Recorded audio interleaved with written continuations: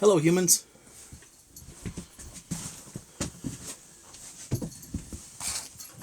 Oh, still being processed.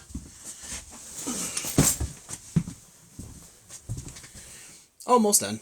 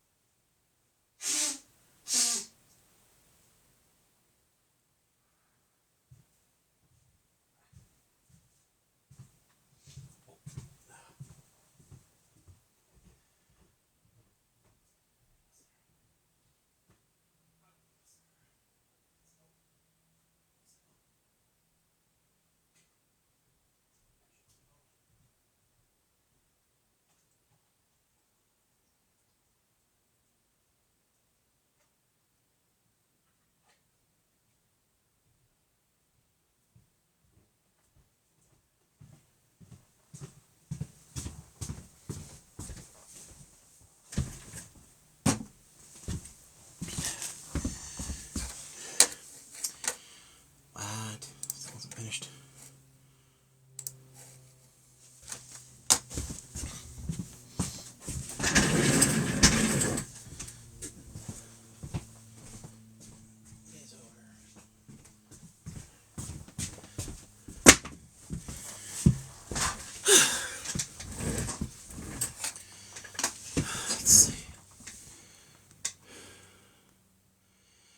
Well, hello, folks. Let's see. I wonder if I need to do that little share thingy. Sup, human? Yep. Reading libraries. Yeah. Honestly, I've always had kind of a I would have enjoyed being part of like some kind of, I don't know, intentional community or something where you could then set the library up and people could have it as a reading room to go to and sit there, and people could like meet and share ideas and talk and all that kind of crap, but never really happened. So I'm probably going to, in my old age, try and convert this place so I can, with a trust, make it into a reading room for the community or something, because it'd be nice if people actually made use of this after I was gone. I won't need it. Wasted 10,000 books if nobody else gets to get it. Let's see where the share thing is. There's those.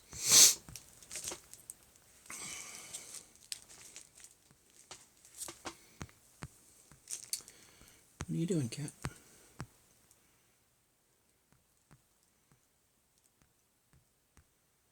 I think that's that. And then roll.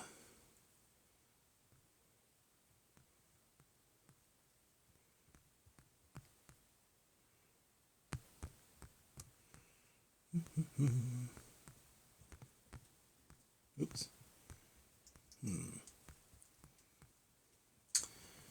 Oh, that's fine.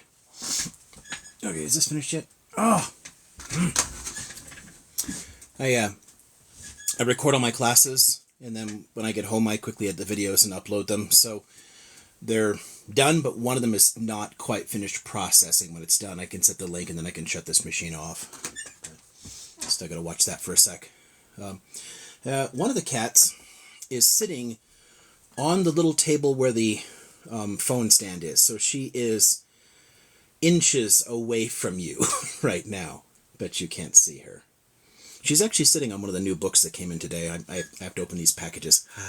I don't get to catalog them because I need my phone for that, but I still want to open them and see what they are. Well, I think I know what they are. I can usually keep track of the order things are coming in. I think I know which ones these are. I order a lot of times from different used bookstores, so there's a lot of different stuff. Some of it does come from Scamazon, so I admit that, but I also order from Barnes & Noble and Powell's Books and, a whole bunch of like small, bookstores all over the country that do online stuff now, because it's much easier to put your stuff online. And I would rather order a good quality, like remaindered hardcover or used hardcover or whatever for a book than, buy something new anyway. So,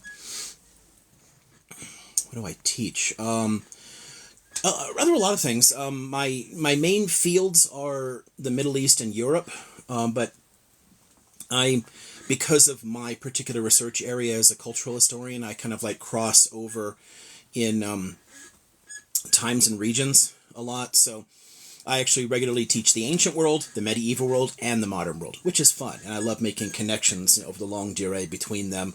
But I also do some like thematic world history classes, like a history of sexuality and crap like that. Someone's 6 hours into an older video. That's fun. Yeah, I'm glad some people are making use of them. I mean, why not? Somebody asked me to put them up, so I did. So I'll just keep that up. Oh, cool. It's finished processing. Let's grab that so I can turn this thing off. Oh, no. Wrong button. More links. There we go. And then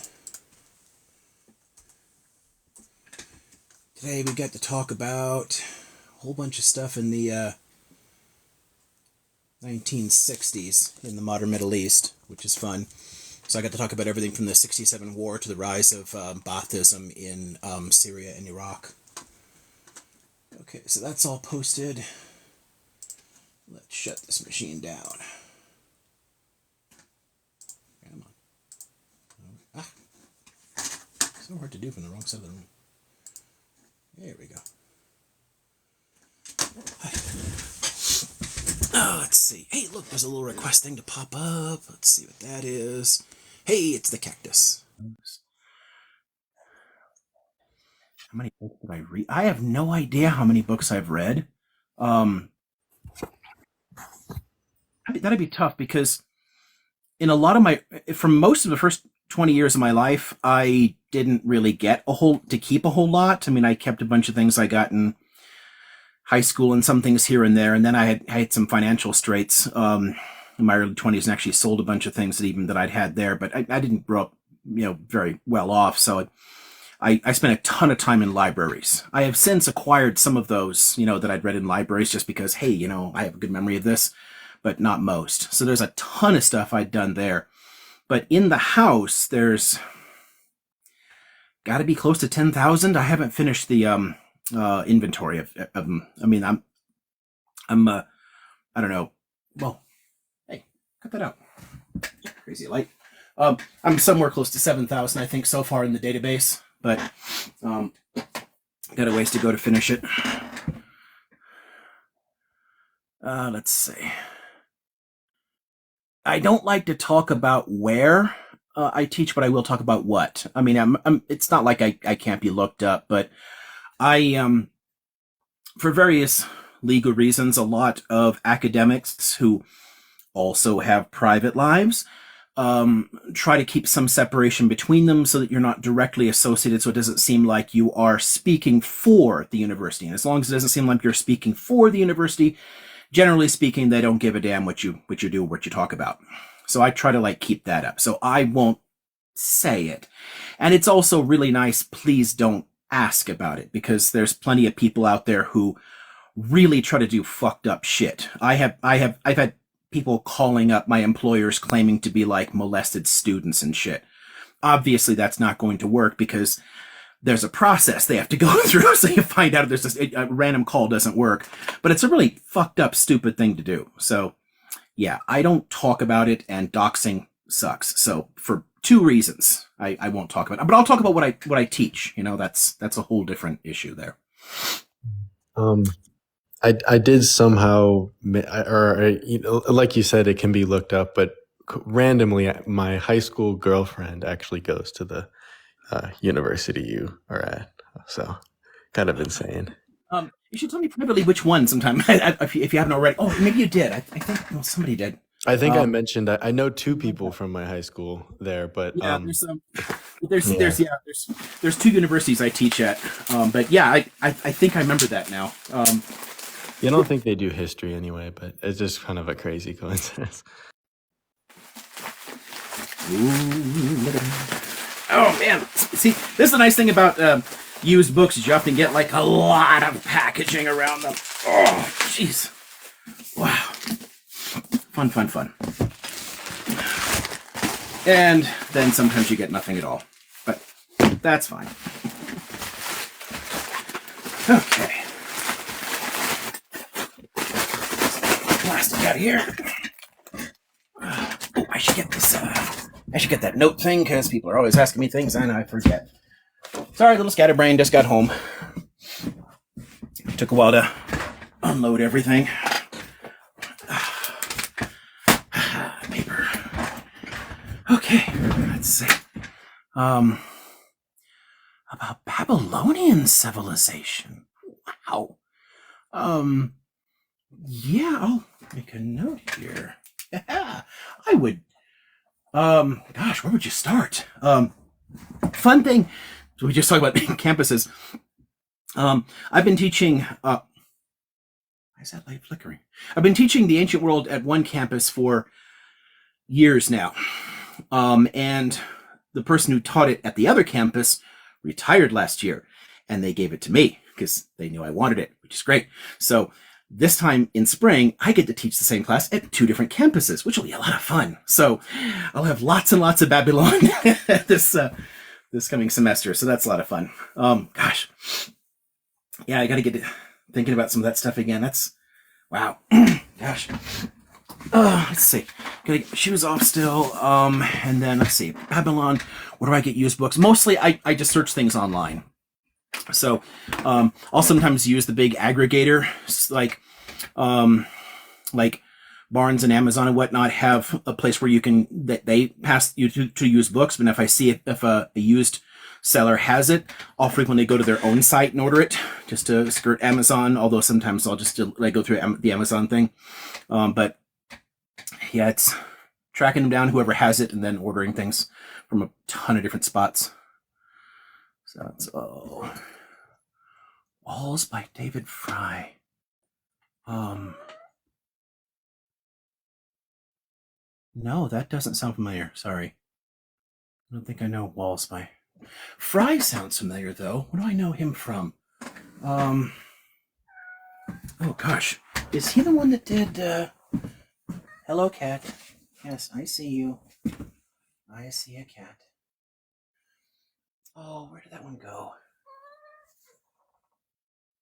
Huh.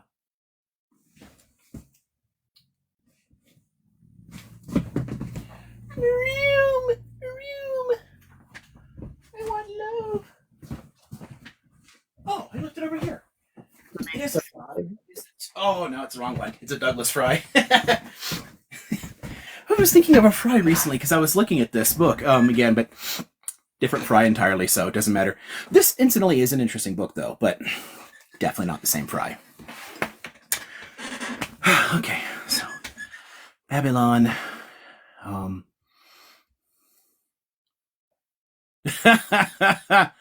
Yeah, if you ask me for book recommendations, I will tend to give a lot, and it would get expensive, so that's one of the reasons I tell people, like, try to be as specific as you can in what you're after, so I can narrow down lists, because when they're big, you know? I mean, freaking 10,000 of them, so. Could I ask about a book I recently got, actually?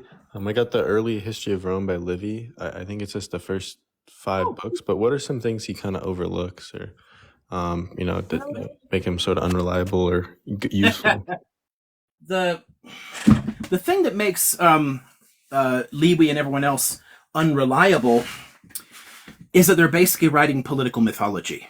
It's not history the way we would think about it. They are primary sources that historians use, but we tend not to take a whole lot in any of those at face value unless it's supported by other documents, archaeological evidence, things like that.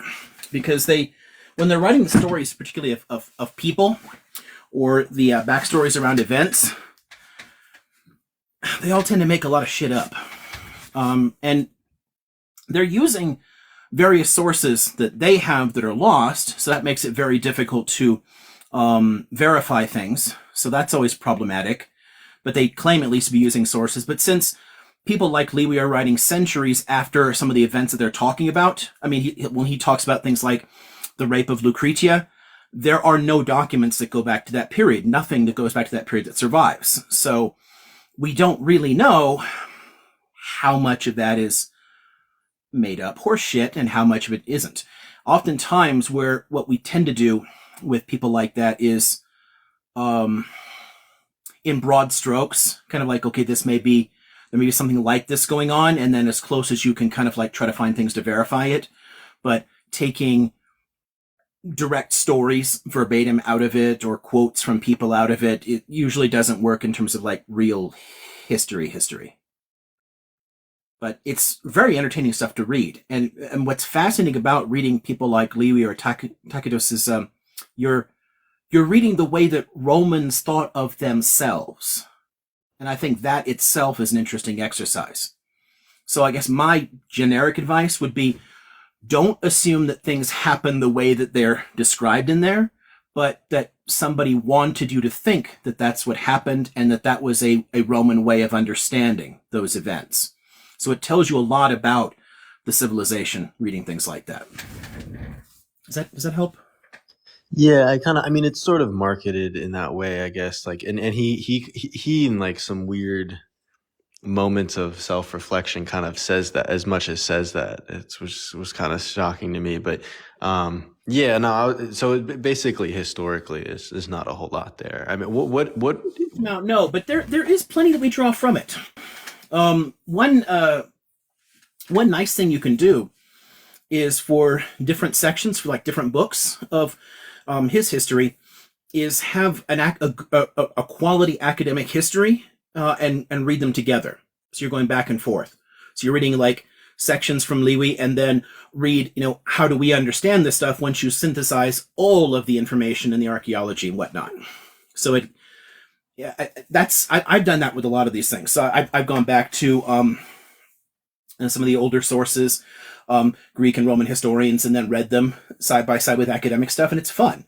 And there's also with some of these, I don't think there is one for Liwi yet, but there's a lot of interesting annotated ones. So there's a really good annotated Herodotus and an annotated Thucydides that actually add in all kinds of stuff, fill in the gaps. Like, here's where they're making this shit up. Here's where, like, so that's kind of fun. But yeah, like, maybe if you can, like, going along with it with something else can help. Hello. I was just gonna put these socks in the laundry, but I guess I won't because you're trying to sit on them. Don't do that. Cats. This is what happens when I've been gone for work.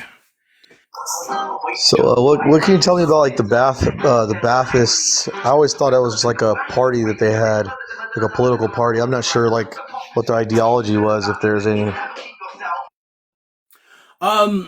Okay, cool. Yeah. So somebody had asked earlier about Babylon. I want to talk about that in a moment, but I can give a quick run through of Baathism first, I guess. Kind of easy since I was rambling on for an hour about it today. The party itself was founded in the mid-1930s, while its founders are staying in France, and it's heavily influenced by French socialism and communism, as well as elements of French nationalism.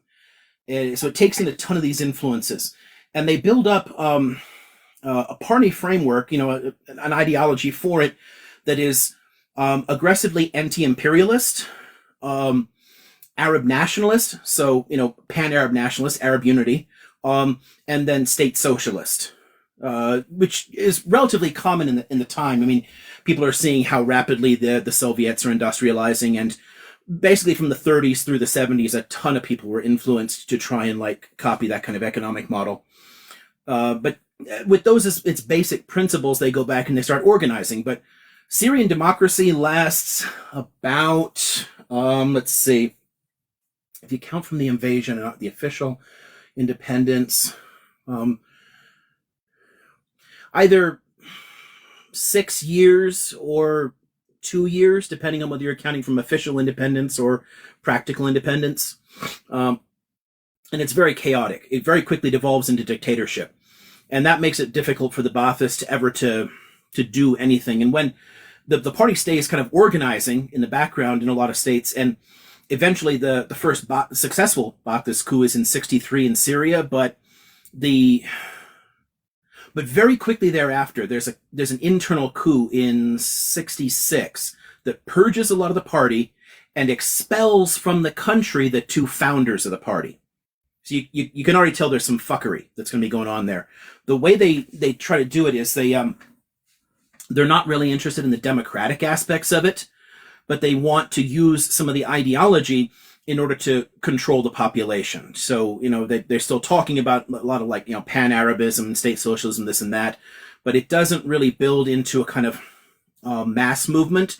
It's essentially imposed by force. So you end up with, hey, if you want to keep your job, you have to be a party member.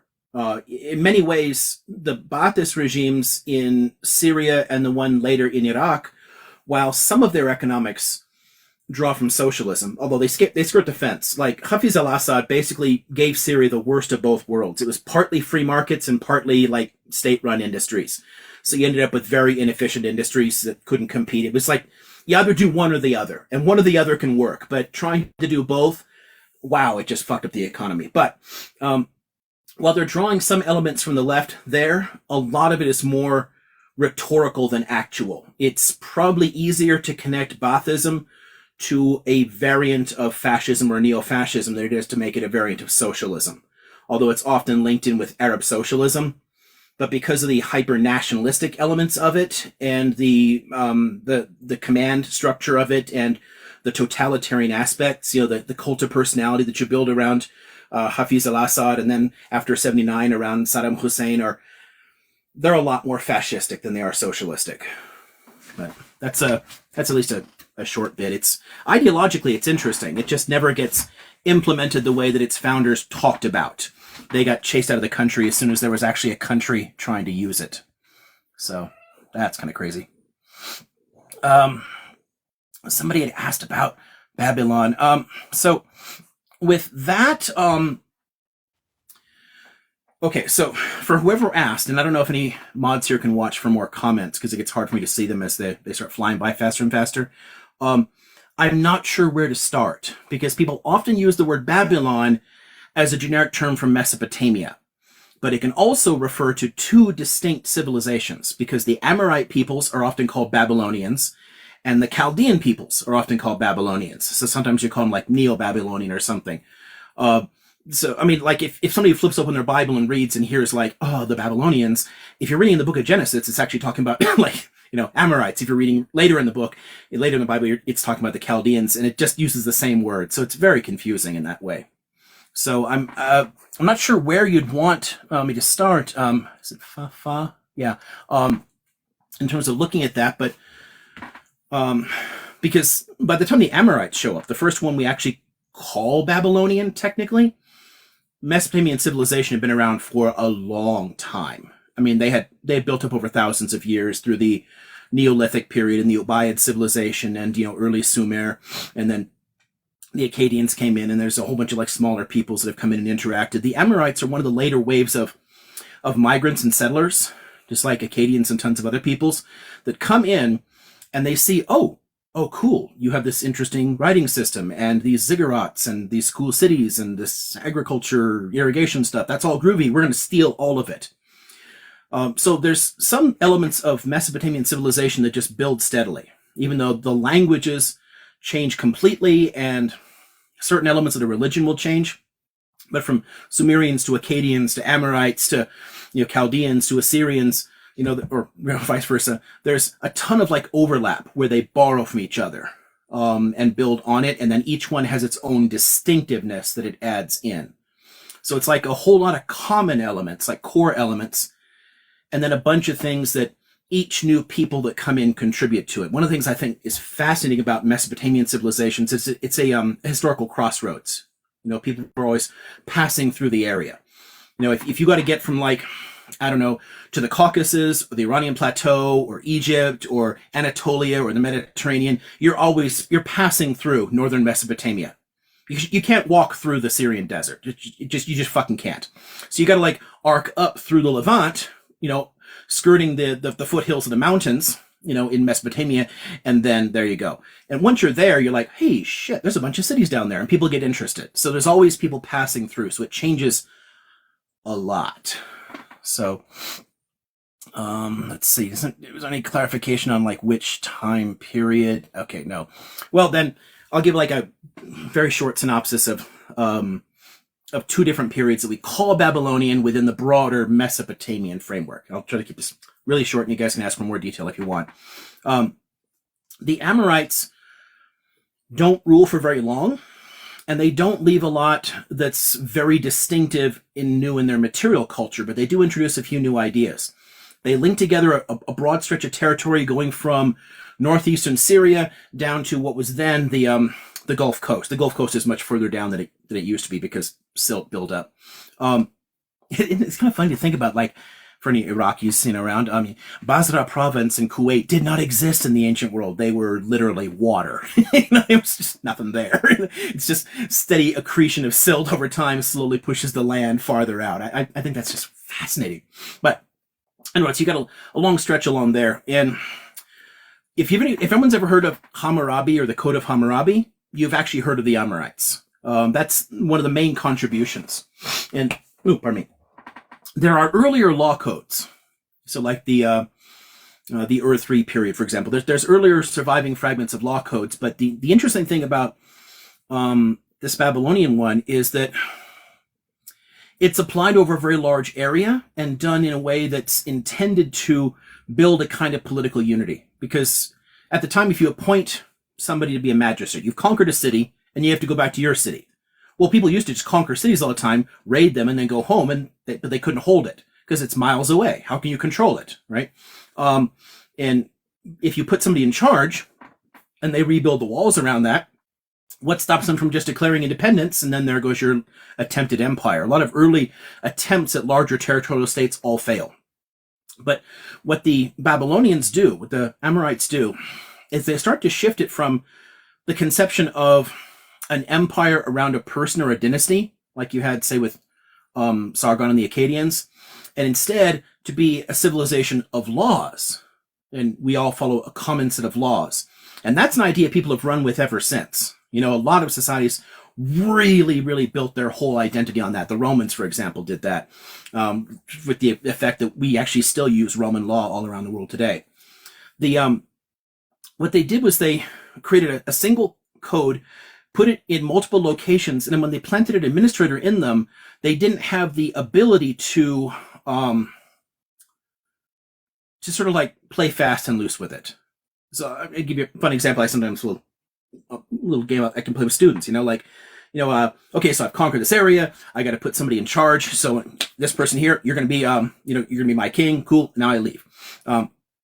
Now, you're a subsidiary king. You're the king inside the empire. You rule this city and its environs, and people bring before you a complaint. She stole my goat. All right, cool. Do you have any witnesses? Blah, blah, blah. And then you go through the whole process. And then, cool, she's got witnesses that stole the goat. And then I was sitting there thinking, well, you know what? I like her more than you, so I'm not really going to punish her. Slap on the wrist, and that's that. Because the magistrate always had supreme authority to implement the laws. What the Code of Hammurabi does is it actually lays out very specific requirements for this to be judged true or false. It needs X number of witnesses, this type of witnesses, such and such and such. And if it is shown to be true, then this is the punishment that must be applied. So it takes that power away from these magistrates. They can no longer use their own biases when they're ruling. They have to follow the law. And that seems like a useful kind of concept for a lot of states to later build on. It's not the first formal legal system, but it's the first one to stick over a wider area, and the first state to really kind of build their administrative identity on a common law code that it imposes constraints on the ruler too. So it's not just a constraint on the people below. The judge would technically be the king, the chief magistrate. As you get to be larger and larger, you have to appoint like subsidiary judges, but not at the time. No, it's not really like our legal system. You bring a case before the king kind of thing. And sometimes they'll have other members of the court like standing as a proxy doing that job, kind of like serving as kind of a judge, but they're a proxy for the king. Their power comes from that king.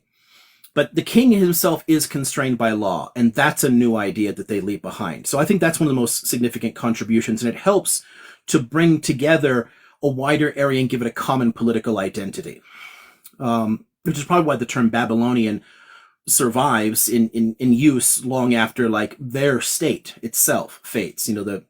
Naming the state after their capital city. Otherwise, they also contributed a ton to astronomy for the region.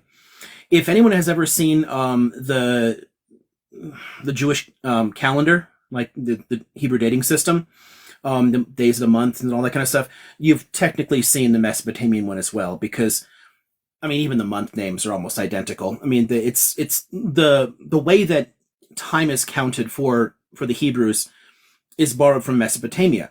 And a lot of their astronomical knowledge comes from Mesopotamia. They got pretty good at that. And they got good enough at it because it was necessary for agriculture, when to plant. Like, you had to know, when to plant. And they actually came up with like whole divination systems in this time, which I think are fascinating. I've used some excerpts in classes before, like, if it rains on the 5th of Av, the king will die. Like, it sounds like a, weird kind of like, fortune teller kind of, mystical shit. But if you think about the planting cycle and the weather cycles and everything else that they've studied and built up these data, like, if it rains right after you put the crops in, well, it's going to screw the planting up, right? Or it rains at a certain date, it'll cause flooding. There's consequences.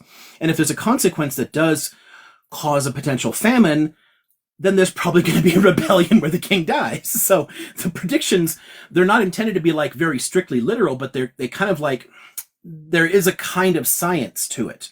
It's definitely not our science, but it's attempting to understand the natural world and to make useful predictions from it. And I think that's the other really significant contribution that the Babylonians leave behind, like, forever. Oh, they also use like a sexadecimal number system. So when we have like, 60 seconds in the minute and all that kind of crap, that we're still using a Babylonian way of counting time. If you've ever wondered why we don't use hundreds or something, that 60, that goes back to them. That's a very old idea. But yeah, there's a lot of like astronomy and math stuff that carry on, and then that legal tradition. But the empire itself, you got basically a century. Both Babylonian empires don't last very long. The fun thing about teaching Mesopotamian history is that there's so many different civilizations that build on top of each other over long periods of time. So you get to kind of like put down layers and then keep, changing them as you go along, which is neat. So much later, the Chaldeans, so for the other person who asked about Babylon, they come after the Assyrian period, really after the Neo-Assyrian period. So it's much, much later. Because the Assyrians themselves, they're around for a long time. They go through 3 distinct phases, but their last is like, all the way into the 7th century BCE. And they're a major, major power. They even conquer Lower Egypt.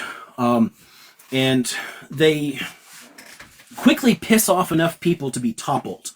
When they do, that opens a door for the Chaldeans. They were one of the coalition members, along with some Iranian peoples like the Medes, who toppled the Assyrians. And they decided, we're going to inherit like the core of this. So they themselves conquer Mesopotamia and the Levant. So they're kind of like Fertile Crescent-y looking thing. They also, their state lasts barely a century, and they contribute even less in the long run to our understanding of things. But there is a, for anybody who knows of this ancient Greek travel log about the 7 wonders of the world, one of them is the Hanging Gardens of Babylon, which what they are is it's some kind of large structure, and they managed to somehow pump water using, just what what do you call that? Hydrostatic force? No, I'm not sure. Like, you're using the pressure from water and like channeling it up to get it up to the roofs of buildings, and then planting, date palms and shit on top of them. So this building had plants all over the top of it, and everyone's like, oh wow, that's so impressive, because how the hell do you get water up there? That really, nobody could do that at the time. Hydroengineering in general is fascinating in the ancient world, and there's a lot of peoples who contribute to that. The Minoans, the Indus Valley civilization, a lot of people get really good at this. The fucking ancient Romans had jacuzzis, like, all right, but the Babylonians had over long centuries in Mesopotamia, they got so good at irrigation that by the time the Chaldeans were around, they actually know how to channel water up great distances and keep that force together. So that's kind of neat. The Chaldean population today, it's not Chaldean, and it really isn't a language per se. But it's not theirs. It's not the original one that would have been spoken. What you often get with the populations like that is some elements surviving from different, late forms of Aramaic and things like that. There is a population that calls themselves Chaldeans, just like there's a population that calls themselves Assyrians. And they do trace their roots into a particular area where those ancient populations were, but there's no actual cultural continuity with it.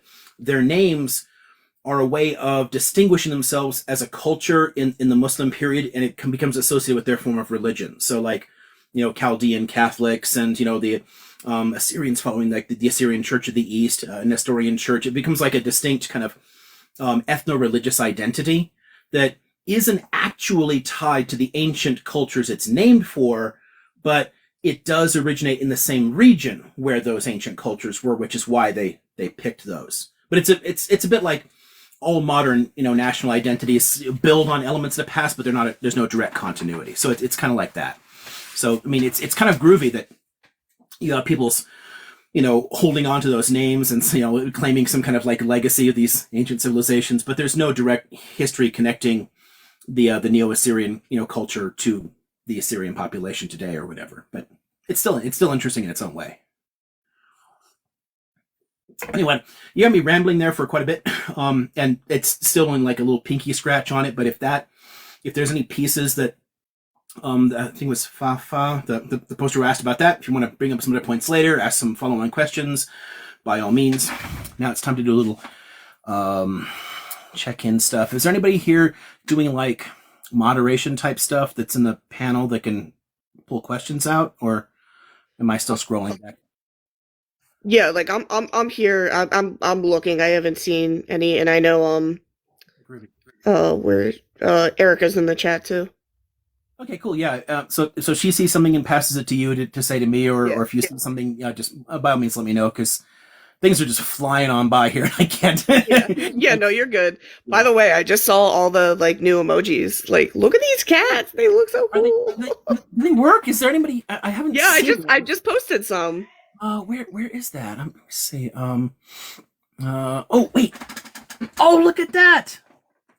Oh, there's a mirror at the end. Oh, is that one of the ones with Yeah, it's one of the ones with Minerva and Moshe cuddling. They were. Yeah, these are adorable. These are great. One of the reasons that she's so attached to me now is that she and Moshe were so close. I mean, they were just. Yeah. They were. Did you get them both when they were like kittens, or? No, I generally have only found adult cats because I'm always picking ferrets, So, she was about 1.5 years old, so she was young but fully an adult. And Moshe was probably about the same, 1.5 years, maybe 2 years. I don't think he would have survived long where he was coming out of the port. But they were both, relatively young adults, and I got her, let's see, 1.5 years after him. So relatively close together. So they spent a long time together. Yeah. I mean, that cat's like just like a rag doll. Like, you could throw me wherever and I'll just like plant myself. I love it. She's my cat's like that too, and I love that. Like, yeah. It's adorable. It was in 11, so yeah, the two of them had 12 years together or so. Yeah, but they had about 12 years together, and they got much closer though after Saeed died. Yeah.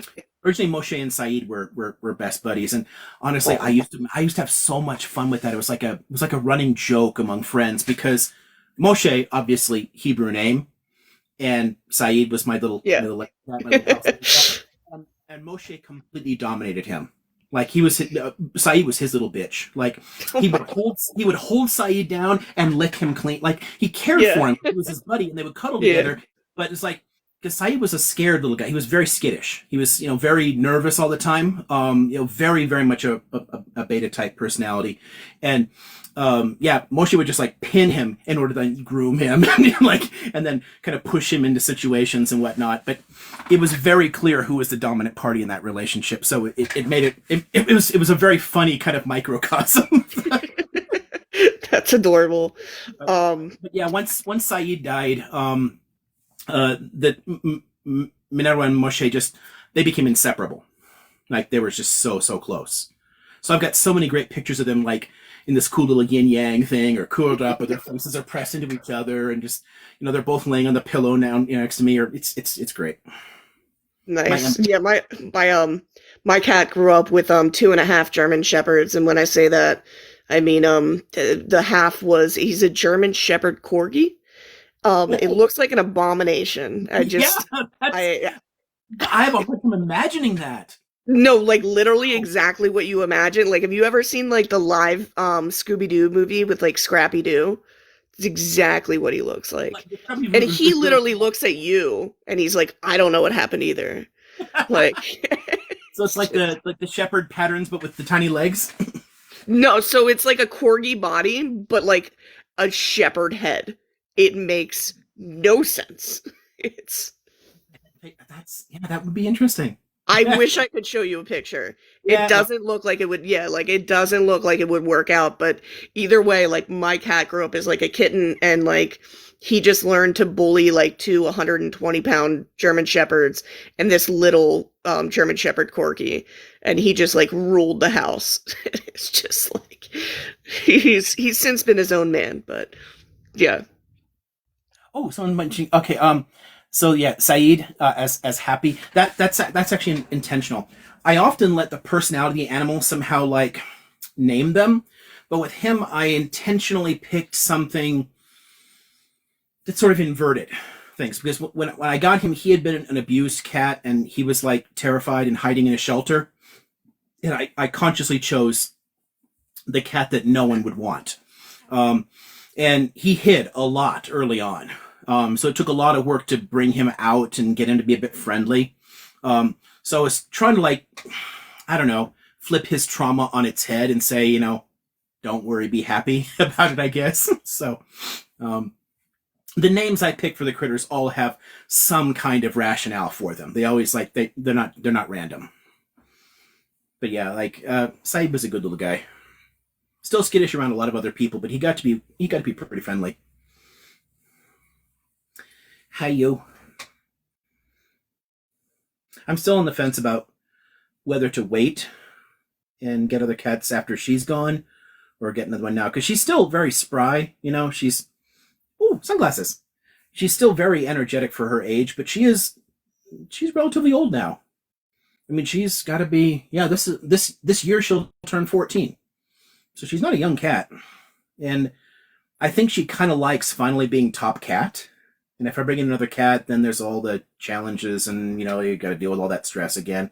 I don't know if she wants to deal with a young cat. So I'm kind of on the fence on it, but I've tended to like the dynamic around 3 of them. So it's a tough call here. Anyroad. How long ago did you get on? I guess, I don't know, 3:45-ish, 3:35, something like that. It was definitely a little later than I thought. So less than an hour. Much less than an hour. But I don't remember the time. Yeah, Liam, I did have a question to ask you, but I also I know the other people joined at the same time as me. So Cactus, I don't know if you had a question you wanted to ask, just since I'm on here as a mod, I don't want to speak over any other questions. I'm good for now. You good? And I guess I don't know if you want to just go down to the 2 people we have here. Does that work for you? All right, Soulspeak, I think you came on first. Use book packing slips. Oh, you want? Okay. Yeah, sure.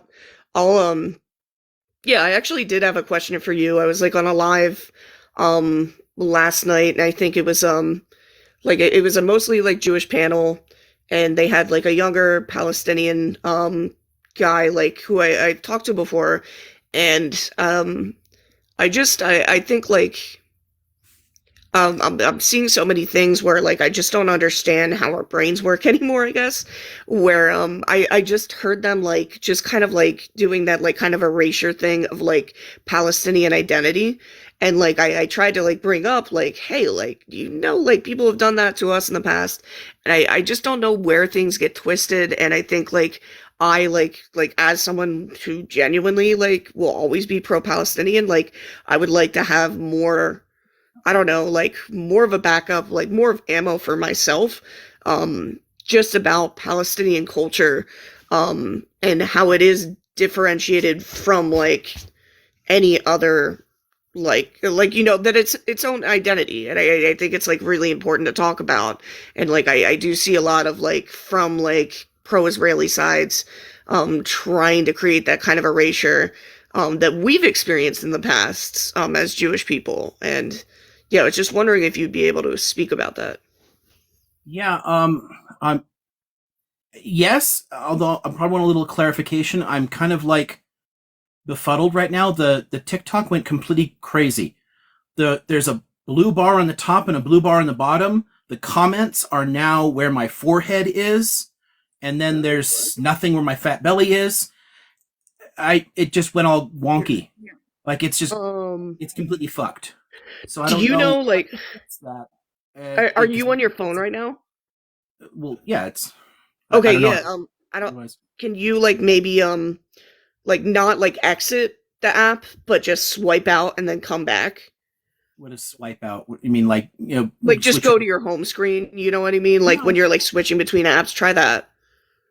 Yeah, let's try that, and then it comes back broken the same way.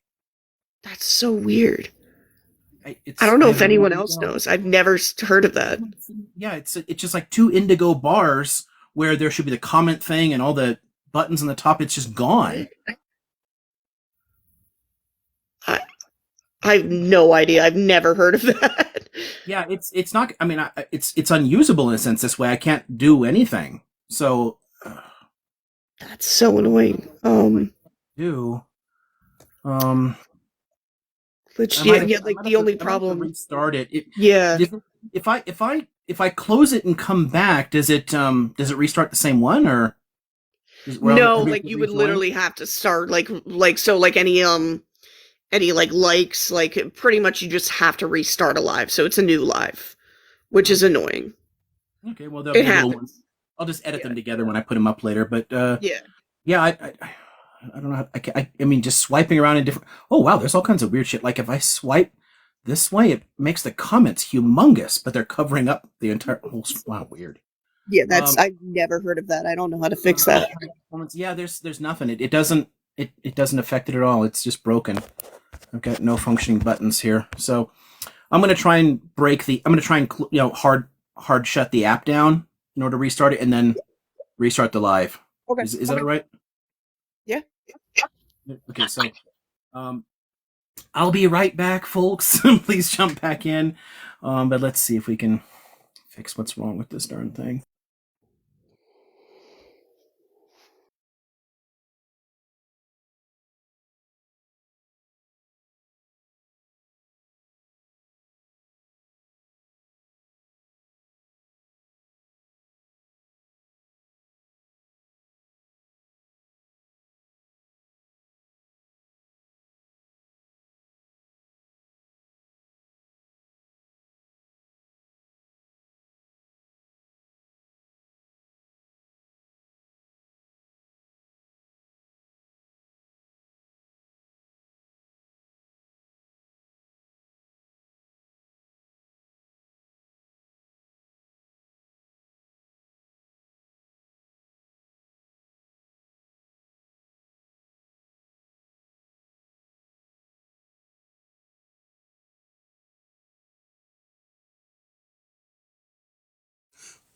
Yeah,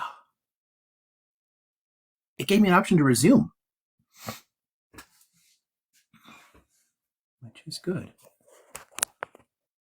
Alrighty.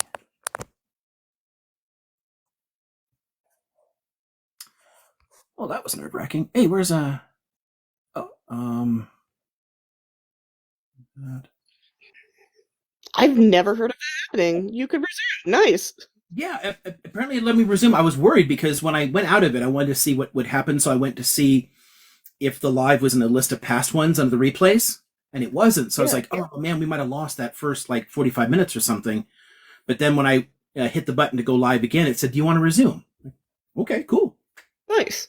Oh, yeah. So I guess there's a way to save it if it breaks. Barb's hi. Hello. Let's see. Okay. Okay. So you're on a mostly Jewish panel, and they were Yeah, let me like sum it up for you again. delegitimizing Palestinians. What's that? Was it delegitimizing Palestinian identity? Yeah, so like I've just been noticing like a lot like and obviously like this always happens like there is such a correlation between what's happening right now and what's happened like in the past, and I see like this willingful forgetfulness from a lot of like Jewish people or pro-Palestinian or pro-Israelis rather in general, of just being so quick to delegitimize Palestinian culture and just their identities. And when that's happened to us, like I guess again, in my brain does not compute, do not understand it. Why you would just feel so comfortable doing that? And yeah, I guess yeah. Yeah, the why of it makes sense. It's like I can maybe help with that if, but the whole dynamic is it's really toxic, and it does go exactly both ways and for the same reason.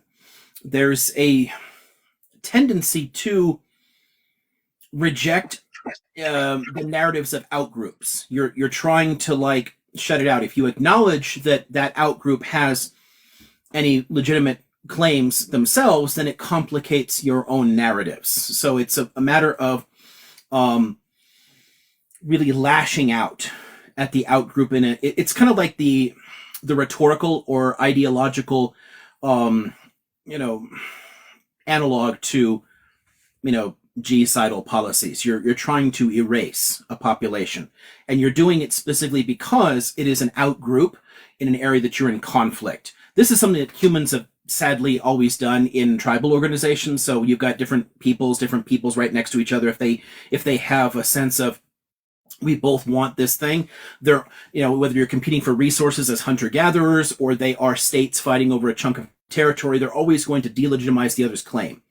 And people have a tendency to look at themselves very differently from other people. And that's just, there's all kinds of great evolutionary anthropology on the whys of that, like why that developed, but you can see it reflected throughout our history. The ancient Egyptians never lost a single battle, right? Like never. They never lost a battle, right? Because they just didn't record all the bad shit. They only talked about the good things that they did. And if anything ever went badly, they just came up with a bullshit way for it. But they said nothing good about their enemies. It was all tons of bullshit, so you focus on that. This is one of the flaws. Oh, this is, I think was it Cactus, you raised the question about Lewy, right? The Roman historians? It's the same basic idea there. When you're reading ancient sources, the way they talk about themselves and the way they talk about others, you have to take both with a heavy grain of salt, because there's always a sense of mythologization in there. And in modern identities, people are doing very much the same thing. For the modern mythologization of Jewish identity and its connection to the land, then only those biblical narratives count. So you can't count the peoples that were there before. You can't talk about Canaanites and Philistines and anything else and any legitimate claims there. You can't talk about people who came afterwards. Only your narrative matters, because you're using your past to justify a present identity. So it forces people, in a sense, like very unconsciously, to other the population. And that makes it very, very easy for people to believe the most outrageous bullshit. So the same way that Palestinians can pass around stories about how the Ashkenazim or Khazars or whatever, they can come up with ways to kind of like delegitimize Jewish identity, or claim that the ancient Israelite states didn't really exist. Jews often do exactly the same thing to Palestinians. Oh, they all migrated in from Saudi Arabia or Egypt. They're not indigenous at all. They came later. They're just Arabs. They've Arabized. They've lost their claims. There's a ton of ways to do it. but it's all a matter of tribal delegitimization. And sadly, it's very difficult to deal with things like that. Because the way that you have to is to change the way that you think of your own tribal identity. It's the only real way around it. If you make your own identity a bit more flexible and inclusive so that it doesn't require the delegitimization of other people, then that kind of crap isn't going to happen in the same way. But if yours does, if you have any kind of exclusivist elements of your own identity, it's in any kind of like stressful situation, any kind of politically problematic situation, it's going to push people in the same directions. So what you're talking about, we see over and over and over and over again. Yeah. And no, and I totally get that. And I think like we talked before about like just like where to go and who to talk to and stuff like that. And I think like I keep coming back to this idea of like stop arguing with certain people. You come off as kind of like a jester in a court, where you come off stupid and like it's just not beneficial. And I think I'm still trying to like grapple with like who to communicate with, how to communicate. Yeah. And like, because at the end of the day, like I just like I think like again like I am on the spectrum, so like I genuinely like it doesn't make sense to me, because like everything you said, I'm like, why doesn't that like make sense to anyone else? And can we just go from there? Yeah, like, right. The default thinking, like our Yeah. natural instincts, drive us in particular ways. One of the quirks about being a little broken is that sometimes you're able to see things in different ways that are harder to see within the systems. But it also, the corollary of that is it's very difficult to relate. So I have a hard time forming group bonds. You know, I could never get into like sport teams or whatever, you know, like I don't care. Like I'll compete with myself. I want to improve my score, but the idea of like being part of the group, I can't personally relate to it, but I'm fascinated by it and study it. So I think that outsider mentality does give you a different lens on it, but it makes it frustrating because you want to talk to other people and help them see past the problems that are there too, you know? Hey, we have a ton of science. We understand how this works. We can see what this is. Why can't we do something about it? It's very difficult to reach people on it. Yeah, like it's so frustrating to like just be like, how do you not see like hurt people and this cyclical just like it's just devastating. Like I don't I don't know. Like it really bothered me seeing a bunch of like hurt Jewish people bully like a 19-year-old Palestinian like about his identity. Yeah, it's just like how can you not see how wrong you are? Right. How can you not see how this replicates the way that Europeans were, you know, like it's exactly. But I don't know. It just I'm still like trying to learn how to communicate with people in the sense of like creating a better like conversation, and man, I'm lost. But I appreciate you delving into it with me. I'll go on to the next person.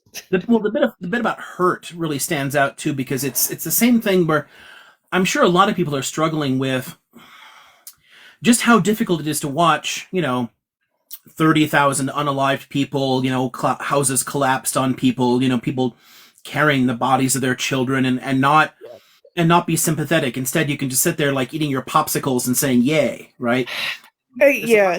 Cheering this shit on. But sadly, this is an element of our neurology. It's part of our hard wiring. We are disincentivized from harming the in-group, and we actually get a buzz from harming the out-group if there's social approval for it.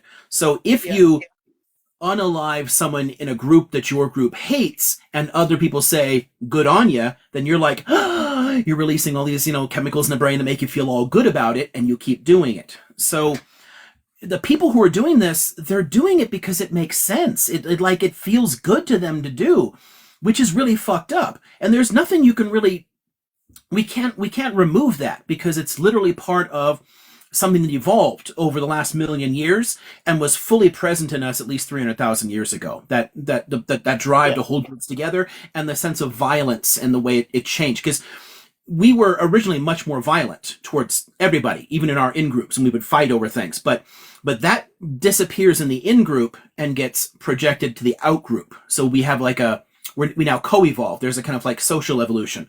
And we work as a herd, as a pack, moving around from place to place and competing with other groups. When you're like a group of 100 people competing with other groups of 100 people, and there's very few people in the world, it doesn't matter at all. When there's 8 billion of us, it's kind of fucked.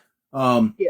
So the way to deal with it really is we have to deal with it in terms of our social structures and cultures. We have to find ways to counteract those worst instincts. And the sad thing is about the modern nation state and about capital and its emphasis on competition is that they draw on the worst elements of our evolutionary legacy. It's taking the most fucked up pieces of human nature and saying, this is the ideal. This is what we should do. When what we should be doing is saying, no, let's talk about the other parts, the parts that work well for cooperation and everything else, and create social structures that emphasize those. Yeah.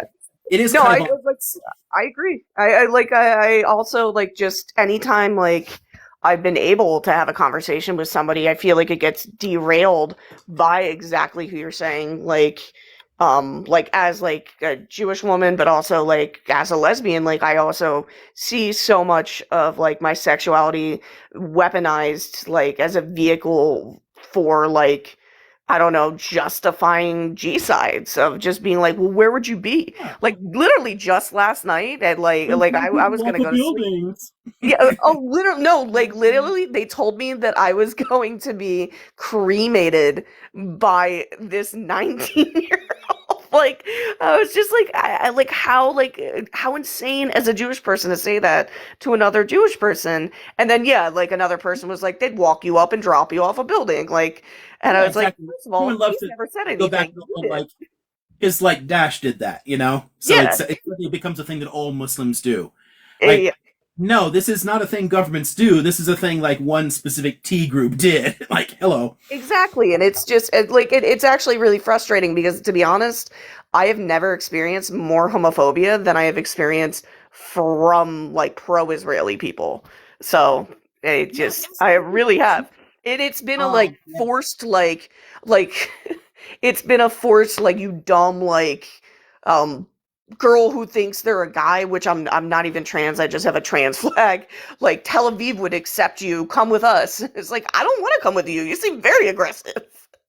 Yeah, there are neighborhoods in Tel Aviv that are super gay friendly. I mean, I've literally sat in cafes with, you know, people wearing like, you know, having like, you know, nipple clamps on while he's in the cafe, kind of like, you know, very out, like it doesn't matter at all, like totally cool. And then there's Jerusalem, and holy shit, you don't want to do that. Oh yeah, 100%. And the problem there really it's just conservatives. What they don't get is that yeah, there are Muslim conservatives and they will be hostile to LGBT people, but there are also tons of Jewish and Israeli conservatives and they are also hostile. And it doesn't just like you don't get to hide behind it. Yeah, like a lot of the far rightists, like the fascist Zionists. So it's not just the religious. There's a lot of like hard right-wing rhetoric in those spaces. So yeah, it's the way that they twist that to make it seem like Israel is a paradise for gay people and the Palestinian territories are not. No, the problem is there are conservatives and there are liberals, and there's always a distinction. Exactly. But yeah, no, I appreciate you like answering my questions. I think Soul Speak was up next, and then Aisha. Yeah, we should talk more about the whole communication thing though going forward because it frustrates me a lot too. Like knowing who to I'm talk here to. for you. Like I'll come back on you're on tomorrow, right? Oh yeah. I'm on tomorrow, and obviously there's tons of weeks, but I'm just saying like it's such an interesting perennial topic because it's one that I often struggle with, and I think that I've gotten better over the years thinking where to engage and how, but there's still so much to learn, and I think if we can get good at that, there's a lot of good we can do in the world. Same, and that's where I'm coming from. Is just like I just want to help people and hurt people. Hurt people. So, but yeah, I don't want to like take up like too much time with the topic, but I want to revisit it tomorrow if that's cool. Soul Speak, it's all you. Yeah, totally get it. Anytime, because it's a perennially fascinating topic to me, and it's something I want to improve in myself a lot. So I'd love to talk with more people, get more panel discussions, get people suggesting things, because the better we get at this, the better we all are. Yeah, So thank you, Nat, for bringing that up. I think it's a very, very important topic, and I agree, Liam. We probably should have a night just discussing that because I feel like I go from live to live to live, just trying to kind of I don't know who was it on here that said, gather ammo. So it's not that. It's just you want to be able to come across to the other person who's so far on the other side and reach them even in a little, like in a very small way. Um, I'm not sure I know how to do that, and I don't know if the timing is even right. As a G side is happening, we're sitting here discussing, let's not hate, let's not be angry, but everybody reaches that in their own time. yeah. And I'm not sure if the timing is right. No, it's people who are very emotionally invested on either side of this will have a lot of difficulty thinking about that, because it's a matter of, A, thinking more long term, and B, it's a matter of trying to humanize the other side. And when there's something this fucked up going on, it's very hard to do. One of the things that actually has stood out to me, though, and it's true here, but it's also been true in past years, where I have honestly had an easier time getting very aggressively pro-Palestine people to still to eventually recognize the shared humanity of Israelis, and I've had an easier time doing that than I've had with the reverse. With if somebody who is very committed to the Zionist cause, it's very difficult to get them to take seriously that Palestinians exist. It can be difficult on either side, though. It always has been, but it can be much harder. And the one largely because it's a much more thorough state indoctrination and a much longer history of ethno-nationalism for them. So it's more deeply rooted. So it has more power attached to it. Yeah, there's more physical power attached to it, and we can kind of relate to that and see ourselves in the state and crap like that. But it also has a lot more ideological power because A, it's been around since the mid-19th century in its current forms, but also it touches on elements that go back across thousands of years of Jewish history. And it plays with a lot of those cultural elements. So it touches a very, very deep level for people, and it's really hard to get them to see beyond that. But it's something we do have to get better at. But right now, yeah, for most people in the want to support the Palestinians, probably now is not the time to try and like have those conversations with Israelis, because we kind of want them to like fuck off with what they're doing first. But in both directions, we do need to get better at talking to each other if we're ever going to get a solution here that helps everybody, So yeah, realistically, maybe post a ceasefire, a permanent ceasefire, we could start having those conversations, because it's like you're just completely blocked and you're not getting anywhere, and it gets very defensive. And then, as Nat was saying, then it becomes kind of attacky, like almost like an aggression of you should take a side and you should take one now, otherwise you're a bad person. Right, which is why I think to use the term in a more technical sense, like a safe space, which this would be. A safe space is actually a place where you feel comfortable enough actually taking a contrary view and having a conversation, because it's like okay to do that. In a space like this, it's good to talk about things like that at any point, but actually engaging with people more broadly outside of spaces like this, it's probably a terrible time for it, really. But it's something we do have to do. So I don't know. I'm always interested in if anyone wants to work with me and like get better at it, because I want to keep getting better at it. But yeah, it is definitely a difficult time. Yeah, I would say that would be a very popular live if we managed to just stay on topic, because I know we go off it, but sometimes in very, very interesting directions. So I have one question just from I was the one sitting watching one of your older videos. I'm about 6 hours into it. You had mentioned in there, you were talking about Jewish the Jews around the world ethnically would assimilate into the cultures that they were in, but they worked very hard at retaining their identity. So you became a Jew because your mother was Jewish. You could be something else. I understand that, but you were a Jew because of maternal lineage at first. In part. I'm sorry. Only in part. That's one way. Correct. That's one way. So speaking of that way, I'm sorry, Liam. Could you repeat that? Oh, people have always converted in. So it's always people have always left the community and become something and stop being Jewish, and their kids stop being Jewish anyway. And people have always married in. So the lineage descending from the mother is really in place from in the Greco-Roman period, because it becomes, you need kind of a mechanism to ensure that you don't cease to exist when you're being kicked around by tons of other powerful states. But that's always only one mechanism. There's always other ways to become Jews. Okay. I just want to make sure that's part of it too. Yes. So when they were assimilating in different cultures while retaining their own sense of identity, it makes me wonder sometimes when you look at like modern day immigration, say in France or in Germany, where they will say, you know, we want you to look like this, we want you to think like this because you live here now. Was that the point that the Jews suffered around the world because people didn't feel they assimilated enough? You're not trying hard enough to be like me, therefore you will always be different from me. That's a little different. The modern dynamics around migration, and a lot of the racism in modern Europe, for example, is actually quite different than this dynamic with the Jews. Mm. The main thing about Jewish identity was chosen from within the community. They were choosing not to fully assimilate, to always stay together in tight-knit groups, retain a lot of their cultural rituals. Because, and again, this part of our like natural tribal wiring, certain rituals, things that we do the same way, bind us to other people who also do those things the same way.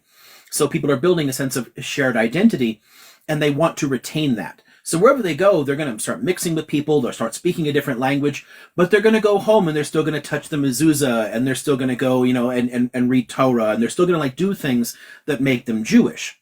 And that's a conscious decision the community makes as a way to survive.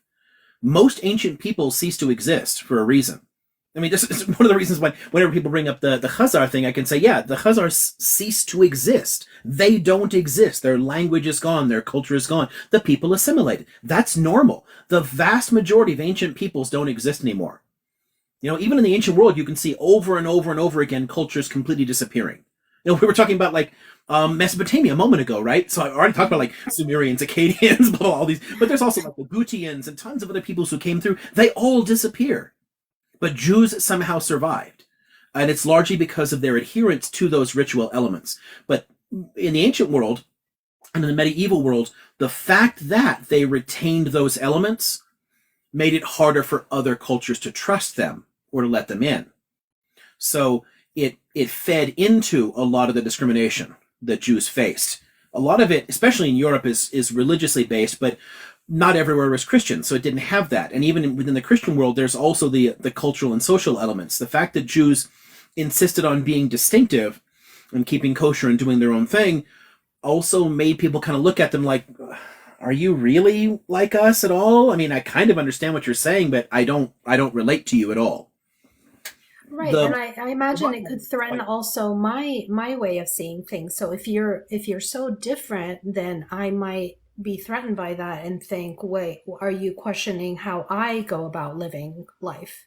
Yeah, that's a natural impulse that we have. Again, it's something we inherit from distant ancestors. We have a tendency to look at people who live like us and act like us, the people who use our symbolic language, like not just the words, but I mean the way that we dress, or certain gestures, or certain symbols that we'll use. Like there's something you can use to recognize this is somebody who's in my in-group, even if I've never met them before. And this is somebody who's markedly different from me. It's like, look at that guy. He's wearing a very different hat. There's something different about him. I don't know if I trust him.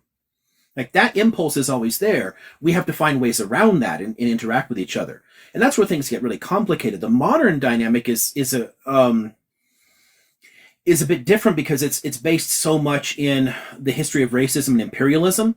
Because realistically, peoples always do assimilate. If people just in Europe just shut the fuck up and left it alone, Muslims would become German and French. There's no question. And I know tons of them. I know descendants of Afghans and Turks who moved to Germany in the 60s, and holy shit, their kids and grandkids are as German gets. Like they might look a little different from your generic stereotypical German, but they are culturally indistinguishable. That always tends to happen because if you're moving into an area that already has an established culture, you're going to absorb a lot of that.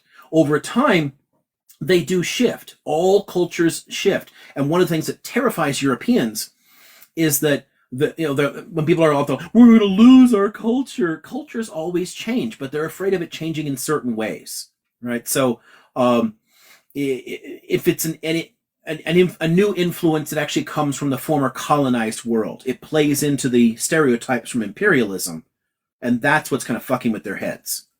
So it's similar to the way that people have always looked at each other because there still is that basis in nature, but there's a lot of specifics about the modern approach to migration that don't have anything to do with the historical Jewish experience or anything like that.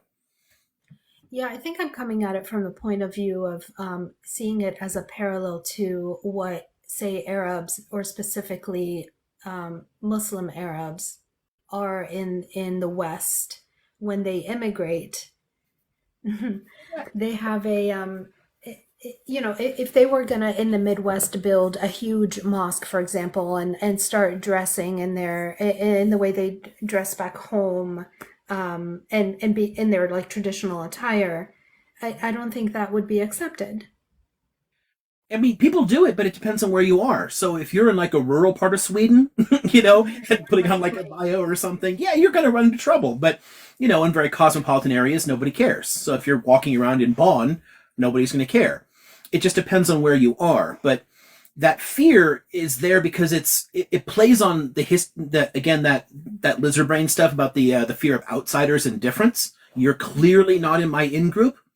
And then adds on to that, there's a sense you're not in my in group, but you're also from an area that we used to colonize and control, and we understood you were racially and culturally inferior to us. And now you choose to come here and you bring your bullshit culture to our world. There's a whole like sick racist sense that gets tacked onto the natural in group, out group kinship biases and whatnot that we have. Yeah. So it's a much more fucked up dynamic, but it still builds on some of the past. But the Jewish experience wasn't like the current Muslim experience in the sense that a lot of Muslims moving into Europe, they're fine with living wherever they are. I mean, they want to live the way they still want to. Maybe they want to keep halal or this or that. They want to do some things in their own way, but they're perfectly fine. Like, yeah, sure, I'll learn Swedish. I'll eat lingonberries. Like, well, I'll become Swedish, but you're still a Swedish Muslim. But Jews were always like, yeah, no, bro, we're not going to mix with you. And their resistance to that, plus the resistance of outsiders, made it a very distinctive case. But the reason for that is that Jews everywhere they went wanted to maintain a sense of Jewishness, and they knew if they gave that up, if they backed down, if the Beit Din stopped enforcing Jewish laws on people, then the culture would cease to exist because it had nothing to fall back on. It didn't have a homeland anymore. It wasn't like, it's like Syrians in Sweden can still say Syria exists, right? But there's no ancient Judah to point to. So if Jews fully assimilate, there will be no more Jews. And that's the end of that. Hello, nice little hat. So there's a desire to hold on to as much as they can of that old identity and preserve that. And that just, it made it a much more complex dynamic, I guess, than what we see in terms of like the racist elements that you get in Europe towards Muslim migrants.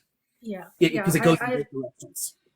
Right. I like hearing that because I think it helps point that out so that both groups can relate to the experience. I know it's not identical, but it's similar enough. Thank you. That's what I wanted to ask. Yeah, I hope that helped then. Absolutely. Are you Almost out. Oh no. Can you hear me? Oh, Hello? hi. Yeah, Hi. um, Pardon? there's what Aisha? My eyes are terrible. I think Yep. it's Aisha. But then, well, Nat, did you have something you were saying first? Sounded like you were asking something. Oh, an origami. Nope, you're good. Okay, my childhood best friend used to make those cranes all the time. She would just leave them everywhere. It was the coolest thing. You know, it's like it always like when I see those origami cranes, it takes me back to like the 5th grade. So that's kind of cool. Okay, Aisha. Okay. I forgot my second question, but my first question was I don't understand the whole Israeli Independence Day thing because the whole legitimacy of Israel. Because if they don't believe that a Palestine state ever existed, what were they trying to gain independence from? Like, I don't get it. And also, Yeah. Okay, Britain. I oh, mean, from the perspective of the Zionists, they were also waging an anti-colonial fight for independence. They were trying to get the colonizer out, which is why there were Jewish tea groups who were attacking the Brits. And like, I mean, I show photos in classes of like, can I say lynched British soldiers hanging in trees? Like they were like, setting up roadside bombs, all kinds of stuff. They were constantly attacking the British authorities. So their independence comes at the eve of the expiration of the mandate when Britain was pulling out, and their independence is from Britain from their perspective. because I saw when I was looking at the Balfour Declaration, it mentions Palestine, which confused me. I'm like, since it mentions the Palestinians' existence there and Palestine, how come a lot of like Zionists seem to deny it? Or like, do they have an issue with Balfour?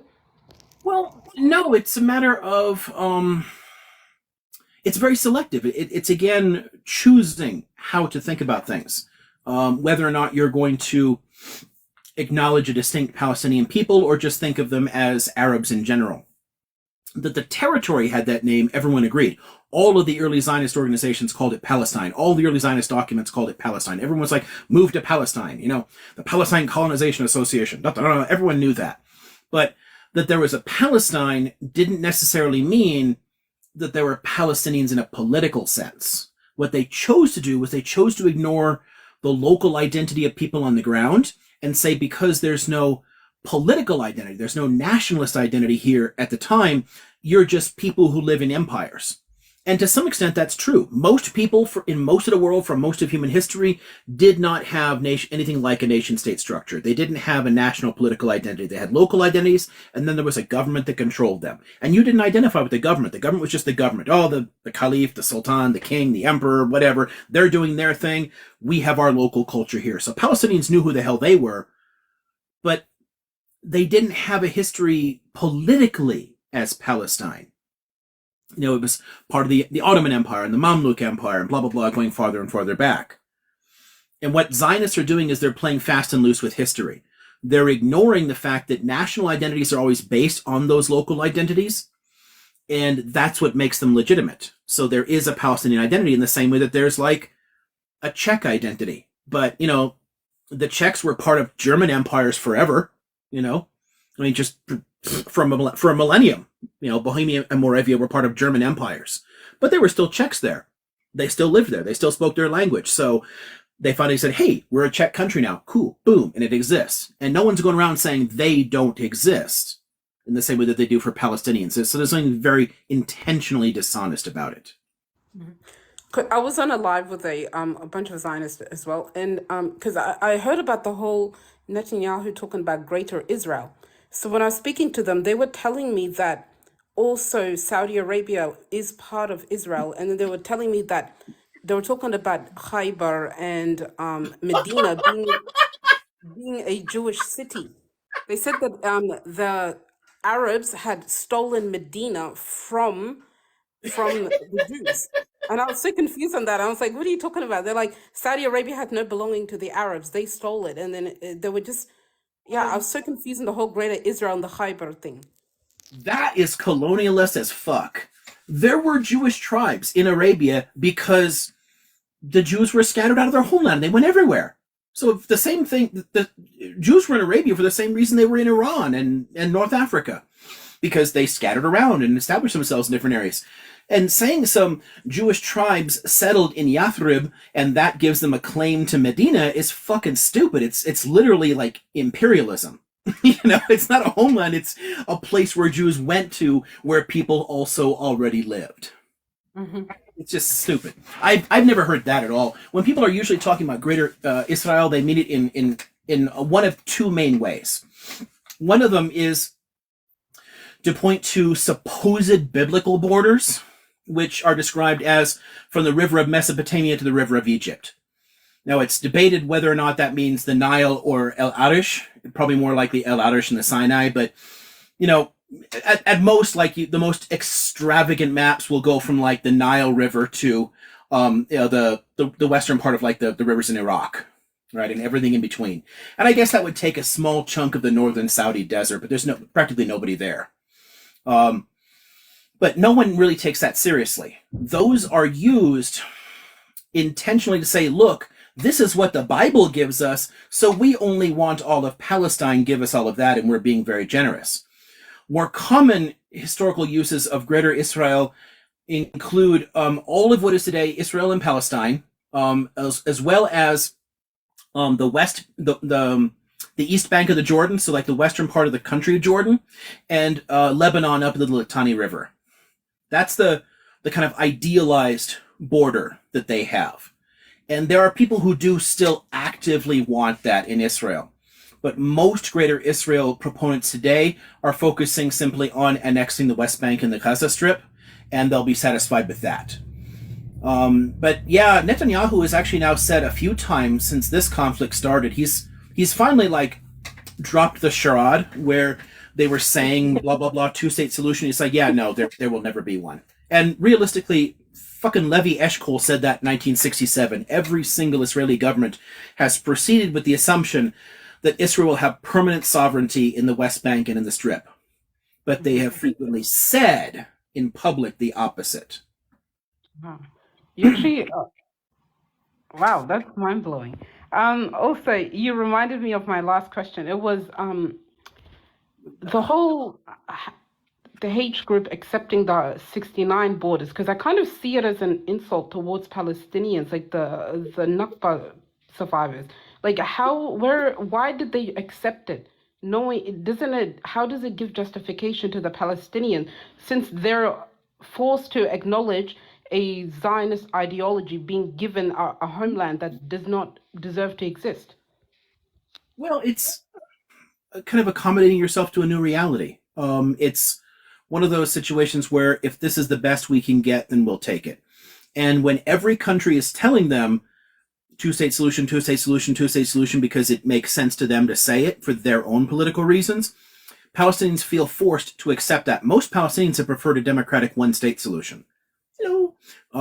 But the idea of accepting those borders was taken in by the H group for the same reason that the Popular Front and Fatah and other groups later accepted that. They said, well, if this is all we can get, then we'll take at least a part of our historic homeland, and have that. Because the more time goes by, the less likelihood anybody gets anything at all. And that's happened in tons of places. There's a lot of places where people have been expelled from areas and have wanted to go home. For a long, long time in Germany, there was an irredentist move to try and get back the former East Prussia, where Königsberg was. The great philosopher Immanuel Kant lived his whole life in Königsberg. Königsberg is now Kaliningrad in Russia. It hasn't been German territory for a long time. And for decades, there was a significant movement trying to get it back. They can't anymore. It's gone. And people have accepted that. It'll never be part of Germany again. The fear here is that enough time goes by, they'll get nothing instead of, trying to get more, I guess. They don't want to lose the possibility of something. And people have been telling them this is the only possible state you can get is in that 22%. Realistically, the H group shouldn't have fallen for it. In the same way that none of the other groups should have, because the Israelis have never meant it seriously. But they don't have access to that. They didn't know the cabinet records. They didn't know the plans. All they're hearing is like the Americans and the Russians, and everyone's telling them two-state solution. That's what you can get. And they just kept hearing that, and they figured, well, okay, let's go for that and see if we can at least get that. It's one of those something is better than nothing kind of things, you know? I genuinely thought that colonialism was a dead thing until I started studying Palestine. I was that ignorant. I thought it was a dead thing. Till I started studying Palestine and talking to my friends and realizing these people genuinely do support colonialism, like a large chunk of the Western world. And it's shocking. Yeah, but it's normal, though. I mean, like, the government in Brazil still supports colonialism because it still treats the Amazonian tribes like shit. The government in Mexico still supports colonialism because it treats a lot of its indigenous populations like shit. The Canadian-American governments, same thing towards indigenous populations. And that's a 500-year-old issue, and they're still treating people like shit and still denying the legitimacy there. No one's talking about any kind of real justice, restitution, land back, sovereignty, anything for those populations. You know, so yeah, it's still very much a, you know, winner take all kind of power issue. If you can hold it, it's kind of yours. That's the Western perspective by default. We just like to pretend that that's not the case.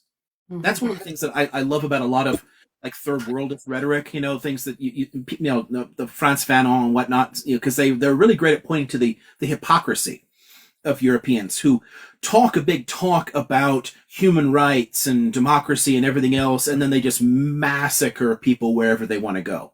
You know, it's just, it's at the end of the day, it's all power relations. But they dress it up in language that makes it seem all virtuous and enlightened. Colonialism and imperialism have never left the Western world. They've just transformed in their appearance. Oh, I forgot to ask. This is definitely my last question.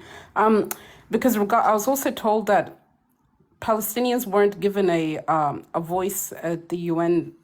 Is it the UN when the partition plan was created? Because I was confused why they weren't given a voice. And one of the guys I was debating with, his name's Nicholson. He was saying that there was no. Who were they supposed to ask since there was no Palestine or whatever? There's no Palestinians. Why should they bother asking people that had no right to the land? No. Okay. Yes, it's like the latter part, that's different. But there's something to the who would you ask? Because during the Mandate period, Britain consciously prevented the development of independent Palestinian political institutions.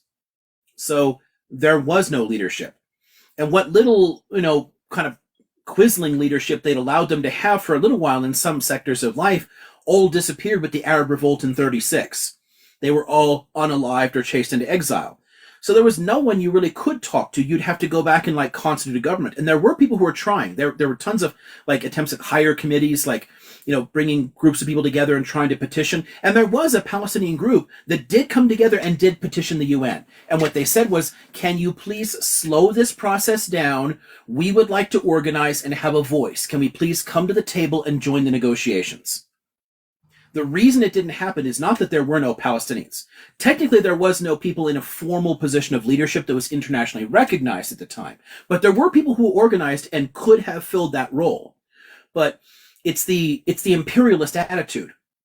The view that people took was that it doesn't matter. They're just Arabs are Arabs. You know, we can just talk generally speaking to the existing Arab states and whatever and get their view on it, and that's fine. Like, who cares? Like, it's very much a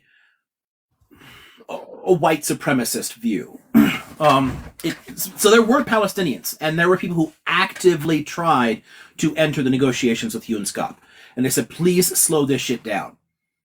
But the UN just said, what's the name of those group of people? I'll look it up after. Okay. I don't remember what name they organized under. There were several different groups that called themselves a higher committee, so it may be one of those, but I kind of doubt it. I don't know what they called themselves. If you just start Googling for, like, I don't know, Palestinians trying to talk to UNSCOP, you might find it. Otherwise, I'd have to dig in books, because I don't remember the name. I don't remember a name that they chose for themselves. All I know is that there was a delegation, and the references I usually see to it are a Palestinian delegation appealed to the UN for blah, blah, blah. But I don't remember a name for them. Oh, it's okay. Okay. There's no formal institutions. So there are no existing formal political parties or institutions to really build on. It's like ad hoc committees. It's like groups of Palestinian intellectuals, like literate people getting involved and then trying to present a case. So even if they have a name, those names are very fluid at the time. They kept changing and whatnot because they're just different coalitions of people rather than formal parties. Okay. Thank you. Oh, hi, Tamara. Hello to Minnesota. One of my friends is in here.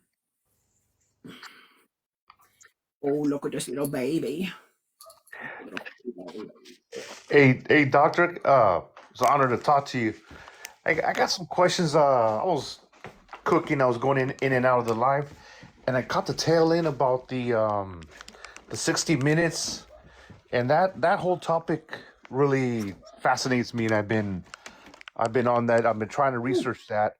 Well, The sexagesimal countings. Okay, yeah. That's like what? What did you call it? Well, sexagesimal, I think, is the technical word for it.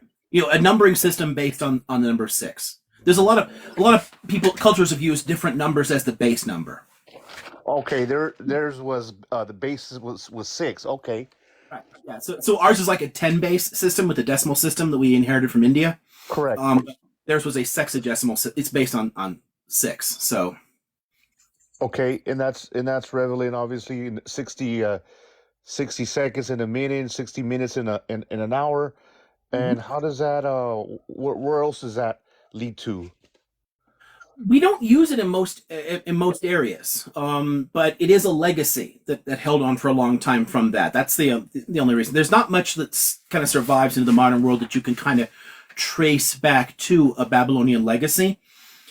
But a ton of later peoples were all influenced by this. The ancient Greeks were influenced by the Babylonians, right? And Romans talked about them, even though they were way in the past. People remembered that stuff. So it's something that survives from that period and carried forward and is still being used in the modern world. But yeah, there's a whole bunch of other things that are just they survive from various like clunky other systems, that show up different mathematical systems that all get squished together. You see, we still use the Roman numbering system. We still have weird, like those funky imperial measures, like feet and cups and all that crap. There's all kinds of crazy systems in the world that survive from much older systems, much older civilizations that you kind of like squish into the modern world. But yeah, those one aspects in terms of counting time go back to other people's appreciation of the Babylonian accomplishments in their calendar system, in their counting of time. And people thought that was so significant that they kept a portion of the way that they count time ever since. Okay. So the 24 hours is divisible by 6. The Yeah. 12 months is divisible by 6. Exactly. Yeah. Yeah. How- Exactly. So all that comes from them originally. There's one other one that comes from that's actually related to it. I should have thought about this earlier. Astrology, because people had astrology and astronomy were always mixed together until very recently. So because the astrology is giving meaning to things and astronomy is the studying it, right? But you're looking at the patterns and trying to come up with like ways to understand those patterns and the way they affect the natural world, and all the astrology shit gets tacked on there. Babylonian astrology was super, super influential, and the European system that people are more familiar with ultimately starts with them. It's literally like an evolution from ancient Amorite astronomers. So those two areas, and ultimately they both talk are about time, because we counted time with the stars and planets. Like observing the heavens is how we invented, a lot of these systems in the first place. It's where calendars came from. There was no calendar until we started studying the stars and finding patterns in their repetition. Okay. That's very interesting because at 12, because I seen a pattern, but I didn't know. Well, I was thinking it was 12, right? But you said 6, but that makes sense because everything we were talking about, even the time zones is divisible by 6. The degrees, 360 degrees divisible by 6, I believe, right?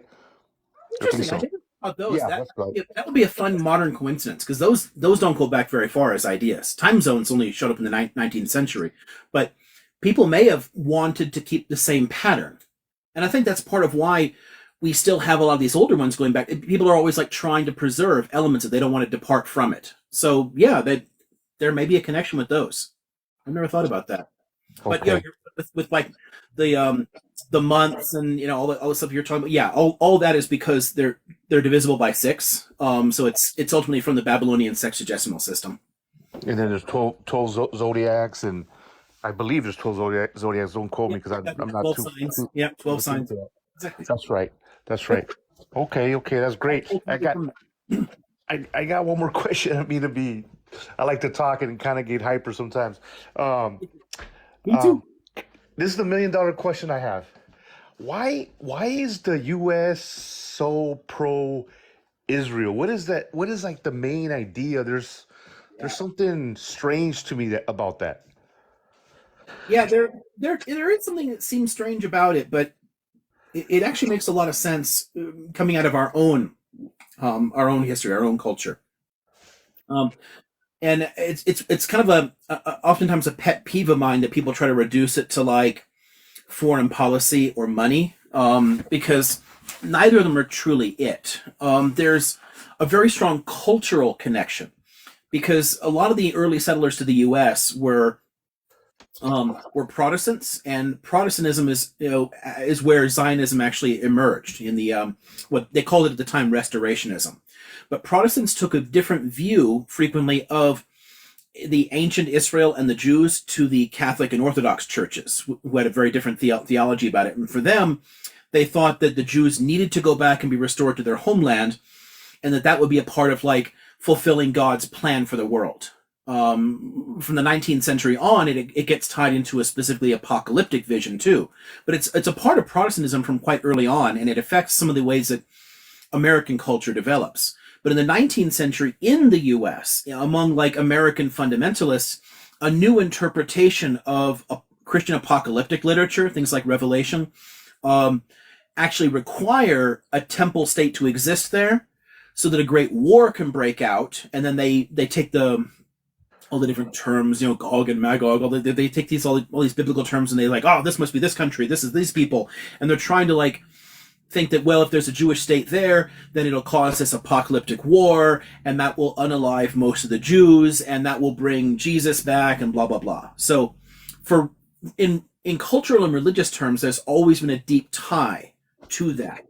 There's another dynamic that builds up just because there are more Jews in the U.S. than there are in Israel. It's the single largest Jewish population in the world, and we get to vote. So since a lot of Jews were systematically brainwashed into supporting Zionism as a way to protect Jews, especially after the Shoah, it kind of made sense to people. Oh, okay, and then it kind of like fell into it. It fit the times for people, and it's been very difficult to break out of that. So obviously the U.S. is going to care about that as a voting base, but the Christian Zionist population is even larger. So there's a huge Christian Zionist population, and then there's American Jews, and they both get to vote. So there's a big chunk right there. The other part is that we share some cultural similarities with them because we're a settler colony too. And there's a kind of, we respect their perspective by default because they're European and they speak that European way, like they understand power relations in the same way that we and the Europeans do. So it's easier to relate to them because they speak the same language of power that Washington does. So it's a fairly complex issue. On top of that, you also have the foreign policy issues. And yes, there are lobby groups, both Christian and Jewish, that spend money. But at the end of the day, it's our popular culture, our religious culture and our popular culture and our nationalistic culture and the fact that we're a democracy. These three are the core problems. And if for us to deal with the problem, we have to focus there. If we're just talking about the money from the lobbies or the foreign policy shit, we'll never solve this problem because a lot of Americans are knee-jerk pro-Israel for cultural reasons. So, but it starts. You have my head spinning, to be honest with you. But it definitely starts with the Protestant. It starts with the foundation of this country. A lot of the founders of this country were Protestants fleeing Europe, and they brought with them a different way of understanding the Bible because they're reading the Bible for themselves, and their reading of the Bible. If you're reading the Bible, you're reading all these stories about ancient Israel and Judah. And then you're like, oh shit, there's some Jews. There are still Jews. Shit, why don't they live there? They live there in the Bible times, so people start thinking about it differently. The Catholic theology on it is very different. The Catholic and Orthodox approach, the church is the new Israel, the Jews are cast out, they get discriminated against, there's all kinds of shit there. But with the rise of Protestantism, there's an opening for a different approach. Many Protestant forms adopt the same racist view that the Catholic Church has in the long run, but there's always a significant subset of Protestantism that is open to the idea of restoring the Jews to their biblical homeland. It's because they believe the Bible literally, and the Bible has Jews living there. So anybody who's taking the Bible literally, it's hard for them not to sympathize with Zionism. Okay, okay. And then the Zionism is only, what is it? Just a few selected, or a small group in Israel. I hear that a lot of Israelis don't agree with the Zionists. Oh yeah, there are plenty of post-Zionist and anti-Zionist Israelis. I know a lot of them, but Zionism is the guiding ideology of the state because they never actually wrote a constitution. So it's important in the society and in its social structures. But plenty of people grow up in that system and they're like, this is fucking crazy. And they kind of reject it. So it is still contested. Not all Israelis are Zionists. And many Israeli Zionists are actually quite moderate in it and would be able to work with Palestinians. Because at the end of the day, for a lot of people, all Zionism means is Jews can have a homeland and live there.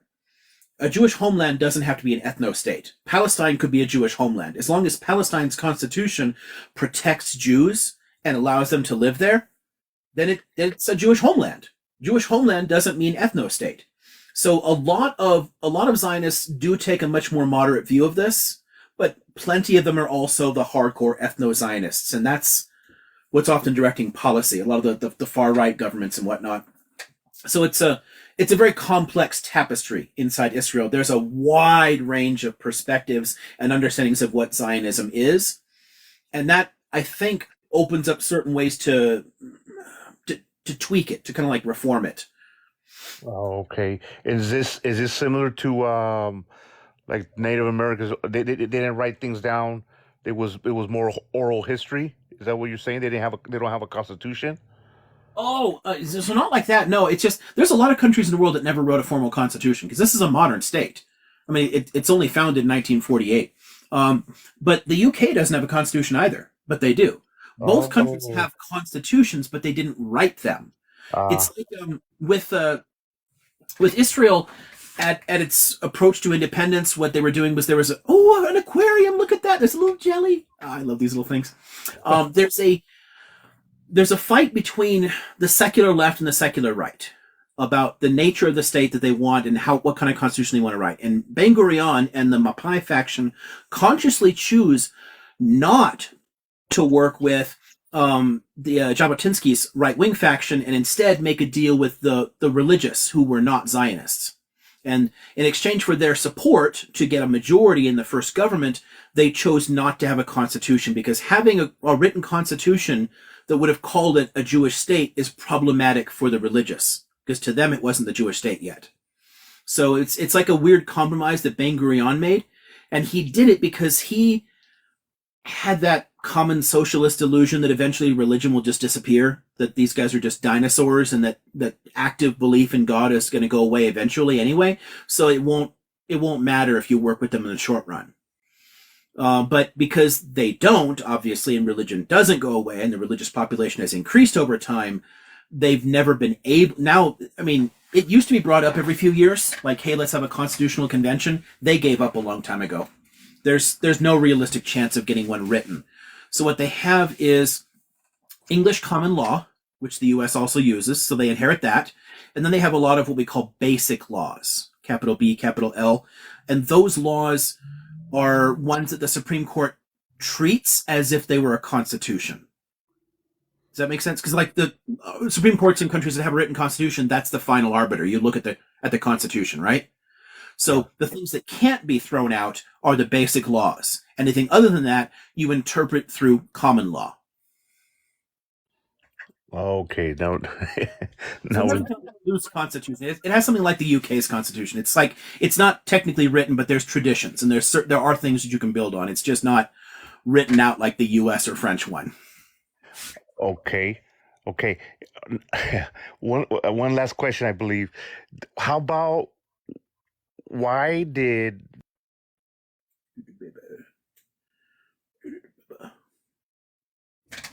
Oh, that was it. Uh, did you cut out? That's not me, is it? Someone else can hear me? Is this still going on?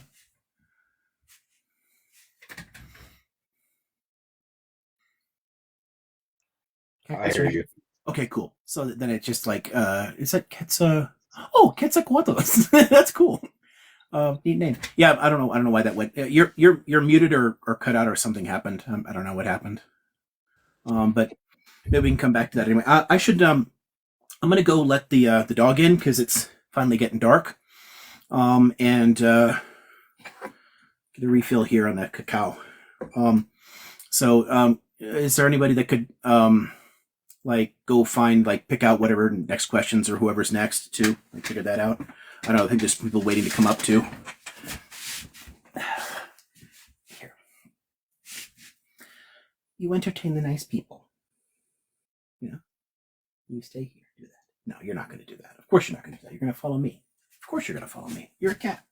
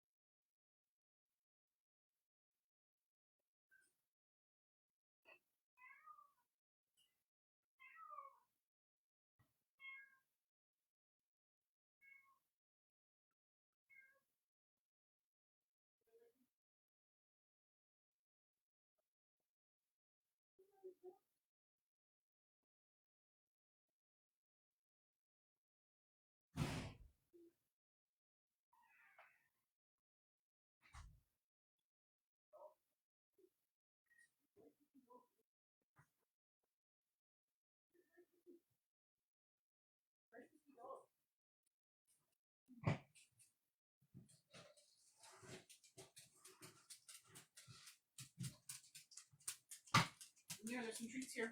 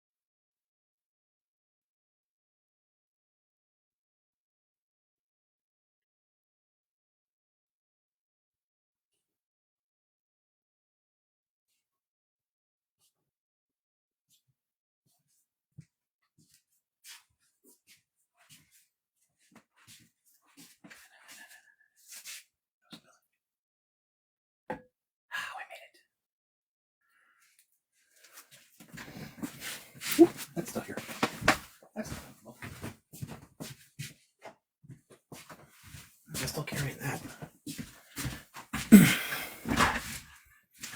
Oh, look, there are people here. Hello, people. We must not have a mod that can let people up because there's a bunch of people waiting. Let's see. Oh, there's Erica. I was going to ask you to make me a mod. Well, Erica just has to come up, and she does it all the time. So Yeah, I'll jump up for a bit. I'm juggling down here, but I think it's Epic Cactus, and I'm not sure Kermit, Woke, and Ahmed's questions. Hi in person. And welcome. Flowers. There's a rose. Hello, Rose. Wow, that's a whole lot of red roses. Someone loves me. Oh wow, look at that. Like it's not a dozen red roses. That's a shitload of whoa. What happens when you get 100 roses? What does that mean? It's like It's money, Liam. oh, I don't know how that works. So Yeah. I just I think it's cute, like it's a little rose, like it's that's neat. Yeah, all the gifts are coins, and it's money. So Neat. we can That's talk how that about stuff that. adds up. I never looked at their mechanism for it, but I usually get like a few bucks out of each of these. They must keep a lot more of it. But yeah, I never looked up the way it works numbers wise. That's kind of cool. It's gonna bloom. That's cool.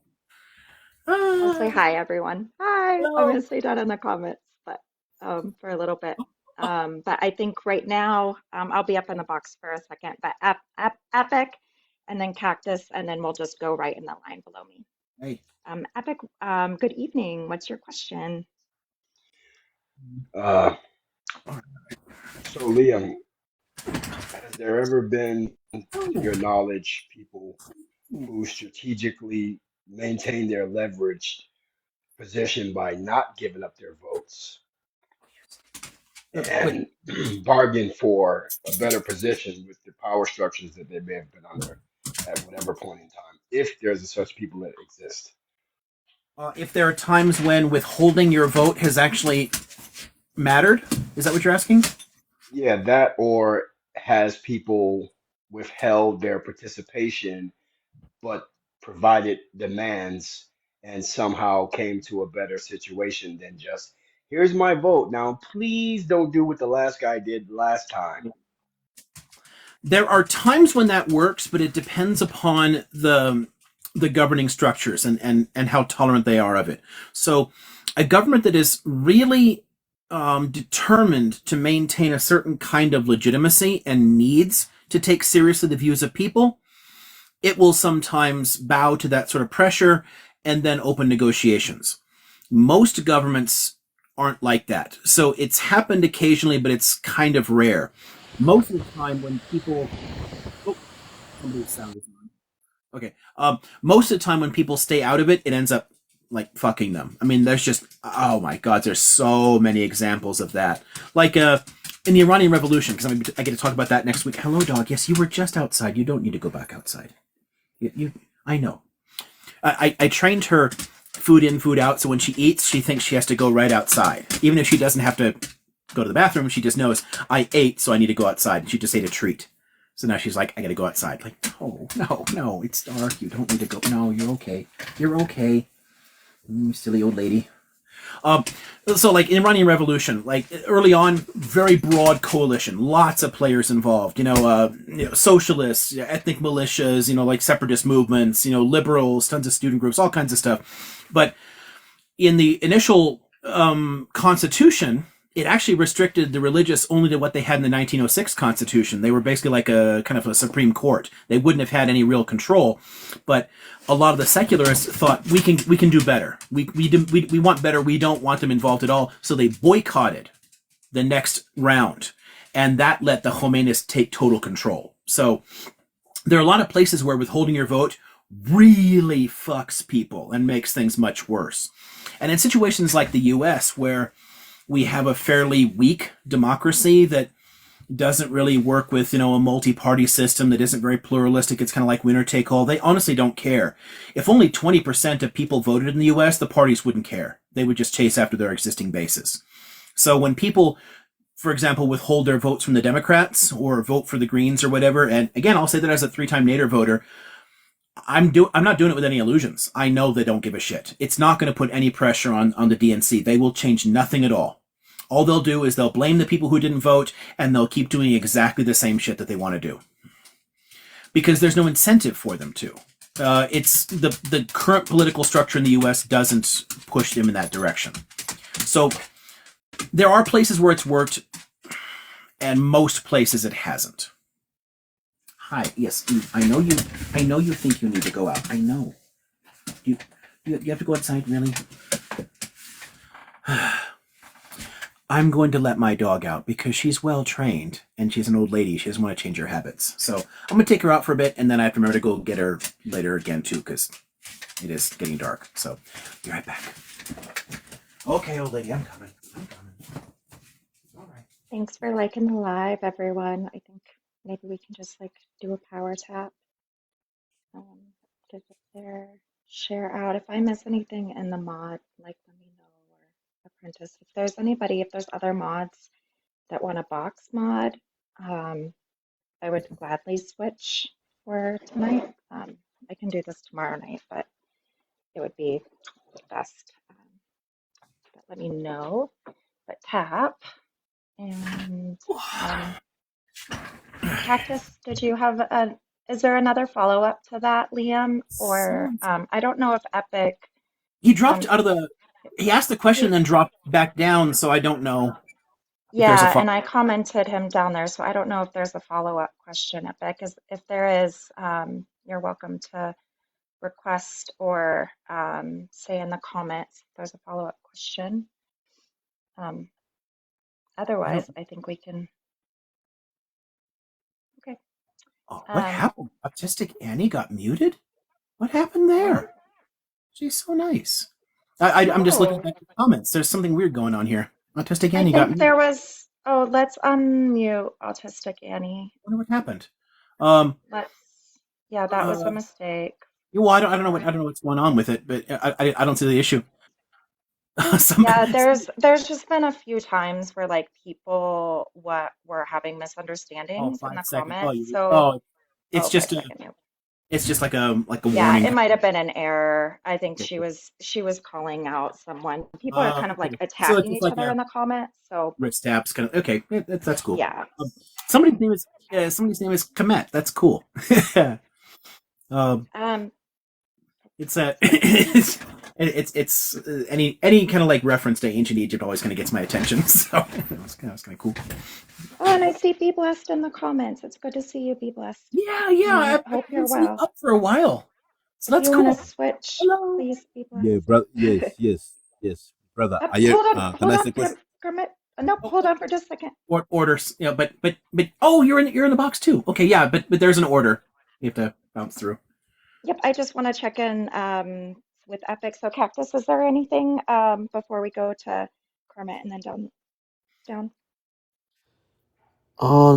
Yeah, I did want to ask about. Do you know the giant like research project that China did in Manchuria and to uncover like Koreanic or Korean like archaeological sites, and then kind of it became a whole political thing. I was wondering if you wanted to, or if you had any opinions.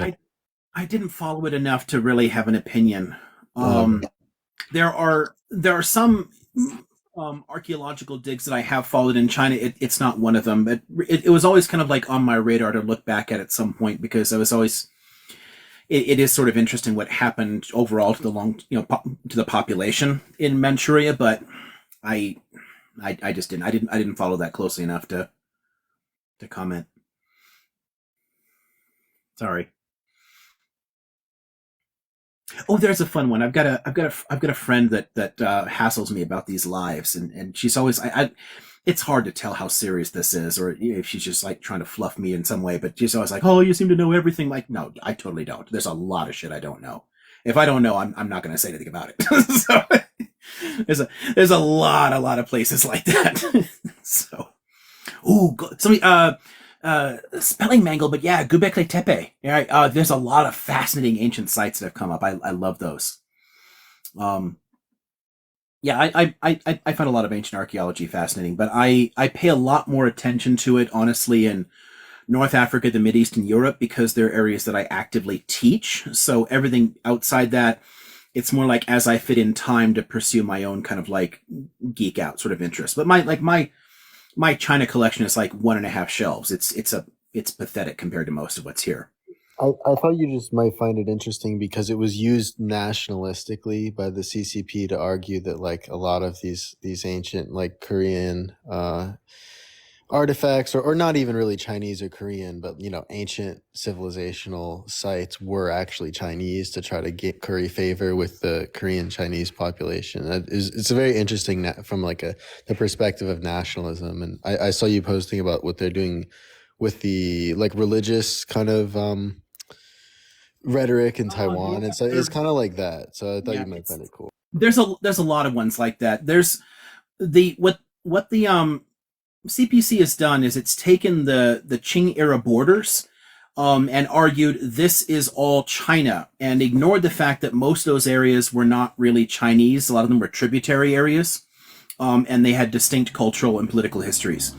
Manchuria had never been part of a previous Chinese empire and was only part of the Qing state because that's where the Qing came from. They were Manchus who conquered China.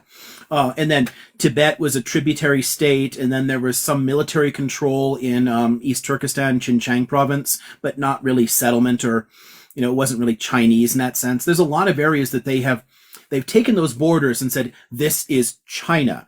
And then they define it as Chinese means this, and they give a specific definition for it, and that gets problematic because that is nationalism. At the end of the day, if you define Chinese in a particular way and you define it with borders, then everything inside it is Chinese. And if they're making claims about the ancient Koryo remains in that region, because the Korean culture develops in a much wider area than where it is today, then they're kind of claiming Korean culture is Chinese, which is in the long run could be fucked up. I don't think it'll last. I don't think that something like that will take because there's two significantly, there's two different Korean states and they have a pretty long modern history now. I don't think that you could get to the point where it eventually justifies absorbing that area in. But that's what that kind of rhetoric does. It's why they do it in the cases of like Tibet, Xinjiang, and Taiwan. They're delegitimizing the populations there and saying they were always China when they weren't. I mean, Taiwan is literally a fucking colony. They conquered it. There's indigenous people on it, but it was part of the empire at a particular definitive moment, in the Qing Republic or the Qing Empire. And as that became the Republic of China, those are the borders that they want to claim are all China. So yeah, it doesn't surprise me doing that with that. But I didn't follow that specific dig. So I think they were just trying to get like ethnically Korean Chinese people to not move to North Korea or something. They weren't trying to claim like the whole peninsula, but it's funny because there was a collaboration between North and South Korea to refute the findings of it, where archaeologists from both countries like worked together in a kind of a weird instance of cooperation. But yeah, anyway, I'll let you move on to someone else. Yeah, no, that's neat. Yeah, I didn't get a chance to look at that at all, but it fits a pattern, so it makes perfect sense that people would do it. Somebody popped up a minute ago saying that you're a wizard, Harry, or something. That's kind of like I'm supposed to say that. I'm supposed to say you're a wizard, Harry, because don't say that to me. I'm not Harry Potter. Harry Potter's a wimp anyway. Come on. Hermione was the star of that show. Hermione kicked ass in all those movies. What did Harry Potter ever really do? Facts. I'm sorry, friends. I have some heavy lifting in the parenting department here, so I'm gonna have to go. But I think it's Kermit, Woke, and then Soul Speak. But I'll be back tomorrow, and I would love, Liam, maybe tomorrow we can continue the discussion that we were having and that you kind of were talking about with Natalie too, with empathy and some of that. I think that would be a really fun topic to explore in this setting, and I could be available for some of that tomorrow. But great. Yeah. Pop up, bring it up. It sounds great. All right. Yeah, everyone have a good night. I had a crying little girl come out, so I'm gonna go take care. All right. Bye. That's important. Is there anybody else who can come up and keep track of the order then? I don't know if Be Blessed is available or if anybody else can do that. I can't. It's so hard to remember who all is a mod anyway. I don't know if Soul Speaker Cactus are. Huh. I'd have to look. Is there anybody else who can keep track of that? I'd be happy to, but it might be good if me and someone else does it, since I'm about halfway through a glass of grape juice. So might be good to have a backup as well. Yeah. Yeah, I'm happy exactly. to help. Right. I don't know exactly what that means. Like keep track of what people are saying in the comments. Like the order of The order of speaking. oh yeah, I'll help with that. Yeah, the like who comes up in what order so that we know who gets to speak next, and then there's also like watching the comments for questions because there's a lot of people who can't come up but do have questions. Sure, I got you. I can keep track of the questions and write them down, and then just Okay, cool. So leave that. Yeah, and then yeah. Who was that woke? It didn't light up. I couldn't tell who was speaking. I think that no, that wasn't me speaking. I'm Okay, sorry, cool. I'm not going to volunteer right now. I don't know yet enough about moderating and doing this, but and also my daughters are waiting for me, so I don't know how long I'm going to be up today. I could barely. It was very faint, and it didn't light up the box for some reason, so I didn't know who was speaking. It's me, Liam. Soul Speak. So I'll look at the order. I'll keep track of the order for you. Cool. Thanks. I don't know why the box isn't lighting up. It was the volume was lower and the box didn't light up. That's weird. Yeah, sometimes the box doesn't light up. Like I'm speaking now and my box is not up. Weird. Yeah, yours lit up for me that time at least. Yeah, I don't know. It's so goofy. Like someone's saying, no one hates if somebody's from Israel. What the hell? Please don't fight over crap like that in the comments. Nobody cares where somebody's from. We care about what you do, like what you do. How you want to treat other people. That's all that really matters. Where anybody's from, no one should care about that. It doesn't matter. No one chooses where they're born. Anyroad. So that's I think Komet is next. Yeah, it was Kemet or me or Walk. I'm not sure. Kemet? Kemet Nile? Are you there? You want to go first? Okay, so I'm Woke, so I'm next then. Hi, Liam. I'm the one who loves you and hates you at the same time. That's fine. Yeah, I can live with it. Yeah, you know what I mean. It's being since October 7, which that's when the gates open for me. I feel like I'm drinking, standing at a waterfall. Like it just overwhelms me with everything. I have a deep desire to brainstorm with you something, but it's a kind of long topic. It's a kind of psychologically dynamic. Although I, like you, I think very holistically. Like I see connection with all areas, and I love the way you kind of think like me, that connect the dots in a way. That there is no history and sociology, psychology is like all connected in some way, right? You look at something from all perspectives, and it's but I'm gonna have a quick question today, and they're gonna be more political. One is yesterday, the last 2 days, I'm binge watching Lawrence Wilkerson, you know what I'm talking about, the politician Lawrence Wilkerson. He was with Bush administration. He was colonel. I think he was with the military. You're not familiar with that name? The name sounds vaguely familiar, but I'm not placing it immediately, so I'm not sure. Are you familiar with Dennis Fritz? But I can't place the name. I'm gonna send you something just if you remember. Maybe we can come back to that. So let me have another quick question. If I would like to find out what was really going on with the Ukraine, how Zelensky got into it, like where you get your source of political information, current events from, who would you recommend to dig into? That's hard. With looking at Ukraine, part of it is because I'm going to process it all through the history, because there are shelves of Russian and Ukrainian history. But for what's happening for news, I tend to read in multiple sources. So I'm reading from quite a few different places. So there are things I read that actually do come out of Ukraine, but I also follow a lot of the European press. And because I don't fully trust any of them, I do tend to bounce around a lot. Deutsche Welle is generally pretty decent. No, it's not. That I can tell you right now. But again, there's problems with all of them, you know. But there's places where like that breaks down, you know, like tons of them all break down in different ways, you know. Some of the a lot of the more lefty presses that I tend to like in Europe aren't commenting as much on it, so it's difficult.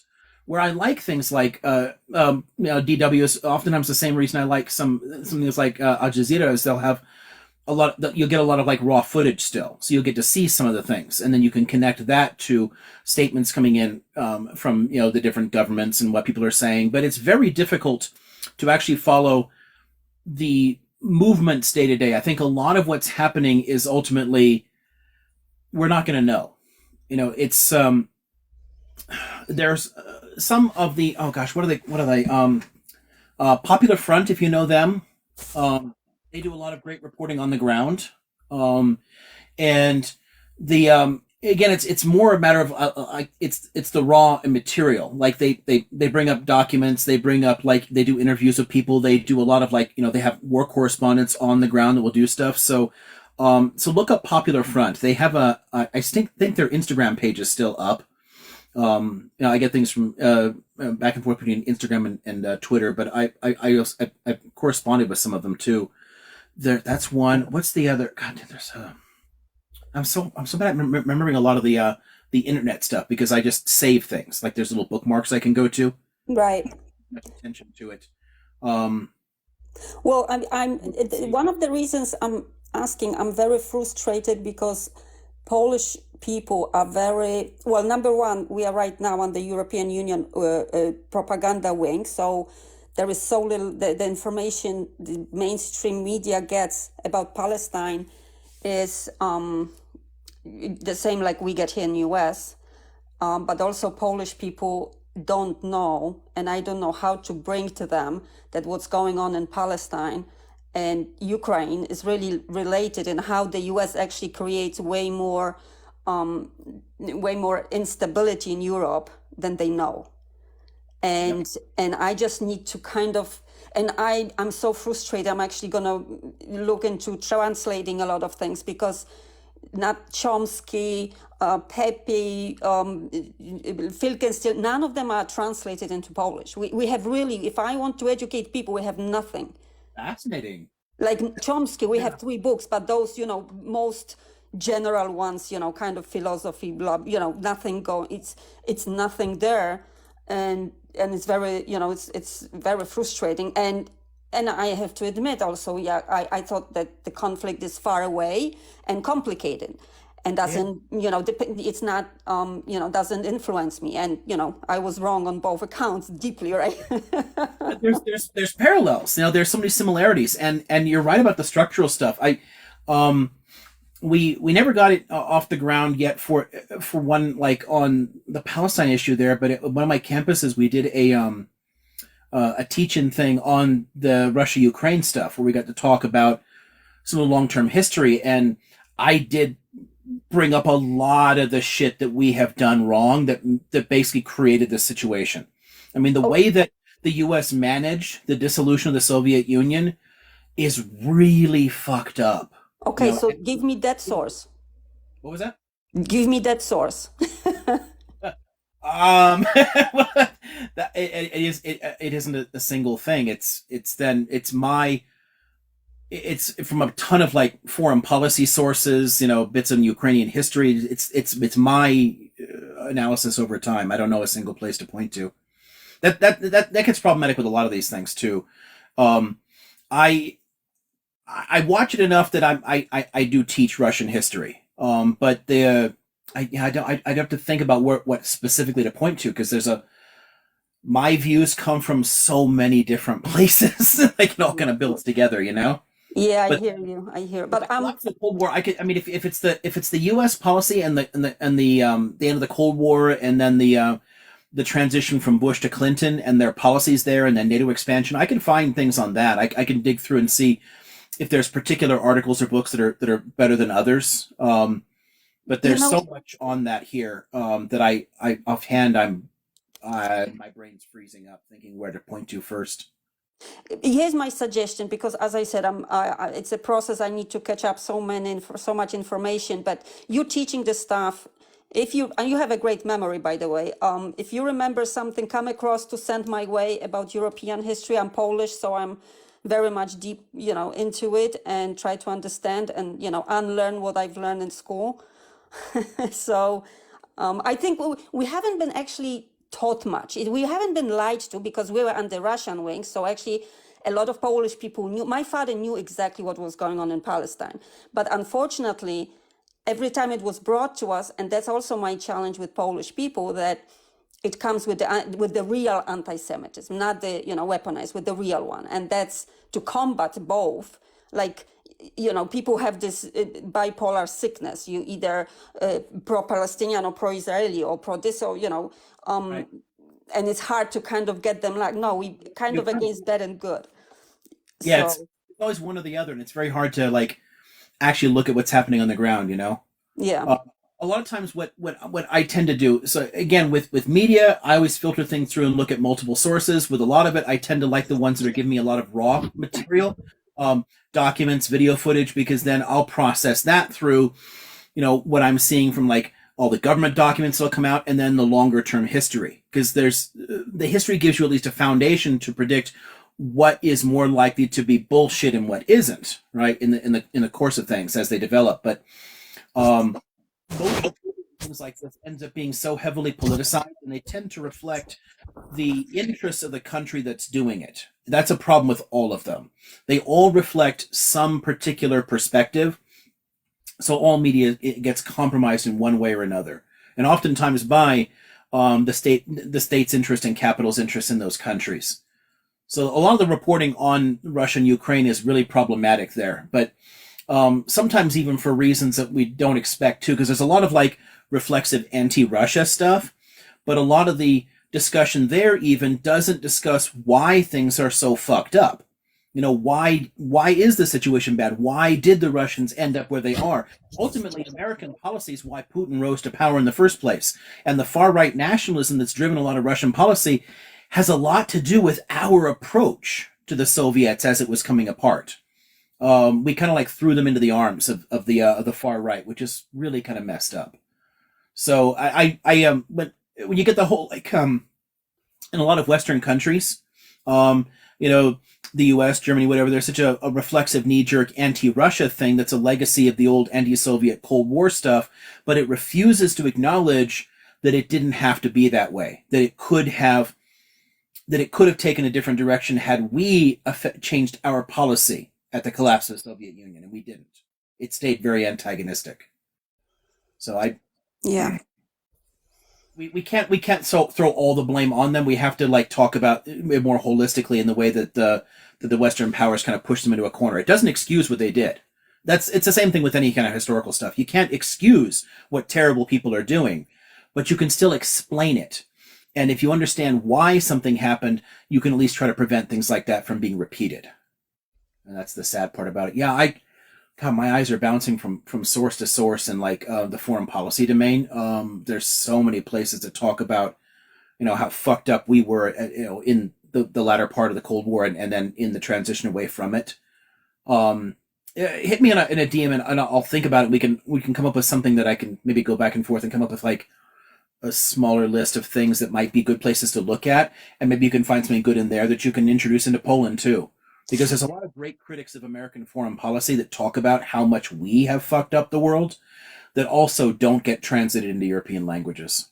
Yes, and I appreciate it, definitely. And I also need some sources like, I don't know if you agree, the Rabbi Yaakov Shapiro, like people like that I love so much, in a sense that they really explain Judaism and help combat the real anti-Semitism, because that also is not being translated and not portrayed in Poland in any normal way. Like, we're really so biased that it's just sickening, because we don't have access to information. That's pretty much what it is.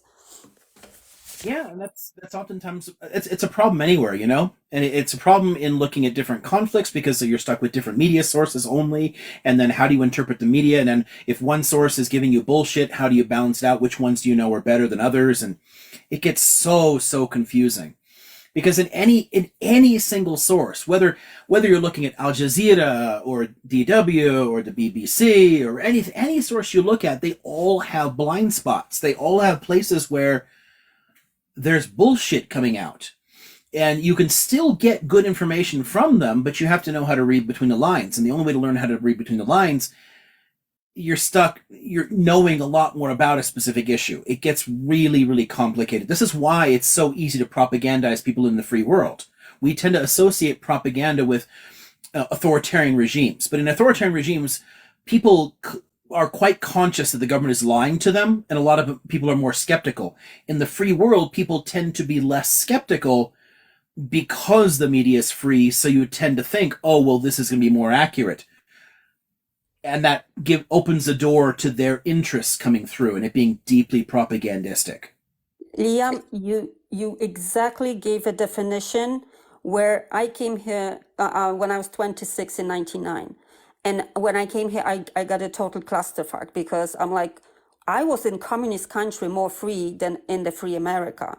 And it took me, it took me a year or two, and that's exactly the conclusion I came to, that we knew we were not free. So we knew to look for other sources. We knew there is world out there. So we were fighting, and Americans don't know that they don't know. And this is more dangerous. It's more dangerous. Americans are convinced that they do know because, well, Breitbart said or Alex Jones said, and boom, and then they just think that it must be true because it's a free country. We're not. It's really freaking scary, and it's across the board. Everyone has their own sources, and because it's such an open sphere, there's tons and tons of material out there. People can self-select, find something that agrees with them, and say, this is true, this is my reality, and then form that reality within their particular social group. But it doesn't mean it isn't bullshit. They're all bullshit in different ways. I mean, I read the conservative press and the communist press at the same time, you know? I mean, so it's like, if you can't contrast that stuff, it gets problematic. It's one of the reasons I still read a lot of things like The Economist regularly. You know, I mean, it's a pretty, center-right consistently magazine, but they do good reporting. And if you know their weaknesses, if you know their blind spots, if you know where they're likely to be wrong, you can then balance that out with other sources and get a better picture of things. But who has time to do that? And when people take just what they do have time and they go to the sources they do like, we're all being lied to. It's almost impossible to get really good news in the Western world without, again, all that time spent and a whole bunch of sources. If you're not doing that, we're all being lied to in one way or another. It's really sad, and I don't know a good way around it, especially when you have media. And okay, so just last comment: the audacity of Israel and US.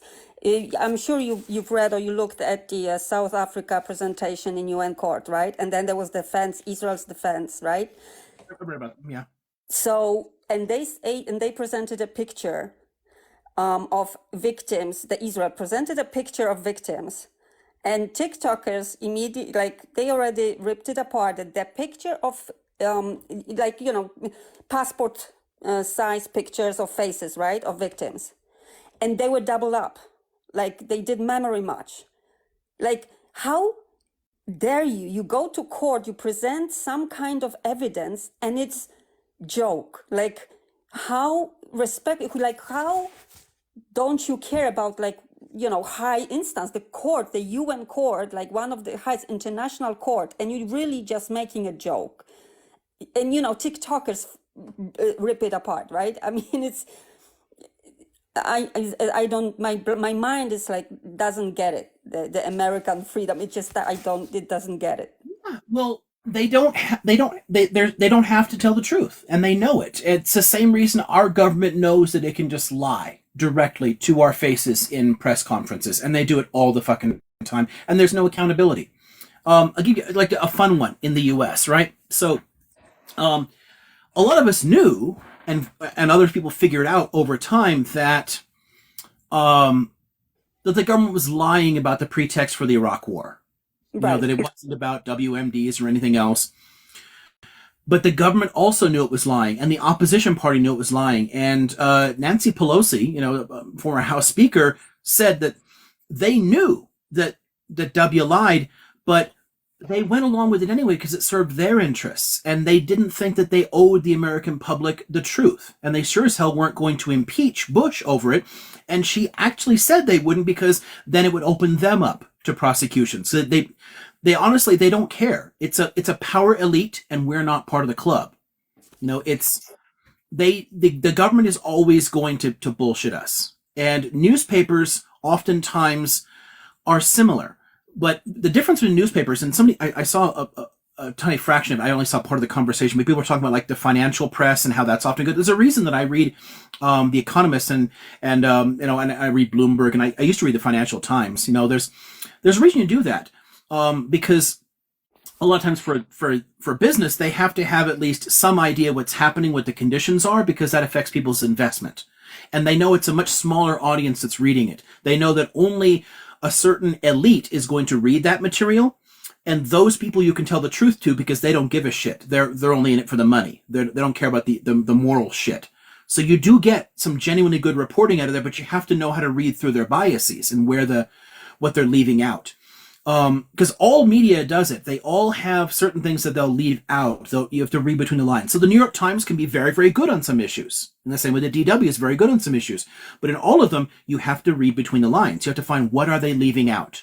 What are the unspoken things? And all of that comes from knowing their institutional biases, their editorial biases. So it all gets kind of messed up. We are a heavily propagandized population with this delusion that we're free. And it's really kind of sad. Oh, yeah, exactly. So yeah, Hammurabi, yeah, exactly. I agree with him on that. It's exactly the same thing. There's a reason. I've been reading The Economist for 25 years now. There's a reason I keep reading it. They say their editorial positions are often wrong and badly wrong, but a lot of the actual reporting comes out. You do get some good pictures that get left out of a lot of other media. So it's difficult. I think anybody outside of the reason that I can do that is the same reason a lot of financial elite can do that, because we get paid to sit on our asses and read. Them so they can make investments, me so I can teach shit. But most people don't sit on their ass and read all day. Right. I don't know. I really don't know a good way to help people who don't. There are some good podcasters that break things down, but at the end of the day, I don't fully trust any of them. But it's never really my area. There was one I'm blanking on his name. I think one of he has several podcasts. I think one of them is It Can Happen Here. I'm not sure. I'm blanking on his name, but there's my ex was really, really into him, and I listened to a lot of his reports, and there's some good stuff there. Some of these people are genuinely good at like trying to cut through the shit and present it in a way that's appealing. Part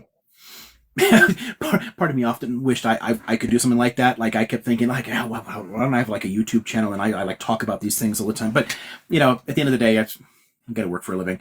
But there are people who do that, and that can help. And if you're looking at good analysis from people who do that for a living, along with the reports, I think you can get a good picture. Right.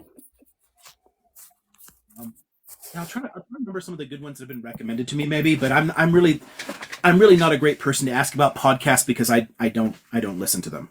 Right. It's just, but I have heard a number of ones that do sound good. I mean, and everyone I heard. Oh, Evans. I can't get his first name. His last name is Evans. A lot of the reports that I heard from him were genuinely good.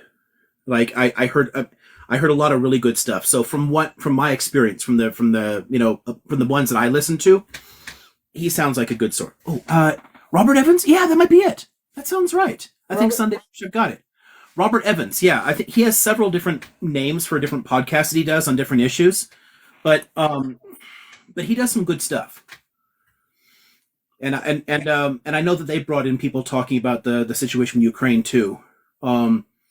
But also definitely look up Popular Front, because they have a lot of like on the ground frontline people who are going into places they really should not fucking go, and they get really good material out, and the mainstream media just ignores it.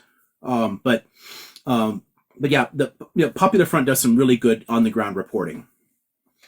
Thank you. I appreciate it. I have a ton of other questions for you, but I don't want to monopolize the live.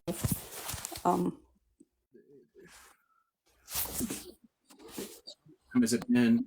Should I go check on the dog? What's it? Gosh, I can't tell what.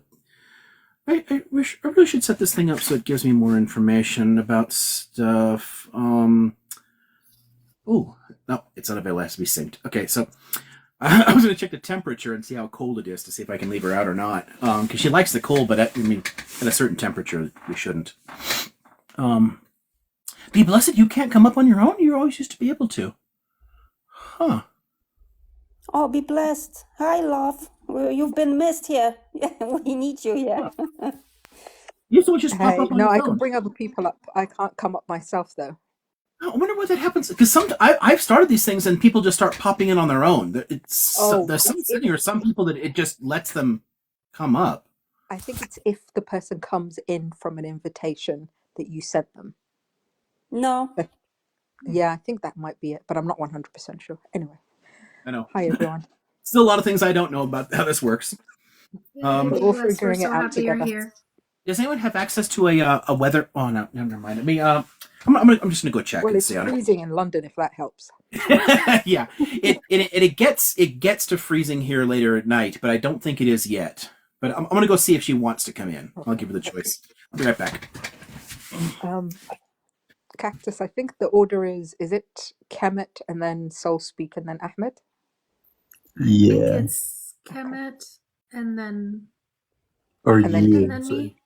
Yeah, I took up a lot of space, so be blessed. Drop me now. Maybe someone will come up. I'll just listen sure, from no the problem.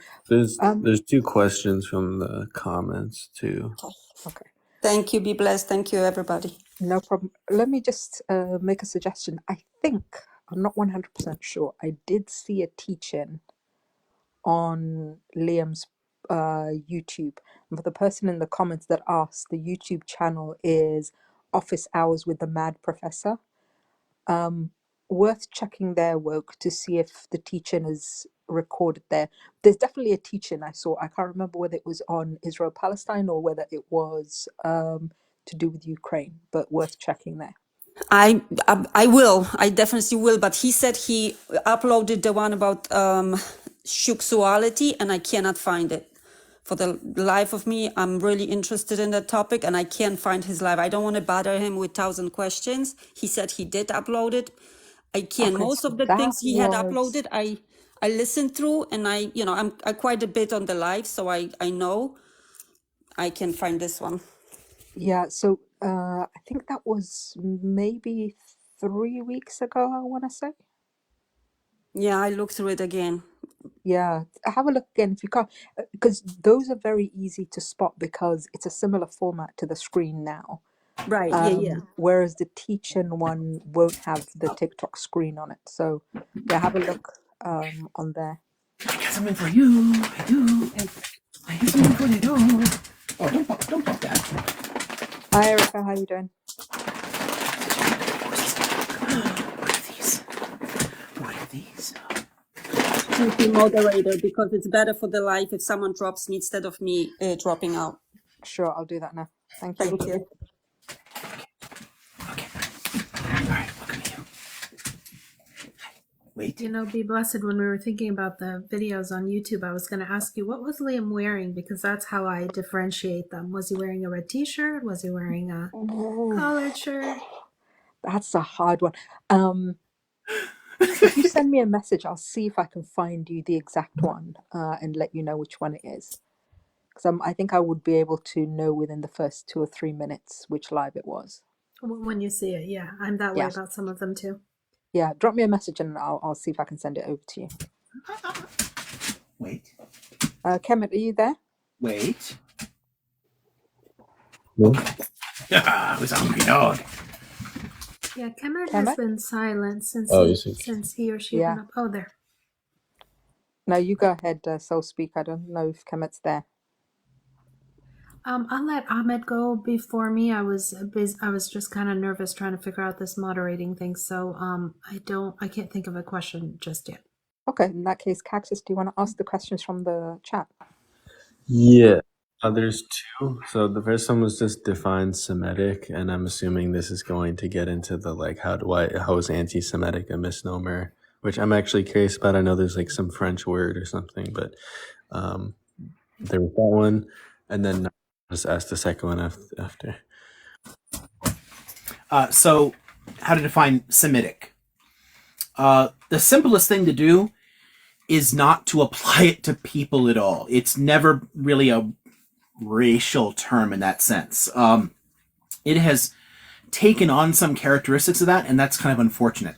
Semitic is a language family, in the same way that Indo-European or Dravidian are language families. And that's really all it means. So the Jews of Europe were not actually Semites or Semitic because they spoke Yiddish and Ladino and Polish and Romanian and everything. They spoke European languages. But European racists at the beginning of the 19th century invented oh, mira, one more. Mira. Oh, she's getting deaf. Amira. Here, one more. There you go. Sorry, I want to make sure she got I'm giving her like things for her hips because her legs are getting so bad. And she's always been a very like jumpy dog, and it's really hard for her. So I'm trying to. The treats have the stuff in them that's supposed to be good for that. So I'm trying to give X amount each day. Semitic is a language family, and that's it. It was made into a quote-unquote racial designation by racists in the early 19th century. And it was used specifically to attack Jews because those were peoples who used to speak a Semitic language and had access to a Semitic language by reading Torah in synagogue, but weren't Semitic in the sense of being active speakers on a daily basis of any Semitic language, but they used the connection to a language family specifically to attack them. So anti-Semitismus, right? Anti-Semitism is hatred of Jews because that's how Europeans invented it. People have later tried to turn it into a kind of like, well, anybody who speaks a Semitic language is a Semite. And in some technical way, I guess that's true. So, Tigrinya or Amharic are Semitic languages. So you've got Semitic Ethiopians, but it's useless to talk about it that way because you're literally using 19th century European racist terms. Why do that? Why should Aramaic is a Semitic language? Yes. Why would we want to perpetuate scientific racism? That's my big problem with it. So anybody trying to use Semitic now, it's like going back and talking about the Aryan race or some bullshit thing. Why would you want to do that? It just doesn't make sense. Can we just let the shit die? That would be my perspective on it. Because it was literally invented as a racist conspiracy in the 19th century. It never had anything to do with the language family per se. It was just these were the people in Europe that historically had spoken a Semitic language, so they made up a word. And it was basically a way to hold on to hatred of Jews without, saying it anymore that way. Yeah, the term Semitic, right? Somebody's asking, let what die? I mean, like, why should we use the term Semitic? Outside of the context of speaking of language families. So, yes, Arabic and Hebrew and Aramaic and Amharic, they're Semitic languages. So in that context, we should absolutely use the term. But as a designation for people, you're using European race science from the 19th century. It doesn't make sense, and we really shouldn't do it.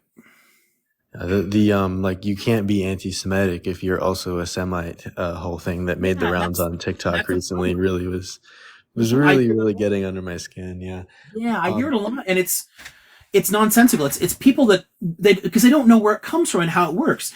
You're literally using race science. I mean, trying to make the argument that Palestinians are Semites, so blah blah blah. Anti-Semitism. You might as well be talking about Aryan shit. It's nonsensical. We really shouldn't be using these terms this way at all. Anti-Semitism is a very specific term invented in the 19th century for Europeans hating Jews without the religious aspect. And all the terms that existed, like Judenhass, historically had connected themselves to the practice of Judaism in some way.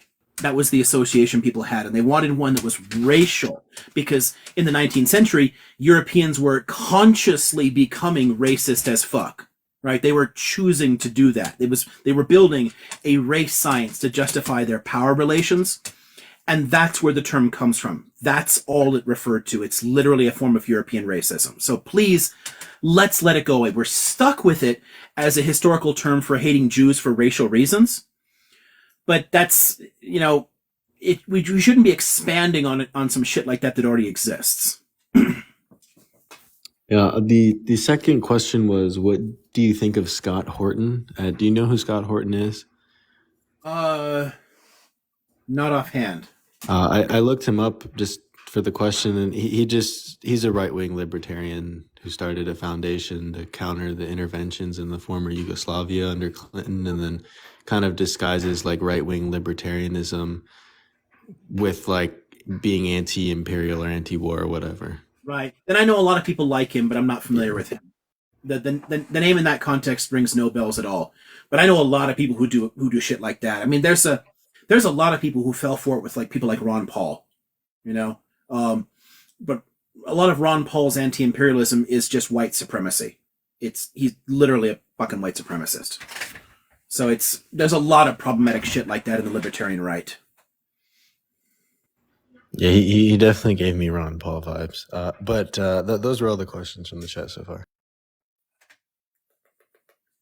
Hello. Let's check once more if Kemet is there. Kemet, are you there?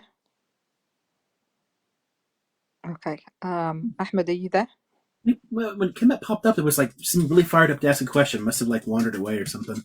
Yeah, no, I might drop him and then he can come back up again, because it might be that he's just away, and then that way it'll remind him to request again. Ahmed, are you there? Yes, I am. Yes, I Okay, am. go ahead. Thank you for putting me over here. And I have a couple of questions. Well, the first one is a little story. I was in a business I own, and I got a couple of students of the Torah. Actually, they were coming from Israel, and they start talking to me for some reason. And for the first time in my life, that I was born in Egypt, and they start talking to me, and they were telling me that, well, that Alexandria is a Jewish town, is a Jewish city, and it will be Jewish city again. And that was the first time in my life to meet somebody with the mentality of that anything they read in history will be back again, belong to whatever the group.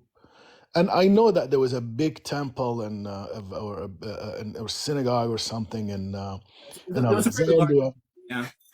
And they got chased by the Romans, though. Yes, but I was telling yes, it might have been, or it might be, and all the Jews probably will be welcome if they want to. But why would it be exclusively for them? I'm not even denying. I mean, of course, there was a lot of historical facts that they eliminated, and where would the Jews came from? What is it, ethnically Egyptians? Because people still looking where the Egyptian come from. But in any case, and I was like, why don't they come? If any person who wants to live in Alexandria, why don't they come live with us? Yeah. As any other religion. But now it's like been circulating. I've been talking to a lot of, I don't want to say Jewish people, I want to call them the Zionists in Israel, that they describe what the state of Israel is like all the way to the river, all the way people talking about Khaybar, when in Saudi Arabia, that Mecca and Al-Medina, because that's where the first conflict between the Arabs and the Jewish tribes, and that we have to be back there.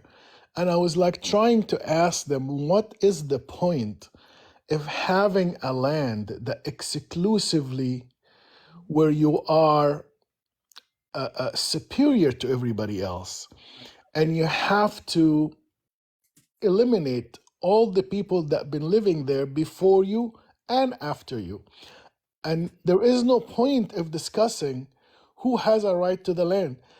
Why wouldn't they all have a right to the land? I mean, I was born in Egypt. I don't think any Copt, Muslim or Egyptian or whoever he is, if he wants to live there, why wouldn't he just live there?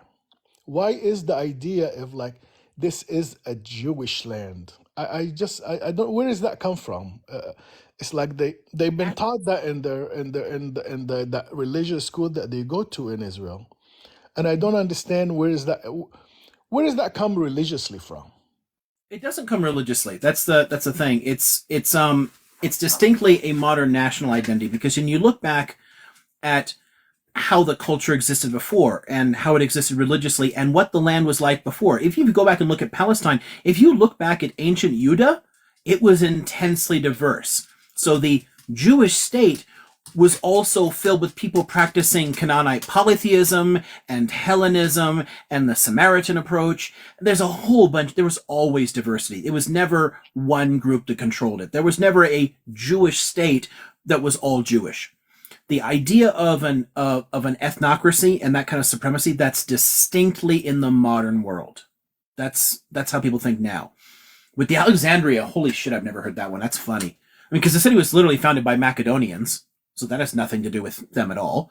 But a large Jewish population developed there, but it was never a majority. It was just a large minority. And they were chased out by Christians, before the rise of Islam.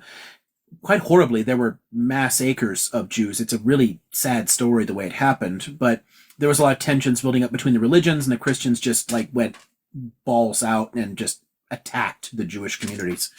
So maybe somebody's thinking, well, because we were persecuted here, we deserve to have it back. But shit, that would give Poland the Jews too. So what's the point? I have no idea why anybody could have a claim to Alexandria. It doesn't even fit the biblical part about from the river of Egypt, because Alexandria is on the west side of the Nile Delta. It has fuck all to do with it.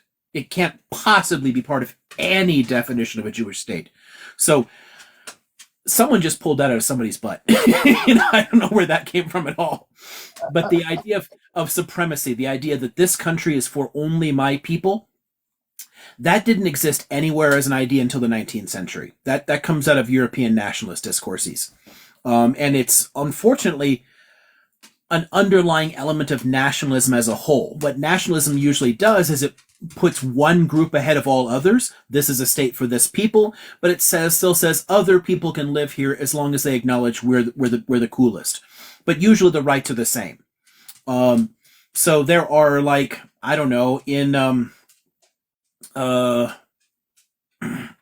in Ukraine, in the portion of Bessarabia that was taken away from Moldova or Moldavia, there's the Khalgas Turkish minority. So there are speakers of a distinct Turkic language. It's not Turkish like in the modern country. It's a distinct Turkic language from the original Turkic migrations 1,000 years ago. They're a minority. They live in a country, but they live in a country that the official language is Ukrainian.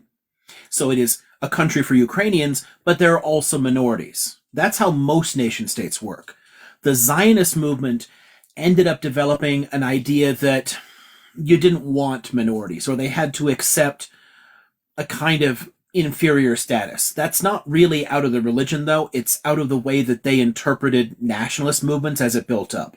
And it didn't have to go that way. There were a lot of early Zionists that didn't want it to go that way, but it's kind of where it went. So the people you're talking to are people who inherit the worst elements of European nationalism and are applying it to their case. Is the fear is like, even if the state of Israel will take the West Bank and will take the Gaza, where is that gonna stop? Since there, if you ask, I mean, I have talked to Zionists a lot, and I ask him, where is the borders of the state? Where does it end?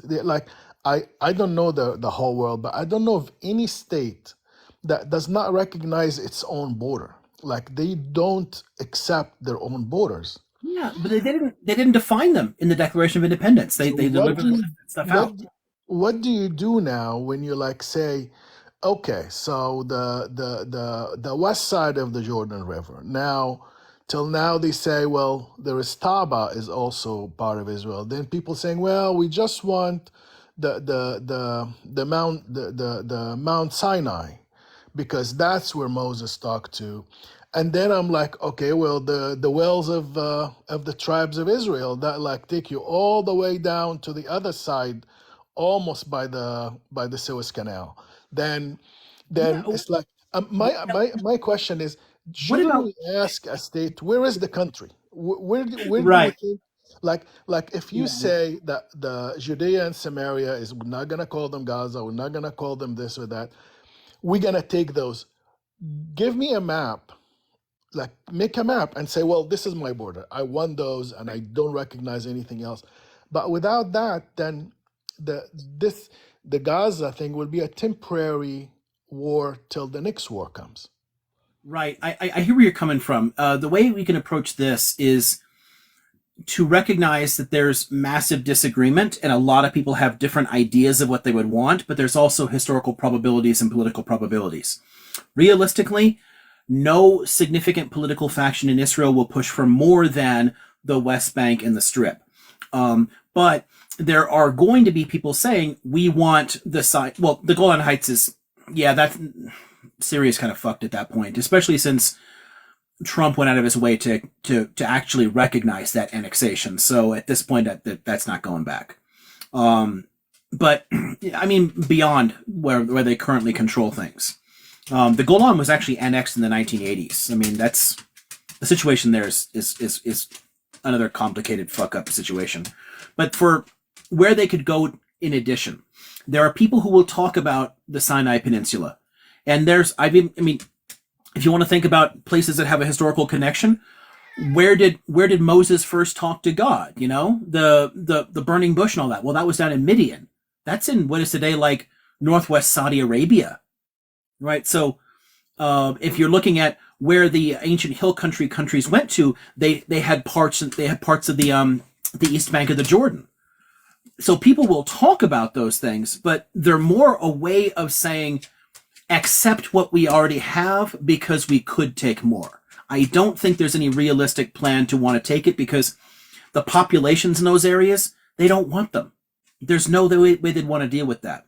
The only thing that I think has even a shot of going beyond it is about 10% of Lebanon, like up to the Litani River. That still gets mentioned a lot by Likudniks. But I don't think it'll happen. But and even if they were to occupy it again, I think they would eventually give it up. I don't think that they want to deal with that situation either. But that's the only one I even see as probable. There's no way they're going to take more territory from Egypt or Saudi Arabia or Jordan at this point. It's too complicated. Those arguments are made for ideological reasons to help justify what they've already conquered. Can I So throw I wouldn't be something in the worried about mix? I've been hearing a lot about a lot of purchase of land around northern Cyprus, and that a lot of Israelis have been buying homes there, and I think that the local government recognized what was happening and then started making it difficult. And then what's recently been happening, where Cypriots are being offered money in order to be able to buy land on behalf of Israeli corporations. One kind of theory that was put forward was that was happening because it was also seen as part of the Greater Israel Plan. I'm wondering if you know Oh no. anything about that, or Yeah, it's not about that. It's really just it's the circumstances that led that. One thing that kind of tripped me out on an early visit, I can't remember which one. I was walking around, and in a little beachy area at Tel Aviv, there was a consulate for the Turkish Republic of North Cyprus, the breakaway state in the north, because they don't have diplomatic relations with any country except Turkey, but they do have like some economic relations in different places, and Israel is one of them. And the Israelis have been talking to them. And Israel does have really good relations with Cyprus. A lot of Israelis actually go to Cyprus to get married because Israel. This is one of their dirty little secrets in the West, but there's no such thing as a secular marriage or divorce in Israel. It's all controlled by the religious establishment. So if you're Jewish and you don't want an Orthodox wedding presided over by ultra-Orthodox rabbis, you got to leave the country. So because they'll recognize foreign marriages, but not. Oh, look at somebody's using the emotes. Oh, that's cool. I haven't seen these yet. Sorry. There's a whole bunch of them now here. Oh, look, there's a little one for Socrates. That's cute. I'm experimenting with the little emotes for lives. These are the first ones I picked out. I picked some old pictures of my critters and put them in to see what would happen. They're a little hard to see, but they're cute pics. So there's very close relations with Cyprus because there's a whole cottage industry of Israelis flying there to get married and flying back. There's a lot of like tourism back and forth. And I think they're taking advantage of the fact that since a lot of the reunification talks have broken down, and North Cyprus is kind of isolated because Cyprus is now an EU member and all that, it's very difficult for them. So there's people are willing to take foreign money and selling land because it's desperately poor. Its economy is not growing in the same way that Southern Cyprus is. So I think that's just capitalism and the fact that they have close relations already to Cyprus. Cyprus was never part of any ancient state. It's never been part of any Greater Israel claims. It's never shown up at all. That's just modern. You think that the idea of like taking even up to the Litani River, it's all about water. Israel has no water, That's and why the Golan. Yeah, exactly. yeah. So is the whole thing is like, it's like there is a joke that I heard that Israelis don't believe in God, but they believe God gave them this land. And I think they believe like God gave them the water. So it's like it seems like they're emphasizing claims on areas where there is water. I feel like they will. Exactly. I feel like they will give up the Negev desert if it ever happen, rather than they give up, getting to the Litani River and getting the water from there and getting like the gas rights just 1 mile ahead. It's all. Sometimes behind the scene, there's a lot of economic benefits to people who talk about religion, about morality, and there's a lot of economic benefits that they gain from using the language of religion or morality. It's window dressing, and I tell people this a lot, that oftentimes groups will use religious language because it motivates individuals to get involved, but there's other reasons. So the H group, for example, is literally just a nationalist movement, but it uses Islam. It dresses it up in Islam, and that becomes an important part of it. So that becomes a reason for people to relate to it, and they do a lot of like Islamic charity type stuff.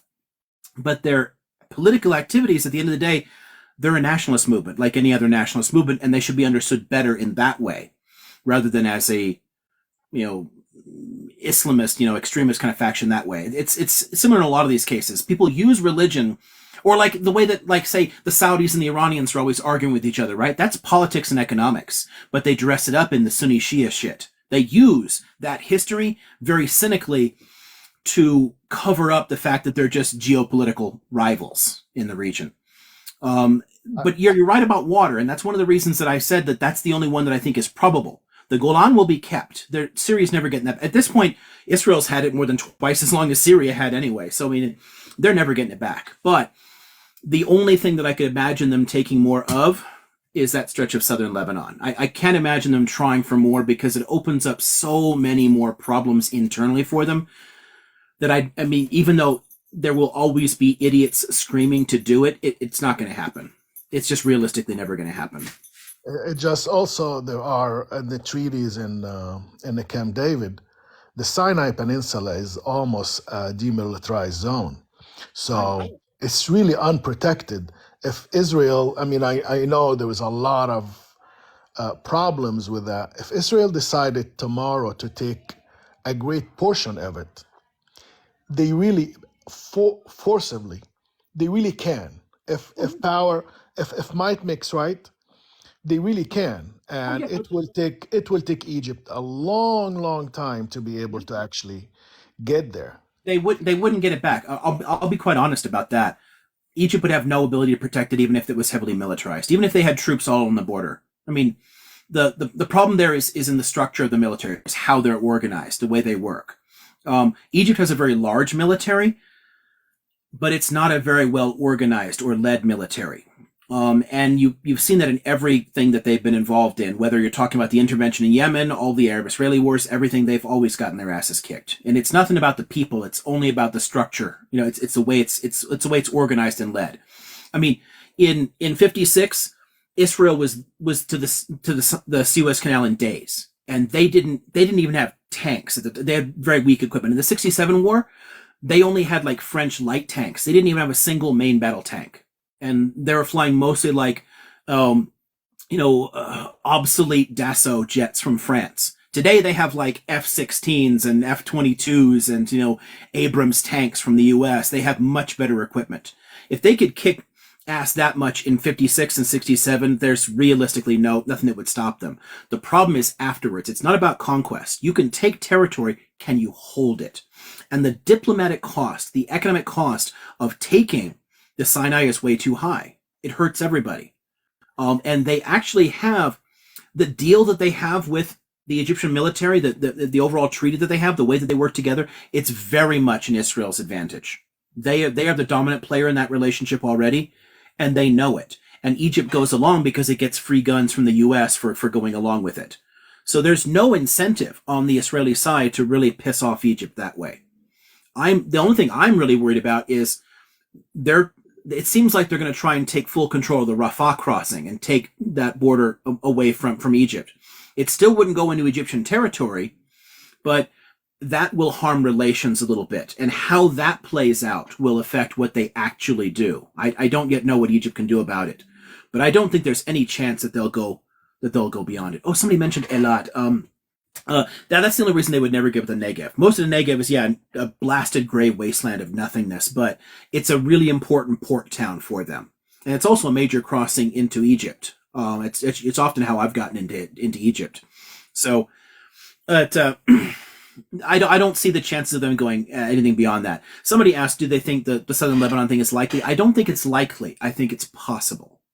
So take that how you will. I think it's the only one that is actually possible. But at this point, I don't think it's especially probable. I think that it is not unlikely that there will be an attack and that they may move into it, but I don't think that they would try permanently to take it or annex it. I don't think that they'll go back to that. I think it causes too many internal problems in Israel if they do it. But what they do, that's harder. It's very difficult to predict, but I don't think it's probable. Could it be that they will take control of that area, by the Rafah crossing, just to push the Palestinians out to kind of solve their demographic problem? Well, not really, because on the one hand, Egypt won't take it, and if they don't take that opens up a massive international can of worms. I think if they try to force the population out, it would finally force a change in policy in Europe that they don't want to deal with. What I think they're trying to do is pen them in, right? Basically take total control over this giant outdoor prison they have, because they've basically been sharing responsibility for caging the Palestinians. And Egypt has had part of the responsibility, and they've generally done a good job of caging the Palestinians. But a lot of things do come in from that side, because the other crossings are all in Israel. They're not going to get, they're not going to be able to smuggle weapons in that way. So they know, since that stuff's coming from Egypt, if they take full control over that, they think they can stop the smuggling. It's just people are just going to get even more creative, but maybe the tunnels will get hella longer too. What would that solve? How would Israel solve its demographic problem? There isn't one. Can they ever have just, we all live together? They can, but is that possible? What they think about it. You're talking about what I want to happen is for the factions who say, why can't we all just get along and create some kind of binational entity? Yeah, that can happen. But because of the circumstances, because of the fight back and forth, whenever there's fighting back and forth, every time Palestinians respond to Israeli aggression, it actually feeds into the fear rhetoric that the right in Israel uses to motivate people, and that leads to greater responses on the Israeli side and just keeps going in this feedback loop that will strengthen the far right. And the more you strengthen the far right, the more likely they are to make life a living fucking hell for Palestinians. If the situation can calm down and people can actually start talking, it's always possible to change the way people think about it. Not all Israelis want an ethno-state. A lot of them just do not. They would rather have something much, much different.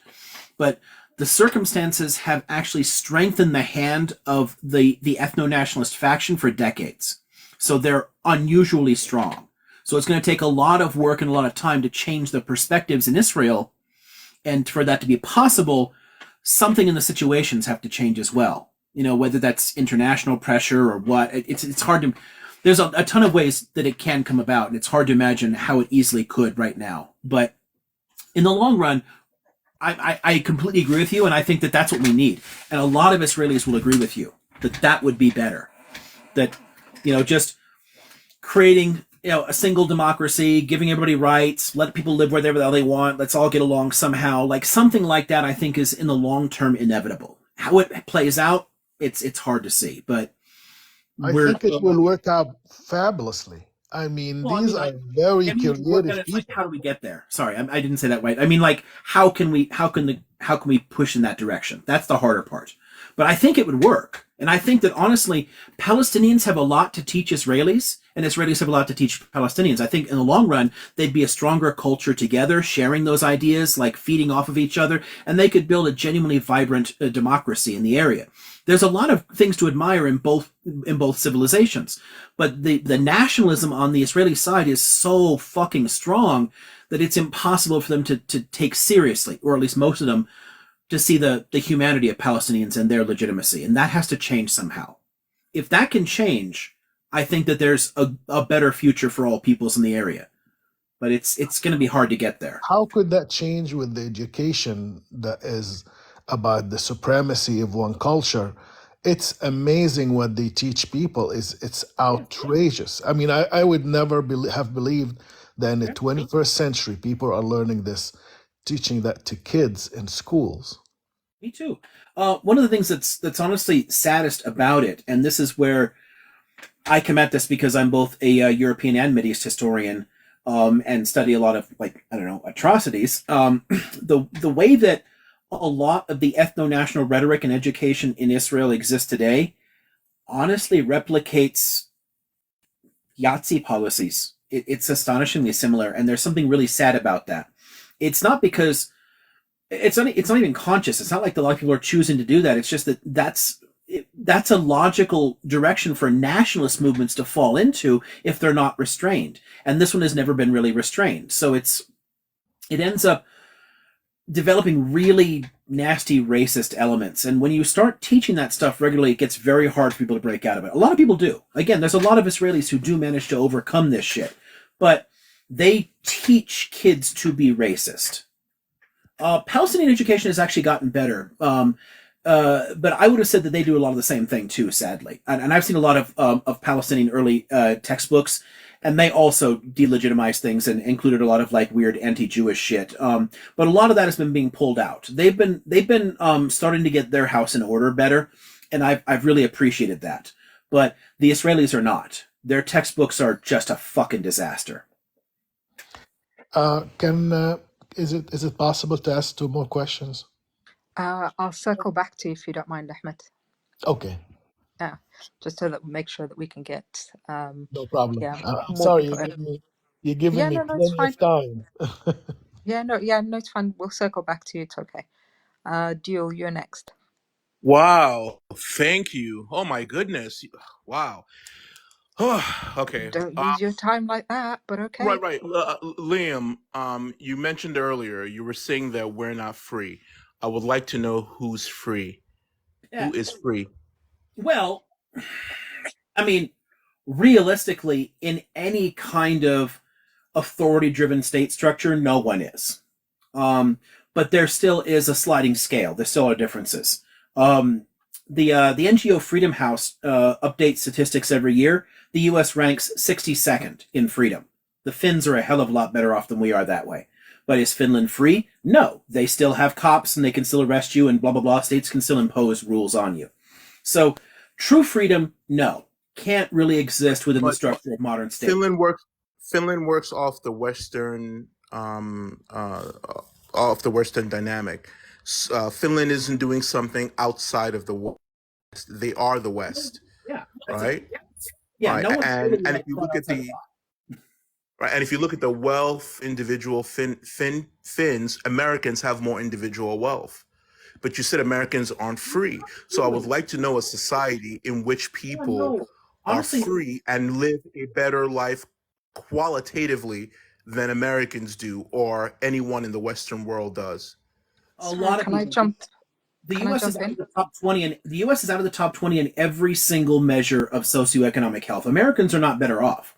The Finns overall are much better off because what we're not counting in is all the things Americans have to pay for with their income that a lot of people in Europe don't have to. So transport is cheaper, childcare is cheaper, healthcare is cheaper, education is cheaper, things that we have to pay out of pocket for that they just don't. And so many things like that you do have to pay for in a lot of countries are just much, much cheaper because there's state subsidies for it. There are a lot of people in America spending 20 grand a year on childcare. You know, that's not something that you see in European countries. So while the total, the per capita wealth for an individual person is lower, that doesn't factor in all the things that they get for free that we don't, because when you're building, it's like an actuarial problem. Same thing with like healthcare in general. Like the more people in a particular system, the cheaper it is for everybody to participate. So there's a lot of things that when you're providing them publicly, they're vastly less expensive and everyone can have access to them. American quality of life is not in the top 20. It hasn't been for years. And it's steadily falling and has been for decades. And also, our per capita and median wealth things are massively unreliable as a metric here because our wealth is concentrated more so than it has been since the Gilded Age. The bottom 50% of Americans have declined steadily in wealth over the last 25 years. They have less money each year. So like the bottom half of the country is falling farther and farther into poverty. Right. What are the demographics of the Finnish? And also, are the Palestinians more like the Finnish, or are they more like, let's say, the Syrians? Is their philosophy more like Western philosophy, or is their philosophy unlike Western philosophy? A lot of European countries with far higher standards of living actually have a higher share of immigrants than the U.S. does in the total population. You know, a lot of places like Norway and Sweden have massive levels of immigration into it. It's not a demographic issue. And places like Finland were already multi-ethnic. I mean, there's 2 official languages in the country already, right? And they're small minorities scattered around. You got all the Sami populations in the north. It's always been multicultural. When people ask about the demography in countries, they're falling into white supremacist territory, and people often try to explain European countries by saying they're more homogenous. That's complete horse shit. It doesn't describe the situation on the ground in a lot of these countries anymore. They are immigrant countries in the same way that the United States used to be. When the U.S. started clamping down on more of its immigration, a lot of people started going to Europe. And Europe has been dependent upon migrants for its economic growth since the beginning of the 20th century. It's actually why the Nazis came to power in the first place. They could point to that and the fears around it, right? Because it was a new situation. Those populations weren't growing. The Italian, German, French populations, they literally stopped growing in fucking 1900. So they've been dependent upon migrants. Tons of them have been pouring in for more than a century, and it's slowly changing every one of these countries. But all of them had elements of their social structure and their cultural structure that just keeps adapting and developing and integrating new people. So Afghans are becoming Germans, Syrians are becoming Swedes. They're going to integrate in all of these things in the same way that it happened here. It's really no different at all. You So look would at you quantify? Chicago in the early 20th century, you had Lithuanian neighborhoods, Polish neighborhoods. My Polish grandfather grew up in the Polish neighborhood of Chicago where everyone was Polish and spoke Polish. That doesn't exist anymore because over generations, all those things disappear. So the Polish language is he's still. I learned some curses and whatnot. There's some little bits of like, Polish and Yiddish curses that he picked up in his neighborhoods that he passed on to me. But that's about it. It was dying out already in his generation, and it's gone now. That the same thing is going to happen in all of Europe. So would you The demography quantify is not the the Finnish problem. as? Would you quantify the Finnish as Western philosophy or not? And that's my last I question. don't even know what that means. It's what I really don't know. It depends on how you want to define it. So I don't know what the basis of the question is. Because for me, That's very interesting. Islamic philosophy, for example, is Western. In my understanding of it. So, Islamic Ibn philosophy Sina is is a not Western philosopher from my perspective, but some people would say he's not. So it just where are Western academics that say that Islamic philosophy is Western philosophy? a lot of us do. Five of them for me, please. Open up any basic history of medieval philosophy. Get a book on medieval philosophy. Go to the index and look up Averroes and Avicenna. Those are the last. Women in Finland are not unlike women in, let's say, Syria, Saudi Arabia, Lebanon, Palestine, I don't know what Iraq. that means. I don't know what that means either. The freedoms they enjoy, they enjoy What like is freedoms. you jump from medieval philosophy to women. If you're going to talk about women, there have been feminist movements in the Muslim world since the early 19th century, and they're pushing back against conservatism in exactly the same way Europeans did. A lot of countries in Europe did not give women the right to vote until late in the 20th century. Parts of Switzerland didn't happen until like the late 70s. After World War II, women still couldn't vote in France. They still weren't given the vote. It took a long time for women's rights to expand. It's not a part of like Western civilization to treat women well. It's a part of Western civilization to treat women like shit. It's changed it's changed a little bit very recently. And those same forces are happening in the Muslim world. You go back a few generations, marriages are all arranged, just like they used to be in the 19th century. Some of my ancestors, I knew they had arranged marriages. That doesn't happen here anymore.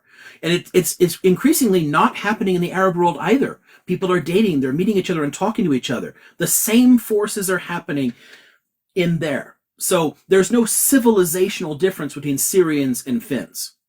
They're following the same basic social dynamics in the contemporary world.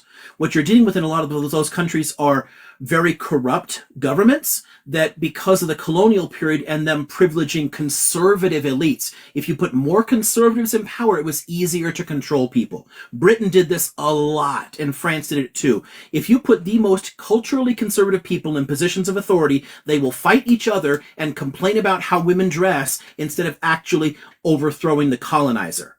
That was by design. And when the Europeans pulled out, a lot of those conservative elites were still there. And people have been fighting against them ever since and trying to get rid of that shit. And when they manage to get rid of the last of those fucking dictators, then they can have all the same kind of rights that people have everywhere else. Because women all across the Muslim world want the same basic freedoms and dignities. I mean, I've got a lot of books on Islamic feminism. If you want to study feminism, I've got a whole shelf on Islamic feminism. There is a lot of feminist literature there. I'd love to see some of them, but thank you. I don't want to hold up too much time. You answered the middle part. I agree with you on. The last part, I don't. First part, I don't. But I appreciate you allowing me to review a little bit on that, though. I appreciate it, and I'll look for those books. Some of those books you have in the comments. I'm gonna hold a few. I'm gonna hold a handful up in a second here. All right, I'll wait for them because I would love to. Yeah, and you can just screenshot a handful of things like. Gosh, where do I start? Shit. While Liam is looking for that, let me ask you the question. Where do you consider to be free? I mean, I think that human beings, we're social, right? And that naturally the elites are going to form and they're going to dictate to us, right? And what we, as the ones who are under them, we ask for better rights, more rights, right? And I believe that the Western world has better opportunities, better rights, more higher standard of living.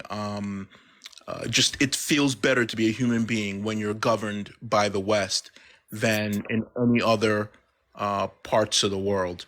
And you're just as an individual being, human being that you live socially, you're just never going to be individually free to do whatever it is you want. It just can't happen. Like it's just not possible. No, not in a Okay, society. relative No, freedom. but relative. There's always relative. Look up the Universal Declaration of Human Rights from the UN and find me one Western country that actually observes everything in the Universal Declaration of Human Rights. We talk a good talk. And yes, our living standards are often higher because we benefited from imperialism and colonialism, and we adopted a lot of the principles of capitalism just at a point where the Arab world went into decline and the Chinese world went into decline. So there's a lot of historical advantages that we've picked up. Oh, someone used a little yin yang cat's one. Oh, that's so cute. There's a lot of things that we benefit from, and a higher standard of living just makes it easier to feel freer, right? But a lot of it's kind of illusory too, and it's worth keeping in mind. The U.S. has been effectively a police state for a long time. We just pretend it isn't. We have given the cops so much fucking power and a lack of accountability. Even the Europeans won't tolerate anything like this. The only country that even comes close is Canada. And obviously we're influencing them. They're close neighbors. But we just roll over for the most insane abuses. If you add up all of the civil asset forfeitures carried out by police departments in this country, the cops are stealing more than all thieves combined. I'm not even kidding. And it's been that way for years. They literally steal more than the fucking criminals do. And we talk about how free we are. A lot of it, if you really look at the statistics, if you peek under the hood, a lot of the Western stuff is more of an illusion than not. And a lot of places that were demonstrably unfree in many ways were also freer in some other ways. So there were many ways in which people inside the former Eastern Bloc were less free than us. There are many ways they were less free than us. And there are some ways that they were more free than us. It's always a broad mix. It depends on which factors you look at, which metrics you choose to look at. And we're very selective with that. And everyone did the same thing. The Soviets did the same thing. They talked about how we weren't free. And they focused on the statistics they liked. And they ignored the ones that weren't beneficial to them. And we do exactly the same thing. So the degree to which we're kind of systematically propagandized in all of our societies, everyone does the same. Everyone's lying to you. So the best thing you can do is, it's not like I don't hate where I live. I don't hate this country. I want it to be better. But I don't have illusions about it. I don't think that it's uniquely free or powerful. This is a uniquely free society. It's a society like any other, and it's lying to me. They all do. So that's that in a nutshell, I guess. Can I give you an example that I saw that really made me admire the United States? I went into a convenience store. It was a police officer ahead of me, and he was buying chew. The store has a "We ID Everyone" policy, and the cashier asked the police officer for his ID. He went into his wallet, got his ID out, and I laughed and I said, "Wow, I can't believe that. Like this is the greatness of America. A police officer is showing ID to a cashier at a convenience store. That's pretty powerful.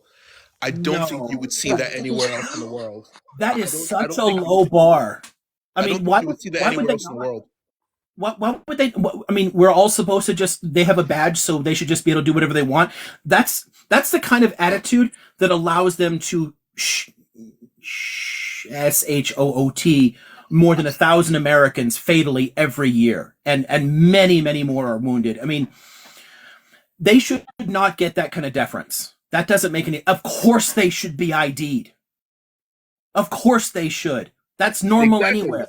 Exactly. I mean, that shit happens in the Netherlands too. It's not like Dutch cops can walk around saying, "I'm a cop, give me free stuff."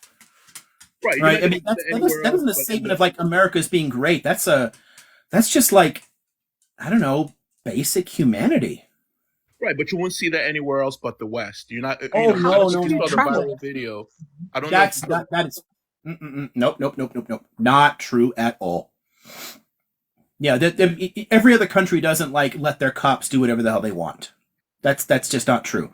There are countries that have more systemic corruption than the U.S., but I'll tell you personally, I was driving in Montana once. This is gosh, this has got to be about 25 some years ago, maybe a little more. I'm cruising around. I used to get in the car, and just drive randomly and see where I ended up. And I'm cruising around and I'm just speeding through Montana, having fun. And a cop pulls me over. And the cop tells me, you got to give me $120 in cash right now or I'm going to arrest you. That's it. I did fine. Fortunately, I had cash in my car. That's the kind of shit that people always say, oh, that happens in Mexico.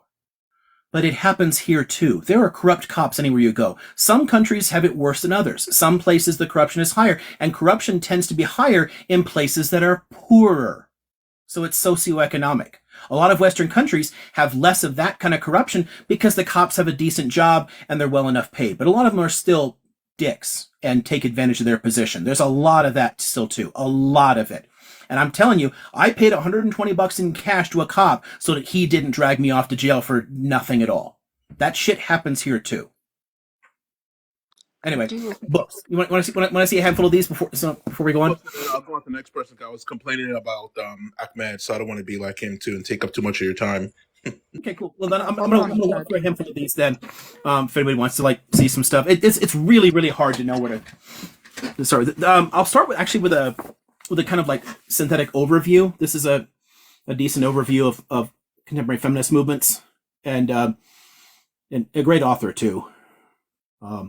In fact, I'll give another one from her. This is a really good one on Egyptian feminism that really takes it back to its origins at the beginning of the 19th century. I mean, feminism started in Egypt the same time it started in the United States, and they've been fighting the whole time too. It's never not been the case.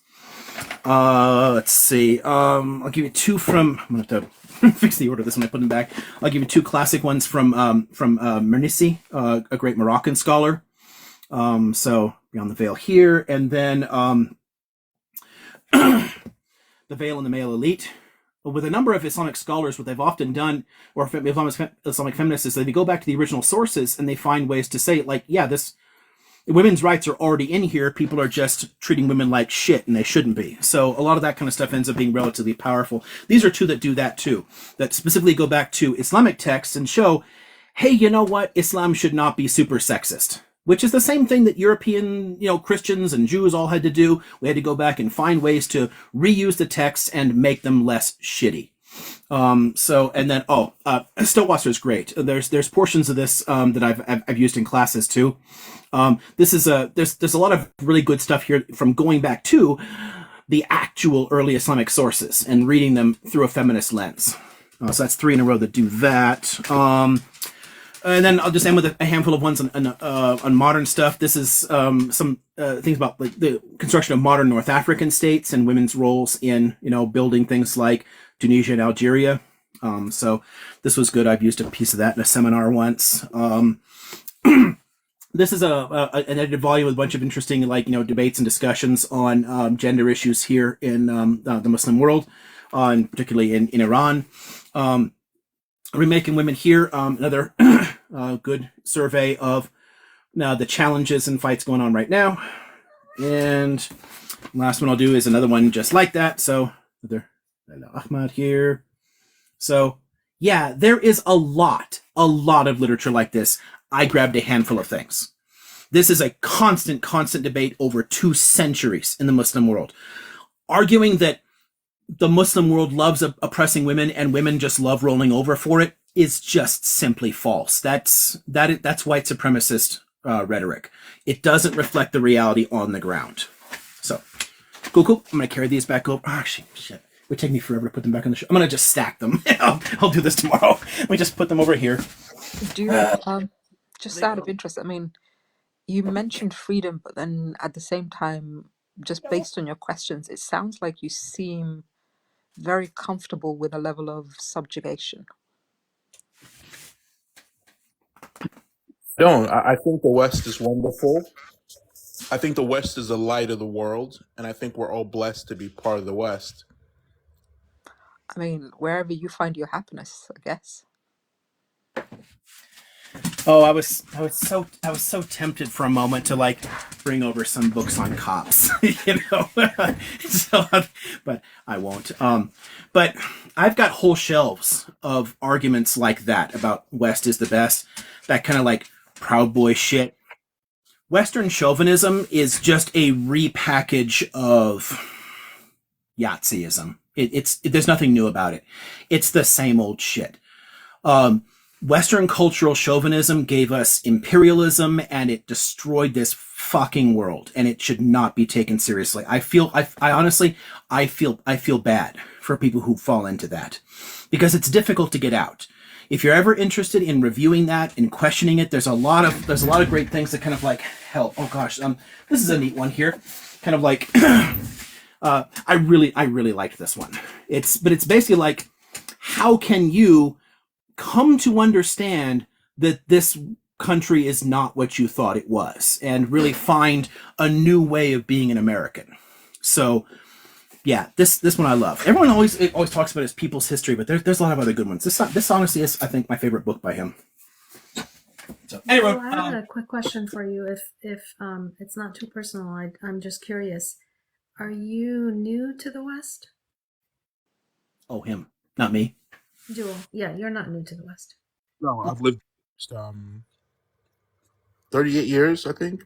38 years. Okay. Hi. What you?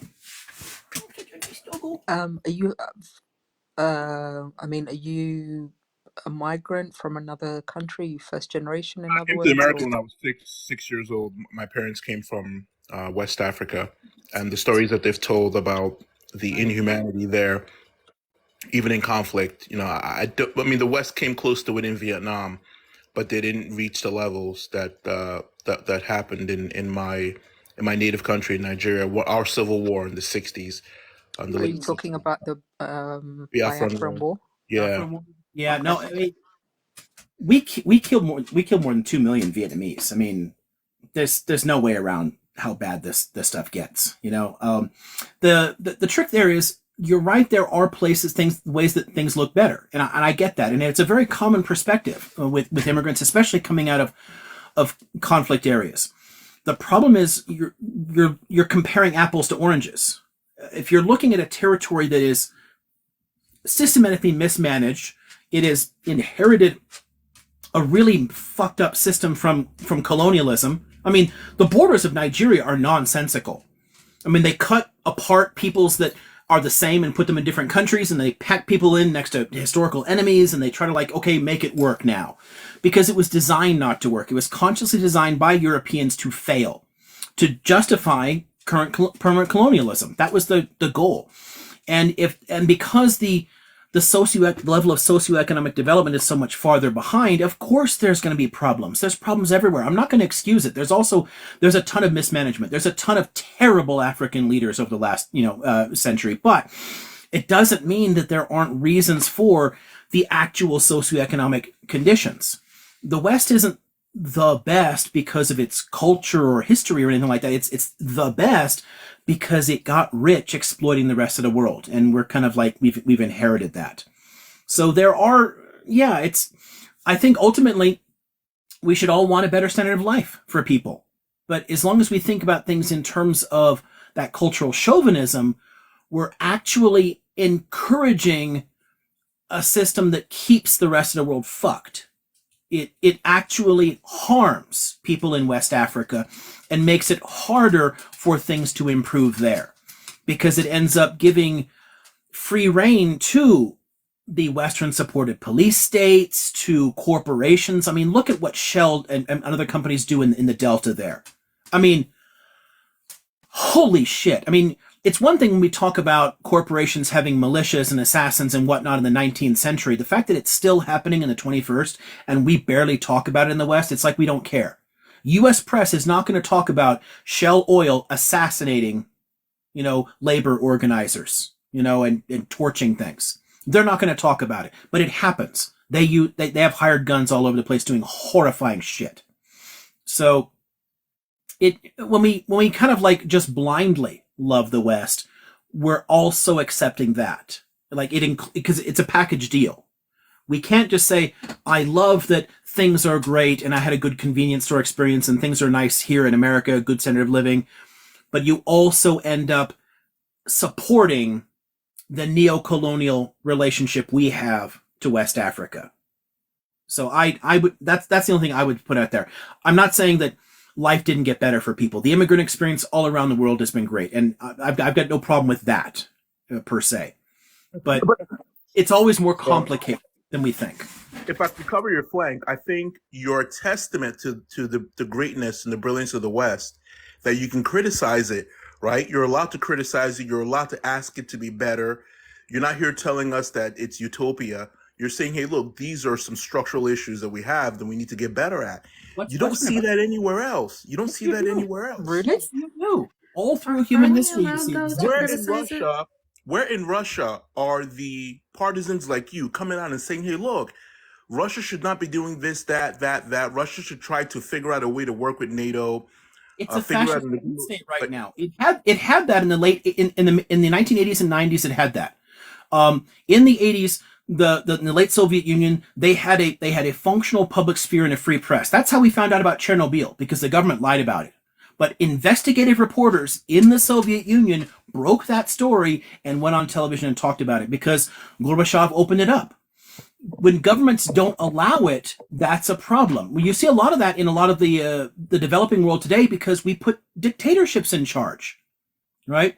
Not a Gorbachev Yeltsin supporter. I'm talking about the press and the freedoms that people had to criticize. Whole different issue. Right? I'm not a supporter of any politics, though. That's a whole different question. Please don't read me that way.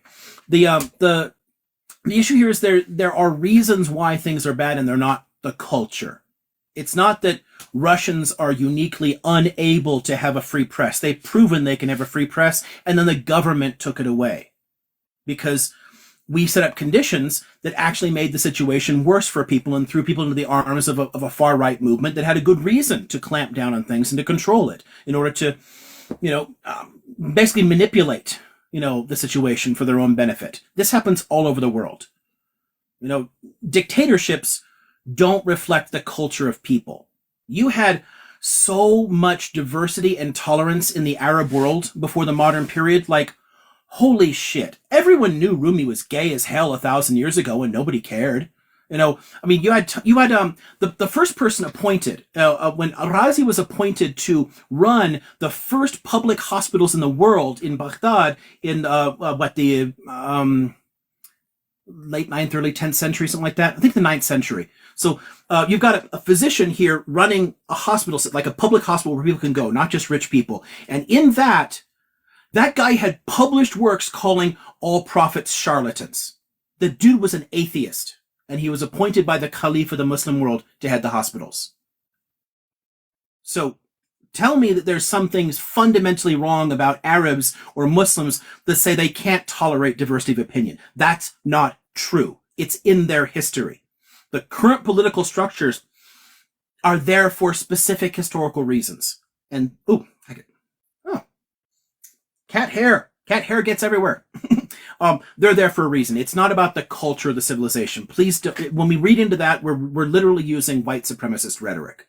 And it's deeply, deeply harmful to people to internalize white supremacist rhetoric. People all around the world do this. It's not the cultures.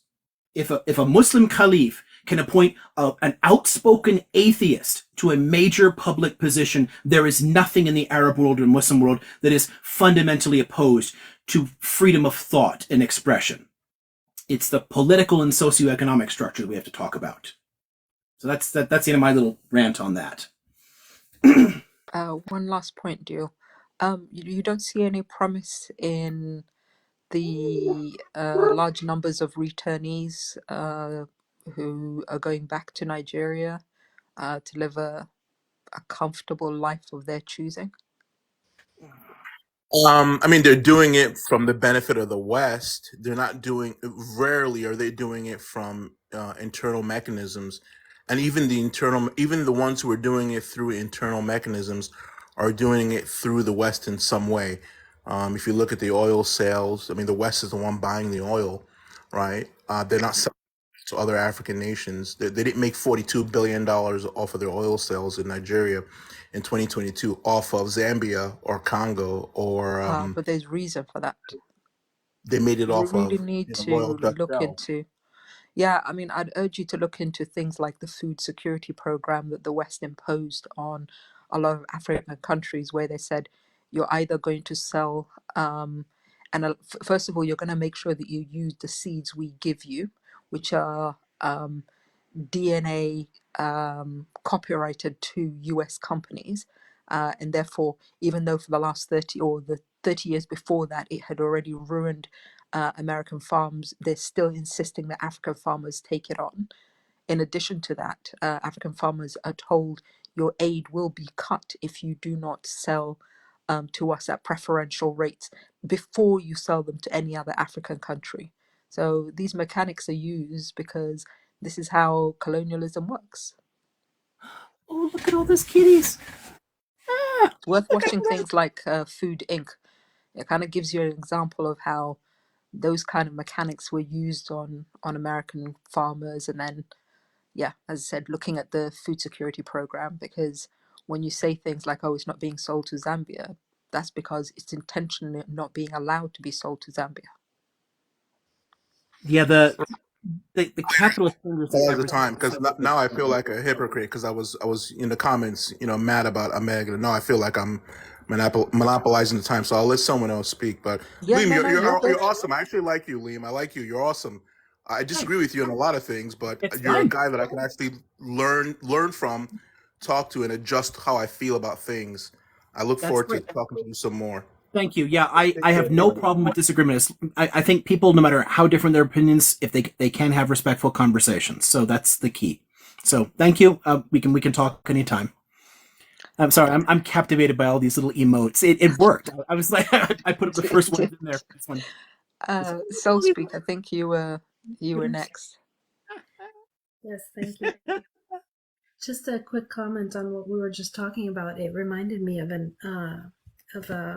just a short story where a client of mine had told me that she had gone back to Israel. I don't know, this is maybe like 10, 12, 15 years ago. And she said, not knowing, that I'm from the area, she said to me, it was really interesting to see the Israeli side versus the Palestinian side. The Israeli side is just very lush and beautiful and green, and then you look over and you look at the Palestinian side and it's just worn down and arid, and I'm thinking, oh my gosh, she really doesn't know. She said, and then no wonder they're jealous of the Israelis. So it's very similar to what was going on here. It's like if you're going to look at it from the surface, you're not going to see what is the cause and effect and who's behind it. 1/3 of Israel's water supply today comes out from under the West Bank. They're pumping it out of the aquifers. They steal the water, and of course they're going to make it greener. It's unsustainable. I mean, in the long run, they're going to have to get much better at desalination and shit. The population's already too high for the amount of water, but that's a whole different topic. But yeah, Right. clearly it looks better. But it looks better because it's built on theft. Right. That's better very, because it's that's why built on the backs of another. So yeah, I get how it looks to immigrants coming here. Yeah, this country definitely looks. I mean, in many ways, on the surface, it looks better than a lot of other places, but it's because it benefits from theft and power. Right. Well, in a way, it's actually quite heartening that somebody who is from an immigrant background can have such belief and feel comfortable enough that they are able to have a life that is suitable for them. So maybe something's working. Yeah, I mean, again, it's not like there aren't good things that happen in the, but yeah, there's good and bad everywhere is the point, and for the bad, we should look to why it happened that way, and then how we can fix it. Like, what are the real root causes? And what people tend to do, I think one of the analogies that I kind of like is we're always whacking away at the branches and the fruit, and we tend to ignore the trunk and the roots. We tend to ignore where things come from. Why do the problems exist? And if you really understand why things happen, it's not a matter of relitigating the past or changing the past. It's saying, like, now how can we fix it? Knowing that this is how it happened, what needs to happen now to improve the situation? Ultimately, any society is fixable.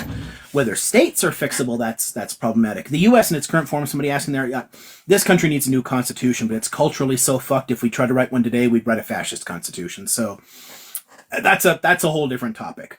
But any society is fixable. Any group of people can be. We can get better, and if we get better, we can make our governing institutions better. So I have two questions for you. One, I'm trying to understand the talking point of like Arab leadership about the Israel-Palestine issue right now. Arab leadership seems to be missing in action, and what I don't understand, having been from that part of the world, is these leaders crave the backing of their street, of the Arab street, and the Arab street is very clear on where it stands on this issue, and I don't understand why the Arab leaders aren't taking advantage of that for their own, even for their own selfish motives. They honestly did for decades. A lot of the Syrian and Egyptian support for Palestinians was always very cynical. It was never that they really cared about Palestinians, but they could manipulate the Arab street for their own ends, right? Hell, the Syrians still use it. They use the fear of an Israeli invasion to justify their own repressive policies. A lot of that's always happened. One of the reasons that they are not pushing in the same way now is it's money. There's a lot of behind the scenes deals trying to build up economically, and the Israelis, they do have a fully diversified economy that really could change the situation in a lot of the Arab states. And a lot of those governments realize, especially looking at places like the Saudi or the Emiratis or whatever, they're screwed in the long run. They never really developed beyond a petrochemical basis for their economy. So Saudi Arabia is technically a rich country, but it's not in terms of the world system analysis or any way you're looking at more broad, more holistic analysis of how things work. It's not a core country. It's a peripheral economy still. And it's peripheral because it depends entirely upon petrochemical exports.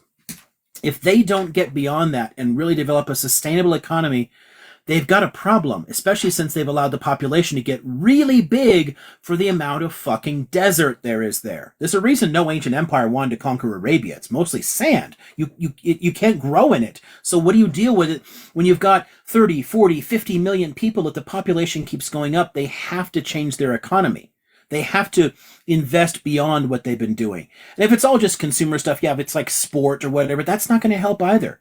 It's not a fully diversified economy. And a lot of these Arab regimes are thinking that's their only hope is to find local sources of investment, places they can work with. And sadly, the Israelis, there's a lot of people who know Arabic there. They really could work in those areas. They're hoping for something like that.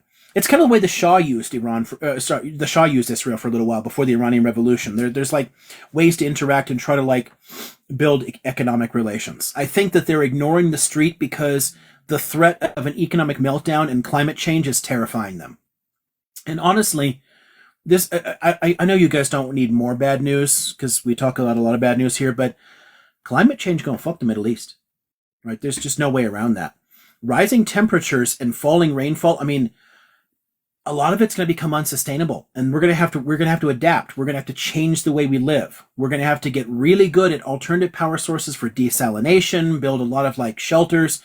We're going to get in parts like the Middle East or in portions of Central Africa or in the American Southeast, the Deep South is fucked. The temperature goes up much higher. There will be heat waves in the American Southeast that will unalive any mammal life that steps out of the shade. That's our future.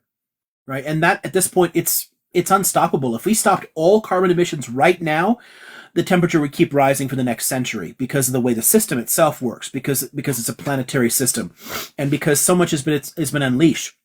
With rising temperature, more permafrost is melting, so more methane is being released from permafrost territories in Siberia or Canada. There's a lot of frozen methane in the ocean that's being released because ocean temperatures are high. All these things are going to keep happening for the next century, and we haven't even stopped the rise in carbon.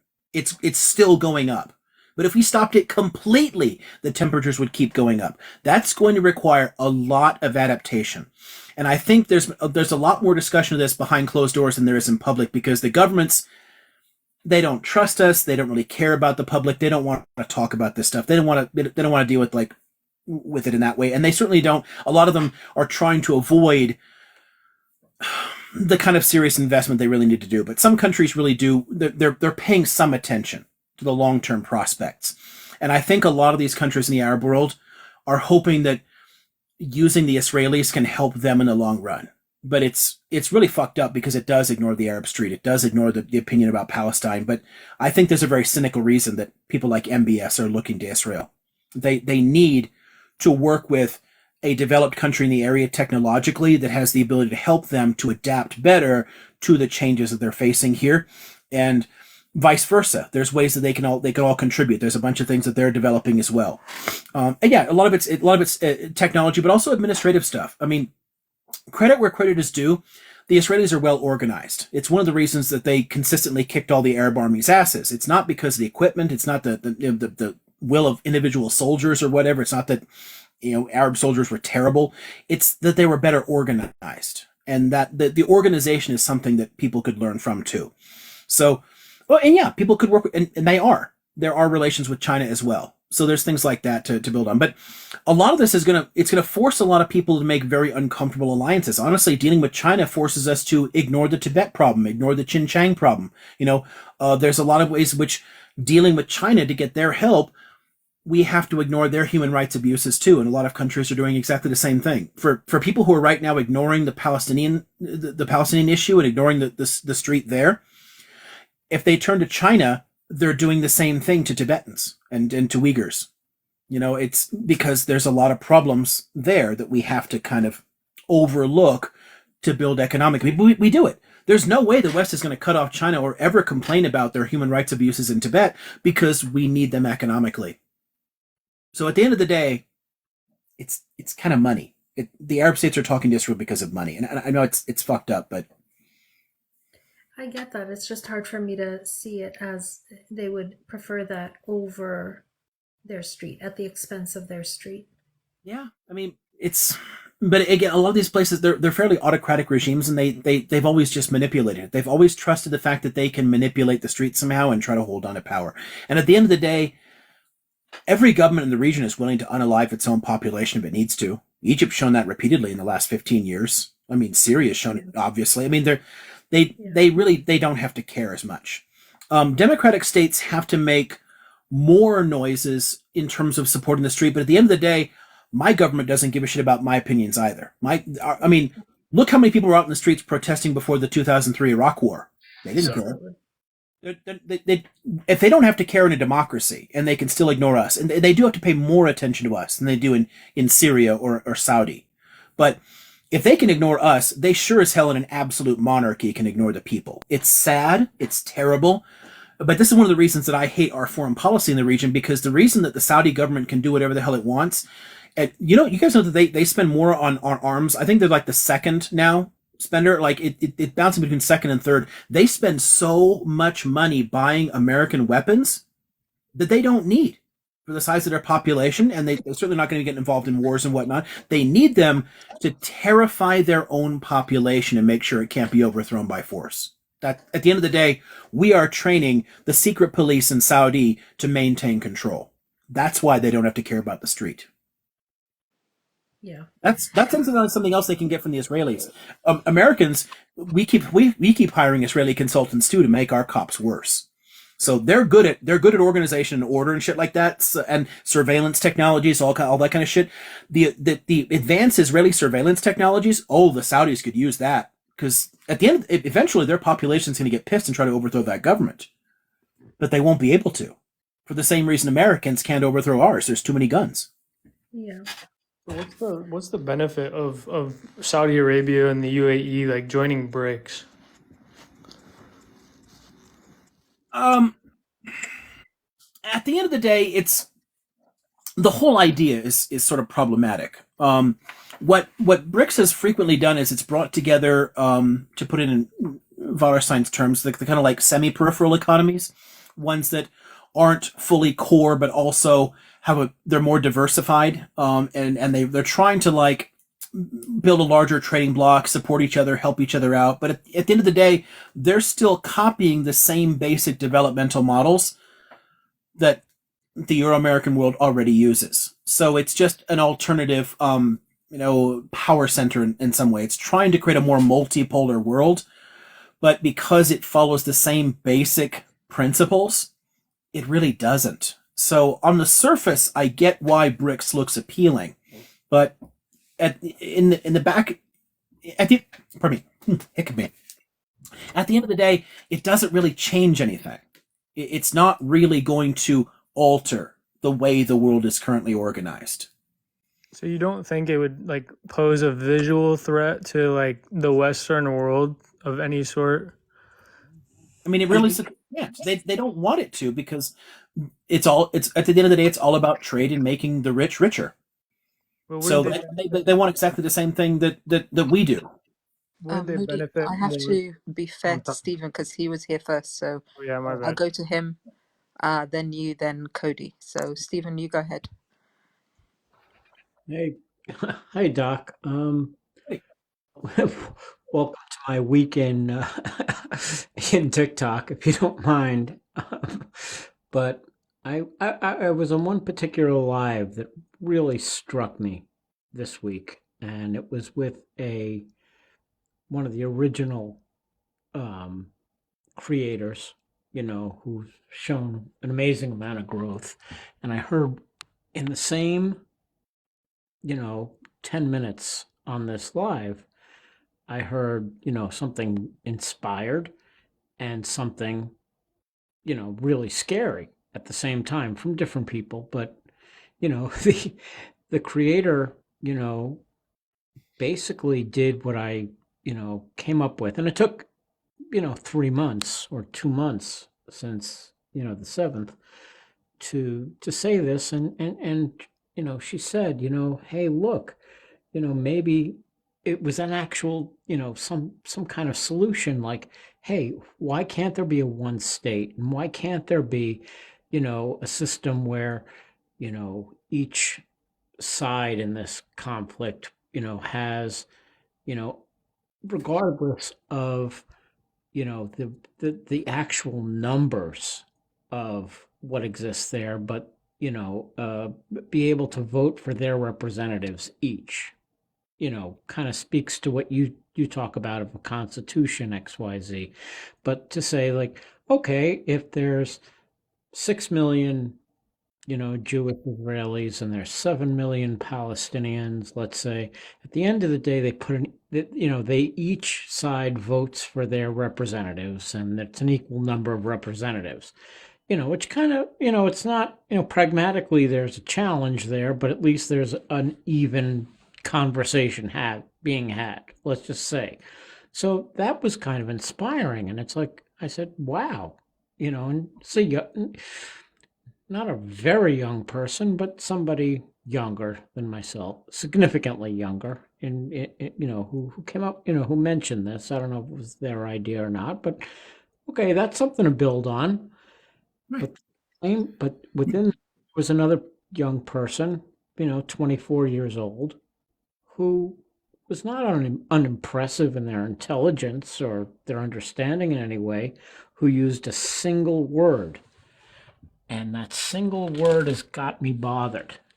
I've spoken to folks on the panel here about, how words matter. And they came up, and it was in the context of, hey, what happened when, the H group, was elected in, and they were a moderate group, at least they espoused a moderate,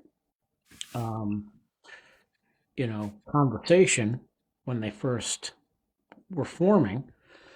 And, basically any of their rivals were wiped out, after they gained power. And it was explained, and the single word that I have heard on TikTok before, has been sticking with me. And they said, well, they did it because of treason. Like, whoa. like I hadn't heard that before. Treason? I put a question mark up, and it's like, what does that mean? And Now I'm confused. Where yeah, now I don't. they were basically calling the opponents to the H group, that existed in in the 80s and early 90s when they were forming, and H group came into power and then basically wiped out their opponents. you know Maybe. Okay, I'll you can I mean, explain we tend to that. forget that on the 7th there were 5 different groups active, Right. I'm including. not talking about the 7th. I mean, I'm really going back previous to that. Okay. And I get what you're saying about the 7th. This isn't really about the 7th. Okay. But but it's the first time I've heard in these months the idea of the word treason, and that their opponents were wiped out because of treason. Isn't that understandable? And I was like, oh, wait a minute. I think I found a context where that works, like where that might be coming from. There, the split, like the split after 06, like and there are people who do make those kind of arguments, because okay, so think about this from the I don't know, look at this from H group side, right? Okay, so this is like a simplified short way of this playing out, right? So H group joins with a whole bunch of others and agrees to participate in a PA election, right? So it's going to run in it. To run in a PA election, it is implicitly recognizing Israel and the structure of the Oslo agreements. So it gets involved, and they have an election, and they take 40-some% of the vote. So not a majority, but they do unexpectedly well.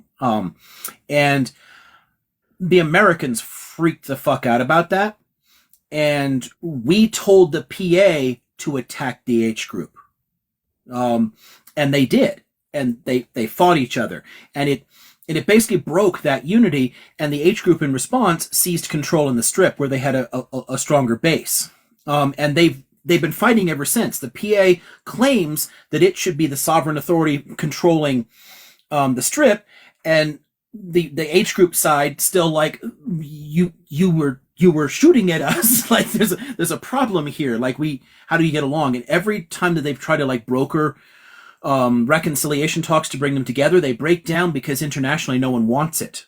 Realistically, the Palestinians need to present a united front in order to negotiate, and that's why the Americans always get involved to break that, to make sure no deal can actually work out.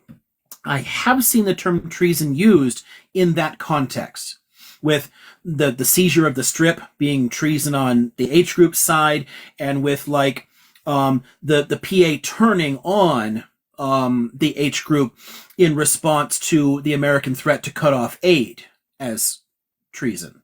So if that might, I'm not sure if that fits what you're talking about, but that's the closest I've thought of it.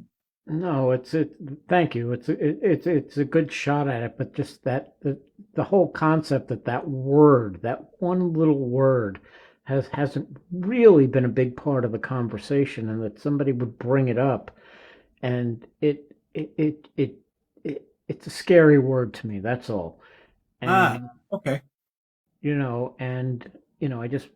I just wanted to bring it up because it's just been kind of hanging over me, and if it hangs over me for a long enough period of time, I think it's worth talking about. Makes sense. I'm often nervous about it too, because because the historical penalties for treason are always so high that it makes it very difficult to continue a conversation. It's kind of like it's similar to Godwin's law in that way. It kind of like shuts things down. Like where can you go from here? Like okay. Well, Edward Snowden is considered, treasonous, and it's like, really? Because he spoke the truth and he just gave us some information, and now he's, we can utilize treason to attack him, and it scares me. It does. It's honestly terrifying in the U.S. context, because we've given so much power to the federal government. I mean, they got away with really fucked up shit in decades before, but we've steadily increased their power instead of restraining it. They really should have. I mean, after the Nixon era, they really should have learned like what the FBI and CIA will do. Like, hello, but instead we've slowly loosened more and more of the restraints on what they can do. So it's very problematic in an American context. And the fact that under the Patriot Act, anyone in the U.S. can just be declared a T sympathizer, and you immediately lose all your rights. Due process goes out the door. They don't have to actually prosecute me in a court. They can just bundle me off, and with a kind of like extreme rendition in the U.S., off to Guantanamo, blah, blah, blah, done deal. There's an unaccountable bureaucracy in the federal government that can just designate you. That's fucked up. We don't use it much, but it's really fucking scary that power exists. And yeah, the T word, oh god, the Snowden one is so, like, I'm actually very sympathetic to Snowden in that sense, because he kind of did it right. The way that, like, because like when the Pentagon Papers were released in the Vietnam War, they turned them over to experts to comb through and make sure that you're not actually compromising somebody. So somebody gets, like, unalived somewhere. It's like, it's curated and you can add context, because when you just dump it like WikiLeaks did, I mean, that's where you get like Pizzagate shit, because most people do not have the training to read government documents. I mean, I've seen the most insane shit pulled out of WikiLeaks, and they're convinced it's absolutely true. And I read the same document, like, that doesn't say anything like what you think it says. But people don't generally have the skills to read diplomatic documents. There's a specific skill set involved there. Snowden did it right. So I mean, the fact that they want to prosecute him for treason, that's even more fucked up. Whistleblowers, we protected the people who released the Pentagon Papers, but we're not doing it for Snowden. And it's done the same way. There's no justification for it. It's just how much farther we in the United States have fallen in terms of our freedoms, how much more we have advanced the police state in the U.S. Okay. So that shit terrifies me too. You know, I'm with you in terms of like how that word gets thrown around. There's a lot of places. And if I can just throw one more thing out, and I'm going to drop off. There's a concept out there, and it goes back to probably 1980, I think. And when I look at the U.S., let's face it, as much as the U.S. may be backing out and not have the power that it had in the past and all that, and may become more Western hemispheric centric as opposed to its ability to project power in the world going forward. I see something that happened here, that maybe goes back. You'd know better than I, maybe to Roosevelt, when he, was able to give a little bit towards socialism on some level. It's like, we're going to go communist, so we better, have some social security and put some money into things and all that. It was about preventing socialism. But yeah, I get what you're going. What you mean, yeah. And when I think about after World War II, the emergence of this strong, remarkable middle class and this kind of distribution of wealth that just kind of existed. And it didn't exist before because, it wasn't wanted. You still wanted to have, the working class be, oppressed and, fighting.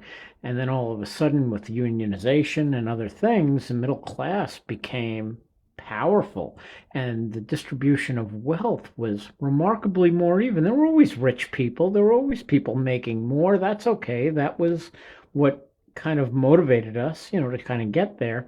And now, since, trickle-down economics, when we look at these graphs where all of a sudden it's all gone and the middle class doesn't have that power anymore, and it's more polarized, rich and poor, that we don't have the ability to we're not driving the economy the way it was, and it was working good.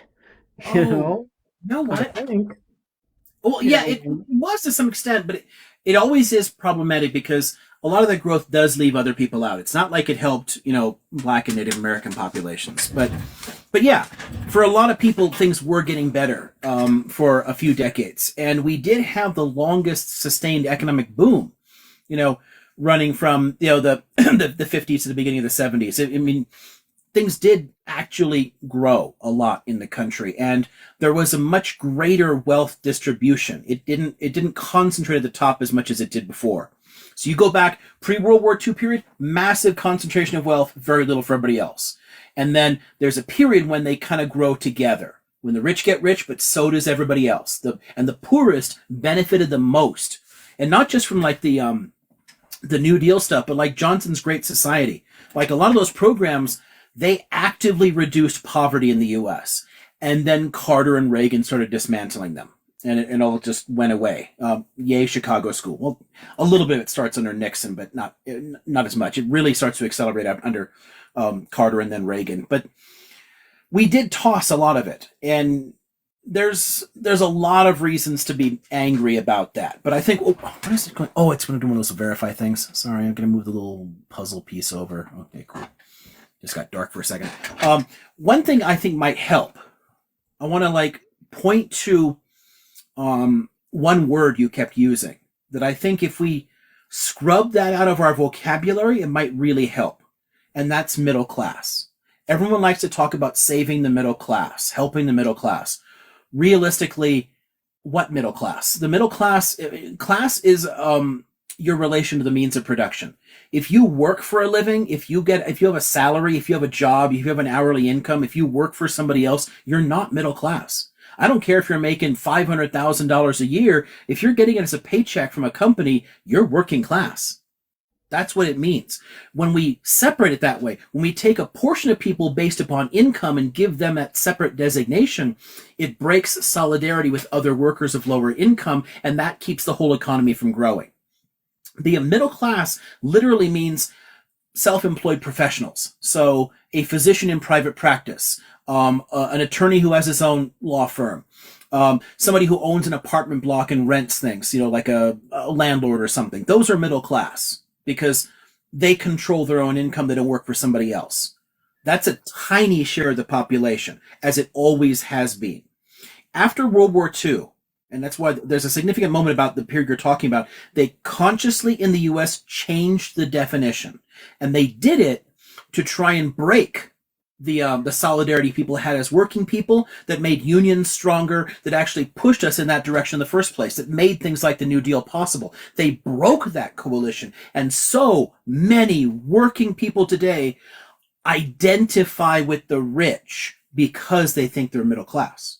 If you think you're middle class, you're almost upper class. You're on the right way. You're like them. You think you're more like the millionaires, but you're not, because at the end of the day, you're still dependent upon bosses and salaries, and they can take that shit away from you. So I think if we really want to get back on that track, the way we got the New Deal in the first place is that we weren't using those terms that way.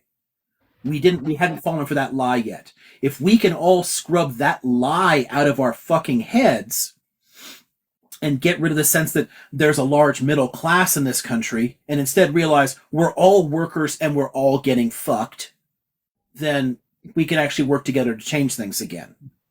Proletariat. Anyway. Yeah, because that's what working class means. You work for somebody else. It means you're not self-employed.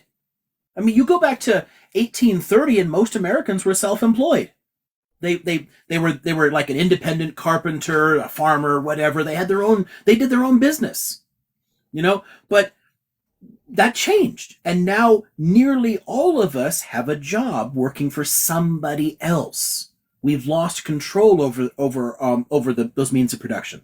We no longer have a say in it. As long as you're working for a boss, as long as you're working for a company, you are working class. Doesn't matter if I like Utah Phillips' phrase, it always pops in my head. Doesn't matter if you're a ditch digger or a college professor. You're all working class. So. All right. Well, thanks again, Doc, and have a great one. Thank you, guys. Thanks, Stephen. Moody, it's over to you. Also, just wanted to remind you of the question you had in the chat that you wanted to ask as well. Yeah, I was told that you gave a great answer to Sheikh Amin Al Husseini earlier, or a couple weeks ago. I wanted to revive that a little bit, just a quick summary. But before that question, I'm like running into murky waters when it comes to the start of the immigration uh, of Jews into mandatory Palestine, and where the issues actually started and arose. Because I ran into like the Arab revolts in 1920, but what set those off is my main question. Um, there were some tensions from the start, but not many. And a lot of the early waves of Zionist settlement, they had a much more variable way of approaching the indigenous population. And many of them did find ways to keep people on their land, keep them working. Let's build an economy together. Let's like collaborate and we'll all get rich kind of thing. But that changes markedly with the second Aliyah. So it's early 20th century. So go back to like 1903 on. Because when the WZO was put together in the late 19th century, and political Zionism takes off, as opposed to the more ad hoc earlier movements, there is a is this somebody? Hello, comrades. Sorry, I get distracted by the comrades in the comments. The thing that's shifting there is that ideologically, they're going to change the way they think about it. And I think one of the core elements, one of the core problems is kibush avoda, the idea of the conquest of labor, of Jewish labor. They set out to create a distinctly Hebrew economy that cut the Palestinians out. Because part of kibush avoda is just making yourself a good Jewish proletarian, whatever. It's got all that kind of stuff, all the labor unions, everything else. But one core element of it is economic nationalism. So if the Palestinian business is selling cheaper cement than the Jewish business that's also selling cement, you should buy from the Jewish business. That's the argument from that point on, because what they're trying to do is create a completely parallel economy, a separate society. They're not to interact, to break them apart. And when that happens, it starts to cause a lot more tension. It's a lot more rivalry in things, because when people now acquire land, instead of actually working with the Palestinians and leaving them on the land, they throw them off. They're like, cool, this is my land now. I'm going to let new immigrant labor come in and work the farm, get the fuck out. Which isn't what was happening in the 1880s or 1890s. So it's a significant shift there. There's a worse shift in terms of the relations in the 1930s, because of a lot of the migrants leaving at that point were professionals. Some middle class, actual middle class, like independent, dentists, physicians, things like that, but also lots of more well-off workers. Tons of people were coming in the 1930s with money. And with more money, the economy could grow faster, because they're being chased out of Europe because of the Yazidis, right? So they come in, and that money gets injected into the Jewish economy, only the Jewish economy, because in the 2 decades before, they've separated. So in the aughts and teens and 20s, they create a separate system, a parallel economy where the Jewish economy does not interact with the Palestinian economy. And then when more wealth comes in, the Jewish economy skyrockets in growth. In the 1930s, during the Great Depression, Palestine is one of the few economies in the world that's actively growing fast, largely because people were coming in with money and injecting it into an already vibrant economic system. But what that does is the Palestinian economy continues to shrink, and more people are angry. So the tensions start rising. If you have a lot of unemployed, angry young men, you're going to have problems. That makes sense. And the referring to the Palestinians that were thrown out of the farms, or the farmlands, is that like in reference to, can we reference that to like the Sursok purchases, or is there like a specific, because I've heard this a lot where Jews were buying land. However, I know that there wasn't a point in time where the Palestinians were actually selling a majority of the land that they owned. And when I read into the Sursok purchases, it was like they were given as a loan, and they weren't allowed to sell it to anyone else. However, that land was being sold to immigrants. And purchases are problematic because much of it, especially earlier on, but it continues throughout a bit, is actually purchasing from absentee landowners who aren't even there. So a lot of people bought stuff from people in Istanbul and Damascus who had snapped up a lot of land in Palestine, because until the 1850s, private property and land didn't exist in the Ottoman Empire. It came about as in the Tanzimat reforms. So you start to have land reform bills that create, actual physical owning land, and they go around to the different fellahin and they're like, okay, cool, you can totally have a deed to your land and own it, not just your house, but own the land, but we want a bunch of information from you. And historically, what governments have done to us is taxed us and drafted us into the army. Governments didn't used to do a damn thing for people, and they didn't understand the concept of private property and how they could leverage to make wealth. So when a bunch of land speculators swoop in from the big cities, like, don't sign that, it's a scam, the government just wants to draft your kids or whatever, sign it over to me, I'll take over it, I'll pay the taxes. And that's very appealing to a lot of Palestinian peasants. So they sign their land over to people who aren't there. And then they end up getting rent bills, so it increases poverty in Palestine because you never had to pay rent before because no one owned the land, right? And then people can sell it and sell it out from under you.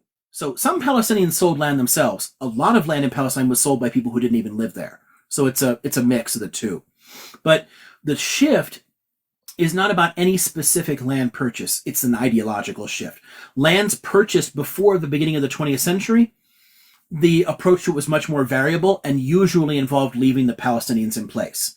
Land purchases after the beginning of the 20th century, because the WZO and the JNF and these big outside organizations were steering the process, they required it be done differently. So new land purchase, they're giving stipulations, right? They're saying that's where the JNF gets important, because any land purchase that then gets put in the hands of the JNF can never be sold, and it can only be leased to Jews. But it also involved throwing people off when they were there, which wasn't the thing beforehand. So it's a shift in the way that the Zionist movement conceived of itself. It didn't start off that way. It became that way at the beginning of the 20th century. And all land purchases after that get much more problematic for people. So it does lead to the revolts you're talking about in the 20s, and then in particular the really big one in 36. But the big uprising in what, 28, 29 I think. 29. The reason for that was dead obvious. The British government knew. They literally knew. They saw it. Or no, 22. No, that's the. There was the one in 20. Media rights is 22, so yeah, it's the 20. So I'm thinking of the Western Wall rights now. But yeah, that's it. But a lot of the resentment, a lot of the violence that built up there, the British government studied it, and they saw what was happening, and they literally documented it, and they saw the parallel economy already in place in the 1920s. It got much worse afterwards, but they saw it already in place there, and they said, what's happening is that this economy is growing, these people who are already here are getting fucked, they're steadily losing their land, and there's not enough jobs in the cities, so they're angry, so of course they're going to lash out. So what we need to do is maybe restrict Jewish immigration, get the communities to integrate better, they're proposing possibilities here. That got shelved. They just stuck the report in a drawer, and then they've hired another commission and had them study the same problem. Those guys came to the same conclusion and said, yeah, this is an economic issue. This is the way the social structures are at. It's fucking the Palestinians. It's going to cause violence. And that also got shelved. Right. They were unable to deal with it because of the structure of British democracy. The British Zionist movement, and I mean mostly a Christian Zionist movement, the British Christian Zionist movement refused to accept these results. So they just stuck it in a drawer, and the problem continued.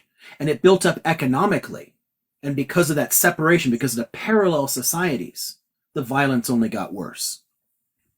Yeah, and that kind of went with the agenda overall for Zionists. And then leading into my main question. Is it possible, Moody, that I can let Soul Speak just quickly jump in because she's got to drop off? Yeah. Thanks. Liam, I'm going to drop off, but I just wanted to circle back to when we started, and that was on the panel. We had talked about having a session where we come up with ways to better have a conversation on both sides about the Israel-Palestine thing, and let you know what we're seeing when we're debating and what talking points we can come up with. Is that going to be tomorrow? Did we decide, or? I think if we want specifically to draw a bunch of people in, we can plan a date around it. But I know that Erica said she wanted to talk about something like that tomorrow too, so it's possible. But I really don't know. Yeah, I don't see why not. So I mean, yeah, maybe like you guys can discuss it and see if that all works for everybody, and then just do it. Or I'm fine in any day we want to talk about things like that. Talk about communication, empathy. Oh yeah, she's in the comments. Cool. So yeah, I thought you were doing parenting stuff. Okay. But yeah, if you're up for that tomorrow, I'll make it up to you. It doesn't matter to me. Oh yeah, I mean, I would love that. I think a lot of people would be interested in that, to be honest. Yeah. Just because it's pertinent and it's we're going through it on other lives or with people in our like physical lives. And it's something I can learn a lot from too, because you guys are in a lot more conversations that I won't see. So the experiences you're having, the kind of rhetoric that you're experiencing, the emotional positions that come up, I'd love to hear that, and we can share different strategies and thoughts. So yeah, it'd be fun. I would enjoy that and learn a lot from conversations like that. So yeah, I'm always down. Perfect. It's a date. All right, guys. Thank you so much. Have a good night. Be blessed. Thank you so much for being on here. You're my favorite mod. Oh, thank you. Both me and Erica. And Erica too. Erica's was awesome. Apprentice. Sorry. Yeah, it's late for me anyway. Lots of thank you. Great, but yes, we can definitely kiss up. Good night, everybody. Good night. Good night. Moody. Okay, back to you. Somebody asked about Roman emperors. I saw in the comments. I missed most of the comments, but I see some of them. Yeah. Oh, that might not be a bad idea to talk about the Roman Empire and the Ottomans and at one point. But I think more pertinent might be the discussion that was being had now, because I feel like people are getting to a point where it's less of a debate and more of a, okay, so where do we go from here? Right. Yeah. I mean, at the end of the day, I'll talk about whatever what I'll talk about. I'm making a note here in case we can circle back to thoughts on Roman emperors. It's neat because I'm heading into spring, and this coming week I'm going to be putting together all my syllabi and start fleshing out the different courses.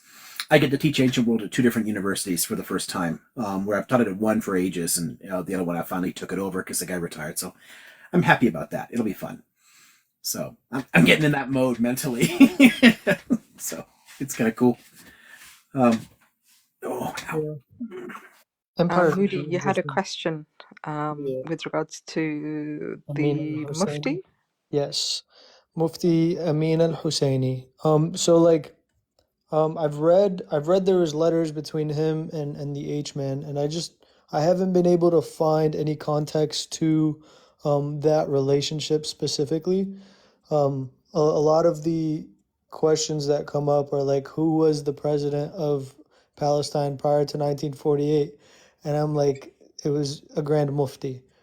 And then I just don't know his story between the H-man. I've heard things, and I've heard that the things that are said, like he was an enabler, but also that isn't the fact. So I just wanted clarification on that.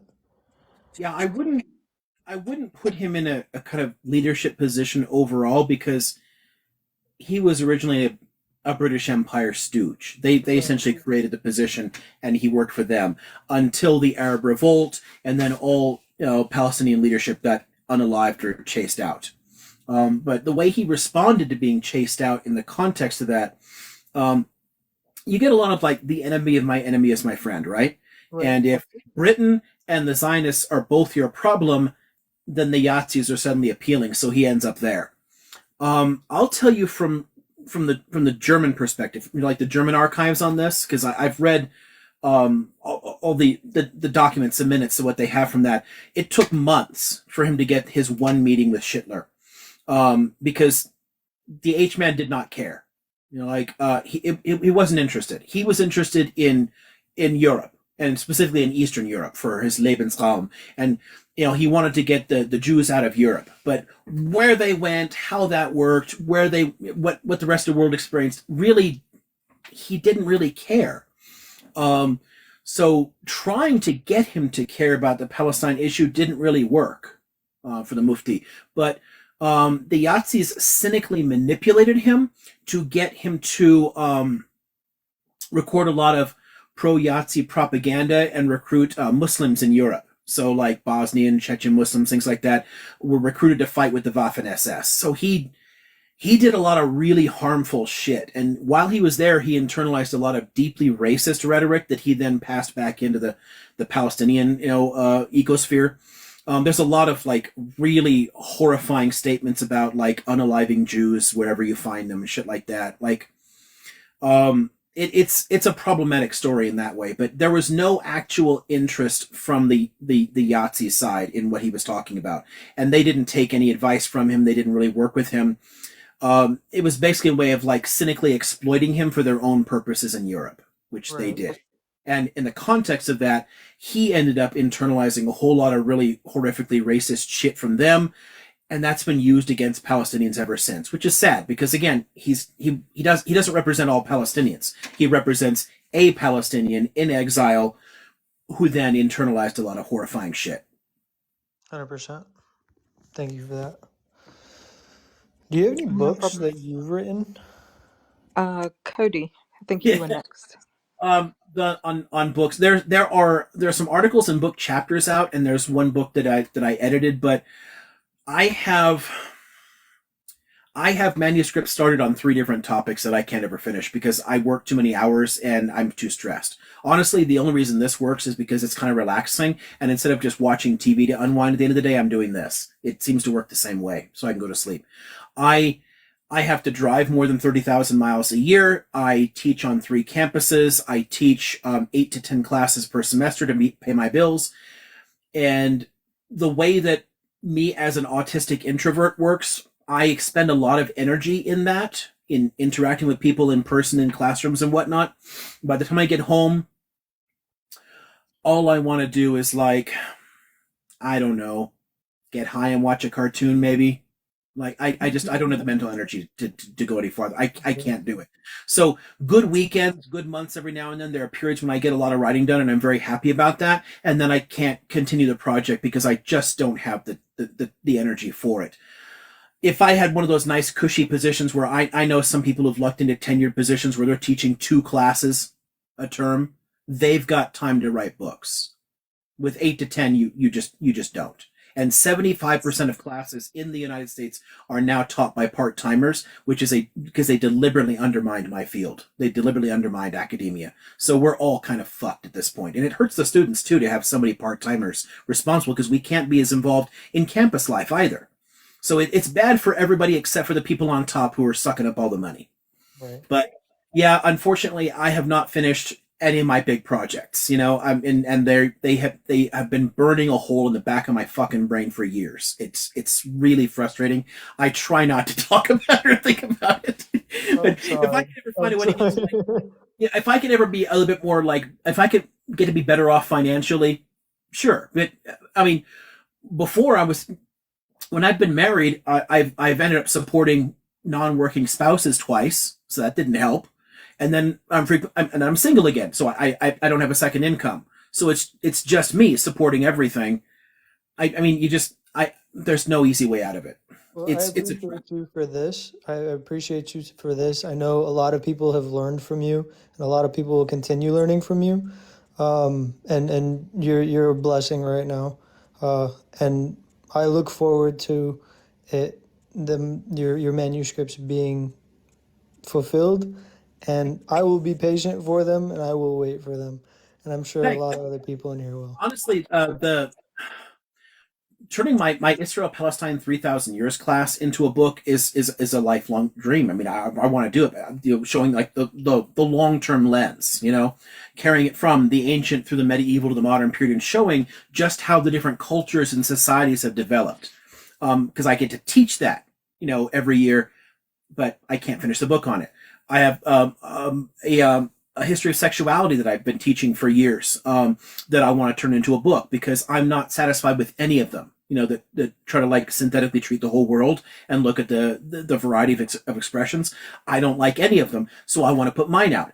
I can't finish it. And then I've got this whole wall is like nationalism, fascism, racism. I'm working on a book about populist movements, and I'm finally getting what we're I'm turning that into a class. I've got approval to produce a course on populism and fascism, so that'll be fun. But so far, that's the easiest way to do it. You know, I can work with the material that I've been studying and turn it into courses. It's a lot harder to turn it into a full-blown manuscript that I can send off to peer review, because the amount of time and emotional energy that goes into that, I just can't find it. I need to teach fewer classes per semester. If I can get to where I'm teaching fewer classes, I'll crank this shit out, because it's been percolating for years.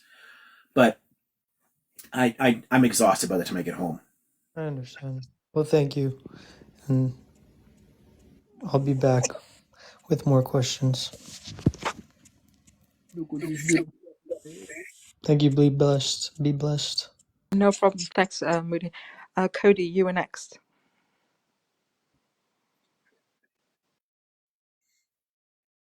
Hi. Hello. Hi. I've talked to you before. I really like what you had to say about labor as far as here in America, and as far as there not being a middle class. That's very that's super awesome. And I think Americans have been really taken advantage of as far as like working rights and stuff. Just like America, and like just how hard we have been, and just loved it too. Just like, yeah, like Yeah. it's it's uh it's Stock- unbelievable. we have capitalist Stockholm syndrome. It's it's something else. You know, Haymarket Affair, Pullman strike, the Bread and Roses strike. I made notes while I was waiting. Bread and Roses strike, Ludlow massacre, Salt March, Memphis sanitation workers strike, um, anti-apartheid strikes through for South Africa during the 70s and 80s. As far as like workers, right? That's the like that's really the only way out of this. Yes. Is Yeah. is the is it? But in America, Organize better like, first. oh please, We have to organize. yeah. But they have us by the balls as far as pay, and like what's unbelievable to me, hearing you talking about your part-time stuff with teaching, nonetheless, is how weaponized people are against like new like critical frameworks, right? Like CRT. Uh, it's I mean, I don't understand how people can be so weaponized against something, and then you tell them what it's about. It's like, oh, it's understanding oppression and like the nature of America, and they're just we can't teach the children. Oh, like it's like it's super upsetting to see people, and also how BLM, like, dude, BLM was a movement against cops. What the fuck are you talking about? You know what I'm saying? Like it's super upsetting. I guess I just wanted to say, you were talking about like the police state of America, and it's really concerning. Cop City, Tennessee, Governor Lee up there, he just approved a huge ass training facility. When everyone in Atlanta was telling you Cop City was coming to a city near you, we weren't joking. Like it's really frightening stuff. But people love it. I want to feel safe. Oh, I love it. Yeah, it's so. Anyways, I guess my question for you, talking about theocracies in other parts of the world, talking about Israel, talking about excuse me, uh, like, isn't one of the larger problems that we have like fundamentalism, like with religion? Um, in a sense. And we're sitting on the wrong side of the room for talking about fundamentalism too. But because I got Holy, go figure, wait, I didn't know you had another room of books. I'm sorry. I saw like your other shelves last time I was here, but I didn't know you had like a whole other room. Of course you like do. Of course you do. well, technically I do. I'm not talking about those. I'm talking about This room here is subdivided by this. I created an alcove over here. So Gotcha. like Gotcha. I've never seen that part, or maybe I wasn't paying attention. But the bedroom, it has 2 walls worth of it in there. And the hallway, like my hallway is very narrow because there's bookcases in there, and there's a bunch of them scattered around in places in the living room. But fundamentalism, I got into because this is all I have. I just have records. Like extremism. Was that? Anyways, I just have records. How many records did you say you had? I have a lot. That's just like part of them. Anyways, did you see him? That's a lot. Yeah, I do. I mean, I don't have other things though. I don't have a nice investment portfolio. I generally don't have nice cars or furniture. I inherit a lot of like old furniture from family. You know, I bought books. You know, I love that old like Erasmus. I can only paraphrase it. I can't remember the quote, but like, well, actually, I might be able to. When I have a little money, I buy books, and if there's a little left over, I'll buy food and clothes. That's me in a nutshell. Music's the only thing that keeps my heart going. So it's, I don't know. But I hear you. I read a lot too. But I've gotten hip with the jive as far as like technology and reading and stuff, and that's been very beneficial to me. I also listen to books too. So. Yeah, I do that in the car on the commutes now. I find it was hard for me to adapt to audiobooks because if I read something, I remember it forever, you know, but it's much harder for me to focus and listen with like the hyperactivity, you know, my mind wanders. So I end up having to like back up and re-listen to sections, but it's still better than sitting in the car and not doing it. I get to take more in the week so I'm not wasting all those hours. The fundamentalism got interesting for me because, I'm always interested in questions of identity and then various forms of like political extremes. Like how does our identity get twisted into harmful ways? And the biggest issue with fundamentalism isn't fundamentalism itself.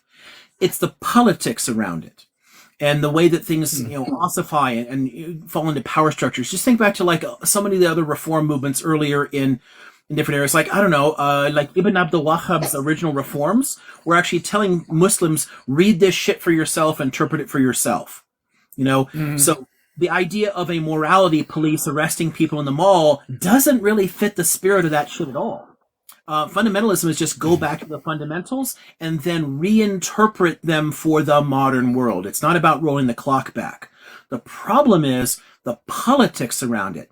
It often ends up being important for various resistance identities, oppressed peoples in different areas. Islamist groups end up being very problematic in the Mideast today for the same reason that they were very problematic in earlier points in European history, because they're systematically oppressed and then they lash back out. They're not part of the political process. They're not included in the political discussions, so the politics doesn't tame them. So they can continue to think of themselves as outsiders and militant movements and having to fight back and, you know, the state is the enemy and all the rest of that shit. So it does end up being very problematic. There's a lot of them that are really, I mean, shit. There's Christian, Jewish, Buddhist, Muslim. There's tons of really violent groups out there hurting people. But it's not really the religion or even religious revivals that's ultimately the problem. It's the politics around it and the socioeconomic situation. So it's a more complicated process. What you see in a lot of fundamentalist movements is actually a rebellion against imperialism and the neoliberal state. It's essentially a rebellion. I understand. I understand that. You know, in other parts of the world, absolutely, that makes like beyond total sense. That's I sound very American talking, like just doing the broad brush of fundamentalism and stuff. I guess I would just pivot to America and just say it really concerns me more and more as I see, you know, Christian nationalists here and extreme, very like people that shouldn't be anywhere near levers of power and all up in our government in the Speaker of House. And we talked a little bit about the Christian nationalism last time. And it's a really hard thing to talk about in this country. People we have separation of church and state here, establishment clause, and you'll have Americans that will just try and like fight you over that. They're like, that's not true. That's not true at all. And it's like, well, okay, find me God or Jesus in the Constitution, and Right. and they never can. But holy, like it's I want people to be able to practice their religion. I want people to have faith. If that works for you, cool. But it's another thing when it's all up in the government. It freaks me out. And Yeah, if I know some people do often like me showing things. If somebody wants to see some really please. depressing books about the religious right in this country, I mean, I just grabbed do it. these. So okay, so here's a nice list I might of have read a books to few. impress yourself with. Right? So evangelicals and yay segregation. So that's fun. Because a lot of the stuff you really have to go back. I mean, it's why the radical right became powerful in the first place. They built on this consciously. They focused on the religion and the racism. All right, okay, so this is a good one here. Relatively recent, I think. Oops, I'm not going to put that there. Move this. Yes. Okay, so Christian identity movements in the U.S.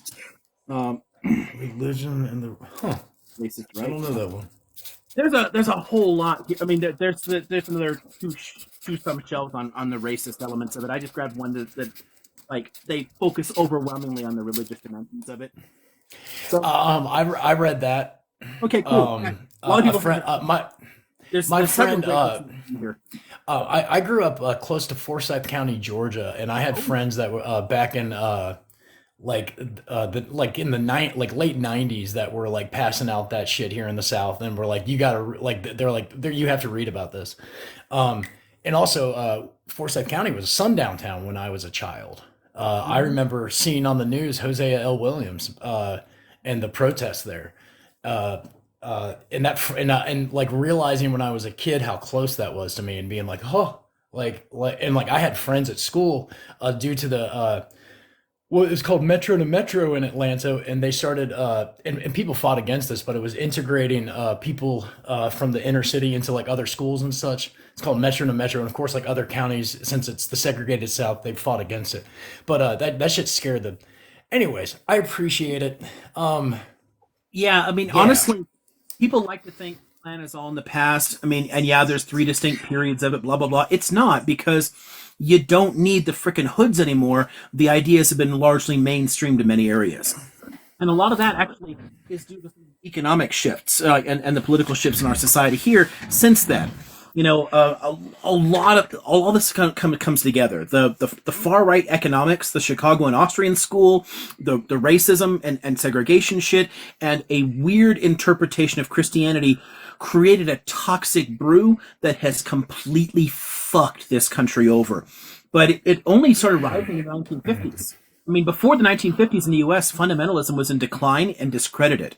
People thought it was terrible. Well, we can't talk about this shit. The modern world is like science and everything else. And then really big comeback. And by the time you get into like the 1960s, Reagan is like mainstreaming the Birchers. I mean, we've been fucked ever since. I read that. Okay, cool. Yeah, this is a bit more about Chris Hedges is a good author. Always good. Yeah.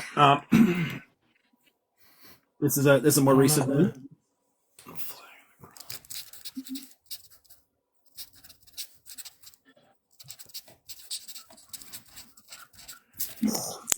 One by Noist. Oh, I read that one. That's so funny. You know, like that. I think my daughter owns these books from when she did that article, paper. There's a handful here that are written specifically from a Christian or perspective, trying to say like, "Hey, let's fix this shit. What's wrong with us?" So this is one of those. This is another one of those.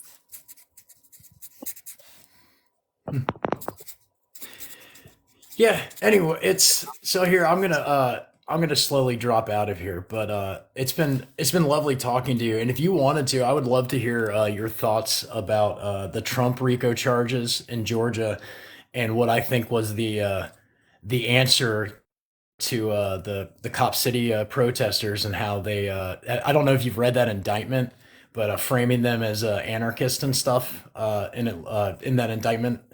I Well, I didn't, mean, but they are that's anarchists. Excuse professional. me. Yeah, it's really scary because I see people like on the right using these terms like, oh, they're communist, socialist, anarchist Democrats, and if these people take power, they'll you know be like, oh, we have a we figured out how to use Chat GBT, and we're gonna search the social media, and if you have if you said these certain things, you're going to jail. And it's fucking frightening, man. It's fucking frightening. Yeah. Again, this is a police state. Oh, if anyone wants to talk about our enemies in blue. So, yeah. Right on, man. Yeah, And somebody mentioned anyone that who earlier. I thought so. you I thought you were Good to help, grabbing the good to cat, and help. I got excited for a second. Sorry. and, and anyone who reads books. Hi, y'all. Hey TJ, how you doing? Have a good night, y'all, Good, Thanks, good night, my Craig. friend. and Hey, thank you for TJ. having me up. Hey, No problem. Liam, I wanted to tell you, one of those books that you brought up, which is called Bad Faith.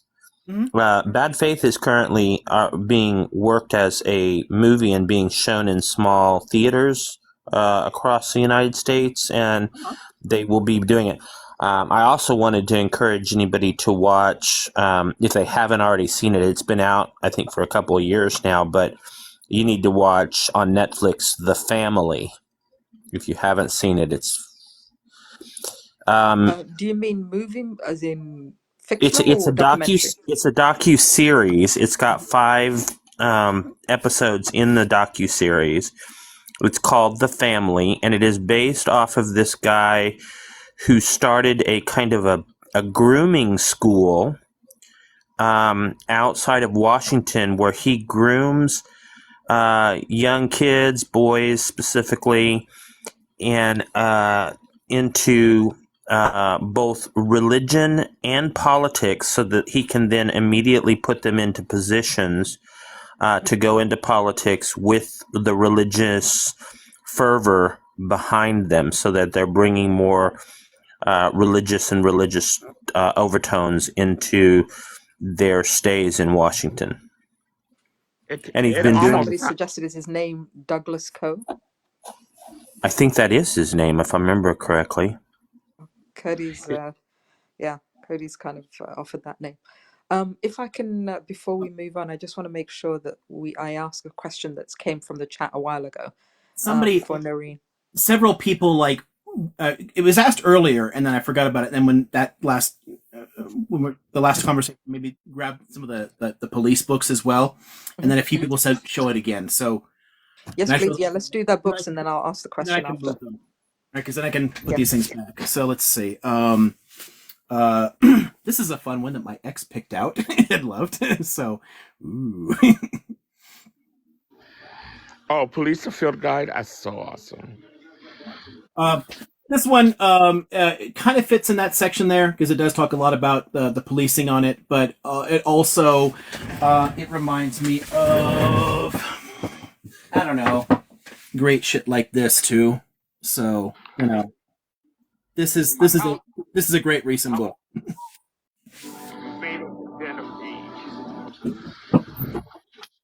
Let's see. This is a short history of where policing comes from. Oh, what happened there? This is something is unmuted. Ooh, getting all kinds of TV. What's that? Is it me? I think so. Oh, it is. Yeah, there's something in the background. Let's see. So, short history of policing. It's a lot more recent concept than you think. There are a few older antecedents, but not like we have. There's a few here that are kind of like envisioning what we could do in terms of community policing to replace this stuff. Go back to the way that we used to do shit. Because what we have today is just, we've never needed it, right? Here's another one on the same topic, so I'll show out of order here. So how to conceive of a life without this.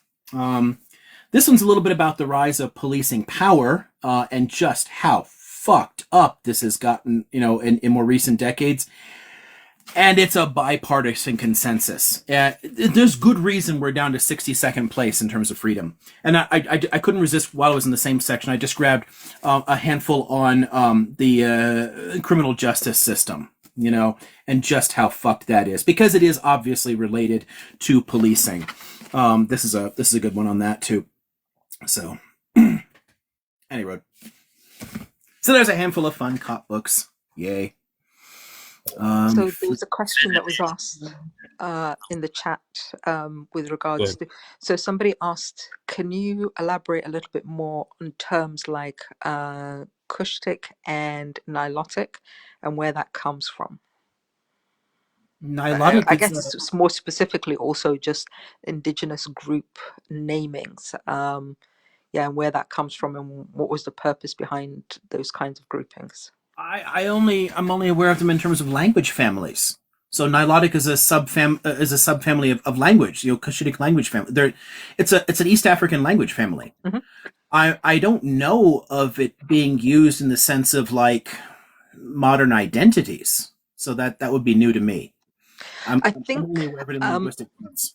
Yeah, well, the question came up when we were talking about who the Semites are and the word Semitic. But I know, for example, that it is like across Africa, different groups are identified as a way of grouping people together as racial groups, I guess. So the Kushites, for example, being very East Africa, Nilotics being around Sudan and that area, Bantu That's covering. very unfortunate if that's happening. I didn't know, but it's basically like taking again language terms and making them racial, and we really shouldn't be doing that shit in the 21st century. So that I'm not aware of that. But it's depressing. Something that we're seeing. Color of law again. There's a if we want to get further into law, but yeah, it's a good one. So if anybody has the color of law is another good one. That somebody mentioned in the chat. There's a lot of things on like the origins of this system and how racialized our legal system is in the U.S. And it's well, there's a really good one. It doesn't necessarily cover the racialization of it, but it does cover the dehumanizing of women and second class citizens. Yeah. And it's strange. I got it because of its title, because it is called Witches, Wife Beaters, and Whores. Wow. What a title. That's actually powerful, though. But the purpose of its subtitle is Common Law for Common Folk in Early American History. And it was how it was all about how the over-Christianization of early law in early America caused there to be an automatic creation of second-class citizens in their communities based on witches, wife beaters, and whores. And how they took this over moralistic view and applied it into early common law. And so I read it because I wanted to get a historical context, but what's funny about it is some of the concepts of what they were doing as it relates to a form of Christo-fascism in today's terms. The book is actually quite timely, even though it's talking about history, because it gives you some context of what type of history these current people are repeating. And so, in fact, I just made a post that TikTok took down. So there was a saying that said that if you think that Donald Trump is a man of God, then there's somebody in your church that is stealing the money from y'all. and so and I put like I put an over voice of Matthew, and then Jesus entered the temple, and he said that my house of prayer shall be a house of prayer of all people, but you have made it a den of thieves. And so TikTok took it down. So I put up another one. So if y'all could like just get on my thing and like comment like amen, hallelujah, and like run around your room and stuff. So in true Baptist Pentecostal style.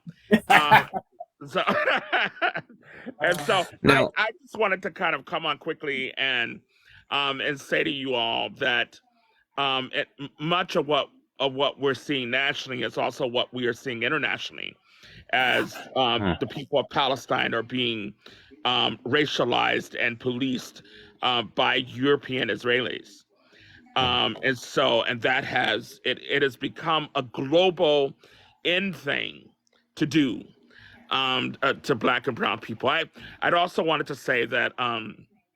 That we got together with Jesse Jackson, with Reverend Jesse Jackson this week, and did a summit on Palestine and on liberation. We talked about Black churches becoming agents of white supremacy by adapting white theology. Liam, you know. Um, we talked about I'm how to sad confront because that. I think one of my friends was going to be there before he ended up passing away Oh man. a couple of months ago, Bishop Carlton Pearson. Yes. And I got to speak at Carlton's memorial service because he's been a longtime friend of mine. And so I'm sad because I know he was looking forward to being part of speaking to some people at that particular event. Oh my gosh. If you could take my name and Google it, Facebook me. Let's stay in touch. I'm preaching at Judson Memorial Church on February the 18th in New York City at 10:30. And then also we are working on building that community of faith in New York City, that will be a community of action and justice against injustice. We will do statements like saying to the General Secretary, we have entered a human rights crisis in America.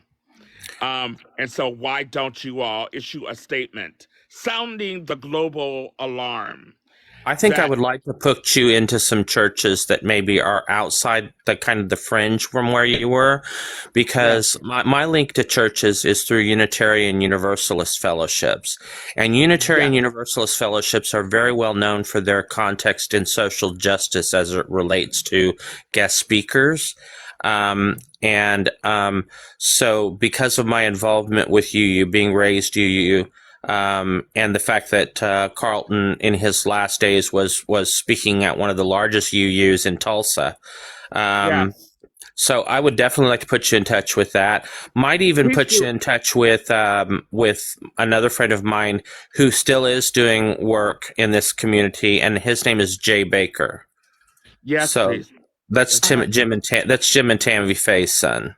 So in fact, I just preached at a UU church 2 weeks ago in Atlanta, Georgia, called Abundant Peace. Abundant Peace. Yeah. Church. Yeah. So our friend Duncan. So I preached. It's in the neighborhood. So he's in the neighborhood now, and so I preached about Palestine. Are you in Atlanta?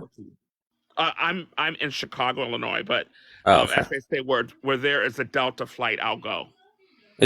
Well, there is a larger church also that's kind of very Unitarian-esque, and it's called Spirit and Truth Sanctuary in Decatur area of Georgia, and I would recommend that. So I will definitely friend you, and I think I may have some resources that of places that I think would fit your type of social justice action within spiritual church, within churches of that vein, of that spiritual / social justice nature. Yes, please. That would be absolutely awesome. And yeah, let's be in touch. So Liam is my brother from another mother in on the West Coast, and I just love you so much. We all have work to do, and the fight continues. The work here on TikTok. That TikTok is changing. We are Oh, yeah. changing stuff. We are And changing it. I mean, people like us are changing it. That's what's happening. It's not changing because it's just a natural change. It's because people like us are coming on and creating content that is purposely changing it. Yeah. We're making use of it. So Right. yeah. But I wanted to ask. I wanted to ask you, Liam. Oh, go ahead. Yeah, did you get a refreshment? Bye, y'all. Oh no, Did TJ, you get a? hold on before you disappear. Can I say Because I something think it quickly? would be wrong of us Yeah, not to ask. Liam, But did you? Yeah, is the Jesse interject. Jackson conversation open to the public? And if so, is there somewhere we can view it? Because I know I definitely would be interested, and I think a few people in the chat were also interested. No, we missed it. All right, I'll ask for you guys and get back to you. I friended her, so I'll ask her in DM, and I'll friend Did you get a you. refreshment? Did you take care of the dog? Was it? Sorry, Jax, what was that? Liam, you were speaking. Did you get a refreshment? Well, I'll need to in a minute, but there's a couple of things I wanted to ask. Okay, because I wanted to check about the puppy and the refreshments. Yeah, she's fine for now. She's just agitated and wants she's been unhappy with her old lady dog food and trying to get better food all the time out of me. Oh, okay. Was it? I think it was My Life of Brian, and instantly, Life of Brian, one of my favorite films. Was that book Witches, Whores? What was the book? Witches, Wife Beaters, and Whores. And it is early. Its subtitle is Common Law for Common Folk in early America. Cool. That sounds up my alley. So that's a new one to me. I found it at Goodwill, and when I saw it at Goodwill with that title on it, like Goddesses, Whores, Wives, and Slaves. Oh wow! No, I want that one too. Where are all my goddess whores at? So this is no. I saw the one that I got on the shelf at Goodwill, and I was like, this is right up my. I need to just get this. I don't care what it's about, but the title is just. But it was a really interesting read, and I found out that it wasn't some obscure book because she's a lecturer at Cornell, and so I think her Elaine something. But yeah, what I wanted to ask you though. Anybody who's interested, Elaine Crane. Yes, Elaine Crane. Yes. And then somebody actually two people in the comments asked about Machiavelli. I'm going to put this in as a substitute until we can have a broader conversation. This is an older book, but it is a justifiable classic. I mean, if you want to understand the impact that Machiavelli has on modern political systems, start here and build from this. Because this is, I mean, Polcock's work on the subject is still unparalleled. So I have a question that I'm kind of working on right now, and I hate to say this as somebody who is a religious scholar myself, and has worked in this field as I have, and probably I can't say I have as many books as you. I've got 6,850 books in my house, all on religion. So I'm getting there close to you because I can see in the shelving that you're behind, you probably have way more than me. But it's got to be it's around 7 now that I've counted in the database. It's definitely a little more than that. I don't know, but it's not going to be markedly higher. But the one of the things that I'm working on right now is trying to understand the historical context. And I hate to use this word because every time I use this word, somehow it gets labeled as anti-Semitic, but I know it's not. And the reason I know it's not is because I grew up in a Reformed Jewish family who had very heavy involvement with the American Council for Judaism. And as American Council for Judaism was started here in America in the late 1800s by Reformed Jews who were anti-Zionist. They did not believe that Zionism should be a thing, right? But these are Jews that are saying this. So when I talk about, and the thing is that I didn't grow up Jewish. My family was Jewish. I grew up Unitarian Universalist because my mother was the broom skirt wearing, long grower underarm hair hippie, and that she was the outlier in the family. So, we went to UU church. But I've been trying to talk to people about how I kind of feel about this issue that's going on, and I don't want to necessarily turn this into anything political because on TikTok for some reason that just goes sideways every time that someone talks about it in that regard. But what I do want to know is, are there any good books that will explain to me or help me to use reference to explain the history of the Zionist movement as it started with that first Zionist conference in, I believe, roughly the late 1800s. Yeah, if you're talking, the first Zionist Congress in 1897 is decades after the beginnings of Zionism among Jews. Decades. So I want to even go back that further. I want to go back even further than that then. And I want to see if there's any books that will give me a concise history on the whole entire movement. Probably Lequer is your best. Just a sec here. Oh, this got knocked off again. So okay.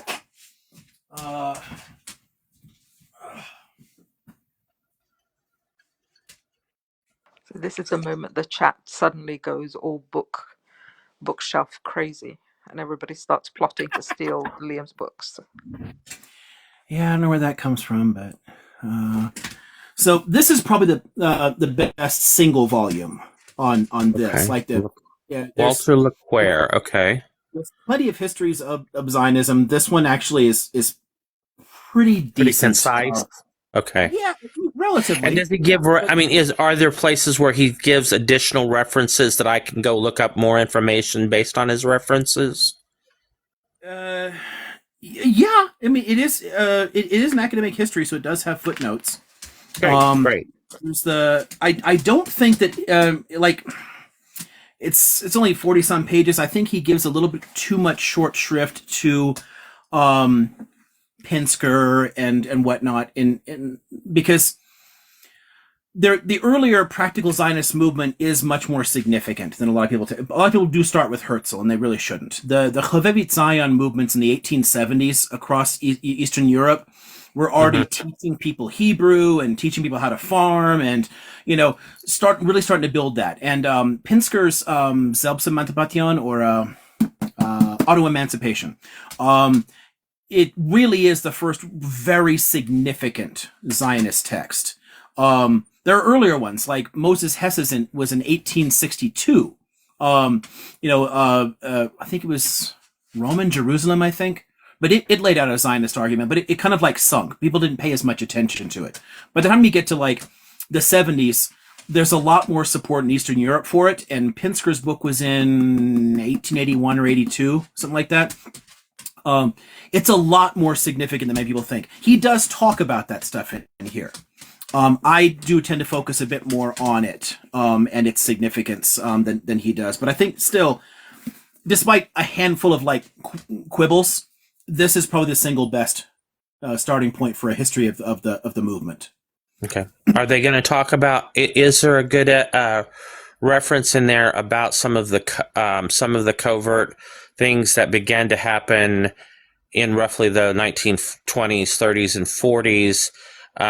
With forms of covert Zionist organizations kind of popping up, infiltrating Palestinian protests to try to be covert in that regard.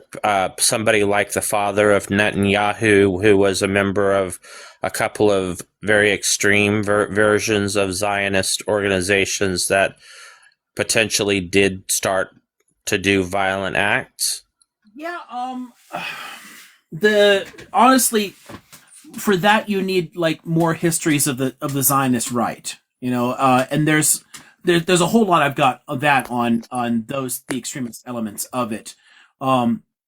because some of that really does start much earlier. A lot of it is pre-state in origin, and a lot of it really it's based on very early 20th century shit out of like Jabotinsky's faction.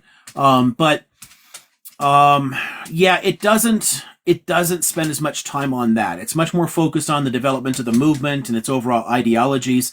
It doesn't get into how fucked up some of the groups are. I can think of just a couple, like there's so many on the right, but I think there's I can narrow it down a little bit. Where is shit? Where'd he go? Well, this is my first time on this live. Is this a common occurrence? I love this. He's gonna talk Oh, about his I'm book. so happy you're here, Fama. You're going to love it here. No, I'm loving this. Yeah. If this is a common occurrence, I'm coming here more often.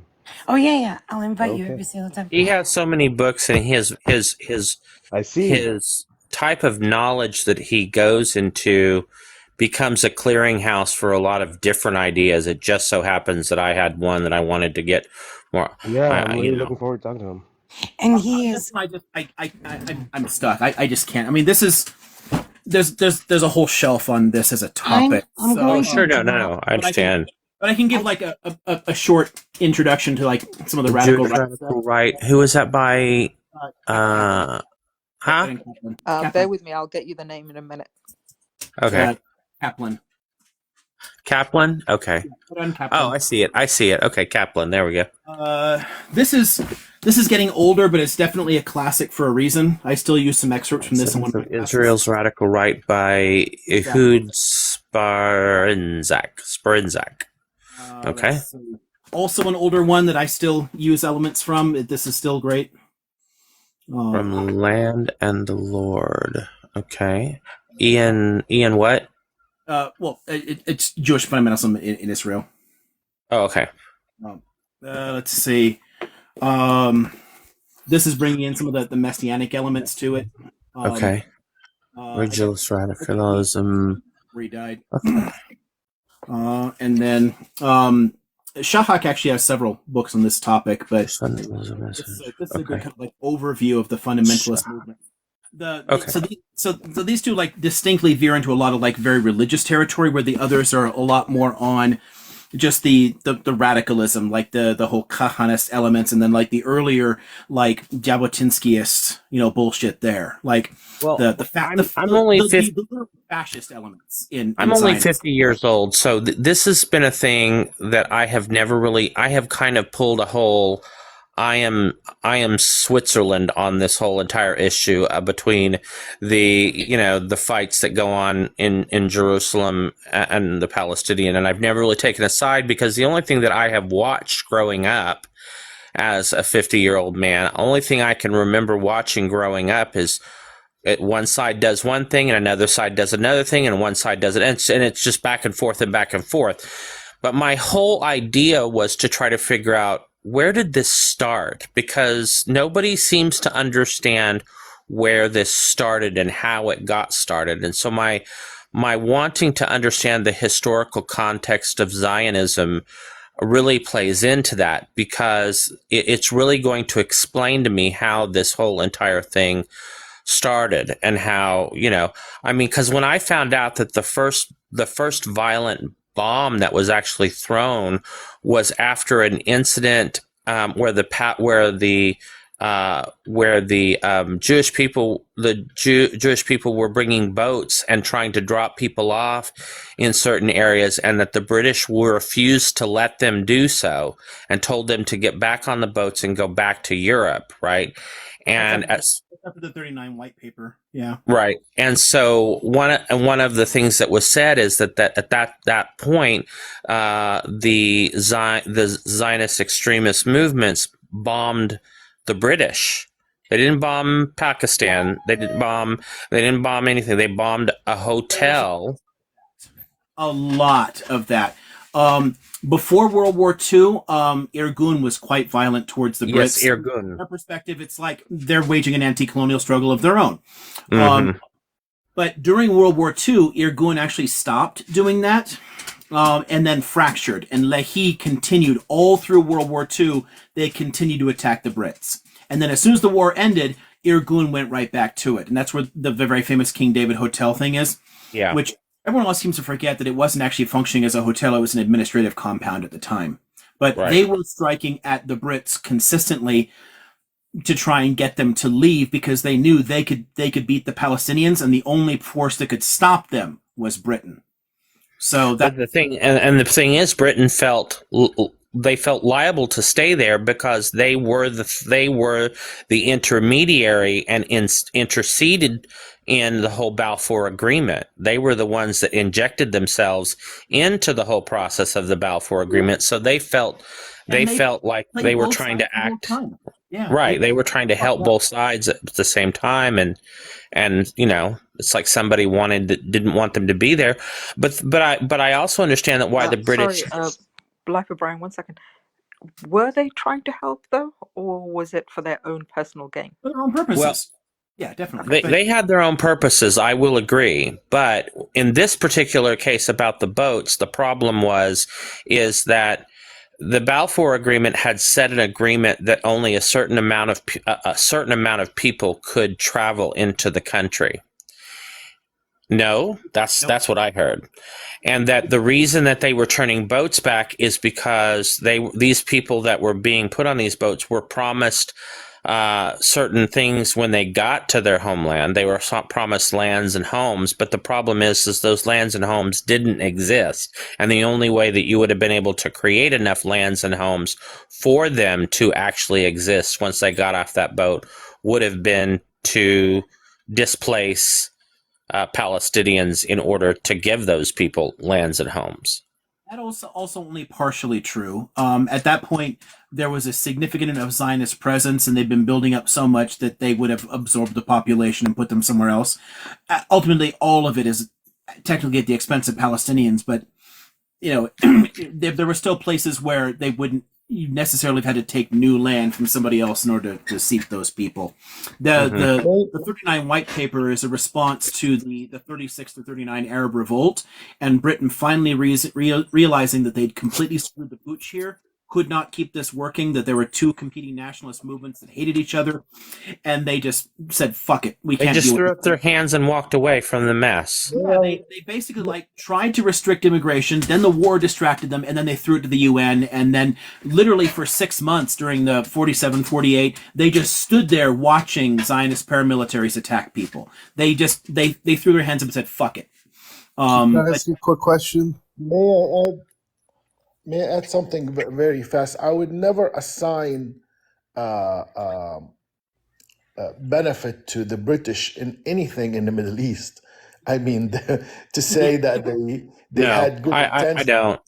It is such a radical statement to assign good intentions. I don't assign them benefit. I do know that they were doing what they're doing for their own benefit. But what I do say is that the first people my issue is understanding the history comes from the fact that the first people to actually use a bomb in the whole entire scenario was not Pakistan, or the Palestinian. I mean, it was actually Irgun that actually did that bomb. Before that, bombing started way before that. I mean, there were already uses of bombs. The Irgun was actually using bombs in marketplaces. Trying to take out civilians. I mean, we don't have to go as late as the attacks on Britain or the King David or anything like that. There are attacks by Irgun against people using bombs, going back into the late 20s. It gets really, really bad in the 1930s. Really bad. Yeah. And so that's been my issue. I wanted to understand that history because I think it's really important to understand the nature of how this started, because it kind of gets at some point in the history that I've been able to see growing up, it seems like a gang standoff where they're fighting. But if you asked the street gangs what they're fighting for, they don't even know, because they don't even know, they weren't even around when it started. It's just what they do. right? And so my thing has always been is I feel kind of like that's what's going on in this conflict is they've been doing it for so long that even the younger people who are going into the military at this time, as required by, being as part of the Israeli force, they don't even know most of them don't even know the history of how this even started. And I wanted to know. I want to be able to figure this A lot out. of it isn't taught very well in Israel. And the way that people talk about things too, it always the perspectives always come into it. So there are streets in Israel named after teists, and I feel like, what must that feel like to be a Palestinian, an Israeli Arab walking by, seeing that somebody celebrated for setting off a bomb in a marketplace. But enough time goes by, you forget a lot of that kind of shit, and it gets really difficult to go back because it's always like this response to that, and it just keeps going and going, and everyone wants to focus on like the most immediate thing, and you forget what happened before and what happened before and what happened before. Like it's. So I didn't want to turn this into a whole political thing. I just wanted to get some books on history because I know what happens when you bring up this topic on TikTok. It attracts a whole. It can hijack the channel, and I want to. I don't want that to happen in this case. Definitely. My life. Can I just interject for 1 second? Dr. Liam, while you were aggressively playing with your puppy, she unbuttoned your shirt, by the way, just to let you know. Yeah, your belly's hanging out. My beer belly. No, but she was she happened to paw you up and say, "Excuse me." This is a current point of insecurity. Whenever like a relationship ends, I end up stress eating for a while and pack on some weight. I'm to the point where I'm ready to start losing it again. But you know what? You and I could have it. That's what we should do. We could find amazing diet books. Because no, I mean something, please, anything. Like some encouragement. I don't have things like that, but I don't need it. 2,000 steps is the goal. I need to stop eating ice cream and shit. I'm going to drop. I'll be back later. I was just coming here to check on you. I'm very excited about the emotes. Loving it. But we need a library card one. Right. Yeah, I want to see that they work. They look interesting. Some people said that they should have a white background on them to make them stand. Yeah. Well, I'll definitely let you know. I'll definitely. But I'll experiment. It was the first attempts I made on it, and I think you can have 25 of them, and you can always delete. Yeah. We'll make we'll make little niches and sayings for you. It'll be cute. But I'm gonna drop. I just want to make sure you got your refreshments though. If you want to take a little quick break. I probably should get a different drink. Especially since the cacao is empty anyway, I should get something else. Yeah, because I did see you reaching with that cup. You were like, there was nothing in it. You were like bottoms up. It does. Last time Minerva was drinking it. But I'll drop. I'll see you in a little bit. I just wanted to, check in, see you, and I will be going. But we definitely need to talk about the cute little emojis. I'm absolutely loving. Oh, and the one last thing you forgot to place in, you didn't put the subscriber goal on the top. I added one. It doesn't seem to do anything. It's not moving along. But no, that you didn't. You just had a gift goal. You didn't put the sub goal. I hit the same thing before. What is this? Oh, what the hell? That's not. Yeah, you didn't put the sub goal. I tried to repeat the way it was last time, and I don't even know what this is. Yeah, that's just a gift. It's all right. Oral. What the hell? I didn't. Yeah, I didn't know. This is what I get from trying to do it while I'm talking. But the coral's pretty. So maybe if it meets that goal, then I can put something else up or whatever. Yeah, but it doesn't look like I can get rid of it. So. All right. Well, you could definitely mess with it. I'll see you in a little bit, Dr. Liam. Okay, I'm gonna go grab a drink. Let's take this back. Stealing this dog. Farmer, would you like me? I'll hang around until you. Isn't it great, Farmer? You could talk. I want to be in the library, man. Are you kidding me? So So this is how it goes. Like I want a portal. I want a portal through my phone over there. This is not working. This is not enough. I mean, look at the And stairs in the look, background. yeah, Like the jealousy is like real, isn't it? he couldn't even describe it. It's too And much. he's an actual Liam is actually a savant. Is it possible to read all those books? He did. Wow. He did. He has, If and he there's did. someone out here calling me a Zionist, so I don't appreciate that. But Fama, it's how everybody does. Like right now, Be Blessed has the order in which everybody goes, and basically you can. It's big. It's like a pick any subject, like pretty much like obviously around the Is there a same. topic of the day? I'm not sure. Blessed if she'll probably let you know, but she put everybody goes in order, and then we basically let we don't interrupt when he's speaking because like too many noises and all that type of stuff. You know what I mean? Like Yeah, I love it. I love you it. and I are the same thing, like neurodivergent unite, like that kind of stuff. So we like to let it out, let him complete. I love him. So meanwhile, he like comes in, and you have a ask the Hi, questions Liam. and that kind of stuff. It's fun. I'm a total Like extrovert, he'll just like love to you. find out that you're the scientist. Yeah, no, it's free flowing, Farmer. So pretty much any conversation, or sorry, any question on, Yeah, I'd love to pick his brain I about. guess, history. Yeah. So, but what we're going to do is we're going to go to Ahmed first because he had a couple of questions before he finished, and then you, and then Rushdie. Oh, I can wait my turn. I know there are people before me. He just wanted me, bless. He just wanted me to introduce him because he's never met him before. He doesn't have to. Oh no, Farmer's staying. No. I know that. He I'm just holding wanted him me to. until he asks a relevant question, whether he Yeah, likes it or not. Fama No, wanted. but I don't want you to put me ahead of others. There are other people Oh no, you're before me. definitely not getting. That's why I'm going to maybe put you at the last on the list.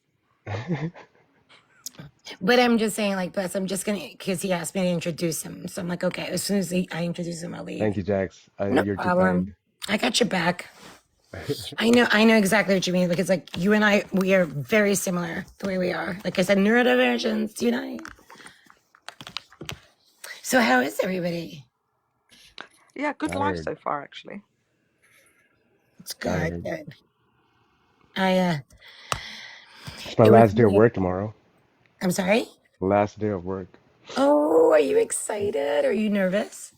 I'm not nervous. I feel like I work well on a schedule, But you'll be having a great time here because even while during your studies, absolutely you could be here, and he'll definitely gain books and Well, I gotta finish my licensing exams before February 15th, so I don't think I'll be spending much time on TikTok. so you could spend your time on TikTok here because he's a professor, by the way. Yeah, I see. I saw. And this is a free class. Exactly. And if you want to subscribe, it's $5.99 for a Yeah, month. if I can cheat a class, I'm always there, man. Yeah. Free tuition? Yeah, hell yeah. Absolutely, right? You know, I'm actually jealous of a lot of Americans who went to med school because they got a chance to study the humanities. I never got a chance to do that. Right? I had to do all of this on my own. I went into the British systems, right? So you go into med school right out of high school. So you don't have a chance to study the humanities as, for example, someone here would.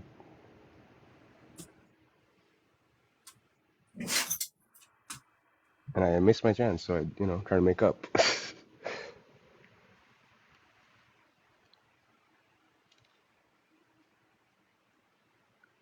So here is me with free tuition classes on TikTok.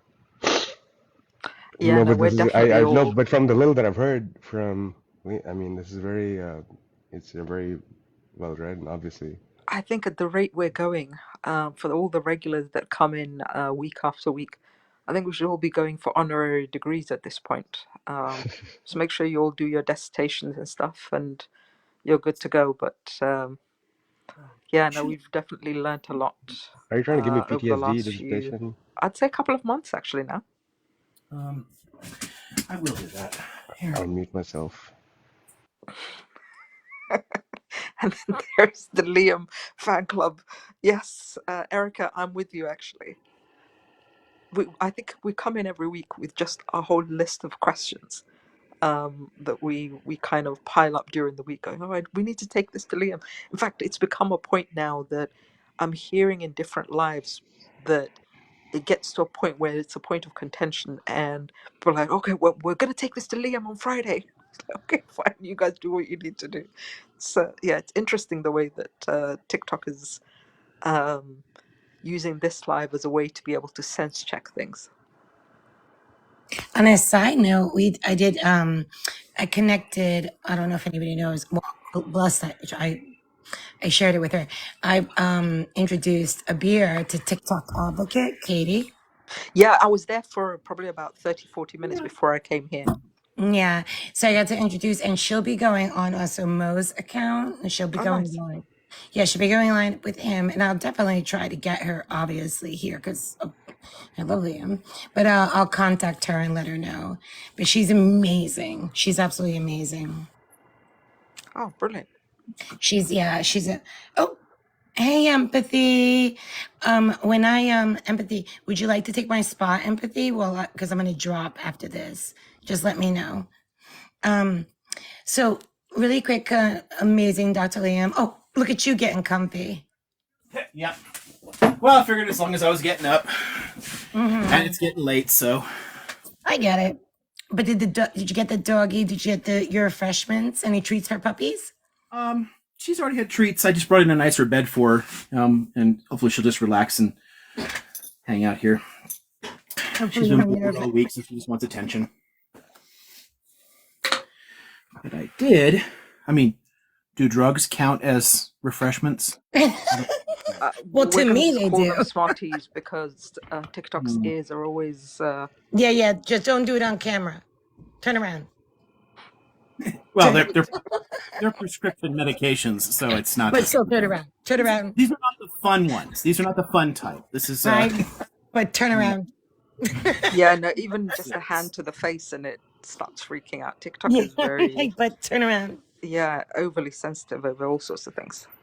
We protect Liam with all our lives. How do I get moderator? How do I get moderators like you? Can I just double check, Liam? What's the? I mean, you've been on for a couple of hours, or more than a couple of hours. So, what time are you thinking? Do you want to do the people that are on the panel now and then see how we get on, or?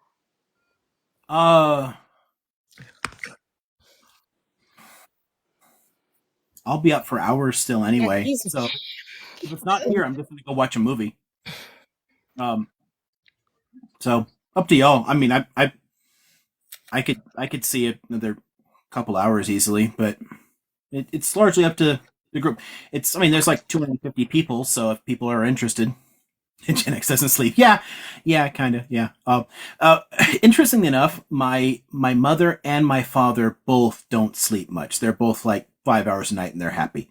And I inherited that, so 5 hours and I'm fine. So it's never really been a big problem. Before you drop, I just wanted to introduce you to Fama, because this is his first time here. Fama is a scientist, and he is like really excited because he's going back to med school, and so he is going to be. No. I graduated med school 10 years ago. No, I am so sorry. I'm going back to clinical. He's going. No, he's going to that. Yeah, he's going back to practicing. I apologize. No, you know what it is what? What'd I do? I'm wrong. No, you're good. You're good. Okay. I'm like, was I wrong?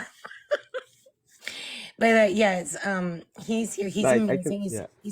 He's a very close friend of mine. I absolutely adore him.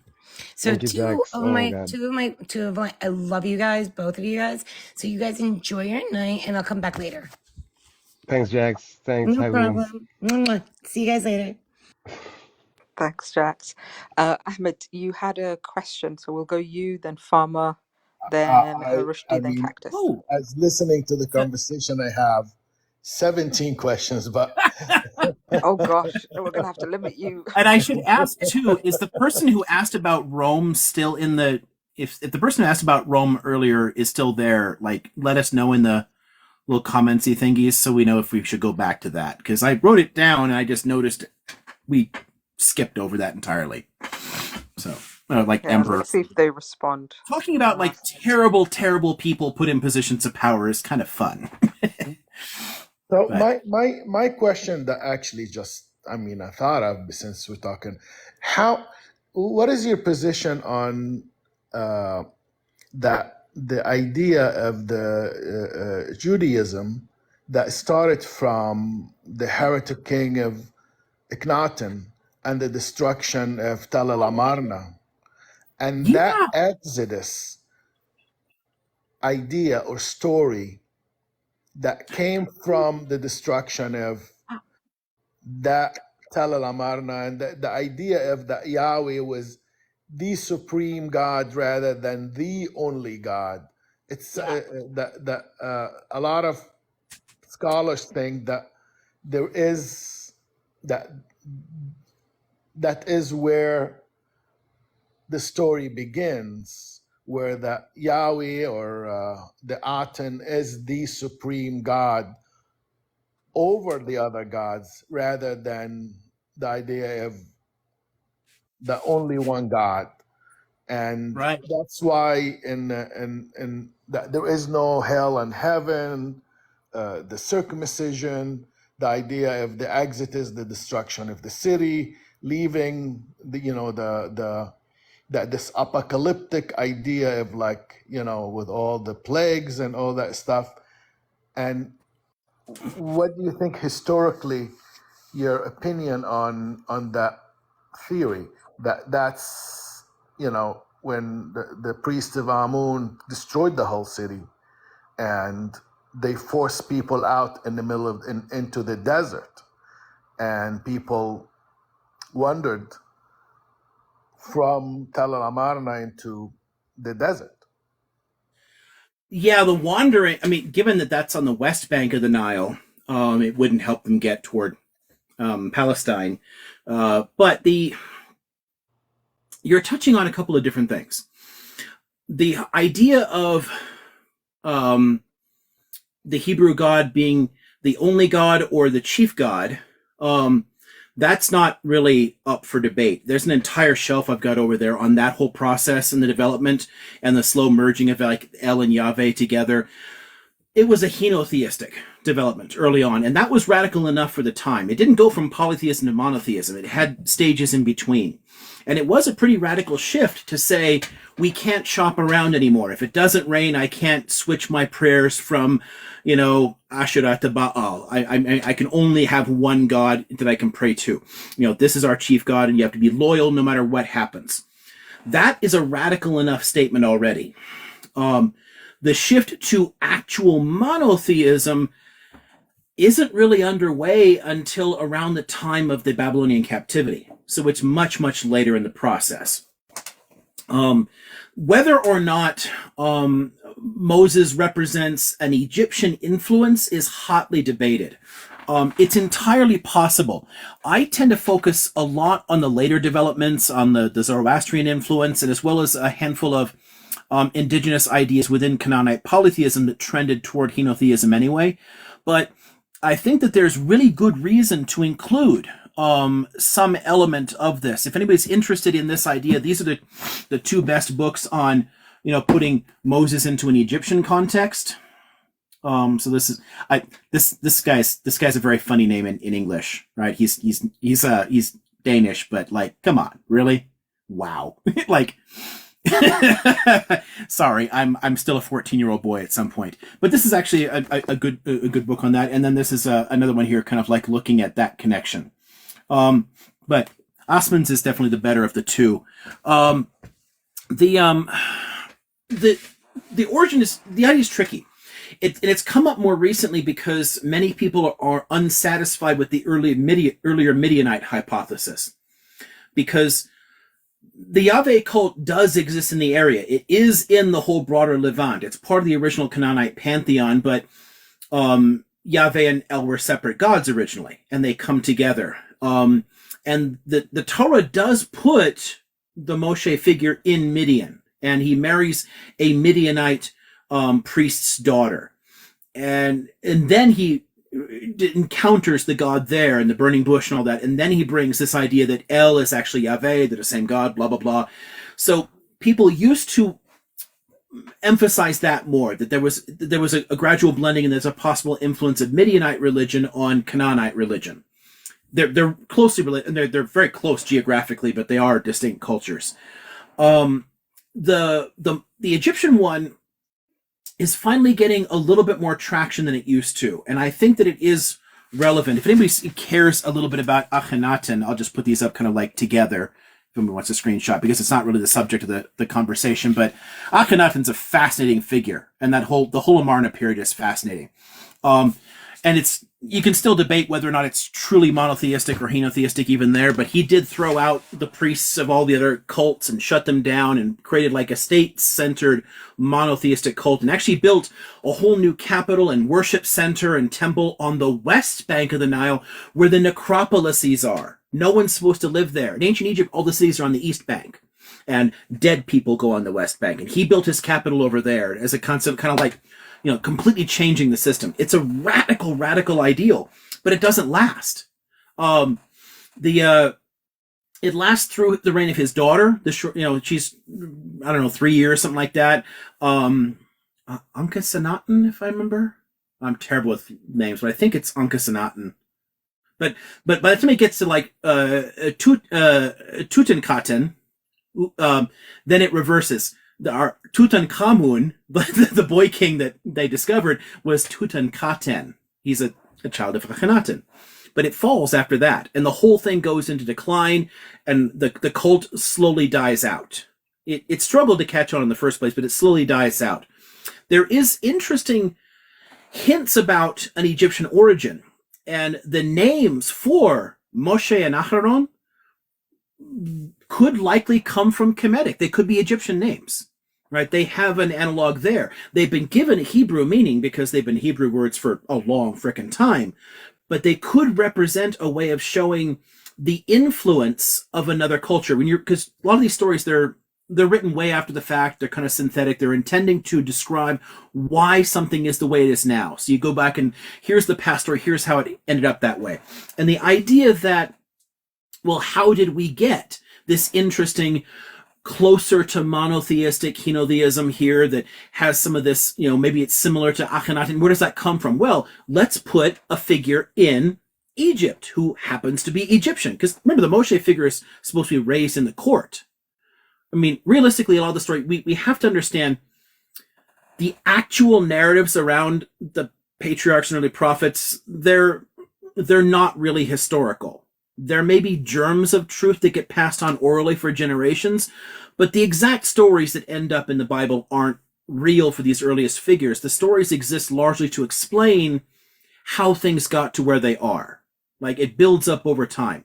And there is, by that point, we have to also remember that the entire Levant, where Palestine is, was part of New Kingdom Egypt. It was part of the freaking empire. So the Exodus story itself, it literally cannot be historical in the way it's described. It'd be like if the FBI is chasing me in California and I run to Arizona. I can't get away. I mean, there were freaking Egyptian forts in Palestine. So where the fuck are they going to go? It doesn't fit the time period at all.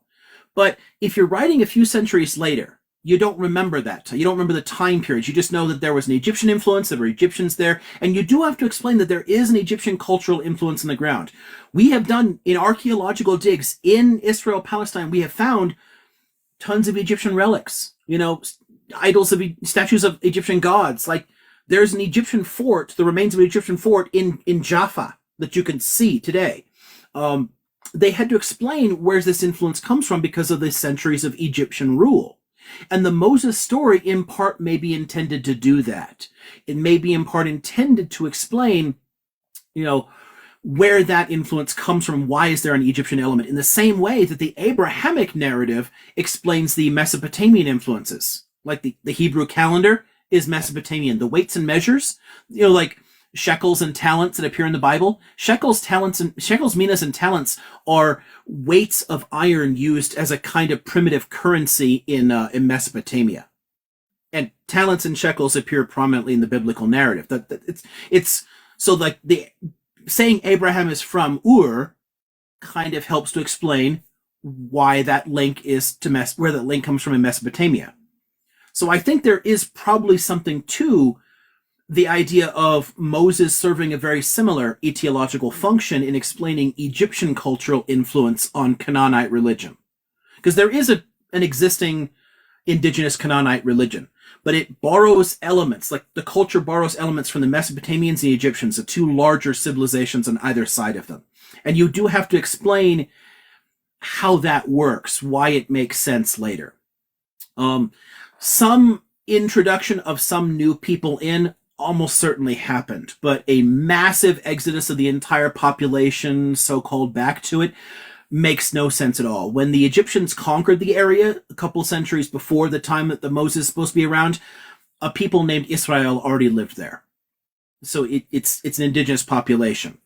But there are later layers of outside influence, and I think the Exodus story is intended to give us an explanation for that. So I don't know, it's kind of a long-winded answer to it, but I lean heavily toward that, but I also I don't completely close off the Midianite part. I think that there may be something to that as well. I think there has to be a reason. When people are writing scriptural stories like this, you don't have a lot of superfluous shit. Oh, a cat with headphones, that's so cute. They don't write random shit like the walls were painted a lovely shade of mauve. They don't give you extraneous details. They tend to mean something. So if you're going to say Moshe lives for a while in Midian and marries the daughter of a high priest, and that is where he experiences the revelation of Yahweh through the bush, there's probably a reason for it. So it may be a combination of them. It may be a combination of a Midianite influence and an Egyptian influence that ultimately gives us that fully henotheistic cult that says we're only going to worship El Yahweh and not other gods. Does it? Okay, sorry. I'm going to shut up for a minute and see if that makes sense so far. It totally does. It just my like even like the name Moses is like Ramesses is Ra Moses. That's what Ramesses is. It's Ra Moses, which is the god Ra is born, and Yeah, but Moses technically, is an Egyptian name. Yeah. Is Yeah, a yeah. total Egyptian name. Right. Tutmosa. Yes. Like yes, exactly. I mean, so yeah, And I mean, it makes sense. The biblical story or the story in the Torah is impossible that it can happen at all. Nobody wanders in the Sinai for 40 years. I mean, you'll die in a week. I mean, not 60,000 people, not 50,000 people. I mean, the army of 600,000. It was huge. Yeah. Yeah, but that's way too many people. It's impossible to wander in a. And by the way, also you can just imagine 1/5 of a country get up and go overnight. That would be recorded Right. on Egyptian temples, and it's just Exactly. not. It's not. And the same thing too, like the idea of an enslaved population, that's not there either. But what is historical is there were Semitic-speaking people living in the Delta. There were migrants from Canaan that settled in the Delta and lived there for quite some time. So it is very likely that some of them later migrated back. And if they did migrate back, they may have brought with them significant elements of Egyptian culture, including possibly Atenism. So something like an Exodus is historical, but not the actual story. The details in the story, they serve entirely different functions. Like the whole plagues, it's the power of God that they're trying to get there, and why it's important to stick with this one God, because not only can he fuck up your enemies, he can fuck you up too. Like it's teaching a particular lesson. The Exodus story, as it is written, it literally cannot be historical, because again, it was a freaking Egyptian province they were fleeing to. But elements of that story are definitely true, I think. There's a germ of truth in it. And I think some of that is some of the Semitic population that was in the Delta migrating back and bringing with them some of that Egyptian stuff and blending it into the canonic cultures. My response to the exodus that is not real, but there is also a return that is real, which during Ramesses III, when the Babylonian invaded that area, there was a great migration because Egypt at that point trying to fend from the Babylonian. A lot of the Israelites moved to Upper Egypt. Actually, we have a lot of scripts on the temples and from that era. Yeah, Semitic So population. I would Yeah. say the return has definitely happened. We have evidence of it. The Exodus, we're not so sure. Where is the Star of David comes from? I've never understood where is the Star of David comes from That's as a a more symbol for Judaism.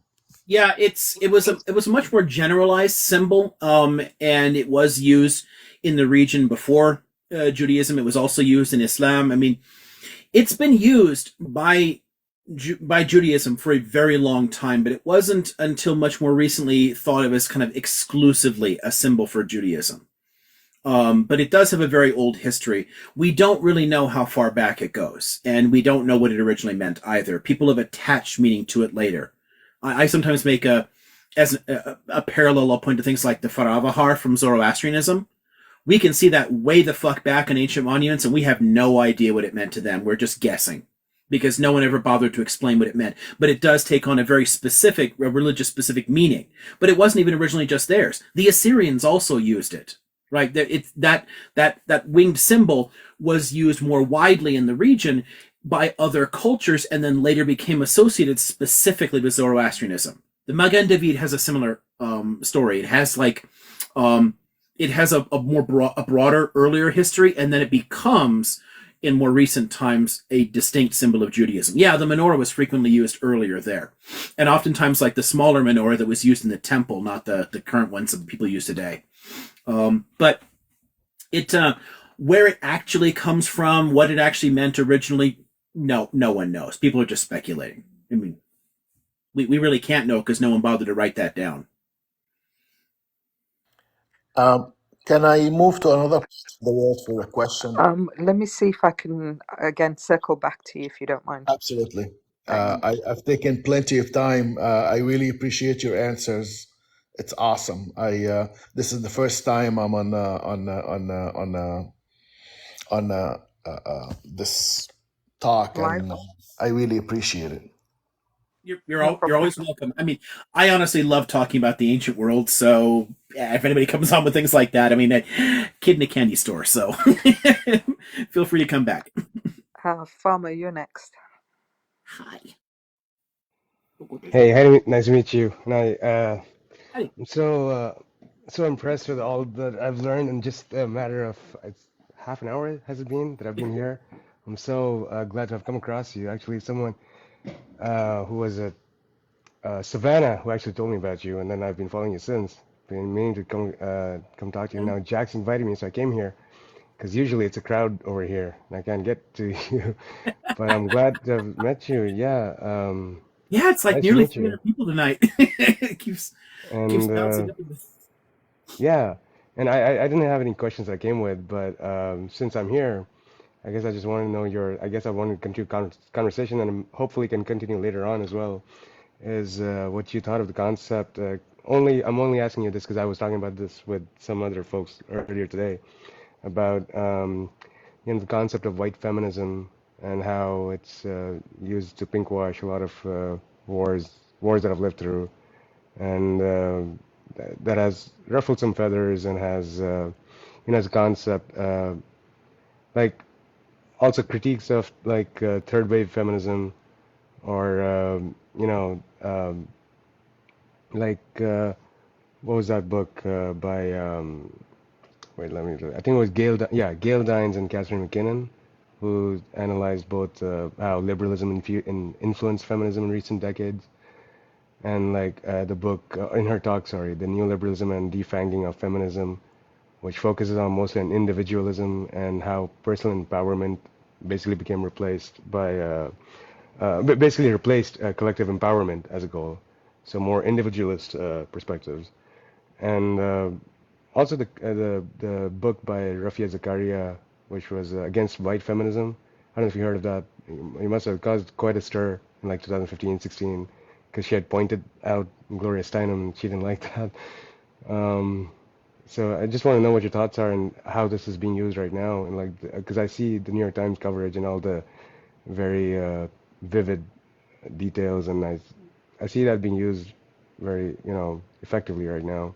I want to know what your see what being used, like feminism in relation to like that talks about how women are not treated well there, or yeah, these barbarians, all they right, will come out and est violence, for example. right.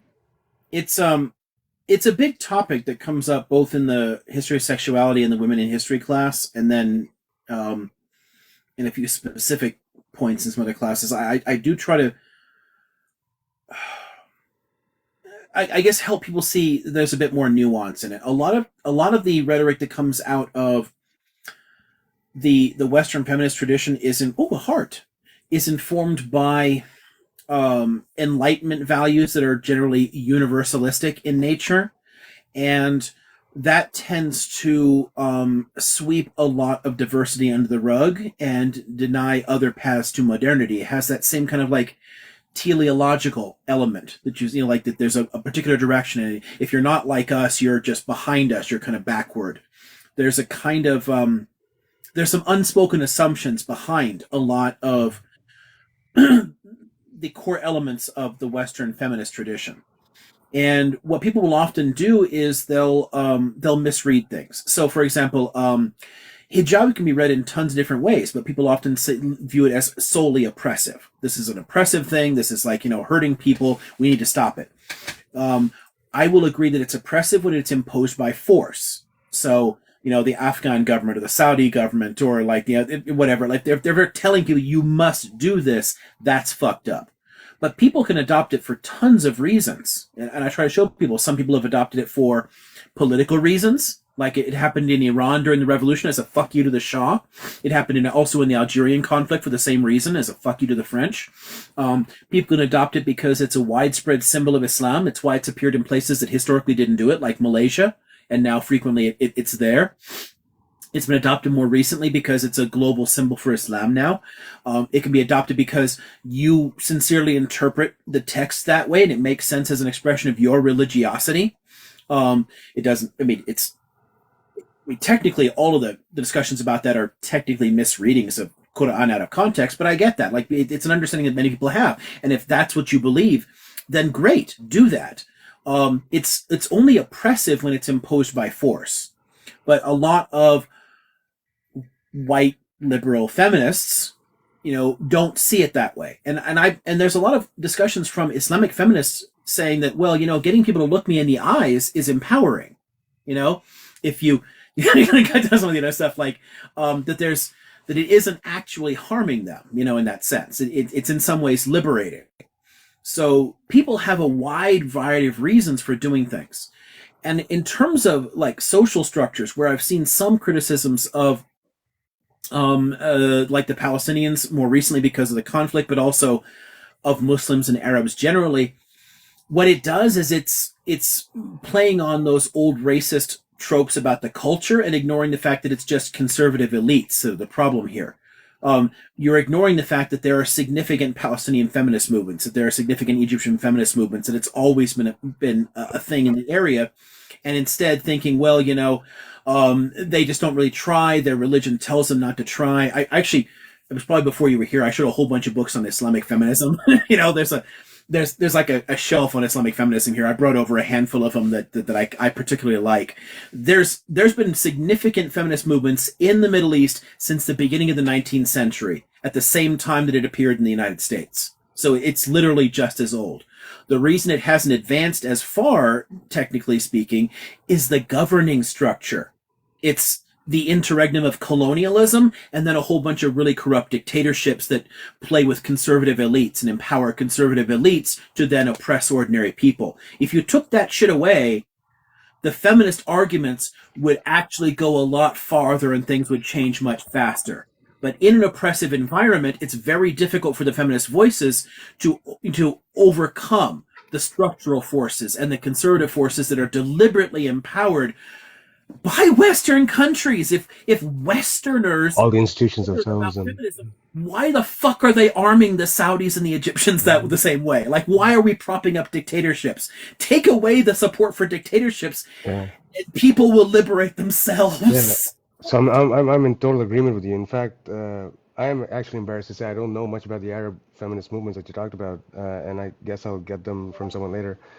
But I want to take a step back if I can. I don't know how much time can I have, or be blessed. I think Be Blessed is still Yeah, no, go moderating. ahead. So I just want to know, like, I want to take a step back and break it down a little bit. So that was a broad overview. I kind of found out where you stand on this, and I kind of agree with you. I mean, well, you basically know a lot more than me. Well, What I want to know what you thought about the creeping individualism that a lot of scholars have described in third wave feminism that they've noticed about that was distinct from like the 70s, which was yeah. more collective, approach or collective goals, if you will. There was a lot more focus on body autonomy and all of these things as opposed to collective goals that were part of the second wave feminism, and I think it was almost replaced, right? But there's this book called Liberalism and the Death of the Feminist Movement, and how liberalism has sort of creeped in and tried to distort some of these, almost bury those collective goals. I just want to know if you had any thoughts on those critiques itself, or if you had any thoughts on the third wave feminism, or I I'm, think well, also I say this as someone who's very illiterate. I don't know if you heard. I haven't studied this professionally ever in school. I did all of this reading on my own, so I never had any training you're on this. honestly you're talking about this in a way that most people already couldn't. So don't sell yourself short there. I'm glad to hear I that. think a lot of critiques that float around about third wave feminism, some of them actually are essentially disguised far right arguments. Some of them are bullshit, but there are some legitimate criticisms, and some of that is because what you're pointing to. Because of the neoliberal turn more recently. There's been so much propaganda that's further balkanized us that it has actually affected people's approach to feminism. So it's just an accidental reflection of the changing social circumstances. We have been balkanized much more than we already were, and it was already problematic to begin with. But like, so the rise of suburbia has been a fucking disaster for humanity. Oh, yeah.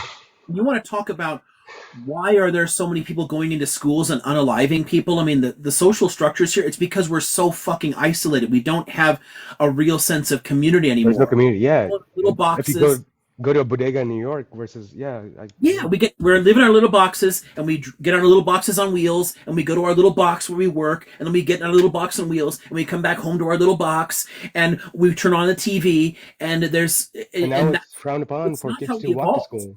It's frowned upon for kids to walk to school. Yeah, we evolved in social units. We're herd animals. We're social animals, right? So we're a simian species. Like we are very social. We're very social. We need it. Simian species. Yeah, even fucking introverts like me need to interact with people. You know, I mean, it's very very. Did you just call yourself an introvert? Oh gods, I am. I highly disagree with that. My assessment in just like half an hour of seeing you and watching you were. I don't know if you'd call yourself. There's no one. I derailed you. I don't want to. There's no one in the room. When I'm lecturing, my heart rate spikes and I can watch it. And when I'm in crowded rooms or parties or like at theme parks or whatever, it's like, oh shit. I have like a few hours I can go and I'm comfortable. After about 3 hours at Disneyland, I want to start unaliving people. So I have found at places I've gone to more than once, I find all the places I can hide. Like, where's the quiet spots? Did you grow up in a suburb? Yeah. I'm joking. I'm teasing. Sort of. My mother was in a suburb. My father was more in like a downtown kind of like built up area. But yeah, kind of. But I'm technically an Angelino. I'm from the LA area. I'm from South LA. But I'm definitely an introvert. I'm expressive. But in actual social circumstances with a lot of people around, I have my energy is limited and it wears down. And then I have to get the hell away from it to recharge. So yeah. Right. But the balkanization the neoliberal adoption. Yeah, Talking about neoliberal adoption of the feminist or the neoliberal hijacking, I guess, of feminism. Right? Well, it's less a matter of it hijacking it than organic development, because I mean, in the decades since those ideas began to take root, it's people have grown up in that, and their feminist writings are beginning to reflect those perspectives. So it reflects a much more hyper-capitalistic, competitive, individualist environment than earlier writings that could. I mean, the first and second wave of feminism drew heavily on socialism. I mean, the 19th century feminist movement is socialist as fuck. And a lot of the stuff, I mean, Simone de Beauvoir, I mean, come on. I mean, a lot of like the 20th century, earlier 20th century feminism is still super socialistic. A lot of the later stuff isn't. It's liberal and neoliberal. Yeah. At the end of the day, that is the real difference. So like, how do we counter that? Like, as up till now, all I see to counter and what I perceive to be extremely dangerous adoption of this by the State Department and the CIA, like when you had during the Iraq War, after the whole, when they didn't fight any WMDs, all the memos that went out, we should, because we were losing the suburban women vote, so let's portray the, we're losing suburban women's vote on this war, so let's start talking about the restrictions on women in that part of the world. And so I see this extremely an evil adoption by the State Department and the state apparatus. So but to counter that, I don't see any all I see is cultural commentary, right? All I see is like books like Rafia Zakaria. All I see, and the newer book that came out by Koa Beck, which actually I'm highly suspicious of, because Gloria Steinem is a huge fan of that book, which tends me to believe that the book, which I haven't read yet, is not serious. But because Rafia Zakaria was very scathing critique of how not just the pinkwashing of the feminist wars, just the third wave feminism, and how white feminism in particular has been used as to divide global north and global south. But do you see like anything to counter that beyond just cultural critical commentary? Like, this is going to sound odd, but the first thing I'll say is, don't talk about it, because when we talk about, I got bananaed when I talked about it. I don't mean that way. I mean, like, I'm going to try and shift the conversation slightly in terms of like where you focus, because again, I tend to focus on the roots rather than the branches in problems. When we're going after feminist movements and critiquing feminist movements, the people we're helping the most are the far right, because they do the same thing and they're critical of third wave feminism, and they still call it Marxist, even though here we're critiquing it because it's too liberal, it's too right wing, but they're calling it like, oh, cultural Marxism and all this weird shit. But when we go after that, we're actually empowering those reactionary movements. Better to target the real causes, and that's that neoliberal turn. Right? If you can re-energize a real left critique and draw people to that, and look at like a broader intersectional left-wing critique of all these issues and bring that back into focus, then then feminism will just catch up. In the same way that feminism ended up liberal in the first place, it would come back, because you're changing the sources. I really hope so. I'd focus there. I would focus on the broader sociocultural landscape, and not specifically feminism. Right. I think it can really easily strategically it's not. I get this. No, I totally understand. Strategically, when it's wise to what you're talking about. it's just hard to when I see it around me and I see my country being destroyed just based on I it. agree. You know, it's just it's hard to. But yeah, I get where you're coming because a lot of people misunderstand like exactly what you said. I'm trying to critique it from a left perspective, and you're right. Like I haven't seen an actual, fully a thorough left critique of third wave feminism because what I've seen is perspectives, like for even Rafia Zakaria's perspective, it's only a neo-colonialist perspective, looking at it at a neo-colonialist lens, right? And so it's not a full examination of white feminism or the feminism as a whole, or critique of third wave feminism, sorry. Yeah, I'd love to see that. And I think even the Quebec book, it's more, it's more, again, it's a safe liberal critique of third wave feminism. It's not really a left-wing critique. Oh, I wish someone would write one and I could read it. did you And, mention oh, Catherine? but again, sorry, go ahead. Did you mention Catherine McKinnon earlier? Yes, I did.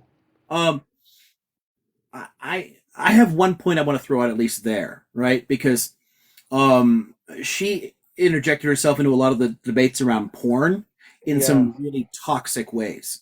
yeah, Um, because there are a ton of abuses that exist in it, but a lot of her perspectives actually strip agency from women. I see. You Yeah, know, in the same way that like the whole sex work debate there too. Yes, it's harmful. Yes, it's toxic. Yes, it abuses women, but let women solve that shit. right. I mean, it's when people like come down on it in such an authoritarian way. It's the same kind of um, paternalistic, Western imperialist liberal ideology. So I think McKinnon is actually guilty of that same kind of I can critique all women and say this is the only right way to be, this is the only right ethical position. Where I have a number of books written by feminists defending porn and severely criticizing her position there too. It is debated. There's different positions there. The reason I'm pointing to it is it's because of the perspective she takes in it Right. actually replicates the same thing we're talking about the white liberal feminism, saying this is the only one universal way of doing this. Yeah, McKinnon and Dworkin, yeah, very dogmatic about this shit. And honestly, it's not helpful. It's not helpful to the women's movement to have Right. those kind of there's only one way, because women, go figure, they have different lives and perspectives. Yeah. No, I understand. I was looking at just her views about, the creepy Yeah, individuals that she was talking about. But yeah, but I tend to view them as but scholars. bringing Obviously, they're criticism flawed there, human beings, and yeah, I still look at their work as, thoroughly vetted, oh, and obviously, yeah. I'm, yeah, I'm sure, yeah, but I'm saying looking at her critiquing, forms of feminism there, and then not noticing she's actually doing some of the same exact yeah, shit that she's talking about too. So fair. I just want to show, yeah, That's fair. there's a Yeah, lot of ways that it's slept in right. unconsciously, this liberal individualist perspective, and then again the universalistic view that the European colonial mindset has. That there's one way to live, one way to do things, and that ends up fucking people over. Right. Yeah. No, Thanks I a would lot. love to talk to you more about this. Sorry, you're saying be blessed? No, I was saying thank you. I'm going to see if I can get somebody else in, but Yeah, thank you so much. um, I'd love to continue, either this conversation or more. Just love to talk to you. So much, learn a lot from you Well, in just thanks. half an It's hour. always fun. Yeah, I learn a lot from Liam, do everybody you who think you're comes going up. to go So live again tomorrow for the regular what was Friday that? slot? Oh yeah. This was a little bonus thing. Oh, perfect. I knew I was Save the drama. I had so many errands and different things to run around all this week, and I just wanted to just relax today when I got home from work. So this is me relaxing. Cool.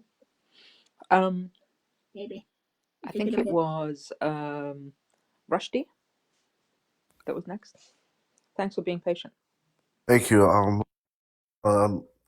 I came on and I didn't know what to expect, but I'm very impressed and I appreciate you. When I first came on, you guys were talking about Zionism. I've had this one question because I know it started a long time ago. They were offered different lands, like in Madagascar and Uganda and stuff. I was wondering if any of those books you had brought out earlier explain why they didn't take those and decided they wanted Palestine.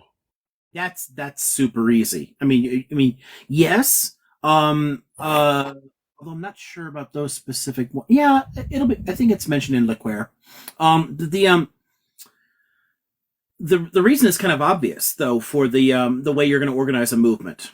There is no actual connection to Uganda. It just, why would anyone care? If you're going to convince people to leave their homes, to leave the country they live in, leave their culture, their language, everything that they know, most people never leave their homes. Most people aren't migrants. Migrants are self-starters by definition. They have to be willing to take on a lot of challenges assimilating into another culture. If you're going to convince people to leave their homes and settle somewhere else, it had to be something that actually has some romantic attachment for Jews as a whole. Otherwise, why the fuck would they go? It wouldn't have worked. The Zionists turned it down because it made no sense. And also it was pretty cynical of the Brits to offer Uganda because all they wanted was a European whitish type population that could help them control the population there. They would have just been stooges for British colonialism. And that was pretty obvious too. Madagascar wasn't one of the options. That was where the Yazidis briefly talked about expelling them once they conquer France. Argentina was brought up though. I mean, there were a few other possibilities, like maybe we'll go to Patagonia or something, but no one gave a shit about any other idea. They're like, why would anyone do this? As it is, a lot of the people who were organizing Zionism, especially post after the first Aliyah, the later stages, most of those people were never going to leave. You're like your Herzls and were never going to actually move. They were perfectly happy organizing it, but they were happily assimilated Jews that wanted to stay in their European countries. So they knew the challenges of convincing people to pick up and move somewhere else. So what do all Jews everywhere in the world, from China to Ethiopia to Morocco, have in common? It's Torah, and Torah is centered on Palestine. So wow. There was never another option, really. Zionism would have just disappeared as an idea among Jews if it didn't focus on Palestine. I kind of thought that. I just wanted to get a clear answer. You gave it to me. I appreciate it. Can I tag an added point to that question? I recently read that before the Holocaust, Germany tried to push the Jewish population to the US and got turned down, and also to England and got turned down. Do you know why they got turned down and what the story is there? Can you add a bit more? It's a little bit less about them trying to push and more a matter we want to get rid of these people, and other countries were thinking about it. There literally was a conference. A bunch of countries came together and said, the Germans want to get rid of the Jews. Would we take them? And every country said no. They said no because they were racist as fuck. It's as simple as that. There's after World War I, the U.S. clamped down on migration in general, where before it was just wide open borders. My ancestors just got off a boat and walked in. There was no applying for visas and permits and blah blah blah. The rest of this shit, you just got on a freaking boat and you showed up. And then if you liked it, you applied for citizenship. But after World War I, they clamped down on that and started putting strict quotas. I'm stuttering here. Strict quotas on migration, and the question was, do we raise the Jewish quota to let more in? And at the time, it was literally the height of the KKK. The 1920s Klan is the most powerful one in its history, and it built its power on anti-immigrant rhetoric, anti-Jewish rhetoric, and anti-Catholic rhetoric. In addition, of course, to hating black people. And the fact that there were Klan marches in cities all over the country was a pretty big sign to people later, maybe we shouldn't do this shit. It's American racism and British racism too. But realistically, every single country present at that conference, they all said the same thing. No. Can you remind me the name of the conference again, please? I've forgotten. I don't remember offhand, but you can probably look. It's just before World War II. I thought it had Atlantic. No, they met. It's a single word. I wish I could remember the. But I'll Google it. I'll come back to you. Yeah, A conference about Jewish immigration quotas pre-World War II. I mean, it should come up somewhere. I don't remember the name of it, but yeah, quite a few countries were there, and they all said no. So it's, but the reasons are racism. So is that how the Havara Agreement came to come? That's discussion with like the Yazis. Correct. Yeah, that nothing came of that either. I mean, that's more of one of those like nothing burgers that people like to bring up too. It ultimately doesn't mean anything at all. From what I understood, it was just an agreement, and they would send like I think 100,000 Jewish people to Palestine on boats. Right, which they couldn't do. So it's like, yeah, you're forcing people to talk, about shit like that, but literally nothing happened with it. And Hitler never cared about any of these issues. His only issue was get the Jews out of Europe. So once like they had control of French territories, because when France fell, its new government literally became an Axis ally. We tend to give them a pass and forget that France for half of the war was on the wrong side of it. But the idea was, why don't we use a remote French colony and dump them there? And that was talked about, but once the war was fully in swing, the Brits control the waves. There's no way you could do it. I mean, the German Navy was pathetically small. There was no way to do it. So in the end, they went for what they went for. But there were opportunities before that to find shelter, and they were all turned down. The Palestine situation couldn't have worked because Britain wouldn't have allowed it. And obviously the war would intervene there too. So that agreement there, that's just wishful thinking on someone's part. In the same way that the Madagascar plan was just wishful thinking, that nothing ever came of it. It was discussed in one meeting. They said, why don't we do this? And then they thought about it and said, shit, no, British submarines would just sink the ships, so we can't do that. I guess we'll figure something else out. They're just nothing burgers. It's just good to know, because some people tell you things and you believe it, but then when you hear it from someone like you, then you learn the truth. Oh, well, thanks. I appreciate you. Thank you. You're welcome. Thank you. The conference is the Avian conference. I don't know why I didn't remember, because I kept saying to myself, the water conference. Avian. Oh, okay. Yeah. All right. Yeah. I think it was Mark, then Cactus, then AB, and then we'll circle back to Farmer. So Mark, go ahead. Yes. Hi. How are you? Kind of enjoying it very much. Very intellectual discussions. Yeah. So basically, someone mentioned before about the Aliyah, Zion, the concept of Zionism. Why they chose specifically the land of Palestine. I mean, we have to remember that the Aliyah, the concept of Aliyah existed way before that. I mean, Jews always aspired. You had in the 17th century, 18th century, you had even the Middle Ages. You had a large group of it meant French. something different, but yes. Right. It was spiritual. More. It's co-opted by the secular Zionist movement. Yeah. Exactly. It was a concept, a very ancient concept, basically adapted by, secular Zionism. But religiously, it was very, very much, prevalent among Jews. That was actually aspired. Many of them, like when they were older, like when they're 80, like 70s, 80s years old, they left their families and they made Aliyah, to die basically in the land of Palestine. So it's actually a very ancient concept that was basically secularized later. Right. So I'd like to ask you, basically, it comes up a lot in these Palestinian Israeli debates is about the concept of Judaism being an ethno religion. It's kind of, many people have a hard time, wrapping around the concept. They tend to compare it to Christianity and Islam, that, whoever wants to, it doesn't necessarily mean what it's.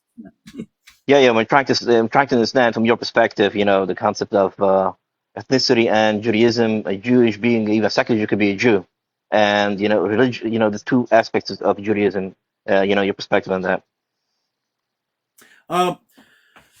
There historically were a lot of what we could loosely call ethno-religions in the world, because most religion was originally tribal. It was a religion for a specific group of people, and you always knew that other people had different religions. Buddhism, Christianity, and Islam, and then extinct ones like Manichaeism, they're consciously universalistic religions for everyone, and that's by design. And that's quite unusual. You go farther back, and they didn't exist. It's a very recent idea. Buddhism is actually the first universalistic faith. It's not a common notion before. You can better compare it, honestly, to things like Zoroastrianism than to Christianity or Islam, because Zoroastrianism is very specifically for Iranian people. Yeah, it's not for converts. It's not intended to be spread to other people. This is our truth. You can have your truth, whatever. It's very much an ethno-religion in that sense. Judaism, you have to understand that Judaism is a tribalistic religion. You can join the tribe, but it's a tribe. It's not a universalistic faith where anybody in the world just wants to go in, you want to spread it. I mean, no one's knocking on your door, have you heard the truth of Moses or whatever? It doesn't happen. So people saying Judaism isn't an ethnicity, they're just ignoring, like, I don't know, a few thousand years worth of history. I mean, this was a norm in the world for a long, long time to have faiths like this. This is just how things work. Judaism is just uncommon in the current contemporary world because most religions aren't like that anymore. A lot of earlier tribalistic faiths have died out. They faded away. But there's a few left that are very distinct to particular groups of people. Zoroastrianism, Shinto, there's a handful that are very distinctly tied to a particular culture, and elements of that religion transcend the religion itself and are cultural symbols for people overall. So, I don't know, how many Persians are still talking about Nowruz today? You know, it's a fucking Zoroastrian festival. It has nothing to do with Islam, but it's a legacy. It's part of that history ethnically that was part of like an original religion. You still have Zoroastrians today. You know that. You still have. Oh yeah. There's like 30,000 some in Iran. There's a whole bunch of them in India. Yeah, it's a tiny religion, and most people don't encounter it because mostly they're in Gujarat province and in a couple of cities in Iran. And I think there's 300,000 or 400,000, something like that. It's a relatively small religion. But yeah, I mean,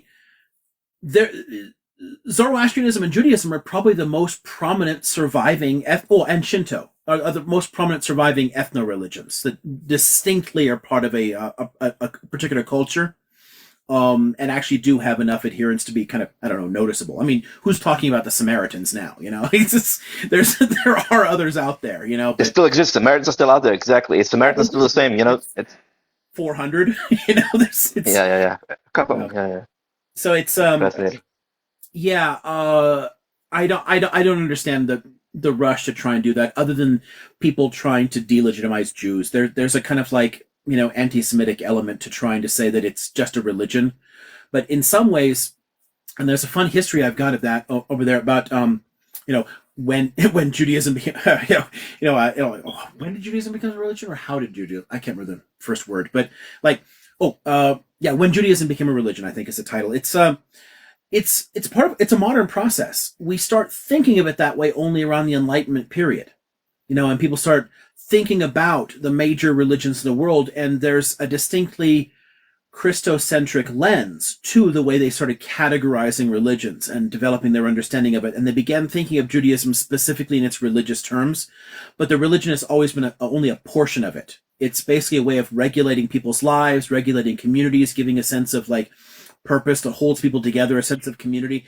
And whether or not anybody believes anything at all is completely irrelevant to the practice of Judaism historically. What's your thoughts about the whole, you know, Ashkenazi Jews kind of theory? You know, the Khazars, you know, used to be part of It's impossible. It's literally impossible. I mean, it's a racist conspiracy theory. Ashkenazi from the Rhine River Valley. Yeah. And they extended steadily eastward because of pogroms that took place there. The Khazars, if they converted at all, they later went extinct. You know, their population blended in. So if any surviving descendants of those Jews were there, they probably blended in with Central Asian Jews, if they survived at all. But the Khazar culture goes extinct. It doesn't migrate westward. And again, where the fuck would Yiddish come from? You know, if they're coming from the other direction, you know? I mean, exactly. It developed in the Rhine in the late Roman imperial period. So It's another one that people throw around because it's an appealing way to attack people that you're angry at. It's just there's a racist component to that.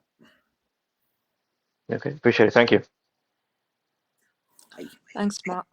Cactus, you and go ahead, Farmer. If it was on this point. I just wanted to add about the Ashkenazi Jenny. I actually don't like that topic itself because it goes into dangerous territory. But It does. When as soon as you start talking about genetics as a legitimation yeah, thing, exactly. playing with And fucking I science. hate that it's a bad faith argument itself to basically tie indigeneity. The indigeneity is not a scientific concept. Doesn't exist in I physical do. sciences. Yeah, Yeah. it's a whatchamacallit, more modern and anthropological term, I guess, could be used to help understand certain things. But as a scientific concept, it's just baseless because you can't use any quantifiable thing like DNA or anything to tie indigeneity to anything. No. But People have always been able to join yeah, tribes, you know. I was wondering if I wish I was living in Oman because then I would be like you, right? Because as an immigrant over here, I don't have any of my books here. But I was wondering if you'd read David Reich and his book Who We Are and How We Got Here. It was David Reich is a geneticist working at Harvard, but I've been following most of his work because there was a big breakthrough I think around 2010s where they were finally able to look at DNA from uh, tissue that prior to like 5,000, 10,000 years ago. That wasn't possible previously because DNA was just not that stable. It degrades. You cannot isolate it from tissue that's older than like almost before 15 years ago. You could not do it on a body that was, decomposed enough. It was hard to get DNA. But now you can take it from bones that are like 500,000 years old. So there was a breakthrough. And since then, I've been following his work, but also he's been working with Pablo Savant, the guy from Louis Pasteur Institute, and they've done some amazing work. Uh, but beyond that, they've also collaborated with this guy called Iran Elaik. He's like an Israeli geneticist. I think he is also working in Europe. I forgot where exactly. I'm wondering if it's also Louis Pasteur Institute, but it might be elsewhere. But obviously, he couldn't do some of his work at Tel Aviv University. What he showed was, most of these studies since then, since the 2010s, they've collaborated a lot with like linguists because the way a language evolves is kind of similar to how, for example, certain haplotypes or DNA can mutate, and you can develop certain haplotypes within groups and distinct, and you can follow migration patterns using that. Similarly, you can use you can use linguistics to follow history and follow population migration and things like that. Yeah. And this Iran and Lag did a study on trying to find the sources of Yiddish and looking at Ashkenazi Yeah, and DNA to I try to just find. want to jump in a second. I just want to jump in a second. Ashkenazi, just an interesting note here. Ashkenazi Jews 1,000 years ago were fluent in Aramaic. Now, how did that happen? No, They were actually no. So what the studies actually showed were that they're uh, so without going into detail about the DNA itself, but if you want to touch on that, I can talk about that separately. But basically, conclusions were that there are these. Most of the mitochondrial haplotypes are similar to what was found in just above northeastern Turkey in the Caucasus, and they found that there existed these villages that were named from like about 30 BCE all the way to like 630 or about 780.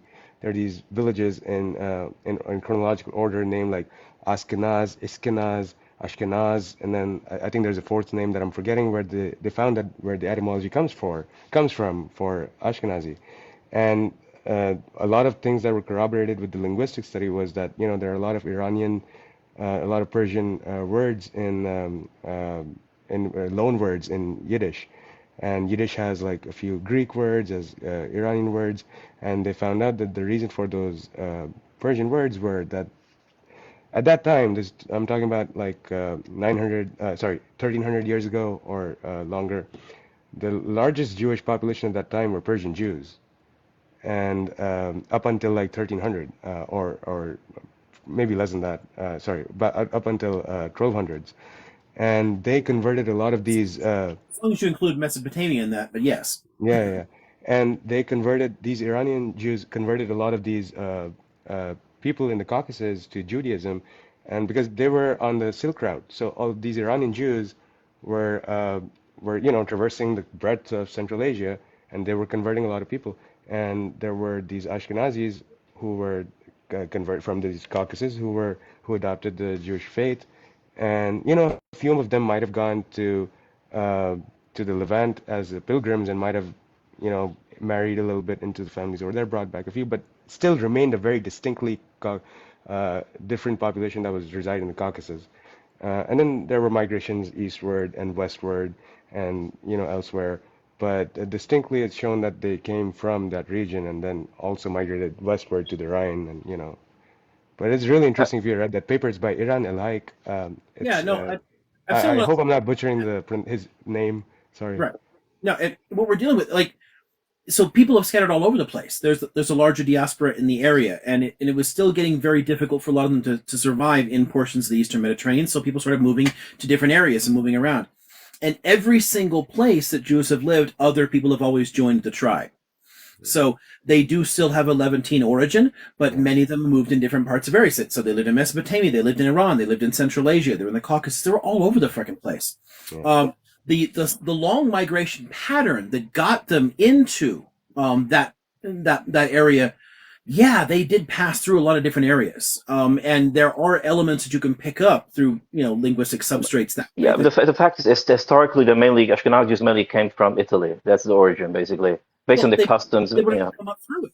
So, like, Yeah. they're like part of the migration patterns. So Italy would have been the proximate source. Like, no. What I mean to say, Palestine to Italy. After the destruction of the temple, you had thousands of Jews in Italy. Last after the first millennia, had thousands.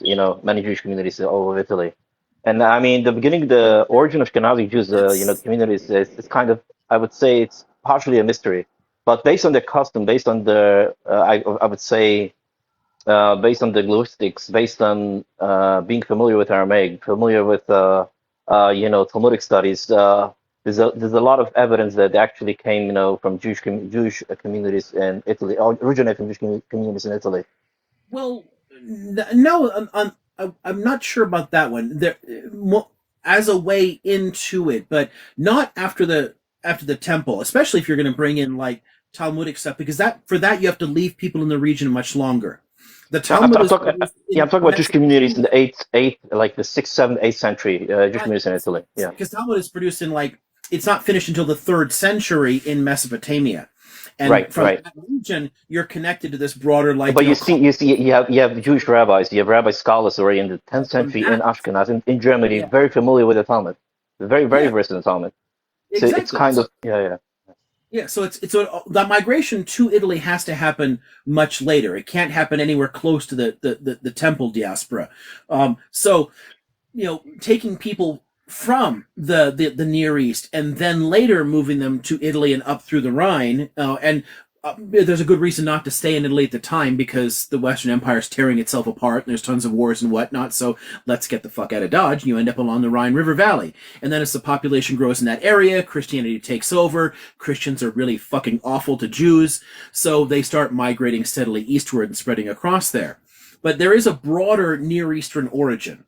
But the Khazar thesis is just racist horse shit. Yeah. But there is some connection into the broader Near East area and the Caucasus and the whole area around there, because Jews were always mixing and merging in that entire fucking area. I mean, like Daniel's tomb is in Iran. Yeah. This is what I keep telling people. Like the Babylonian captivity, like Babylon became the cultural heartland of Judaism for centuries. Sure.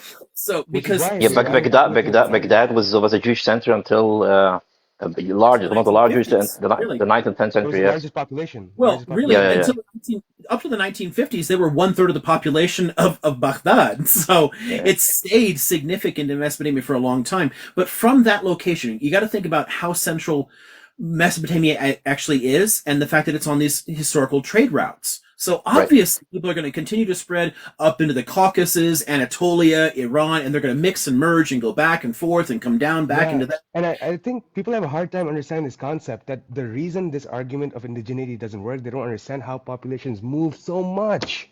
You look at history, like look at Oh, genetic please studies, it's do. just all over the place. You Oh, need to please. stop thinking about where you were 3,500 years ago. Right. It doesn't work that way. It's a bad faith argument. And it's Yes, just, exactly. It's just dumb. There are elements of indigenous Stone Age Levantine DNA among Jews, Lebanese, and Palestinians, but there's also a shitload of outside stuff. no, no, Palestinians also have a whole bunch of like Egyptian and Arab. Exactly. I know, Exactly. and It Palestinians happens too, to they stick to everybody. the Canaanite identity, and I tell them, no, you have Naphtalian, you have Hijazi, you have so many Najdi, you have so Basically, much, you which is can't be fine, which is 100% fine. Canaanite. I Basically, think that you they're Right. No connect. one can. I mean, I understand they're connected. impossible. I understand they're connected culturally to the Canaanites. I understand that, and they want to maintain that. And you know that It's there's a a strong part of the sense of pride in history. that. Yeah, sorry. Yeah. But you know, like you don't have to counter that you know the indigeneity argument with your own indigeneity argument. No, you just Right. gotta stop it. They're Yeah, both disingenuous. Like yeah. Exactly. people I tend to try to make explain it. Yeah. I like think yeah, they're I think ultimately some both. of the pushback is coming from the fact that for a lot of Palestinians, they can trace back family lineage. Oh yeah, Um, absolutely. yeah, a known family lineage. So when they feel like as if they are, that is, I guess, erased is the best word. Um, that's when I think the history of both the traditions and the culture and also their existence in the land becomes very important. And if you know if they are being erased, I think that sometimes it's easy for some people to be able to go, well, I can prove my lineage, can you? And that's where the Yeah, Yeah. conversation starts to there's a go in piece that of which, direction. because of the criticism and because of the continuous delegitimization by the Zionist movement, like which all the way through the 1970s wouldn't even call them Palestinians. Like there's a conscious erasure involved there. The it's a natural impulse to try and trace that farther and farther back, and eventually you end up with like Arafat saying we're Canaanites and all this stuff, and like making those kind of connections. But yeah, realistically, Jews and Palestinians both descend from Canaanite cultures, but the Canaanite culture went extinct. It's there's no direct trace, and no one can trace their lineage back 3,000 years. The Japanese like to argue their emperor can, but that's made up, right? No one can do that anywhere in the world. But there's a temptation to use that, and I think the biggest reason for the temptation among Palestinians is the biblical arguments for Israel. So, hey, if you're going to use the Bible, why can't we? I mean, and you end up wanting to try and like connect to that ancient history. But at the end of the day, modern Judaism can't trace itself back to that way either. Like, there's elements of it, but there's no direct linear connection. Like, there's constant change and evolution. Cultures change over time. Yes, it is the ultimate origin of it, but Judaism as practiced today would be completely unrecognizable to somebody 2,500 years ago. Like, what the fuck are But you talking about? This makes no sense. it would be recognizable 2,000 years ago. You had rabbinic Judaism very 2,000 years Sort ago. of. Sort of. Yeah. But rabbinic Judaism as it existed 2,000 years ago still has marked differences from the way it's practiced today. We Right, don't but acknowledge the those. core aspect of it, the basic, the basic concepts basically existed already 2,000 years ago. I mean, Yeah, I don't think I'd really agree with that. It's still pretty much in flux at that point. There's still a lot of changes that are developing in that period, and a lot of the stuff that develops and becomes the recognizable Judaism today comes from long-term study of Talmud, when right, Talmud is just a collection of arguments from people who don't agree with each other, and there's a lot of variation. And there's a lot yeah, of obviously, interpretations yeah, that are literally being invented in that period.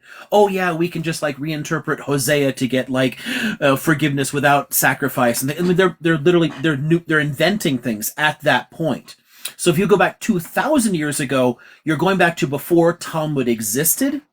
yeah. You go It, to the Mishnah here, Mishnah, the Mishnah existed already. The Mishnah, the Tanaim, the Mishnah, that the Talmud is based on discussion on the Mishnah. The Mishnah itself, but yeah, again, they're just collections of arguments and debates from survivors of like the collapse there under the Romans. 2,000 years yeah, ago takes us to when the temple still exists. I mean, the temple wasn't destroyed until 70. So right, right, we're right. not 2,000 years yet. So it wouldn't be recognizable to people at all. It starts to become recognizable, 18 and 1900 years ago. but even Yeah, there, yeah, that's about it. Yeah, there's still some evolution. There's still a lot of changes from that. But the farther back you go, the more the crazier shit gets. And if we're yeah, talking yeah, about going back 3,000 years, most Jews were polytheists still. yeah, So yeah, it's not. absolutely. Yeah, yeah, yeah. I think it depend. Like people tend to think that um, things have like a black and white start and finish, right? There's no like point in history you can pinpoint and say, oh, this is where it began, Right. right? Like We read our identity into the past. We project it backwards. exactly, but you there's never a start or there's never an end. You're just constantly evolving, and there's constant change. If anything is constant, is change. So people don't see it that way, and when you don't see reality the way it is, obviously there will be conflicts. Yeah, and honestly, this is one of the this is one of those fun downsides to being human, because no one sees reality as it is. We can't. We can't have a God's eye view of the universe. We always have to filter it through, you know, our limited perceptions and, processing it in our little meat computers here. And a lot of what we consider to be true comes from our communal identities, from what people around us believe. So our beliefs are constantly reinforced by our social environment, and that makes it true. And it's very difficult to challenge those truths and to push beyond them. So, yeah, one of the reasons there's so much conflict in the world is that none of us actually see the same reality.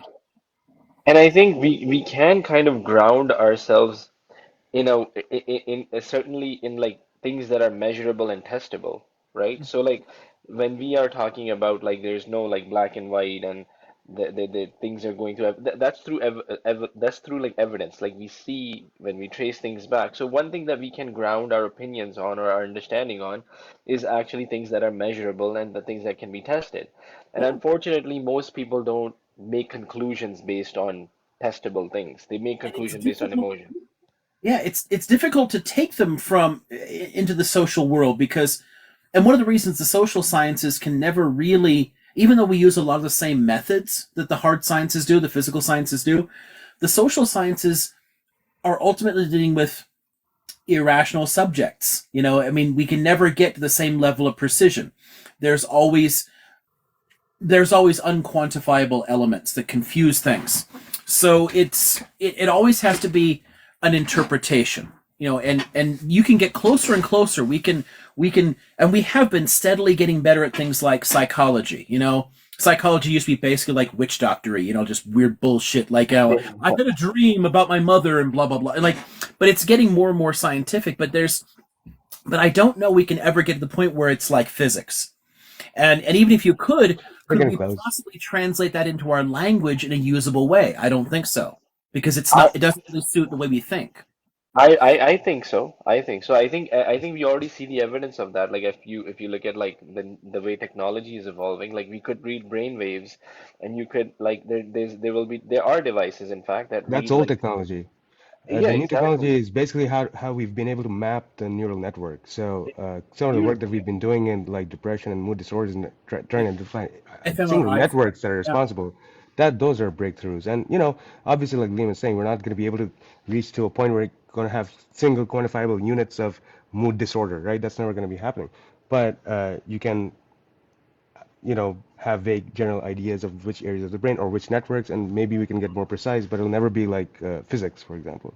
I mean, like, I yeah, like I don't see that happening maybe in like a 10,000 thousand years years, or who maybe. knows? But I think, like, some of our best supercomputers have about the complexity of a bumblebee's brain. I mean, we have a long way to go before we can actually, like, really, Right. I'm Well, not I see, saying but there's a lot of focus on AI and trying to model the brain, but I see like how they haven't actually thought of the redundancies that need to be put into place to actually understand how redundant our brain is. And because there's so many redundancies built into it because of evolution, because we haven't needed things and we have had to build on top of other structures that are totally redundant now. So like in AI doesn't take that into account. I've had a lot of these discussions with people. I live in the Bay Area, and I have these discussions, and I don't understand the math. Trust me, I do not. It's just way above my head. But from what I understand, they don't take this into account. I know that there's something called statistical. There's something called valleys. I just know there's something called a valley. That's all I know. Yeah, there's Mike. Yeah, my childhood sweetheart was super into this kind of shit. You know, like and always thinking like, you know, when will machines get so intelligent? You know, so intelligent. I've got a ton of like fun like physics and futurist type stuff there. Like, oh god, it's all this kind of crap about how ooh the machines are gonna come for us. You know, and it's really it's interesting stuff, but we're a long way away from it realistically. But is Uh, it possible? but But is it possible? it may be. I don't know. But on the way we currently understand things, no. Not in our lifetimes, and There's maybe not in like there's an five article on lifetimes. my to read list here that I just had pop up. I don't know. I think it might be a New Scientist, but there was a discussion of like a reevaluation of the whole like quantum elements of the brain. You know, like people have been using quantum models to try and like understand why do things go in one way and not the other in terms of like the the synapses and all that. Um, we are. It is an active, evolving field. Neurology is fascinating, but at the end of the day, we're a long way away from really figuring this kind of shit out. But we are getting better, and there's a lot of ways in which the broader social sciences can benefit from it. It's one of the reasons I'm fascinated by things like evolutionary anthropology and evolutionary psychology. Because while a lot of it is limited and flawed, and we're constantly revising things, and every few years something completely changes, it's fascinating to watch these sciences develop in real time and try to apply their lessons to how we organize ourselves. There's a lot of Absolutely. interesting experiments along those lines. Absolutely. Mark, I have you finished with your question? I just want to make sure before I move on to AB. Baby. Yeah, come on. Okay, thanks. AB, it's your turn. Thank you so much for having me here. Hello. Glad to be here with you. I just want to talk about the all the human being from the start until today. History. I can't understand. Like there's too many voices. I'm not sure we have all of that time, maybe, so you might have to be limiting it to. No. It's too much short. It's not like that big. You've got also a lot of background noise. Yeah, I can't. I can't separate the sounds. Sorry. Maybe it's TV or something like that. Okay, did you hear me now? It's a little clearer. A little bit. It's not clear right now. not really. There's other voices. Oh my god. Are you in a busy place or something? I'm not very good at like separating sounds. Oh my god. Oh my god. Okay, I turn off.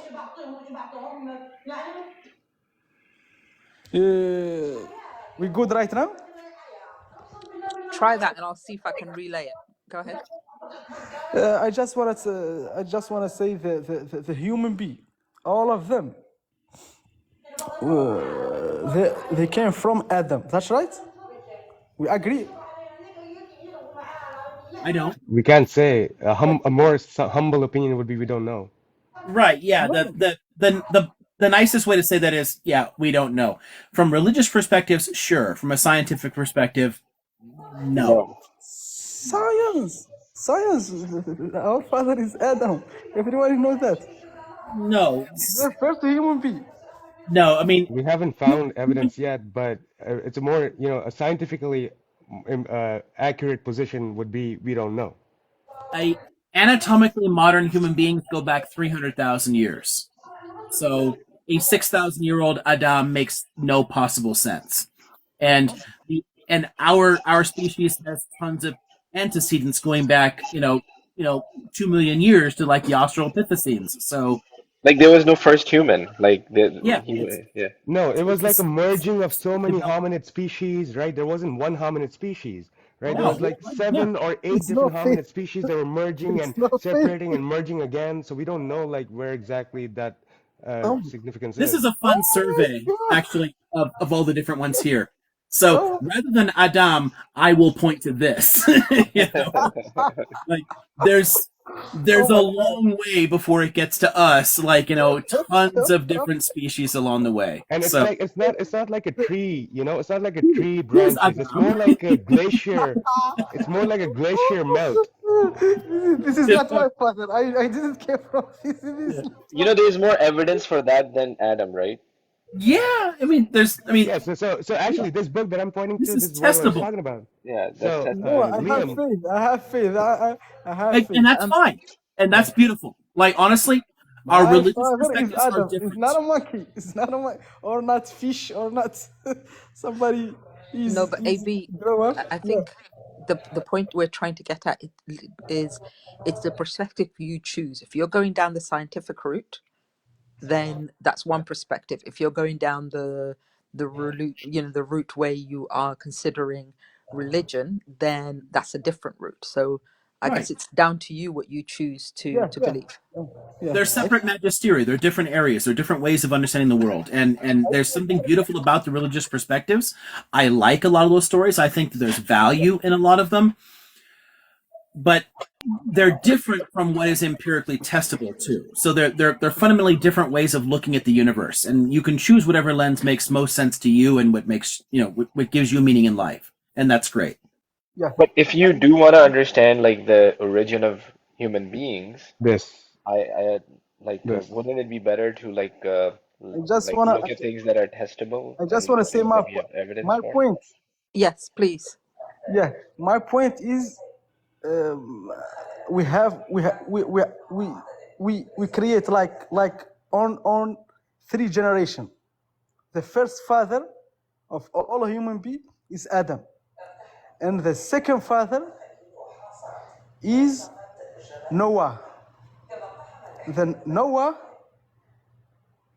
uh, he got like some son. One of them he's Sam.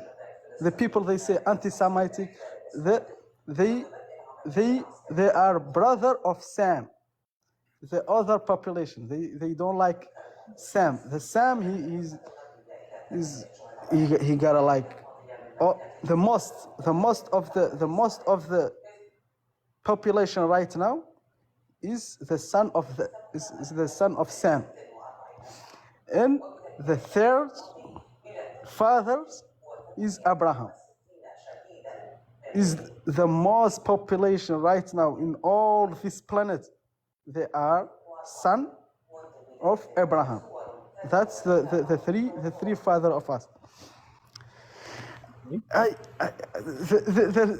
The research and everything they say that, and So the research suggests that all three of them are mythical figures. That they're not actually people.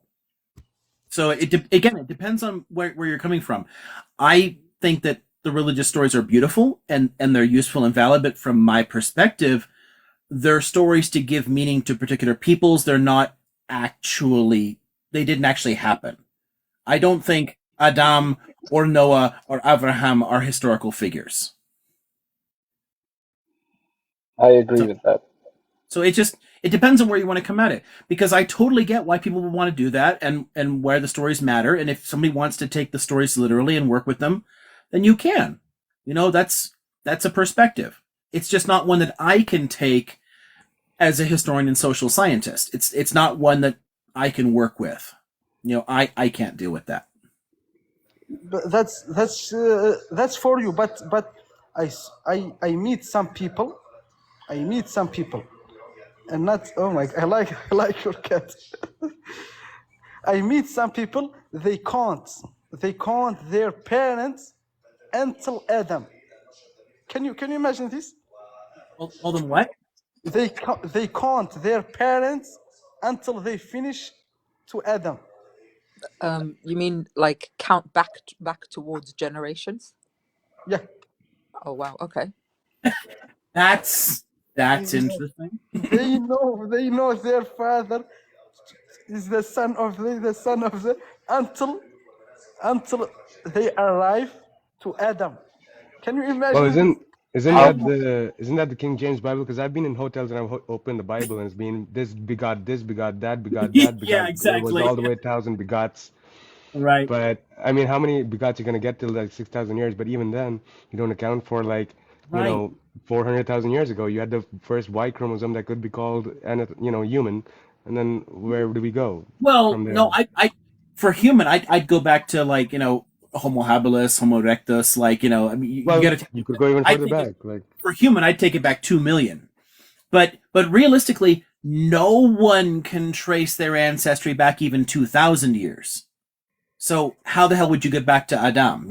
yeah, I and mean, anyone who does is highly suspect. You should yeah. be absolutely I don't suspicious, know you know? about. I I mean, don't know even the about you, Japanese but records, like the Japanese claim back to like 2600 BCE, or like 600, like 2600 years. So like go back to like 600 BC or whatever. But they really realistically can only count from about the 5th century, which is still pretty damned impressive.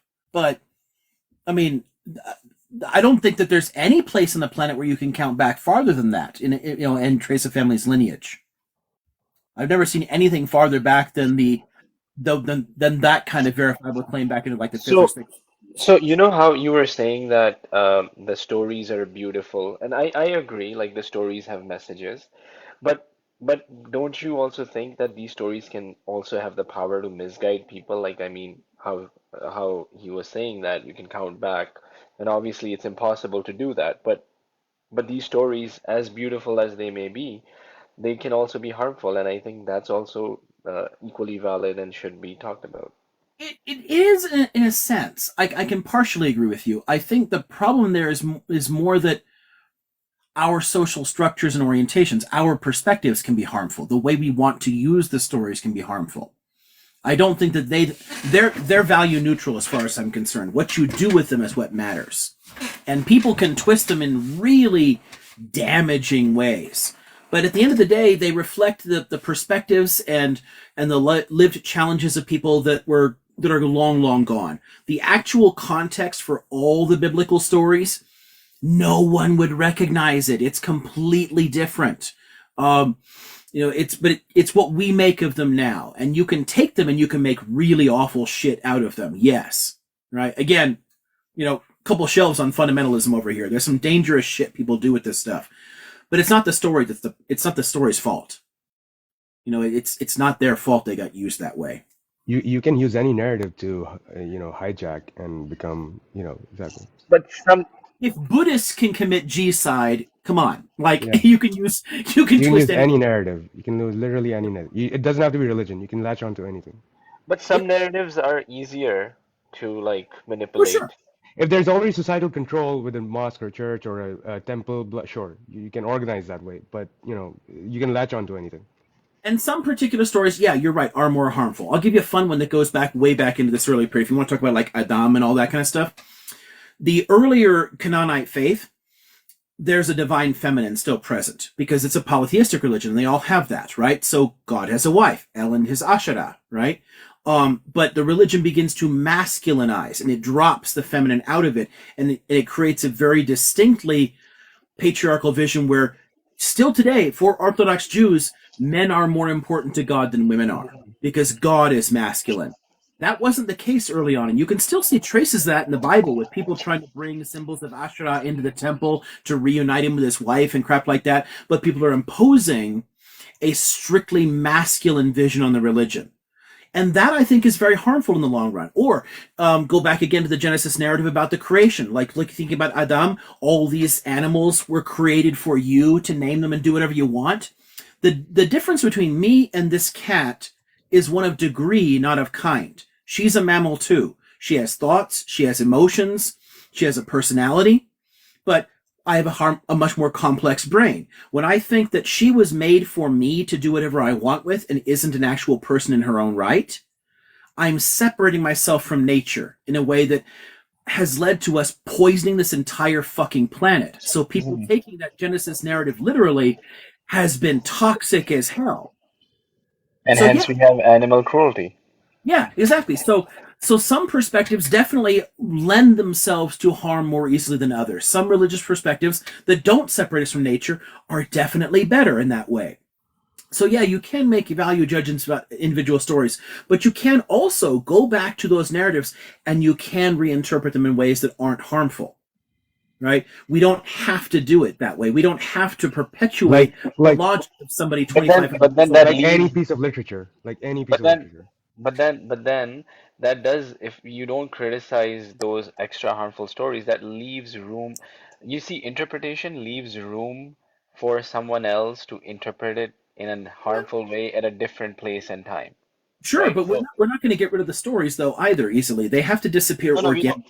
we don't want to get rid of them, but we want to kind of establish like, oh, this thing is not good, or this thing is Right. good. Yeah, and So I'm all for those kind of arguments. I have a problem with the kind of like the new atheist, evangelical atheist sort of like attacks on religiosity, because I think it's ultimately harmful. We are hardwired for meaning and belief. And religions develop organically to serve that function. If you take them away, then people end up with Yazidism or like Stalinism or something. We find some other like fucked up ideology to take the place to give us a sense of purpose and meaning. We're always going to have something. Some kind of criticism of it is actually really important. I was actually, you guys are like veering closer and closer to my dissertation topic, honestly, which is kind of funny. But like the purpose of myth in human life, like, where it comes from, how it develops, right? It's important for us to be able to go back and maybe we need a new mythic understanding that's actually still grounded in science. I think that's ultimately what people like Nietzsche were talking about, was with a lot of his new kind of like mythology, when he's trying to write in like his Thus Spoke Zarathustra, or like with eternal recurrence and all that kind of crap. He's trying to create a modern myth. I mean, it's made up, but it's still consistent with the scientific understanding of the 19th century. That's why he read a lot of science. He was trying to give people a sense of meaning and purpose that didn't separate them from nature.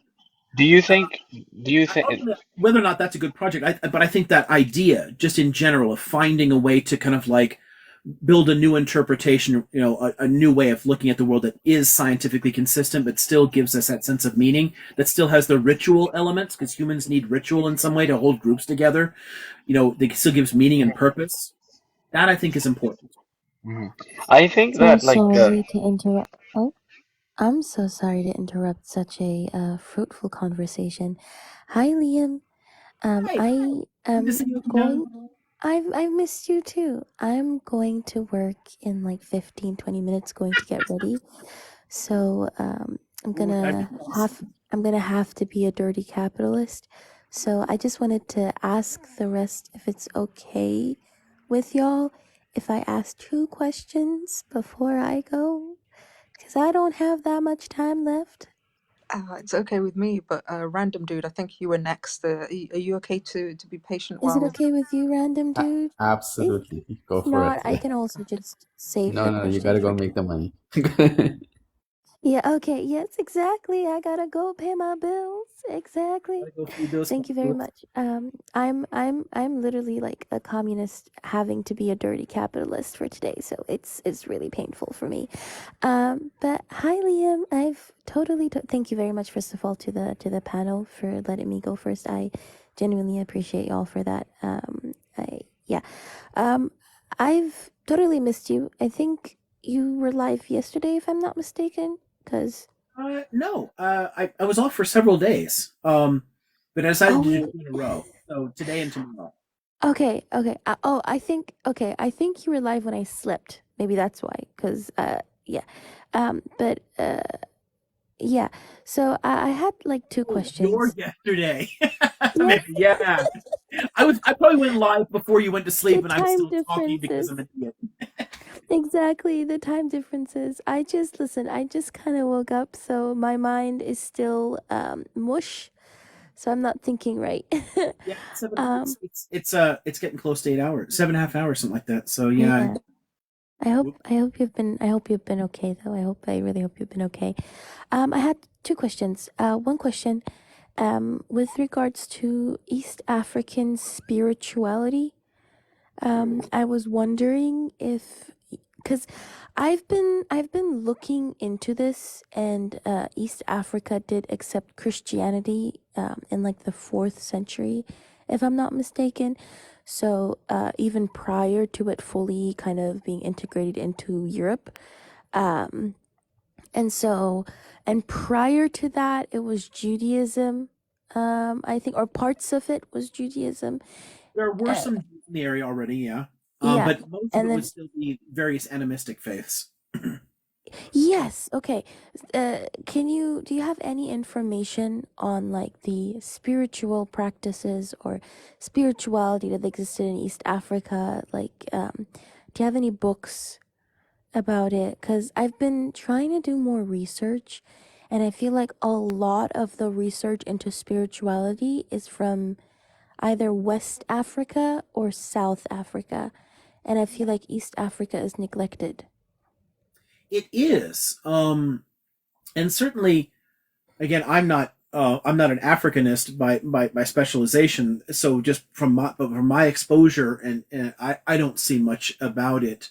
There is a lot, and I do have things on the Christian and Jewish communities that developed there. So like spirituality after the rise of Christianity, so the Oriental Orthodox Church that develops there, that I have. But Mhm. as far as like pre-Christian ideals there, I mean, yeah, I have stuff on like the Akan faith of West Africa. I don't have anything or even know anything about East Africa. the East African animistic faiths. I mean, I'm sure somebody has to have done a good survey of that stuff. There are references to it, so I'll walk that back slightly. In a number of the larger histories I have of the evolution of myth, there are references scattered throughout to earlier East African traditions, but I don't have any like single synthetic work that talks about it, or and I don't know of one offhand. Mm-hmm. But I mean, Okay. there's some East African references even in like even in Campbell's work. I mean, there are places where it shows up. Campbell? But Joseph Campbell. Oh, okay. But Okay. if I'm remembering right, there's a piece in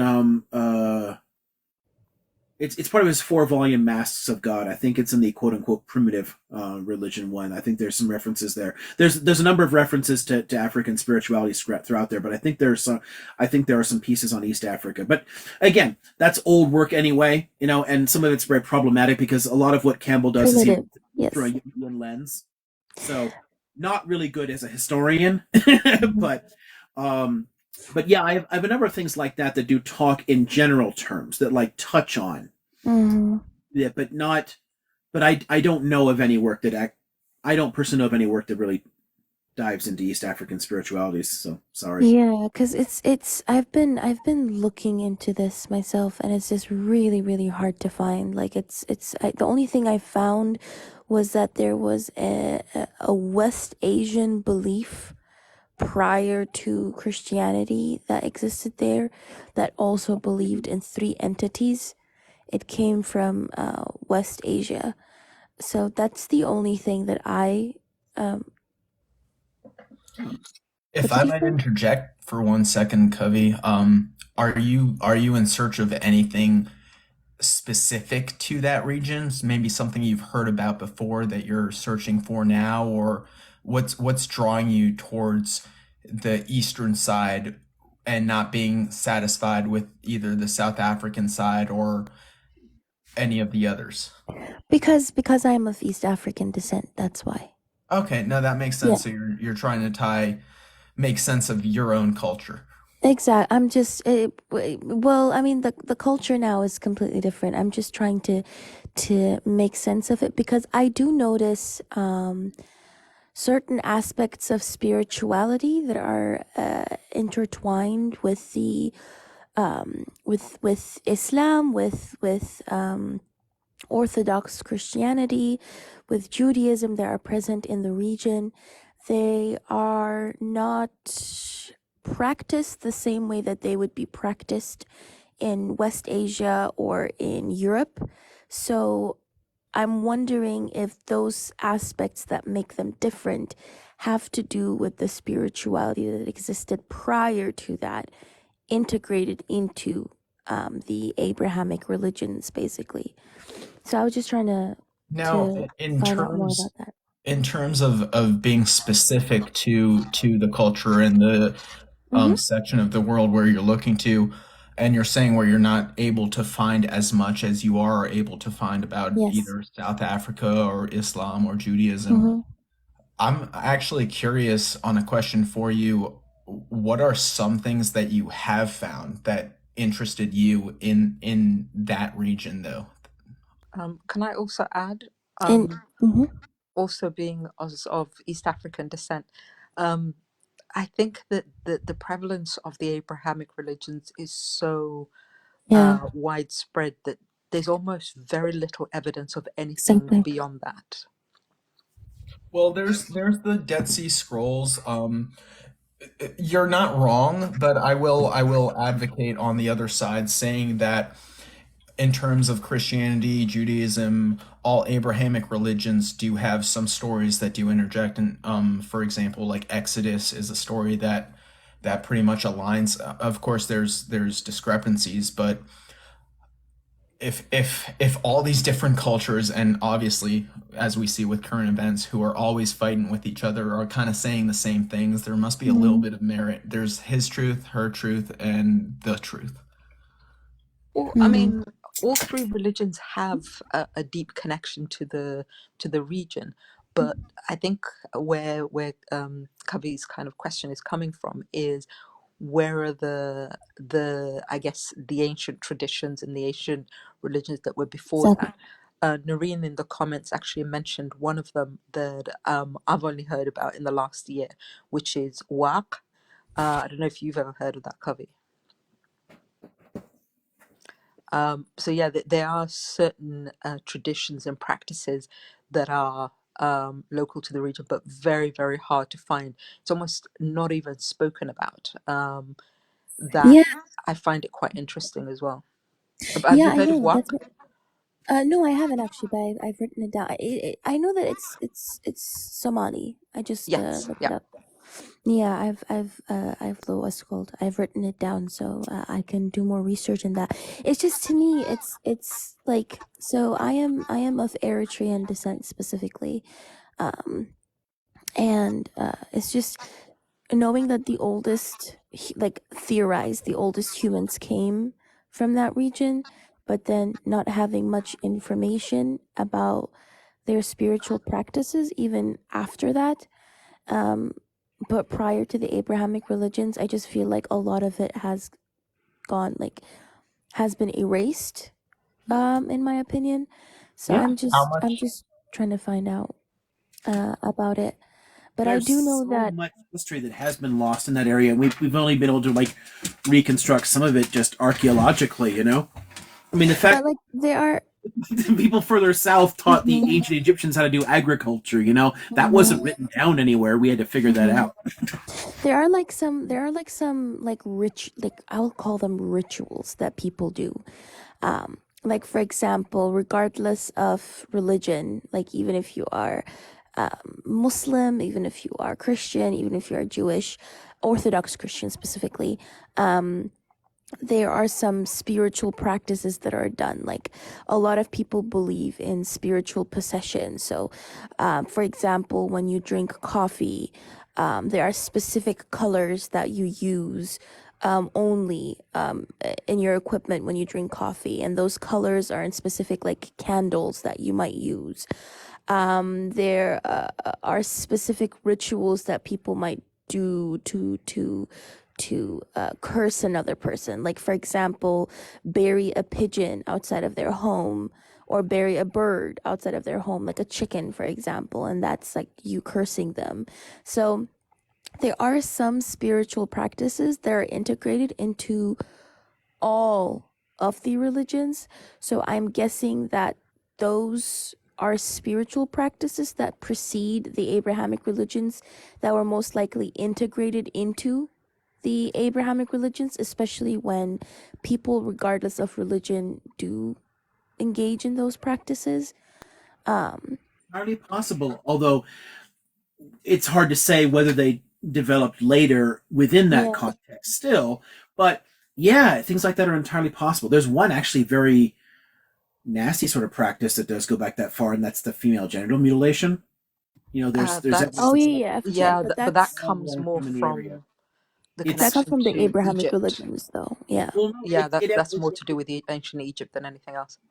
Well, it enters into the Abrahamic faith, but we don't know whether it came from ancient Egypt and went further south, or whether it came from the south in ancient Egypt. We just know that it's been practiced in the area for thousands of years. So So we it's talk been about around it. for frickin' Yeah, we time, but it's talk about definitely it not as Abrahamic. being a pharaonic tradition. Mm-hmm. It's been theorized, and there were people saying that it actually shows up in like medical papyri. That's actually that was a misinterpretation. We don't really know the extent Mm-hmm. to which it was ever done in Egypt, but it is possible. So it's still tossed around. It's still Yeah. discussed. But some of the original arguments that it was practiced in ancient Egypt for sure Mm-hmm. is now very heavily questioned. So For all example, we oh, know is sorry. that it is definitely pre-Abrahamic, Yeah. and practiced in that region in the entire Interesting. like northeast. But also like like there are also like certain waterfalls, for example, that people go to, and this there's one waterfall called Machida, and I know that anybody of like Eritrean descent, regardless of like what religion they are, even if they are atheists, there have been, well, it's very rare to find an Eritrean who's atheist, but regardless of where they are, even if they're second, third generation citizens of elsewhere, there is this belief that if you are ill or if you're sick, you go back to certain waterfalls, specifically in this case that particular waterfall, and then there is a belief that if you cleanse yourself in that waterfall, like under that waterfall, it heals you, like through nature, basically. So I'm guessing these types of practices, which I think are like the belief in nature being able to heal you of illnesses, I don't think they have a lot to do with the Abrahamic religion. So either they were developed after or they were there before, but were integrated into the Abrahamic faiths, because I've seen people of Eritrean descent of all religions engage in that and go to it's actually a huge thing. Like growing up, I remember a lot of my extended family members literally going back extra just for that, even when they got like cancer diagnoses or something like that. They would of course take their medication, but they would go there because there was this belief that that waterfall would heal you. So It's like the fountain of Definitely youth. not Abrahamic, because the Abrahamic Yeah. faiths again completely separate you from nature. nature. But Yeah. animist faiths animate nature itself. There are spirits in a waterfall, spirits in a grove, spirits Yeah. of these rocks. So yeah, and you can see elements of that all over the place. There's elements of that survive in European Christianity too. Mhm. Certain sacred sites that people have been going to as pilgrimage sites that they later then they kind of create a saint story around them. Or I saw a vision of the Virgin Mary here, but Mhm. that site was used before that point, and it's basically trying to like incorporate it into the later faith. So Mhm. I would not doubt that a lot of the same thing happens there too.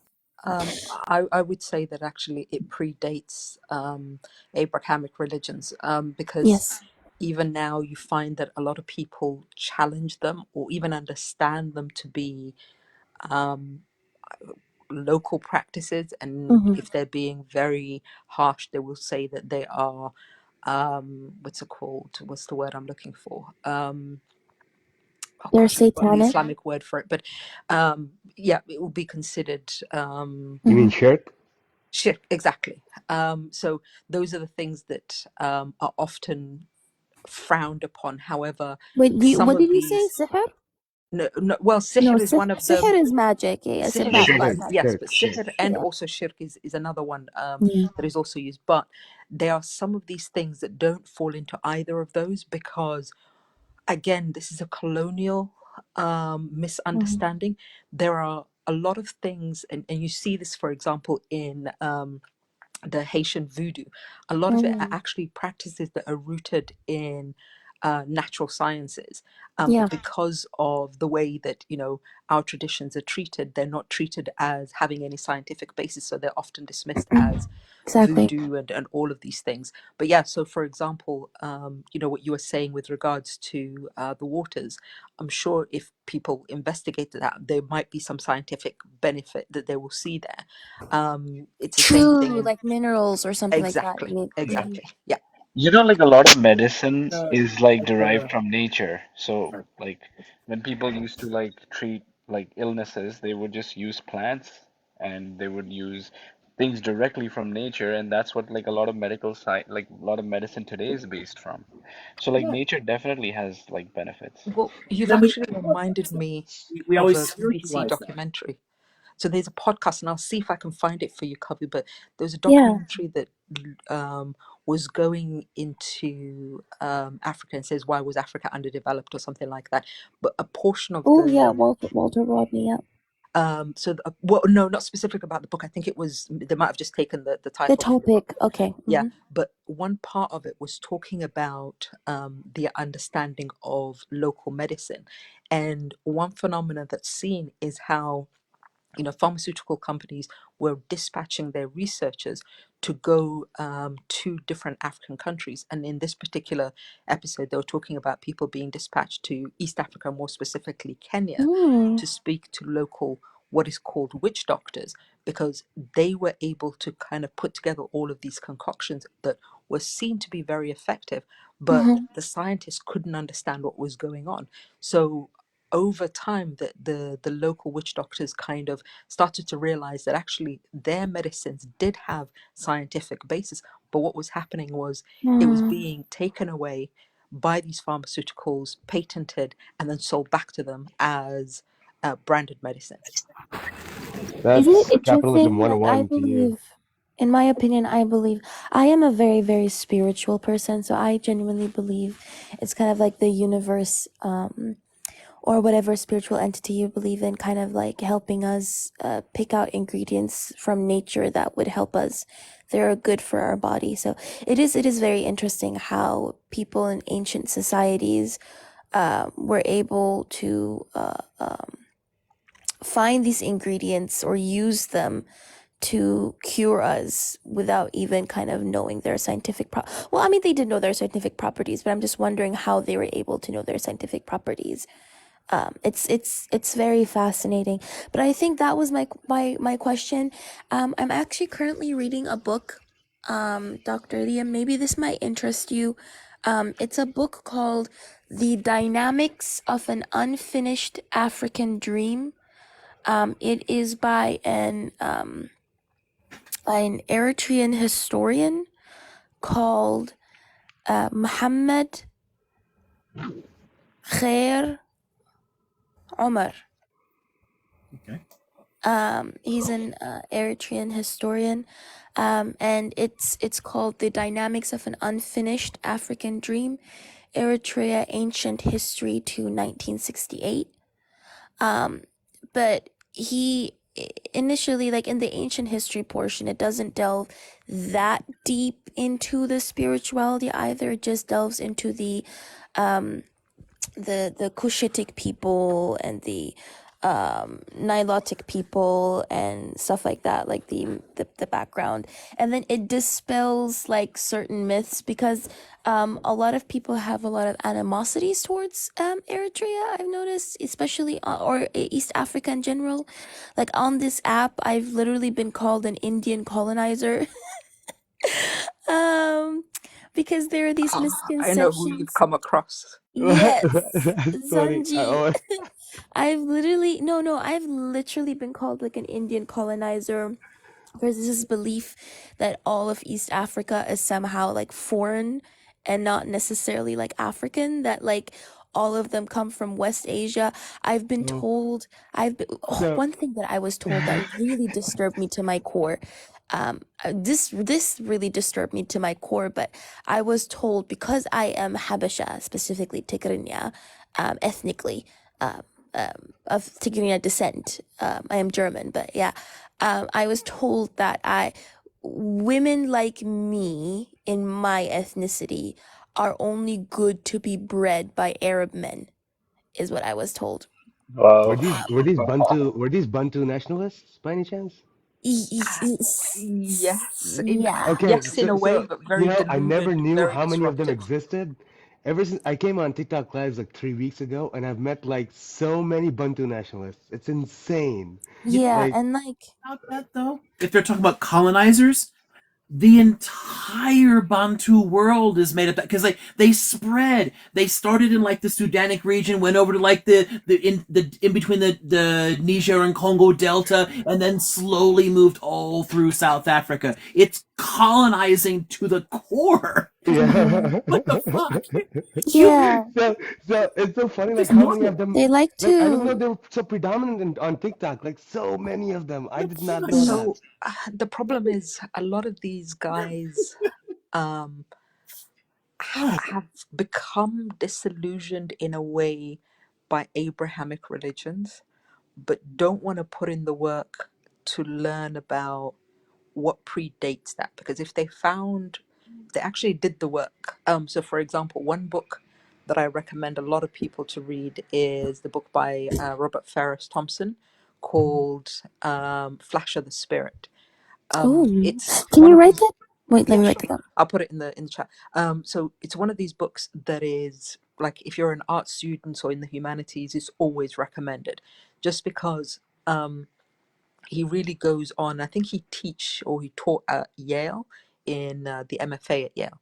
Anyway, so the reason I recommend that book is because there are a lot of traditions and practices that, first of all, that you see get carried over to, to places like in America because of chattel slavery, but also that there is so much deep coding in a lot of these practices that are so sophisticated, but because people are not willing to do the work, they fail to understand that these practices have a purpose. So, for example, quilt making, right? Quilt making goes back to the traditions of using kind of graphics as a way of communication, right? As a way of coding certain things so that other people will not be able to read it. Practices like ideas of different colors, for example. These are all things that don't seem very sophisticated on the surface, but when you start looking at how it's all intertwined, it has a very deep and very sophisticated meaning that today it still influences a lot of arts practices. So some of these artists that you see earning millions of dollars from their artwork are influenced by some of these practices, including the likes of Picasso. So, we're looking at what are known as European arts masters, and yet the practice that their arts practice that they are known for and the style of art that is known for goes back to West Africa. I think what I also found very, very interesting is I have a close friend of mine. He is Odham. So he is from the Tohono. I think was it Tohono? No, Odham people, who are indigenous peoples that are across, like in the southern border, but also on the northern border, above South Africa, not South Mexico. What am I talking about? The Odham people are indigenous Mexicans and also bleed into like Arizona and other areas over there. Like basically the borders were cut through them.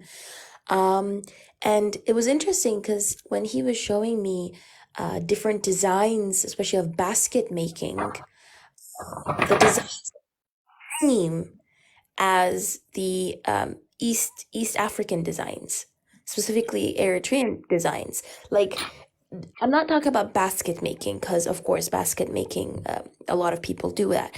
But it was the specific artwork on the baskets and the designs and the colors that were used that were the same. And that to me was like, oh, interesting. And also another thing was my mother, when she was growing up, she's East African. She used to eat this thing called beles, which is saguro fruit or cactus fruit, and that is also something that the Odham people eat. a lot, or indigenous communities in North America, specifically across the border, eat. So it was interesting because he was telling me that over there it's called saguro, saguro fruit, and how for them it's so important, and for my mother it was also so important when she was growing up eating. So it's very interesting to see those similarities, and I'm wondering if um, the colonizers brought over those types of cultural practices to East Africa when they're colonizing, the same way they spread the ingredients elsewhere as well that they found in the Americas, the magic eight stuff. So it's fascinating to me, but yeah, I was just doing a deep dive into that. There's a But lot of I'm things that going, we just take for granted that do come from the Americas and end up yeah, in the old like world, and then vanilla, pass them there. potato, Yeah, like corn. people Yeah, can't imagine Italian food without tomato sauce now, Yeah, but even like exactly. Indian food. it Most of didn't Indian food is exist. based on tomatoes and potato. Yeah, and I they're mean from the cuisine. Americas. Hmm. Yeah. Yeah. Also, So that was my, oh, I'm so sorry, Dharma. So I have to go. I've already overstayed my time and my welcome. But I have to go now. I was gonna ask you a second question about the Yemenite affair, or the Yemenite children affair. Oh But I yeah, will I want to just get into that. We might have to do that one tomorrow. tomorrow, yeah, because Yeah, I can't stay now, but I would love to ask you that question tomorrow. Because be blessed if you're interested in that, then yeah, no, definitely, because we'll I've been ask that. reading into it as well, and I really think it's yeah, interesting what's Yeah, happened, but also interested to know what's happened now as yeah. well. Okay, so random dude, I appreciate you again very, very much for giving your time to me, even though you've been waiting for so long. So I really appreciate you. I've already overstayed. I'm gonna be late for work, but thank y'all. I'm gonna see y'all tomorrow. Love y'all. Hope you have a good day. Thanks, Athena. Thanks. Random dude, floor's yours. Thank you. Can I get a drink? Sure. Yes, so sorry, Only be a, random dude. No, no, only no. be a here. Hi, Dharma, Still how you will be doing? entertaining. I wanted to start with a semi joke that, like, logically if we're logically pedantic, the whole Adam and Eve story and the world starting 6,000 years ago, you can't refute that with logic. It's it's basically if you're logically pedantic, but it's basically anyway. That's a semi joke, but yeah. Oh, thank you. I feel like I've been on a couple of lives with you before, but you've also been on this live before, right? I have, yes. Yeah, I thought so. Yeah, Be yeah. Yeah, I blessed. thought so. I've got something to say about the tribal jewelry and things like that. So whenever everybody's done speaking, I don't want to interject and jump the queue. So I'll just write down what I wanted to say, and then I'll wait my turn. Okay, so I'll mute Yeah, in sure. between. I mean, if you're not specifically waiting for Liam's input, you can do it now while we wait for him to come back. Oh, okay. So we were talking about, I think how colonizers would use some of the foods and the jewelries and the artwork to inculcate their certain messages, and how tribesmen, especially here in South Africa, the different tribes, and there are so many of them. That is why we have like 13 official languages. Certain of our tribe members in the apartheid times, and even predating the apartheid times, but tribal times when the colonizers first took over, there was a way of protesting and putting in protest messages. While you know how, like, African people, they would weave their own jewelry, they would bead their own jewelry, and they would then bead their clothing according to that particular jewelry. They would bead their clothing according to a particular tribal pattern, as it were.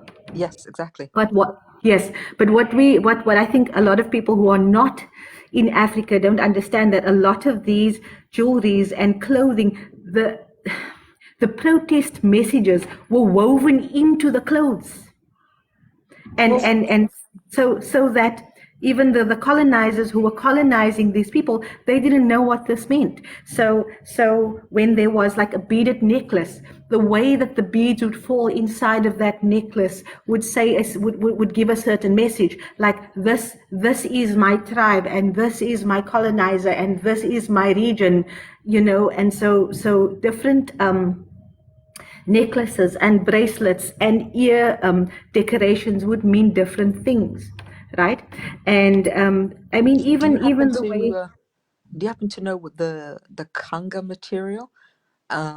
It's a style of fabric that you see across East Africa and the Yes. Comoros and everything. Yes, the different materials used in the fabric and the different patterning inside of the fabric. It's very symbolic. Yes, no, absolutely. But some of that traditions kind of still lives on. So with regards to the kanga, it's a style of, it's not really a fabric because it's all cotton, but It's a style of weaving. no, not even a style of weaving. It's a pattern. Again, it's not even a pattern, but all of the kangas tend to have a sentence in it that's written Yes, in Swahili, but it's often not very straightforward. There's a level of it's poetic very coded. language, It's very exactly, coded. poetic language that is coded in sarcasm, and in some cases straight insult. That Yes, is very difficult unless you really know Swahili through and through. It's very difficult for you to be able to understand the nuance of what's being said. yes. So I think this was almost like the silent clapback to the colonizers at the time, and they didn't even know it.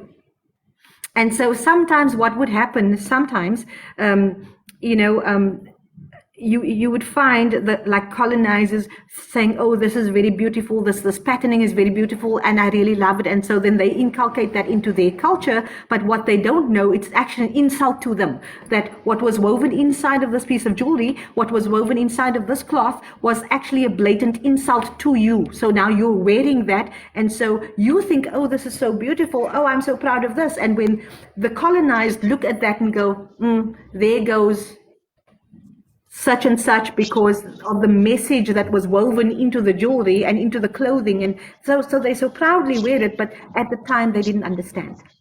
That's awesome. So, yeah. That's And so amazing to know. That's amazing, fascinating piece of history. even here in South Africa, in the different sort of African tribes, there is something called the love letter, right? It's like a love letter. It's like a bracelet, and it's like a necklace. And the specific way in which the beads are woven in, there's a specific message in there. So what happens is sometimes back in the day, like really back in the day, they would take those love letter bracelets and the love letter necklaces, and they would actually then it looks very similar to the original, but then they would bead an absolute derogatory insult into it and then offer it to their master, and like, oh, this is for you. And it would actually say, you are a is HIT head, whatever it is, and it would say, and they would so proudly wear it. And so that is one of the ways, I think, Almost like because when the colonized, sorry. almost like an inside joke. Yes. So when the colonizers would come and, take the way of making food and take the way of expressing culture and take the way of wearing their clothes, they would very slightly build an insult into that. So take it also. Take it. That was just one of the interesting things I wanted to tell you about the African beading culture here, and how the protests of the colonized would actually show up in the art, and of course the colonizers would think, oh, this is so beautiful, this is so wonderful, this is fantastic, and they would show this in their homes and show that in their furnitures. Even when their furnitures were carved, the way that the ball and claw sometimes were carved for the Dutch colonial families, whatever, the black African families that would carve these what's names would actually carve very grotesque things into it and little messages into it, as if to say, Nice. Yeah. I'm curious yeah. whether this existed elsewhere. I'm pretty sure it did. Well, It I has to know do. that did move to it definitely existed in South Africa. It definitely existed in South Africa. You do Yeah, I'm see amazed. it migrating over to the Americas. So, in the American South, for example, there are a group of people called the Galagichi.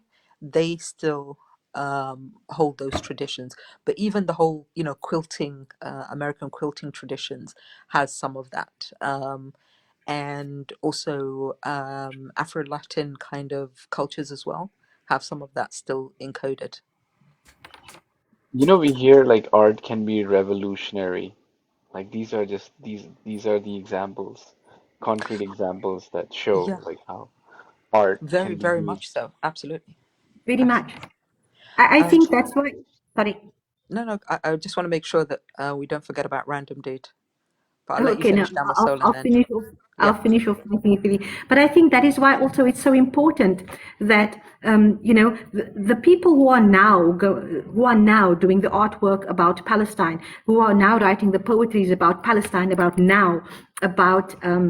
G side and everything. This is very relevant because in 6 months, in 1 year, in 5 years, this is going to be the zeitgeist that tells of this time. So the stories and the books and the artwork and the clothing that's going to come out about now, the photographs that's going to come out about now, it's going to form part of the history. But the wonderful thing I think is that the people who were involved in the G-side, who were suffering the G-side, they are going to be at the forefront telling their own stories. Because back in the day, I think it was always historians coming and looking at the past and saying and pulling some of the facts and saying this is possibly what happened at that time. But what we are finding now is that the people now, they are telling their own stories now. They are telling their own future history, as it were. And so I think it's amazing. I find it amazing. So we should really be holding on to this time and be documenting and recording everything in this time, because 5 years from now, it's going to be in the history books. It's going to be in the history books. And we are going to be here telling Give that people, to I me was and there. I'll win. Sorry, I'm As so excited. I get so excited about this. you know, as So, things are becoming better technologically, like we're able to document things in a better way. So I feel like the way history, like like history is not reliable. That's what we like say. But like moving on forward, I think history is gonna be very reliable because we Yes. have such we have better tools to record and exactly show evidence for what happened. So oh, I wouldn't count on that. The fact that there are whole farms currently being employed to rewrite encode and propaganda into wiki pages, and you have Yeah. people who are being employed to scrub the internet. Yeah. Yes. You yeah, have that's the Look the at the way you Google, don't the have to look information on Google is being edited. Look at the way the information on Google is now being edited you don't have I to mean, look that that's far. always You been don't have to the look that case far. because Google's a pay for play.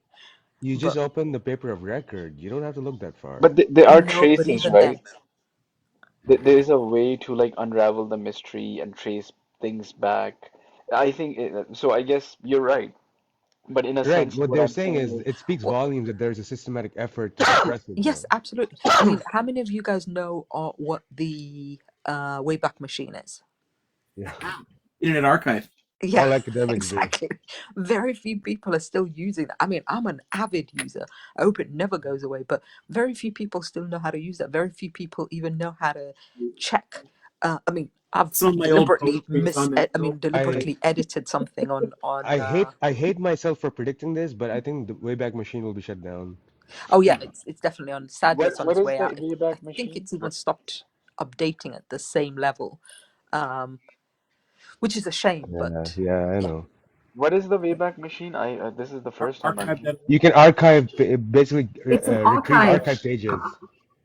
Well, no, you can't. So basically, what it does is it crawls the internet and archives every single website out there and keeps a record of it. So you're able to go to the Wayback Machine Oh, and that's so type in cool. any URL, and it should give you options for previous editions that it has taken a snapshot of.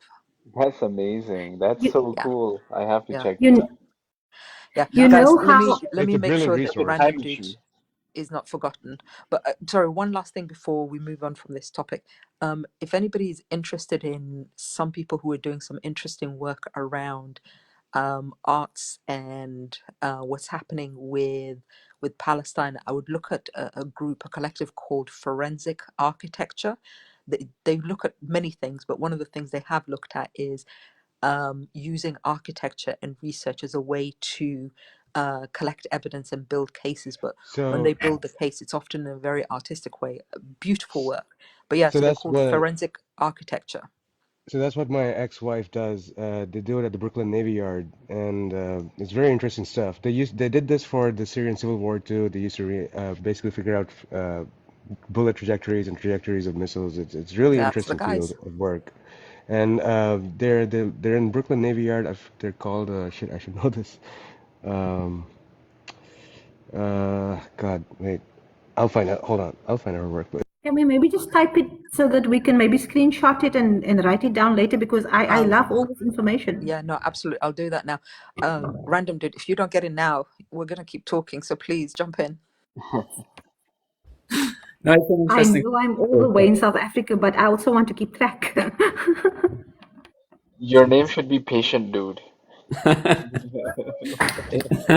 when when I was making it, I was trying to be as random as possible, just to hide the identity and stuff. So it's, but yeah, like funny stuff actually about archiving. I think Google stopped sort of because for Google it makes it they have to spend money and all of that, and they don't make money on old stuff. They don't really show you a lot of the old information. So if you want to go back to 20 years ago, a Google result, you're gonna be in a hard, so you're gonna have a very hard time. They don't index them as well. So so that's a little sad, but anyway. What I wanted to ask is like, so we had like some, I guess you had some conversation about like sort of the utopian society, which is sort of smaller groups that sort of, or communes that do self-governance, or groups, individual groups, and then sort of making it sort of I don't know how to describe it, like an egalitarian sort of society. So, Individual society? yeah, an egalitarian society, or something like the ideal leftist society is basically, or ideal leftist government form. Like, Is there one? We don't agree that's the with part that I want to sort of like sort of dig a little bit in, or sort of get your input in, and maybe make some counterpoints, because I'm trying to sort of also form an opinion. Discouraged from jumping on top. So you're looking for thoughts on what an ideal society would be? Yes. I mean, it Or varies government system. person to person. You know, I mean, leftists don't agree with each other on anything. Sure. So there's that's difficult. I think that from my perspective, I'd like to see a radical decentralization so that communities could organize themselves in a way that's more organic or natural for us as people, because very large social organizations are harder for us. And then build them in like networks, like webs. So you're like, they're kind of like nested confederations. So you can kind of go up to larger and larger levels, but still there's always accountability. There's always, a way that it comes down to a direct democracy in your own community, how you relate to other peoples. So, I mean, that would be kind of me, and in economic terms, I'm much more like the whole let people own their own labor. If you're all working together, you're sharing the profits and voting in the bosses and choosing things like that. It's so in that sense, I guess the problems that rise up is things that would need a central governance. A lot of the, I guess, basic stuff like standards, like safety standards, tech, like Wi-Fi, all of that sort of rely on at least a central safety or central governance to make it happen and quote unquote enforce it. And that's the part that, like, okay, I'm sort of a leftist and I socially subscribe to it, or economically subscribe to it. But when it comes to implementation, it starts to be have its own hiccups in a sense, especially in the modern society. It's very difficult. I think one thing that we should do, and so I'm gonna push back on a specific word you're using, Sure. because I don't think that stuff needs governance per se, and certainly not enforcement, but it needs consensus and implementation. You're building common infrastructure, and communities can all pitch in together and build a set of common infrastructure that links them all together. But that doesn't need an authority that has power over the people. Though that infrastructure should serve the populations and work for them. So it should be managed by representatives from each of the communities that, that contributed to producing it in the first place. Rather than a kind of like hierarchical structure where somebody is imposing something and controls it. Because at that point you're surrendering power to more unaccountable agencies. What if somebody just turns off the Wi-Fi, Yeah. But if we all have a say in it, if the Wi-Fi is built collectively and it's run through consensus by those communities, no single community or authority can cut people off from it. Yeah. So I guess my question is like, let's say an equivalent of FCC. So basically it becomes a republic type of thing. So you have each community has representative for different things that can bubble up and make an agreement on the top type of situation. It's why I tend to talk in terms of like nested confederations. So like all these different groups, they contribute and they work together on larger projects because I don't know, we're not going to tackle global warming if we're all in tiny little villages. I mean, it doesn't work. We have to find ways to cooperate on a much larger level, and ultimately get to the point where, I don't know, I want my Star Trek future. So at some point we need to be some kind of United Earth, but I want to get there in a more decentralized fashion that gives real power to ordinary people rather than some kind of hyper powerful state over the top of that controlling the fate of the entire world.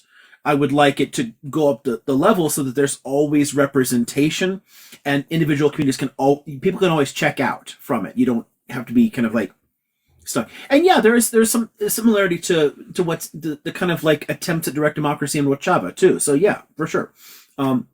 There's a lot of places where people have experimented with things like this and made them work.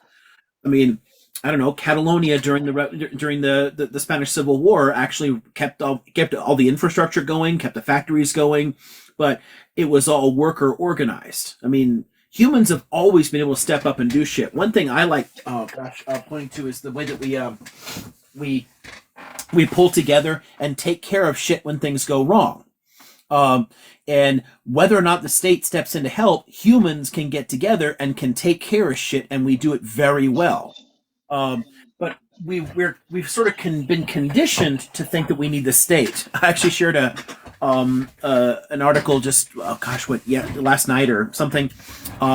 There was a pastor who opened up his church to people who were like in danger of freezing in Ohio because of low temperatures. He's like, they let them stay there. And he's being prosecuted for that because the church is not a licensed place for people to stay.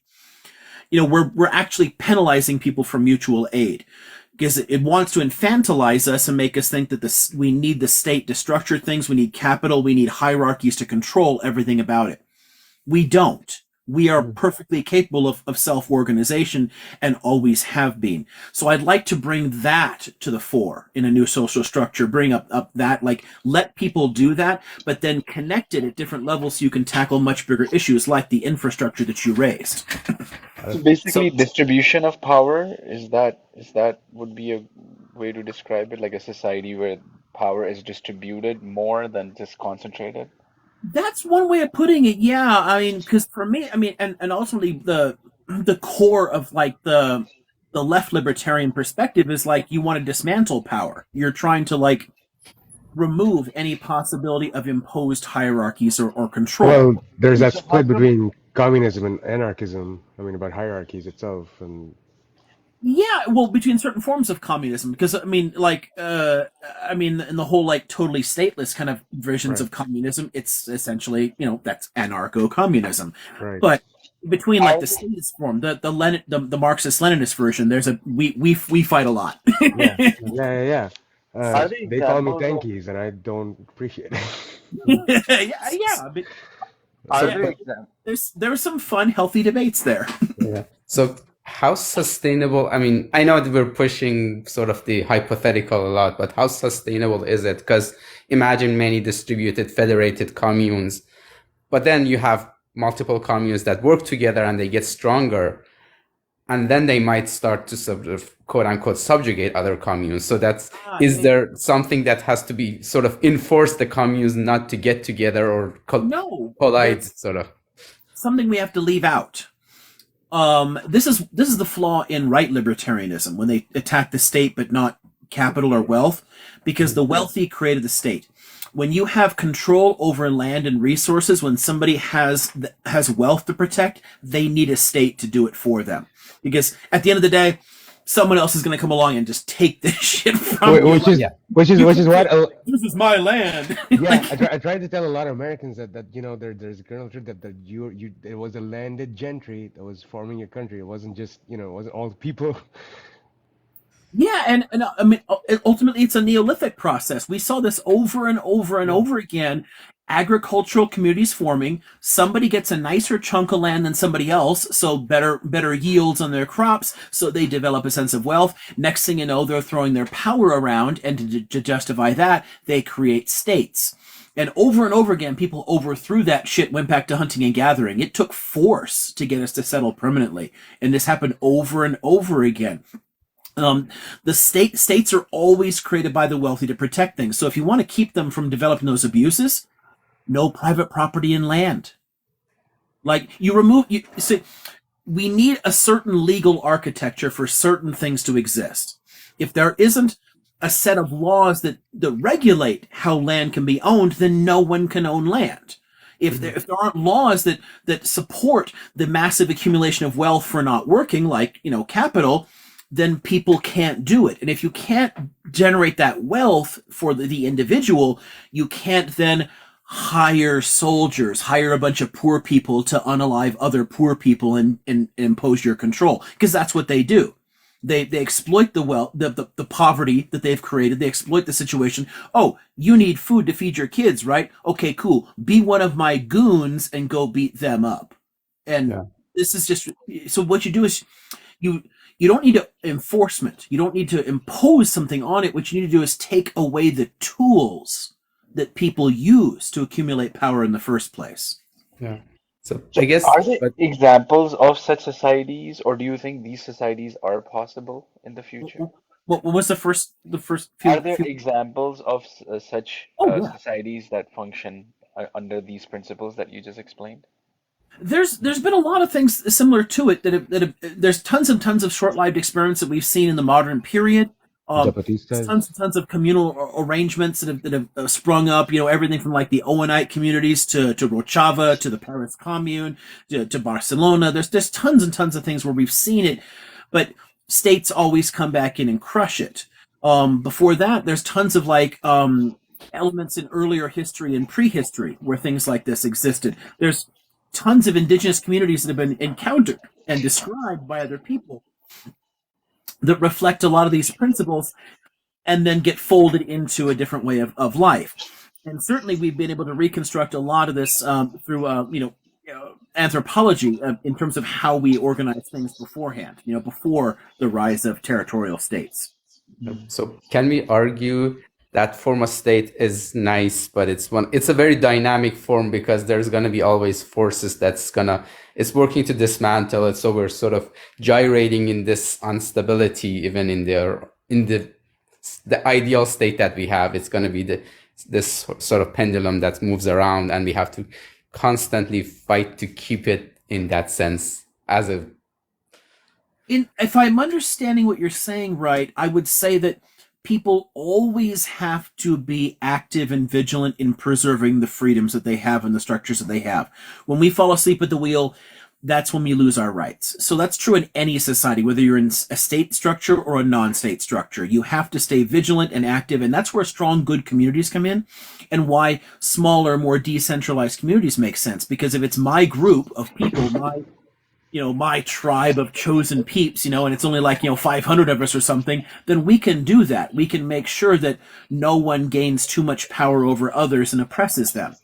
The larger the structures get, the larger societies get, the harder that gets. And then we just step back, we decide to go home and just watch TV, and we don't pay attention to it.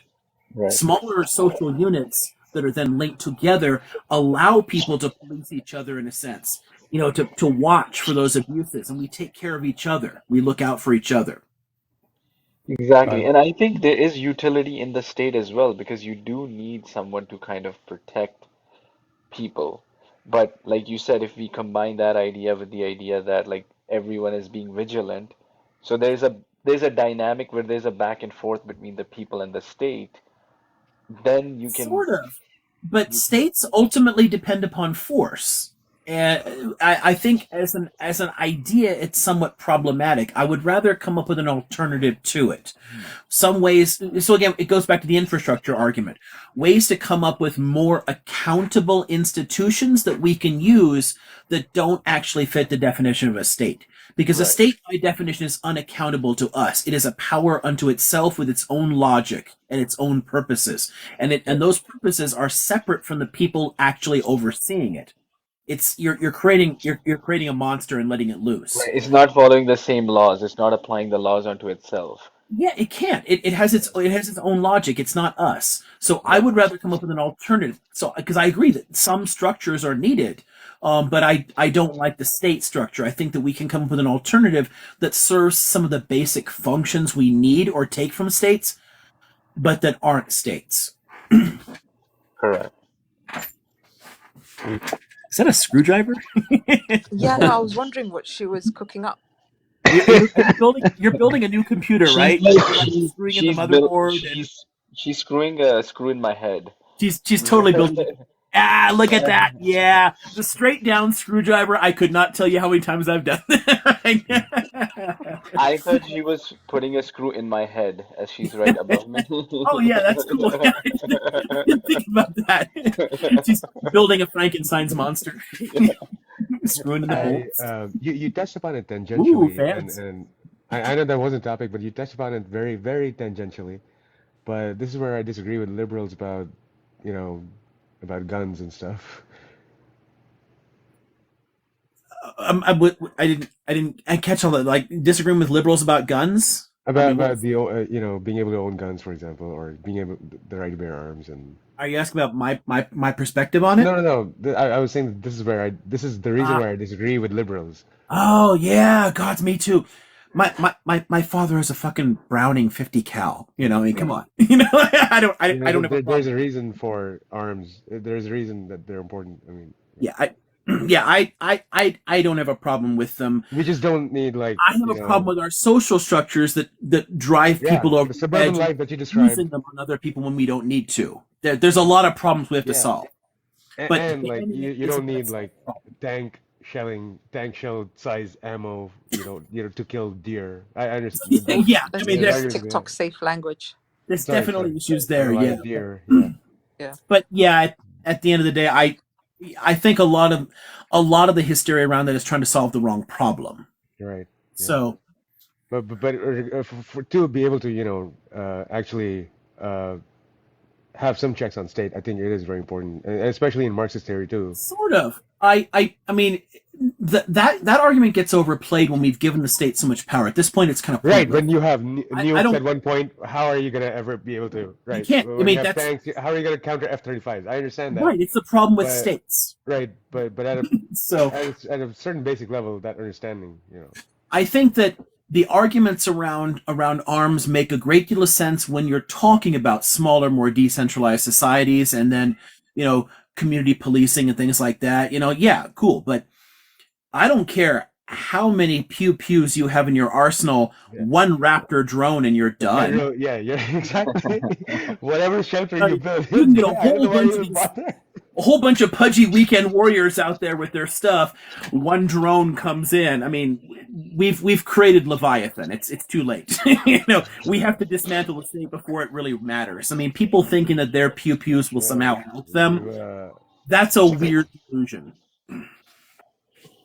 Well, it's also a lazy way of thinking about it. Society does, if there's some disturbance, for example, in governance where there's, where the head is cut off, where there's some disorganizing. I don't know. Arms could be useful. I'm not saying that don't. It I can do be. understand that it is I know absolutely preppers. I mean, bonkers to think of it going against. Yeah, sorry. yeah. I know plenty of. I mean, God, my father was just talking to me today about like some deal he found from some company where I can get like ration freeze dried shit that'll last for 75 years or some shit like that I can store in my house. I'm like, I mean, I know preppers. There are Yeah, people yeah. who still think, and Yeah, that's another for end of the extreme. I Yeah. get that. Yeah. But at the same time, I mean, we've built up such a powerful structure. If this all goes to shit, it's gonna be it's gonna be a mess. Yeah. So, Sorry, I interjected. There Kirsten. was someone else talking. I'm so sorry. Yeah, no, that's okay. Kirsten, hi. Kirsten? Yes. Hello. Hi. How's it going? Okay, so my turn to ask a question. Yes. Sorry, I was getting ready for bed while listening. So I guess my question was kind of a jumping off of some of the things that Random Dude was asking about. Like, I'm kind of curious to know thoughts on like how. So, like, I grew up with a not great parent, to just use a euphemism. And I'm kind of curious, like, how mental health, emotional health, and like issues, relationship issues in society would work in these types of structures or systems that you're talking about. Or like one of my friends is divorced and her ex-husband is a like covert narcissist. So like those are real serious issues. But I feel like some of that stuff would actually be better in some of these systems you're describing because people would be more connected and more able to notice issues when they come up, as opposed to like now it's so difficult to for people to understand because they're super uneducated about what that stuff looks like from the outside, and then like people are just oh, am I too loud? Okay, very sorry. Okay, well hopefully you can hear me whispering. And you kind of get the question. We're in Oregon, and we have to be at a friend's house because there's like power lines down everywhere, and we have no power and no water.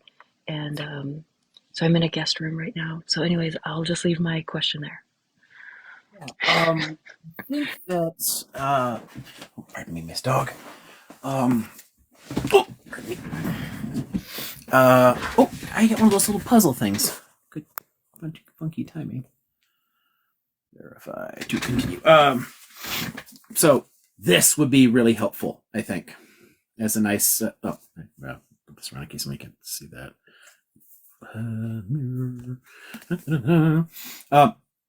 Because he's talking in a lot of detail here about how essentially our chosen communities could work, and the way and drawing on a lot of the psychological and medical evidence about how it affects us psychologically to be in a supportive group of people who know us, a kind of like a chosen kin group in a sense, like our kind of like our there's a lot of detail in it.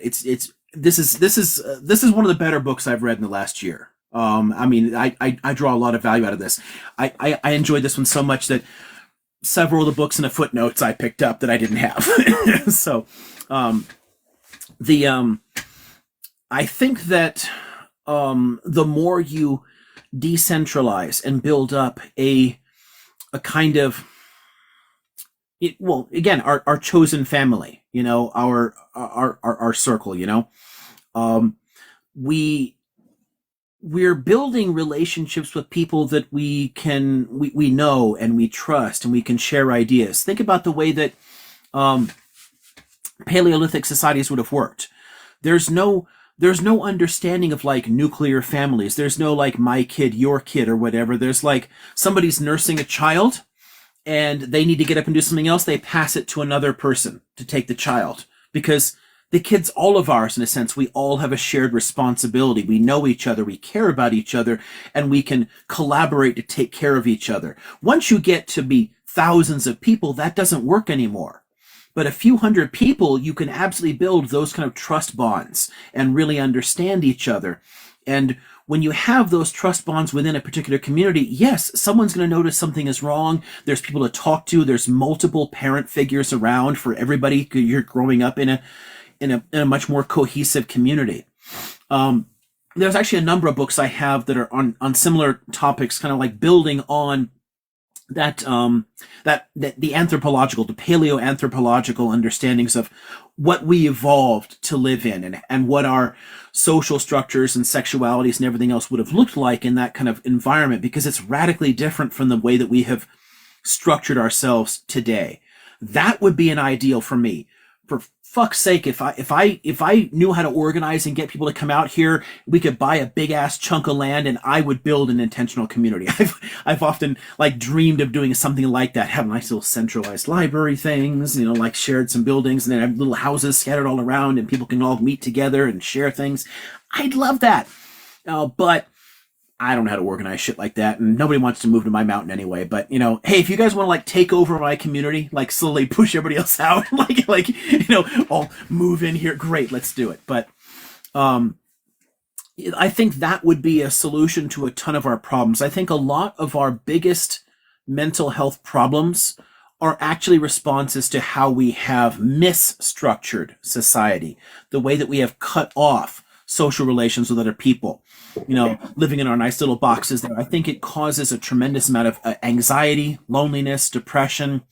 There are so many things that are direct consequences of our social structures, and instead we're looking for like chemical solutions, like let's medicate everybody. In some cases that's necessary, but most of the things that we're medicating for are because we live badly. In the same way that a lot of our other diseases, heart disease, type 2 diabetes, tons of those, they're lifestyle diseases. They're things that, because of the way we have chosen to live, we cause for ourselves. I think that, they're ultimately what you're raising here about mental health and support and everything else, as well as a ton of physical health things, they're ultimately the reasons that I'm so much in favor of that radical decentralization. It's not just the economic shit I care about. I think we are fucking ourselves over, by living this way, and we need to change, because this is not the environment we evolved to live in, and we're causing harm to ourselves by trying to make it work. I couldn't emphasize how much I agree with you. Oh my God. Yes, so much yes. And also, I want to touch upon I how love the little there's some 100 scholarly thing. work. There's actually some scholarly work done on how just the need for therapists, like, it wasn't needed because you were living in a community where you talk to people, Right, and you right. But what happens as a physician, as someone who's actually done research in psychiatry, just the fact that you're exercising your neurons by being able to talk to one another, you're processing thoughts, you're processing information in your brain, and you're not doing that when you're living in isolated areas, and it just doesn't happen. Right. Yeah. Samson makes a point about therapists. Yeah. We need them now because of the way we live. Yeah. But before, we would have people we trusted we could talk to. So we'd be sharing within our social circle of close people who do know us. We would have strong, intimate bonds, and we would turn to them and like cry on those shoulders, and we would help each other through our problems together. But we don't have that anymore. So now we need to work harder, make a shitload of money, and then hire a therapist. Someone said they're medicated to all this other shit, like all these things we have to hire, we have to pay for, that would have just been normal. Yeah. Someone said they're medicated to survive the medical world. I mean, honestly, we're all medicated to in various ways just to survive in this I fucking. actually that the reason is the previous point, like how they were talking about this. Sorry, this is total digression. They're talking about the waterfall and fountain. I want to say how there have been a lot of fountains like these and that have existed in various cultures. You know, the fountain of youth or things like that. And there's been found that you could have just barely. It could be lithium, literally the presence of lithium in that water, making people more sane.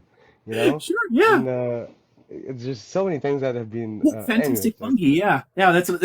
There's a there's so many natural things we could use as well that actually help. I mean, fuck's sake, psychedelics are a good yeah. bonding Oh, experience. You so know. actually, work that I was doing on psilocybin when I was University of Maryland, they're soon going to approve by the FDA is about to approve it. Probably might have approved it actually.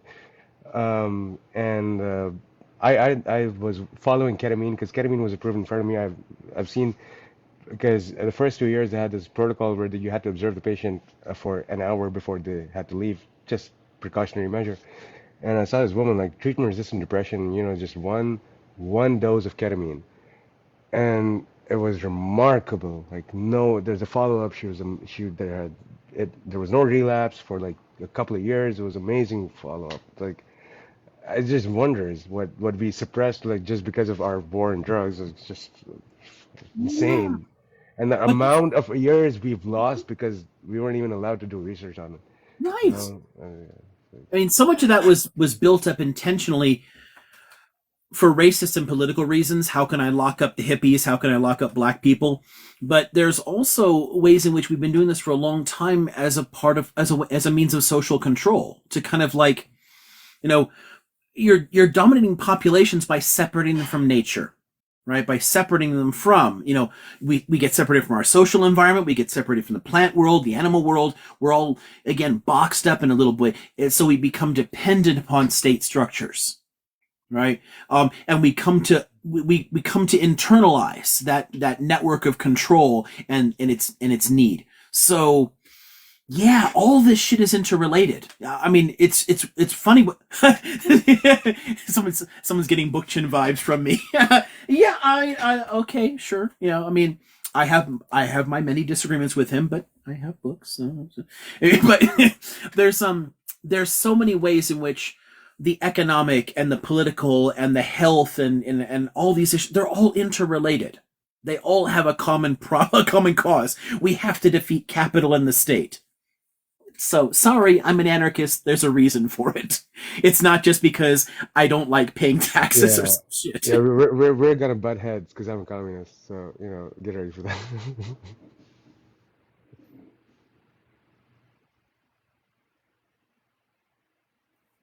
What are you doing? Actually, I think that she's sitting right in front of Murray. Uh, she is. She's sitting in front of the Ecology of Freedom. That's pretty funny. The cat was reading the comments, I guess, so she knew where to go. Like, you're a smart cat. How old is your cat? She's oh gosh, how old are you? Let's see. We met in early 2011, so you'd have to be born early 2010. So she's 14. Oh wow. She didn't act it. Yeah, I know. Like, She springs too. She can still jump 6 feet up. every time you leave, she sits on the chair and she's eyeing which perch she's gonna get up on. I've noticed, and she makes that jump easily. So yeah. She doesn't. She doesn't turbo around as often as she used to, but she still does it. She gets like hyper and she starts charging around the house, jumping from thing to thing to thing with just incredible grace. Like, how are you not breaking my antiques? Like, it just, she's an acrobat, but I think that's why she's very thin too. That's all fur. She's like 7.5 pounds. So she's in good shape. So hopefully that helps her last a while. Yeah, you have to have been born in 2010. You're an old lady. You're an old lady. Who says that?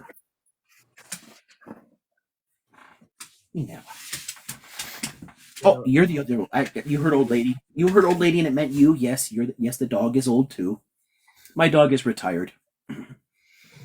She doesn't walk. What was your? Because you See, mentioned before. just here for the cats. We are just here for the cats, nothing else. It's just me and the dog. What about the doggy? He's a nice old doggy. Oh, mama. Hey, doggy. Hey, doggy. Hey, doggy. Hey, mama. Hey, mama. Hey, Bubble. Hey, ma. Hello, Tweety Pie. Hello, mama. Hello, mama. Hello, baby. Hello, baby. Oh, ma. So we really, really love you, but actually, we're here for the animals.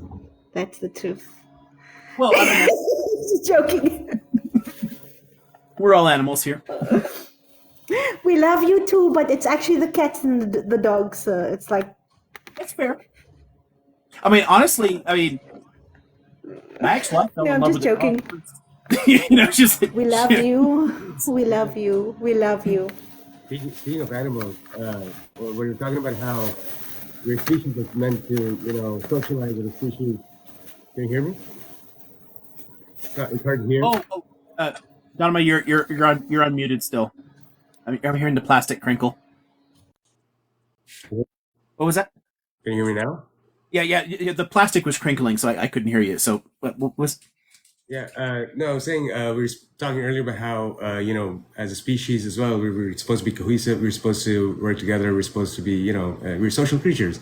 And when I talk about we're a simian species, I find it kind of interesting how all these new age atheists and who are who rely on hard facts of science would neglect all these instances of how collectivism is what we should aspire to, because this is what we see for tens of millions of years in simian species, and as opposed to focusing individualism like they do, like Jordan Peterson and all these folks, like, and all the new age atheist type folks. I see the irony. They don't get it.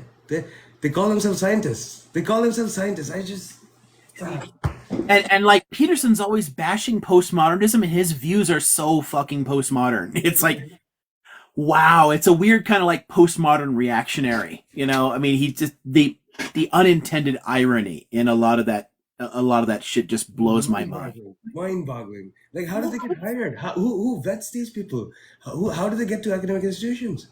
I mean, the dude just got onto YouTube and people liked it, No, I'm talking about how he made it first in academia. How did he get through? Like, God, okay, so it's a good thing he went for a clinical psychology degree, because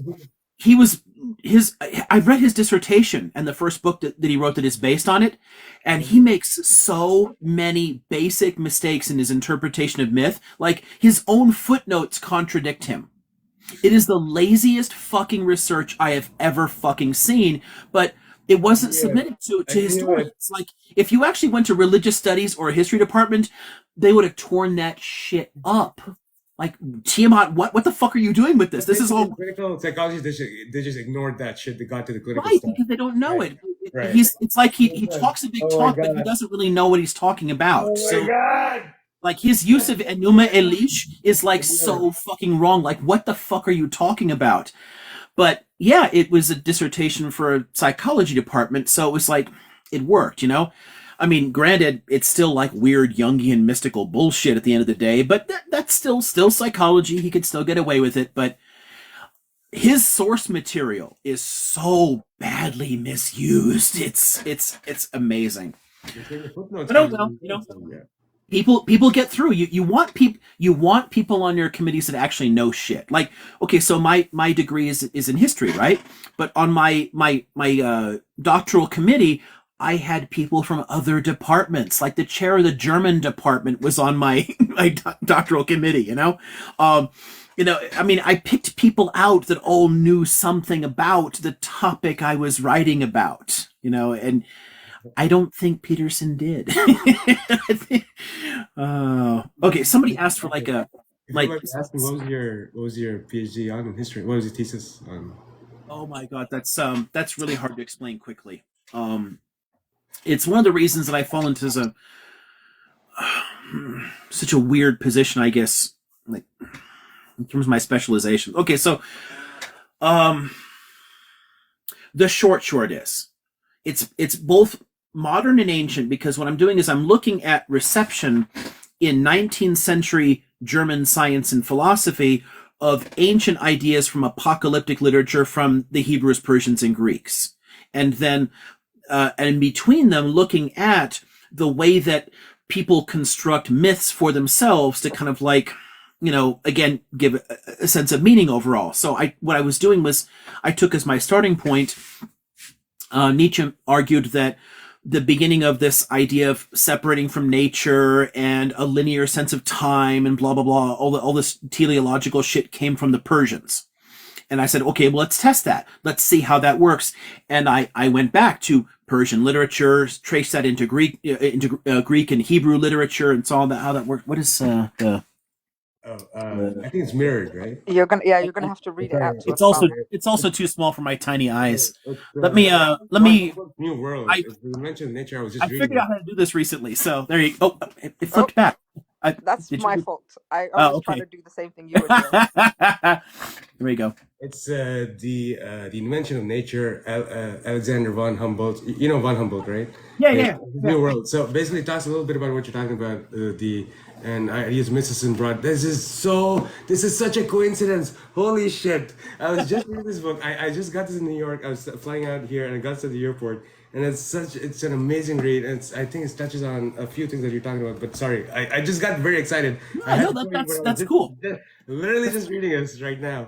Good stuff. Yeah, so it's weird because the text is not only dealing with like Avestan and Hebrew and Greek literature, but then the evolution of those ideas, and then it's suddenly I'm talking about Hegelian and Marxian philosophy and Kant and all these like 18th and 19th century movements that are still keeping this progressive notion of time, like linear time, historicism, and like showing this actually comes out of these earlier apocalyptic ideas that hadn't been like criticized, that they hadn't gotten rid of. So like Marx and Hegel are literally just reproducing biblical notions without realizing they're doing it, because it was just in the cultural air, so to speak. But yeah, it's very hard to categorize, and it's like, so it's European and Middle Eastern, it's modern and ancient, it's like, what the fuck? Oh well. I'm certainly interested because I like that kind of stuff. Several people are asking There's a whole bunch of like discussions of like, okay, so the way people understood Darwinism at the time in the 19th century, people couldn't understand it the way Darwin intended it. They had to add a progressive notion to it, right? I mean, the Origin of Species. If you go to a bookstore now and buy a copy of it, you're going to get a copy of the first edition because it's the only one anyone ever keeps in print. It went through 6 editions, and in all 5 of the others, he watered down his own thesis and added all kinds of bullshit because people criticizing it, they wanted a more progressive notion, a more teleological notion. Humans are up here; it's heading in a direction. How do you explain that?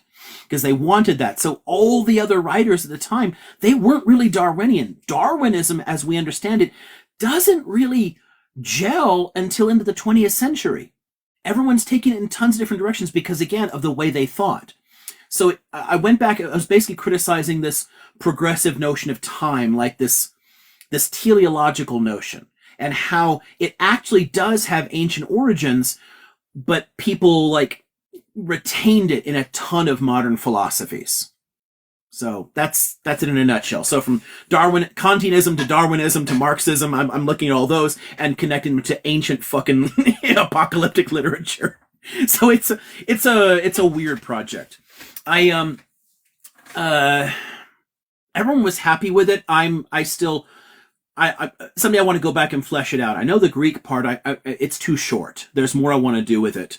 And there's a lot of things that I would definitely add on to or improve. But I think it's still a fun idea. Someday I'll turn it into someday I'll publish it. But right, I mean the dissertation anybody can find. It's online. But I mean, like, I'm not fully happy with it, but I think I laid down some interesting threads that I can run with.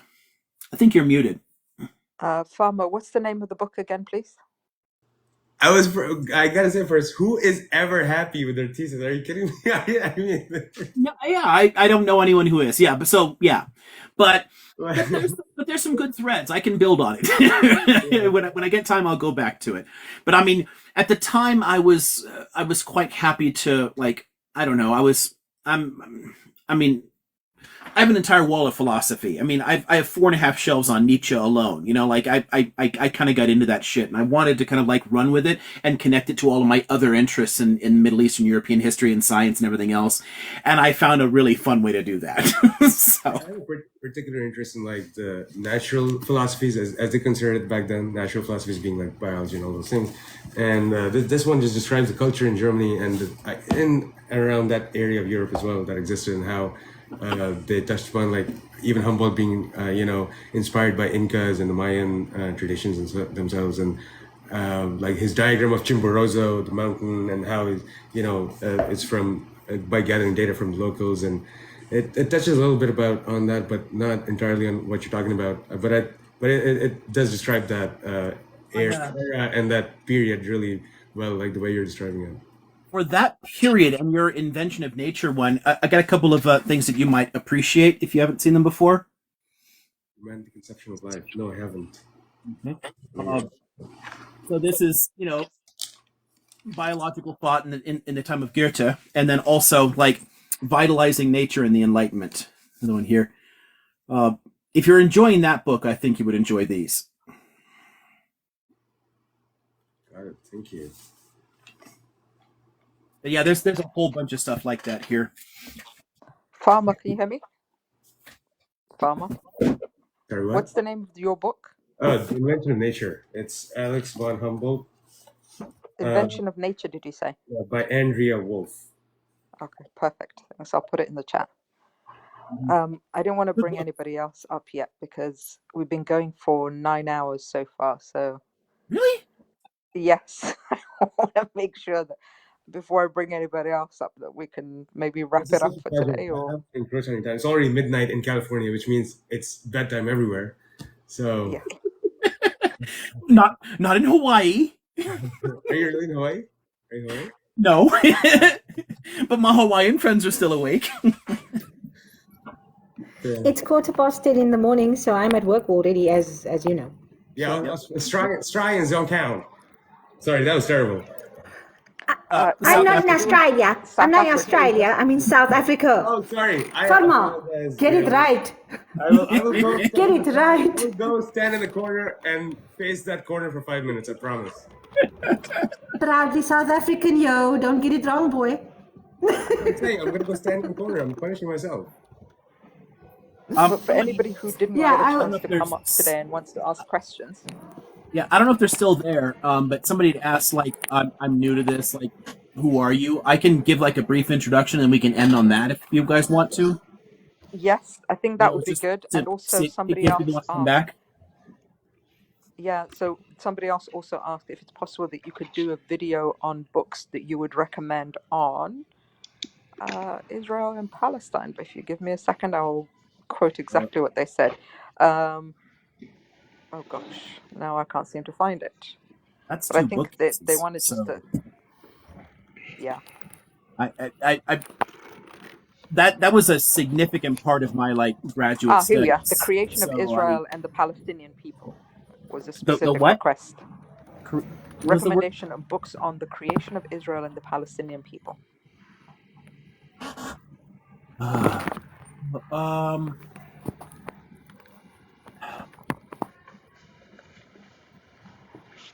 It would. Was there one called Inventing People that you recommended before? I can remember distinctly something, but you did give a caveat that book has got issues. Oh, if you're talking about the invention of the Jewish people, I would recommend people not read that. There are too many problems with it. And I see it tossed around a lot lately in pro-Pali spaces. There are significant flaws in his work. I mean, is that Shlomo Sands? Yeah, Shlomo Sands says he's not a Jew anymore. He's got serious problems with his own identity, and it's reflected in his scholarship. Got it.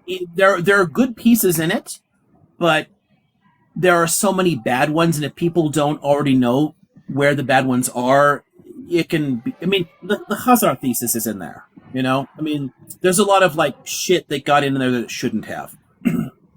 I think actually somebody earlier on referenced that in the chat and Yeah, I've asked seen it on that show up a point. lot Yeah. lately, and it's again for somebody who already knows enough about that story, I pulled some good pieces out of it, but there are so many basic mistakes in it, and it's not his specialization at all.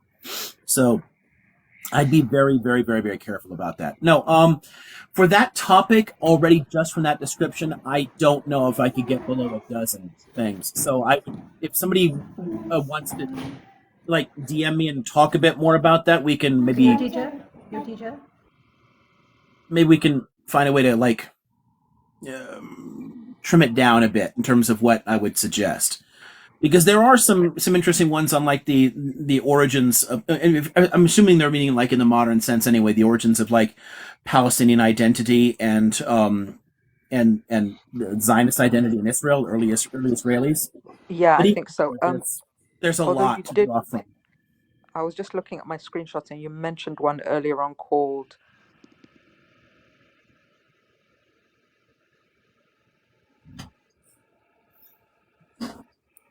Let's wander over here.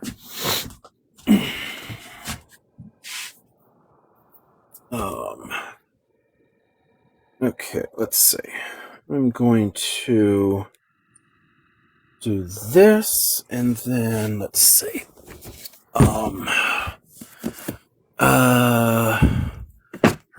That's good. That's good. This is.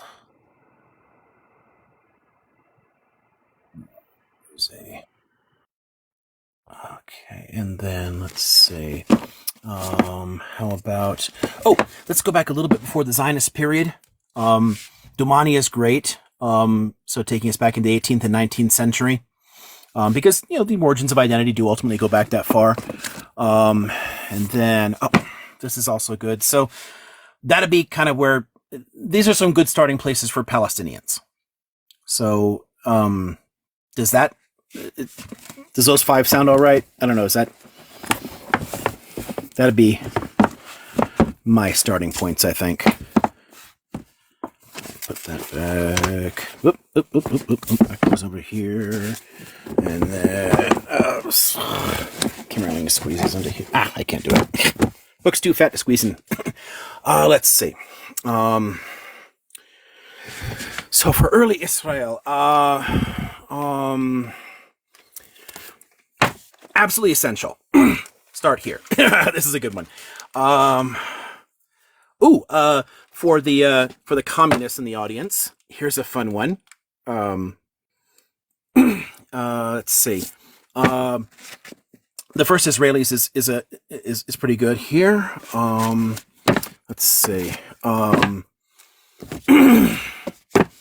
Another Segeb book that's in that time period that's good. This is a pretty good bio of Ben Gurion showing some of the fucked up aspects. Okay, that goes back there. That goes back there. It's so hard to do this with one hand. Okay, that's back in. Let's see.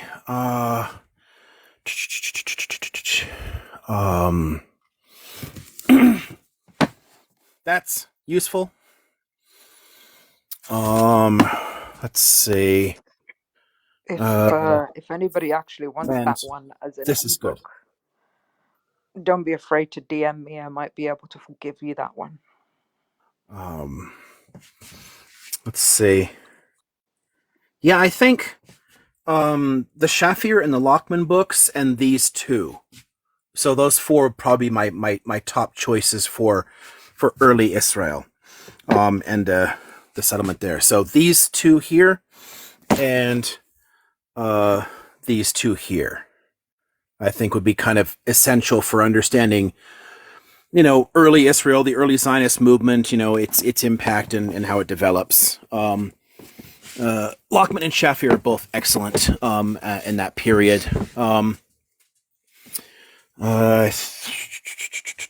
Yeah, I mean, if we're looking specifically at the origins, like the early parts, I think that's where I'd go.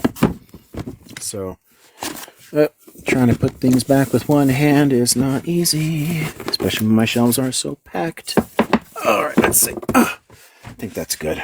A lot of people point to this one from Khaldi. I'm not sure it's the best early choice, but it is definitely worth reading. And people also should read this if they haven't. For anybody interested in this issue, so yeah. But let's see what else. No. Yeah. Okay. I think that's probably gonna do it. Flip this thing back around.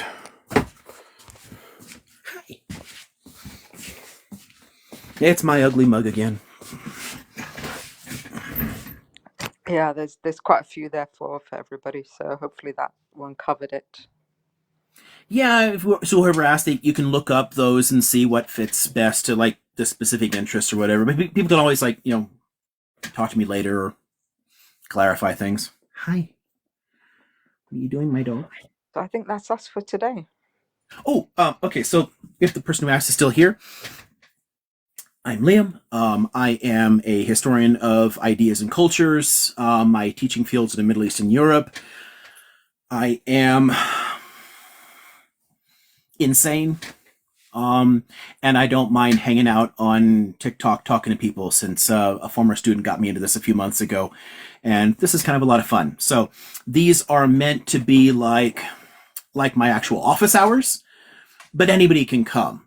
And people come in office hours and they bring questions about, they're confused about the material, or they've got like, oh, this made me think of this, and they want to bring something up. Cool, let's talk.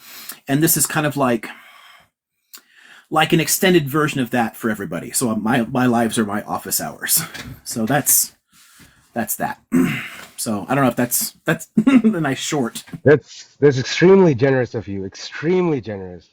What is? It's providing your time like this. Oh, well, it's I didn't know if it would work, but it kind of does, and it does actually help to relax me, because I always have to. Amazing. I'm naturally hyperactive, and it's hard to slow down at night. And like stop thinking about Yemen, stop thinking about Palestine, stop thinking about Ukraine and blah blah blah. Like, okay, so I would just I don't know, watch some stupid shit on television or whatever, take a gummy and watch some shitty television, and this serves the same basic function. Right. So and if it benefits other people, hey, it's great. So you're helping. That's really generous. Still generous. Yeah, okay, fine. Yeah, because you have to watch yourself. You have to be performative. I understand. There's a space. I mean, it's hard. It's work. It's still work. Yeah, that's weird. The weird thing about it, and this again is something I didn't expect. It's labor. Yeah, in a classroom, my heart rate's at least 25 higher than it is right now. It's not. This is relaxing. Probably a more official structure. You're in a more informal setting. Still, it's labor. Yeah, and people aren't in the room. It's just me, So it's kind of like it doesn't put me on the spot as much. It kind of leaves me in my own kind of like little safe space here. So it's just time, but it's time. No, but I'm definitely gonna look for your Patreon, because that labor needs to be rewarded. But I'm definitely gonna look for your Patreon, because that labor. I'm not gonna object because it definitely helps. No, you need to make that more of your. You need to tell people as well about your Patreon, because this is labor. That's a good reminder, actually. This is labor, so and you are so generous to give this away like this. But I learned a lot, literally in just 2 hours of being here. I learned quite a bit. I'm really really grateful. Thank you. So the subscription for the lives are now active. All you have to do is, by the comments bar at the bottom on the left hand side, there's a star. If you click on that, apologies, there's somebody drilling next door, so you might be hearing some of that. But yes, if you click, it's intermittent. of course, now they've stopped. Now that I've mentioned it, they've decided to stop. But anyway, yeah, if you click the star next to the comment bar, that will get you subscribed and give you an opportunity to be able to support the live. In addition to that, if you aren't already following, then please follow, and then you'll get notifications on future lives. And also, the content on Liam's page is always worth viewing as well, because they're shorter, they're snappier, they're often just on one particular topic, but sometimes the topics that are discussed here also feature there. So yeah, do make a point of visiting those and having a look and seeing if we can cover that. But yeah, if you are already following, then if you can please click the yellow heart. And just by joining the team, it actually does help the live as well. But otherwise, we're back again tomorrow. Yeah, so Fridays are my normal time. But it is still winter break, so I've got one more break. It's not really break. I have an interterm class, but it's only one class right now instead of the usual 9. So I have a little bit more time than I would normally. But I'll consistently do Fridays, so I'm always around there.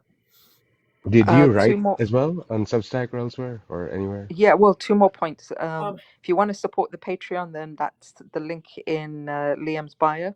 But also, if you've missed previous lives and you want to catch up, or you want to be able to just spend time going through those, and then they're on Liam's YouTube, and it's under the name Office Hours with the Mad Professor. So I'll repeat that again. It's Office Hours with the Mad Professor. And yeah, so you'll be able to see some of the topics that have been covered in previous lives. You'll find that once you've gone through a couple of those, that you'll see some of the topics will keep getting repeated, because what I do find is that people tend to come from other lives, often with a lot of confusion or a lot of questions, and usually bring them here and feel like as if some of that is untangled. So yeah, again, thank you so much, Liam. Yeah, always and to answer appreciate the it. questions about like Medium, Substack, that sort of thing, I've tried, and I have contributed articles to like indie press stuff as well. I just can't keep it up. It's similar to like blogging. I used to do that as well. I tended to I lose interest in it. It's hard to keep up. But I am very active on social media. So if anybody is on any of the other Where social, at? Are you on that? Blue Sky? Are you on Blue Sky? No, What on but earth is Blue Sky? Second person who's mentioned that, and I went looking it up, and I couldn't even figure out what it was. So, I'll give you an invite. Wait, hold on. okay, I'll cool. send it to you. But yeah, I'm on Mastodon, Threads, Twitter, Facebook, Instagram, and it's all Blue the same. Sky's like it's all Blue the Sky's same handle I between, have here. in terms So, of sorry. What was that? Blue Sky is like in between Mastodon and Twitter in terms of ease of use and in terms of decentralization. Okay, cool. Yeah, I mean, I don't mind adding another one. People kept suggesting it, and I just multi-post. I write it in one place, and I just throw it on all of them. So I guess you have to aggregate all of them to see what the actual following is. But yeah, but I post on all of them, and then a lot of times when people ask questions, I respond in comments and can go back and forth. So I do have discussions there that can sometimes get a little bigger. But that's like as I'm walking from place to place, I'm like answering things and contributing that way. But that's it's a much nicer place. I think you'll like it. I'll send you it's like what Twitter used to be like in 2013. No, 2015. 2013 was cringe. 2015. But it has always been kind of cringe. So I'm not. You're probably I guess take out the extraneous, trim out the fat, and that's what Blue Sky is basically. Yeah, I think the Yahtzees were always finding me regardless. So I mean, yeah, I've been like running into terrible people on Twitter since 2009. So yeah.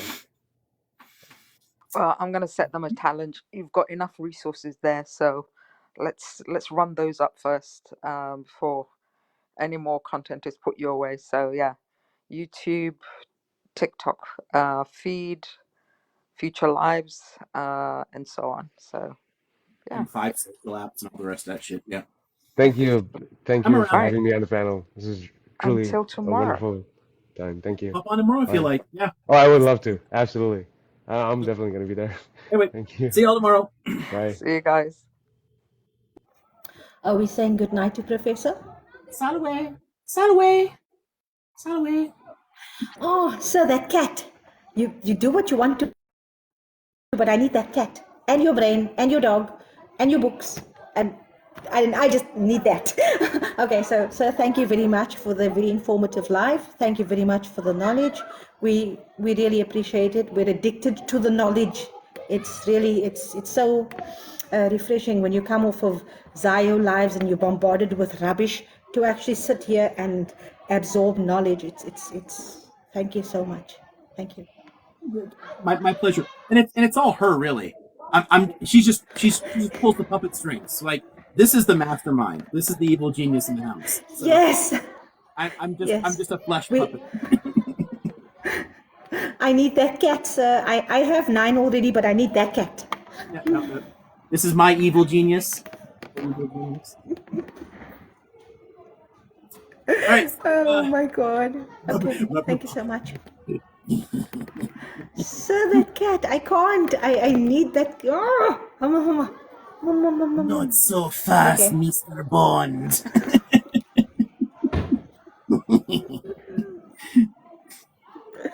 Okay. Sir, thank you so much, and to be blessed and everyone else.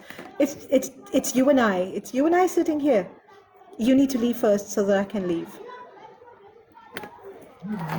Pressing the button. Oh, it's up here somewhere. Bio.